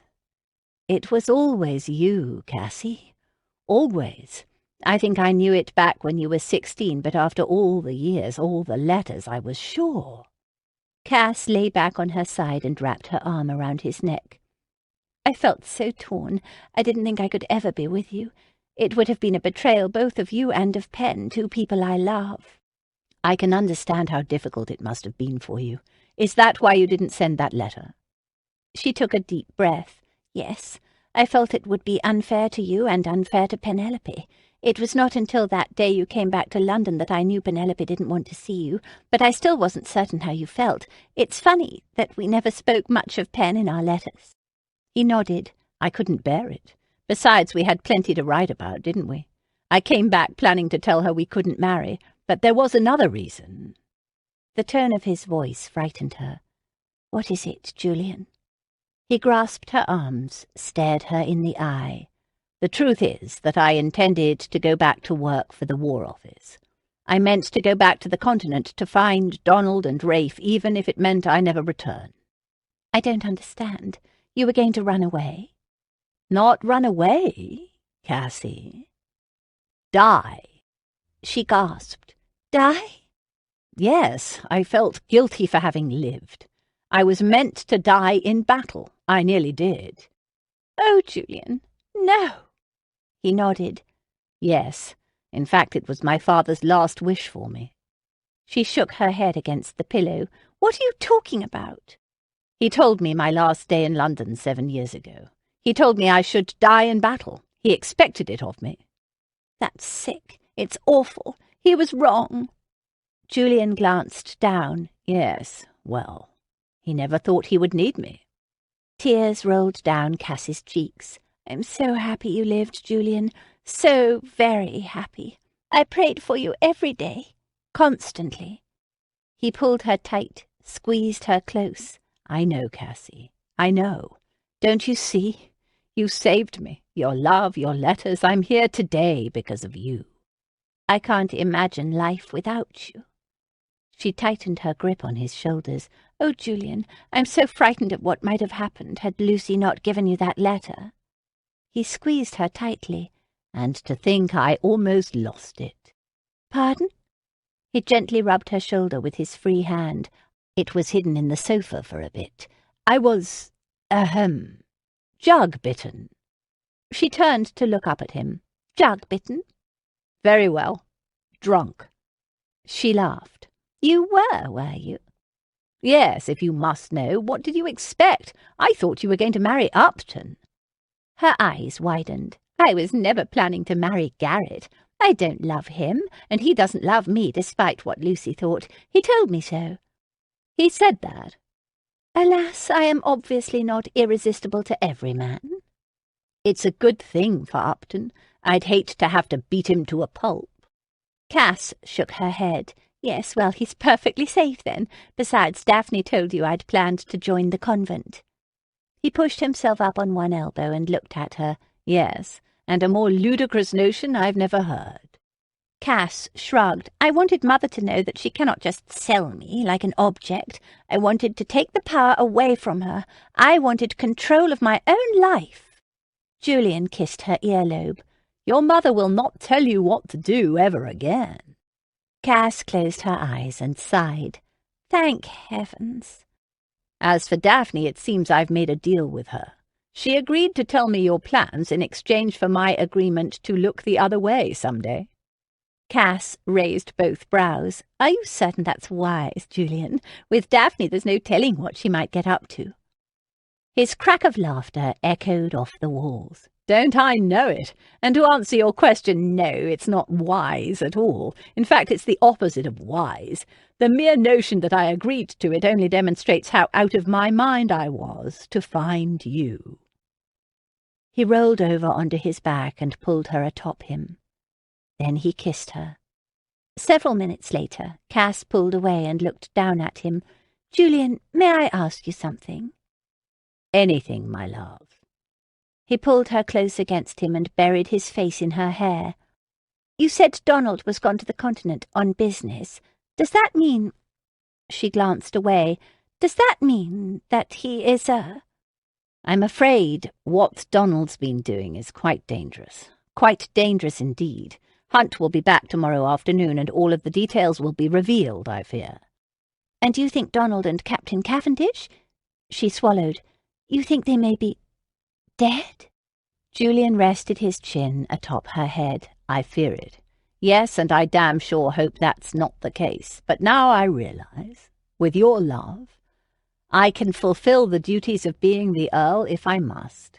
I can do anything with you by my side." Chapter 46. When Owen Monroe appeared at Julian's front door the next morning bright and early, Julian wasn't entirely surprised. He'd managed to sneak Cass back to her parents' house in the wee hours of the morning, but he expected a reckoning. He just hoped it wasn't going to be down the end of Owen's pistol at 20 paces. It would be a shame to shoot Cass's brother. Owen and Lord and Lady Morland were just going to have to be reasonable. They didn't want a scandal. If the servants began talking, they'd be forced to allow the match. It was in their best interest to agree to the engagement as quickly as possible and begin planning the wedding. "Mr. Owen Monroe is here to see you, my lord," Pengree intoned imperiously from the doorway of the breakfast-room. Julian didn't glance up from his newspaper. "Does he appear to be armed, Pengree?" "My lord?" The butler's voice was inquiring. "Does he have a pistol in his hand, or a large bulge in the pocket of his coat?" "My lord, I—" Julian smiled behind the newspaper. "Never mind, Pengree. Show him in. I suppose I must take my lumps." Pengree left then. Julian folded down the edge of the newspaper just in time to see him retreat from the room, a confused look on his butlerly face. He returned less than a minute later. "Mr. Owen Monroe," he announced. Owen brushed past the butler and strode into the room. Julian eyed him up and down. No apparent pistol. A good start, actually. But Monroe was big, quite big. In fact, he'd forgotten just how big he was. Good thing Julian was adept with a pistol himself. If a duel was necessary, he had no desire to challenge Monroe to a boxing match, and hoped to hell Monroe didn't suggest it. Perhaps he could challenge him to a duel of press-ups. "Care for some eggs and toast, Monroe?" Julian asked, with a devilish grin on his face. He folded the paper in half and tossed it onto the table in front of him. "No, thank you," Monroe replied quite evenly. "Care to take a seat, then, or do you simply want to have a go at me right now?" Monroe grabbed the nearest chair in front of him and turned it around. He straddled it and braced his forearms on the back of it. "What I've come to say is quite simple." "And that is?" Julian braced his elbows on the tabletop. Monroe looked him square in the eye. "Marry my sister, or I'm going to kill you." Julian couldn't stop his laugh. "Is that all? Is that funny?" Monroe's voice took on a shade of anger. "No, not at all. It's just that I have every intention of marrying your sister. I plan to do so as soon as possible, in fact. I'm in love with her." "Good. I'm glad to hear it. As you know, my parents are opposed to the match, but I've reasoned with them. I believe they see the, merit in the idea now. Your parents don't approve of me because I'm a second son, but I don't give a bloody damn." "I don't either. I spoke with Cass before I came. She says she loves you. That's good enough for me. You and I have always been friends. I'm still not certain what that mad house party was all about, but I suspect Lucy Hunt, had everything to do with it. I was forced to go along with it because I lost a bloody hand of cards to Upton." Julian laughed aloud at that. "You lost at cards? That's why?" "Unfortunately, yes," Monroe replied. "She has quite the reputation for troublemaking, the Duchess, does she not?" Julian asked. "You don't know the half of it. You should have seen her as a child, a bigger tomboy you've never known, but Cass has always been devoted to her, and any friend of Cass's—" "Understood." Julian wiped his mouth with his napkin. "You know, Cass has told me that you and she were not particularly close. Why come here now to defend her honour? We may not have been close as children. I am 8 years older than she, after all, but Cass is my sister, and I love her. I'll murder anyone who hurts her." Julian gave him a knowing nod. "I feel the exact same way about my sister. So we're agreed. You and Cass will marry. My parents will, however reluctantly, approve the match, and we'll all be one big happy family." "One big happy family? I don't know about that now, Monroe." Julian grinned at him. Owen grinned back. "Pass the eggs, future brother-in-law." Chapter 47. When Derek Hunt arrived at Donald's townhouse later that afternoon, he was not alone. His brother Colin was with him. Julian glanced out the window to see them coming up the walk.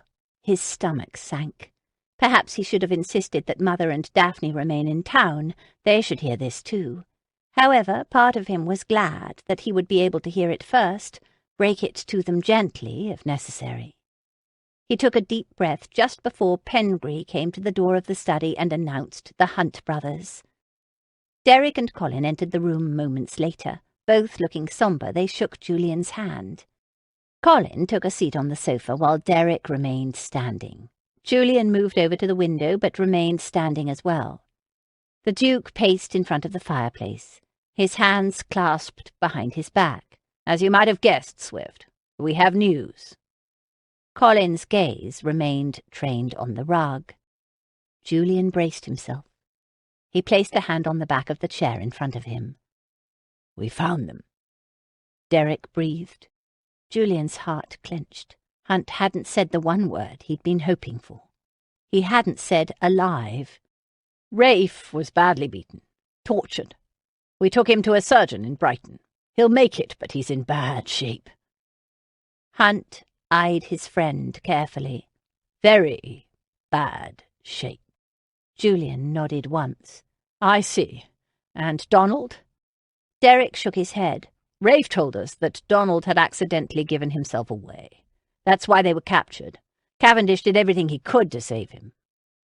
Hunt stopped, strode over, put a hand on Julian's shoulder and squeezed. "He's dead, Julian." Julian bowed his head. He'd known it in his heart, but the word was so final and heavy and difficult. Dead. Julian raised his gaze to Derek's. "You found him? You're certain?" Derek nodded once. "Yes. We brought back his body for your mother and for Daphne. For you." He pulled his hand away from Julian's shoulder. "Thank you for that, Hunt," Julian replied. "Mother will be grateful. So am I." Hunt barely inclined his head. "It's the least I could do." Colin's jaw was clenched. "I'm so damned sorry, Swift." "So am I," Derek said. He reached inside his coat and pulled an envelope from his inside pocket. "This is for you. It's from Donald. He'd given it to one of the clerks at the War Office to deliver to you in the event of his death." Julian stared at the document, unseeing. Then he slowly pulled it from Derek's hand and made his way toward the window. Facing the street, he ripped open the seal and began to read. "Julian, if you are reading this, then I am dead. You are alive, and you, no doubt, have many questions. The War Office asked for a volunteer. They sent word to Parliament looking for someone who would bravely go off to France. I want you to know that I did hesitate. After all, I am an earl, I have no heirs, and my only brother is at war. But I knew it would be all right, younger brother. I somehow knew you would survive. Don't ask me how, I just did. You've always been a survivor, and I have no doubts. There's something I need you to know. It's quite important to me, hence the reason I am writing this letter. I've always admired you, Julian. I know you looked up to me and wanted to be more like me, but the truth is that I've always wanted to be like you. You left for war, fought, nearly died. You showed tremendous courage and fortitude. I never had that in me. I think Father always knew it. It's not particularly dangerous to sit in the House of Lords week in and out. Well, except in August, when the stink of the Thames gets to be far too much. So when the call came for a volunteer, yes, I hesitated, but in the end I knew I had to. I am my father's son, but I am also my brother's brother. I hope I've made the Crown proud. But more importantly, I hope I've made you proud, Julian. I may have spent my life being groomed to inherit a title, but that was nothing to be proud of. Circumstances of birth are not chosen, but bravery and courage are. And those were all things you chose. The earldom is lucky to have someone as strong as you in the lead. I heartily approve. My only regret is that I did not get the chance to shake the hand of the man you have become. Give my love to Mother and Daphne. As for you, I suggest you marry Lady Cassandra and see to the business of having heirs as quickly as possible. Yours, Donald." Julian took a deep, deep breath. His brother admired him. He'd never known it. Damn it, if only Donald were here for one moment, so that he might tell him the same. Julian turned back to his two friends, fighting the sting of tears in his eyes. "You know what this means?" Derek said in a low voice.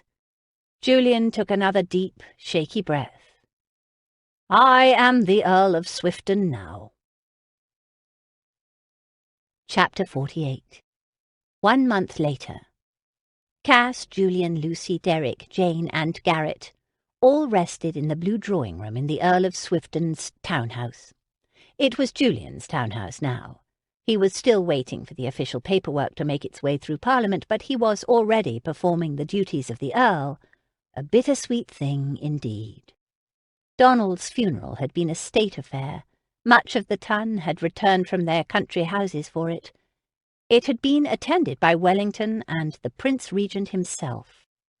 Daphne and her mother had been beside themselves with grief, of course, but at least they had been comforted by the fact that Captain Cavendish had lived.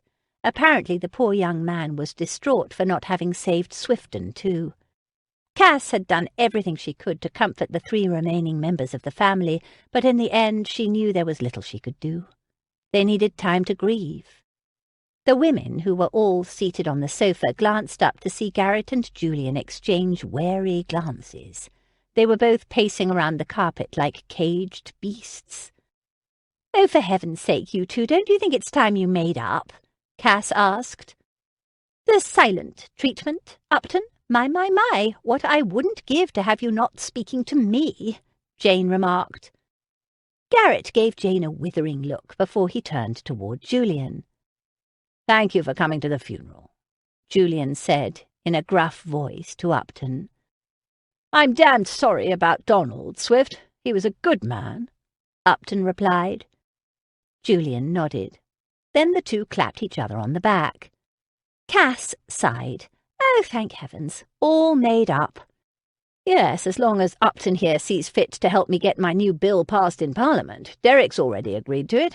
It shall be my first order of business as Swifton." "Already writing a new bill?" Garrett replied. "Yes, to provide for the injured war veterans. I assume you'll have no objections?" Garrett nodded.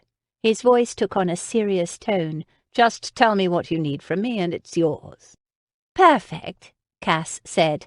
"Thank you, Garrett." Julian growled under his breath, clearly indicating that he didn't much care for the fact that his intended was calling another man by his Christian name. Derek interrupted their standoff by turning his attention to his wife. He strode over to the sofa and pulled her up into his arms. He glanced at Julian. "I should have known I needed to get back to London as soon as possible when you wrote to me about a Lady Worthing and her friend Patience. As soon as you mentioned that Lady Worthing was pretty and high-spirited with different-coloured eyes, I knew my wife was up to something. It could not have been a coincidence, not when Lucy was involved." Lucy pursed her lips and batted her eyelashes, giving her husband a completely innocent look. "At least he said I was pretty. It might have been quite awkward between the two of you had he referred to your new wife as a troll." They all laughed. "I told Mother she is going to get her wish after all," Julian said to Cass, lifting her up from the sofa too and pulling her against him, his arms around her waist. "What wish is that?" Cass asked, smiling. "To see me married in a spring wedding," he replied with a smile. "And none of these simple morning ceremonies attended by a few close friends. It's to be a grand affair, apparently." "We can wait," Cass said. "No, we can't," Julian responded. "We'll be married as soon as the 6-month mourning period has passed. Life is precious and fleeting. It's a lesson I've learned well this year." "I'll marry you whenever you'd like," Cass replied with a laugh. "I must say it'll be a chore to keep my hands off you until then, my love," Julian whispered in her ear. She leaned up and whispered back, "Yes, well, I only hope the next little Earl doesn't come any earlier than 9 months after the wedding." He grinned at her. "How is your mother?" Cass asked. The Countess had retired to her bedchamber, as had Daphne. "As well as can be expected," Julian replied. "I know planning the wedding will make her much happier. Daphne, too." "Poor Daphne's been inconsolable," Cass replied. "She loved Donald. She insisted on being taken to see Rafe. He's doing better, but it will be quite a while before he's fully recovered." "I look forward to meeting him," Cass replied. Lucy came over and hugged Cass. "I'm so glad you've forgiven me, dear." "Did I have any choice?" Cass said with a laugh, hugging her friend back. "Besides, you did redeem yourself after all." "Yes, by delivering that letter." "What letter?" Jane asked from her seat on the sofa. "The letter I wrote when I thought Julian was dying," Cass replied. "The letter that told him how much I loved him." "I made her write it, you know," Lucy said. "I'm exceedingly proud of myself." "You should be proud of yourself," Julian added, "and I am exceedingly grateful. It did make a difference." I'm just so glad everything worked out for you and Captain Swift. I mean, Lord Swifton," Jane said to Cass. "Are you crying, Jane?" Cass asked. "I don't cry." She raised her book to hide her face. "Your eyes are suspiciously moist." "Shut up," said Jane from behind the book. Lucy smiled and turned her attention back to Cass. "I never meant to hurt you." Cass nodded. "I know, and I shouldn't have put all the blame on you. It was my fault, too." "No, it was my fault," Lucy insisted. "I'm the one who came up with that preposterous scheme." "But it did sort of work," Jane pointed out. Cass wiped at her eyes. "It did, eventually." "Yes, eventually," Jane allowed, "but that could be said of all Lucy's schemes." "Oh, Cass, I promise never to do anything like that to you again," Lucy said. "Do you promise the same for me?" Jane asked, with an expectant tone in her voice, pulling the book away from her face. "Absolutely not," Lucy replied. "Who knows what I may have to do to see you happily settled, Janey?" Jane rolled her eyes. "Just don't make it too ludicrous, please." "Duly noted," came Lucy's reply. Derek put his hand on his wife's shoulder.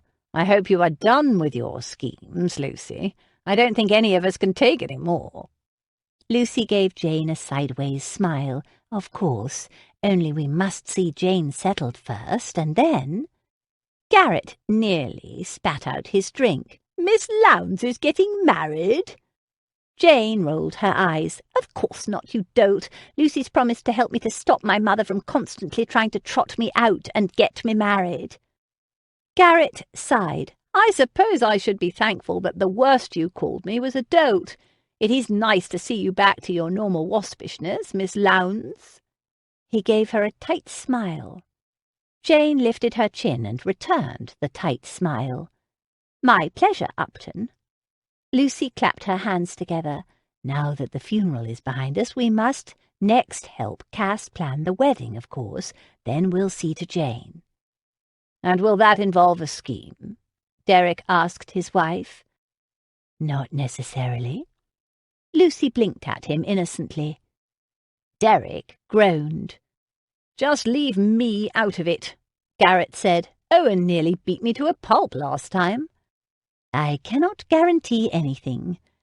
Lucy laughed. "Some plans require a bit of help from your friends. In fact, they go best that way, I find." "Not if the help involves a scandal," Garrett replied. "That's not true at all," Lucy said, lifting her nose in the air. "The more scandalous, the better. That is why it is so very important to be scandalous from time to time." "Yes, well, I'd volunteer to join the Sisters of Perpetual Hope, but I highly doubt they'd approve of my reading material." Jane shook her head and shuddered. "And the Bible is so dreadfully dull." They all laughed. Then Jane asked, "Have you heard anything from Penelope lately, Cass?" "The last I heard, she eloped to Gretna Green with Mr. Sedgwick." "Who is Mr. Sedgwick?" Lucy asked. "I have no idea," Cass replied. "I suppose we will meet him when they return." "Are her parents beside themselves?" Lucy asked. "They are indeed." Cass leaned her head back against Julian's chest and took a deep breath. "I suppose we should just be thankful that my parents finally came around to the idea of our marriage, darling." "They didn't have much of a choice," Julian replied. "Are you jesting? They came around because you're an earl now, Julian," Jane said, just before clapping her hand over her mouth. She cleared her throat, "with apologies for being so blunt." "There is that." Julian grinned. "It's quite nauseating, really," Cass said, "them getting their way under such awful circumstances." She shook her head. Lucy tapped her finger against her cheek. "No matter, dear. You're soon to be a countess, whether accidental or not." Julian pulled Cassie's hand up to his lips and kissed it. "I like that. I like it very much. You are my one true love."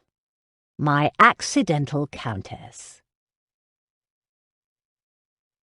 This concludes The Accidental Countess by Valerie Bowman.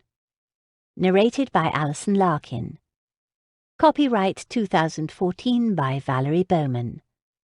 This unabridged audiobook is published by arrangement with St. Martin's Press and was produced in the year 2014 by Tantor Media Incorporated, which holds the copyright thereto.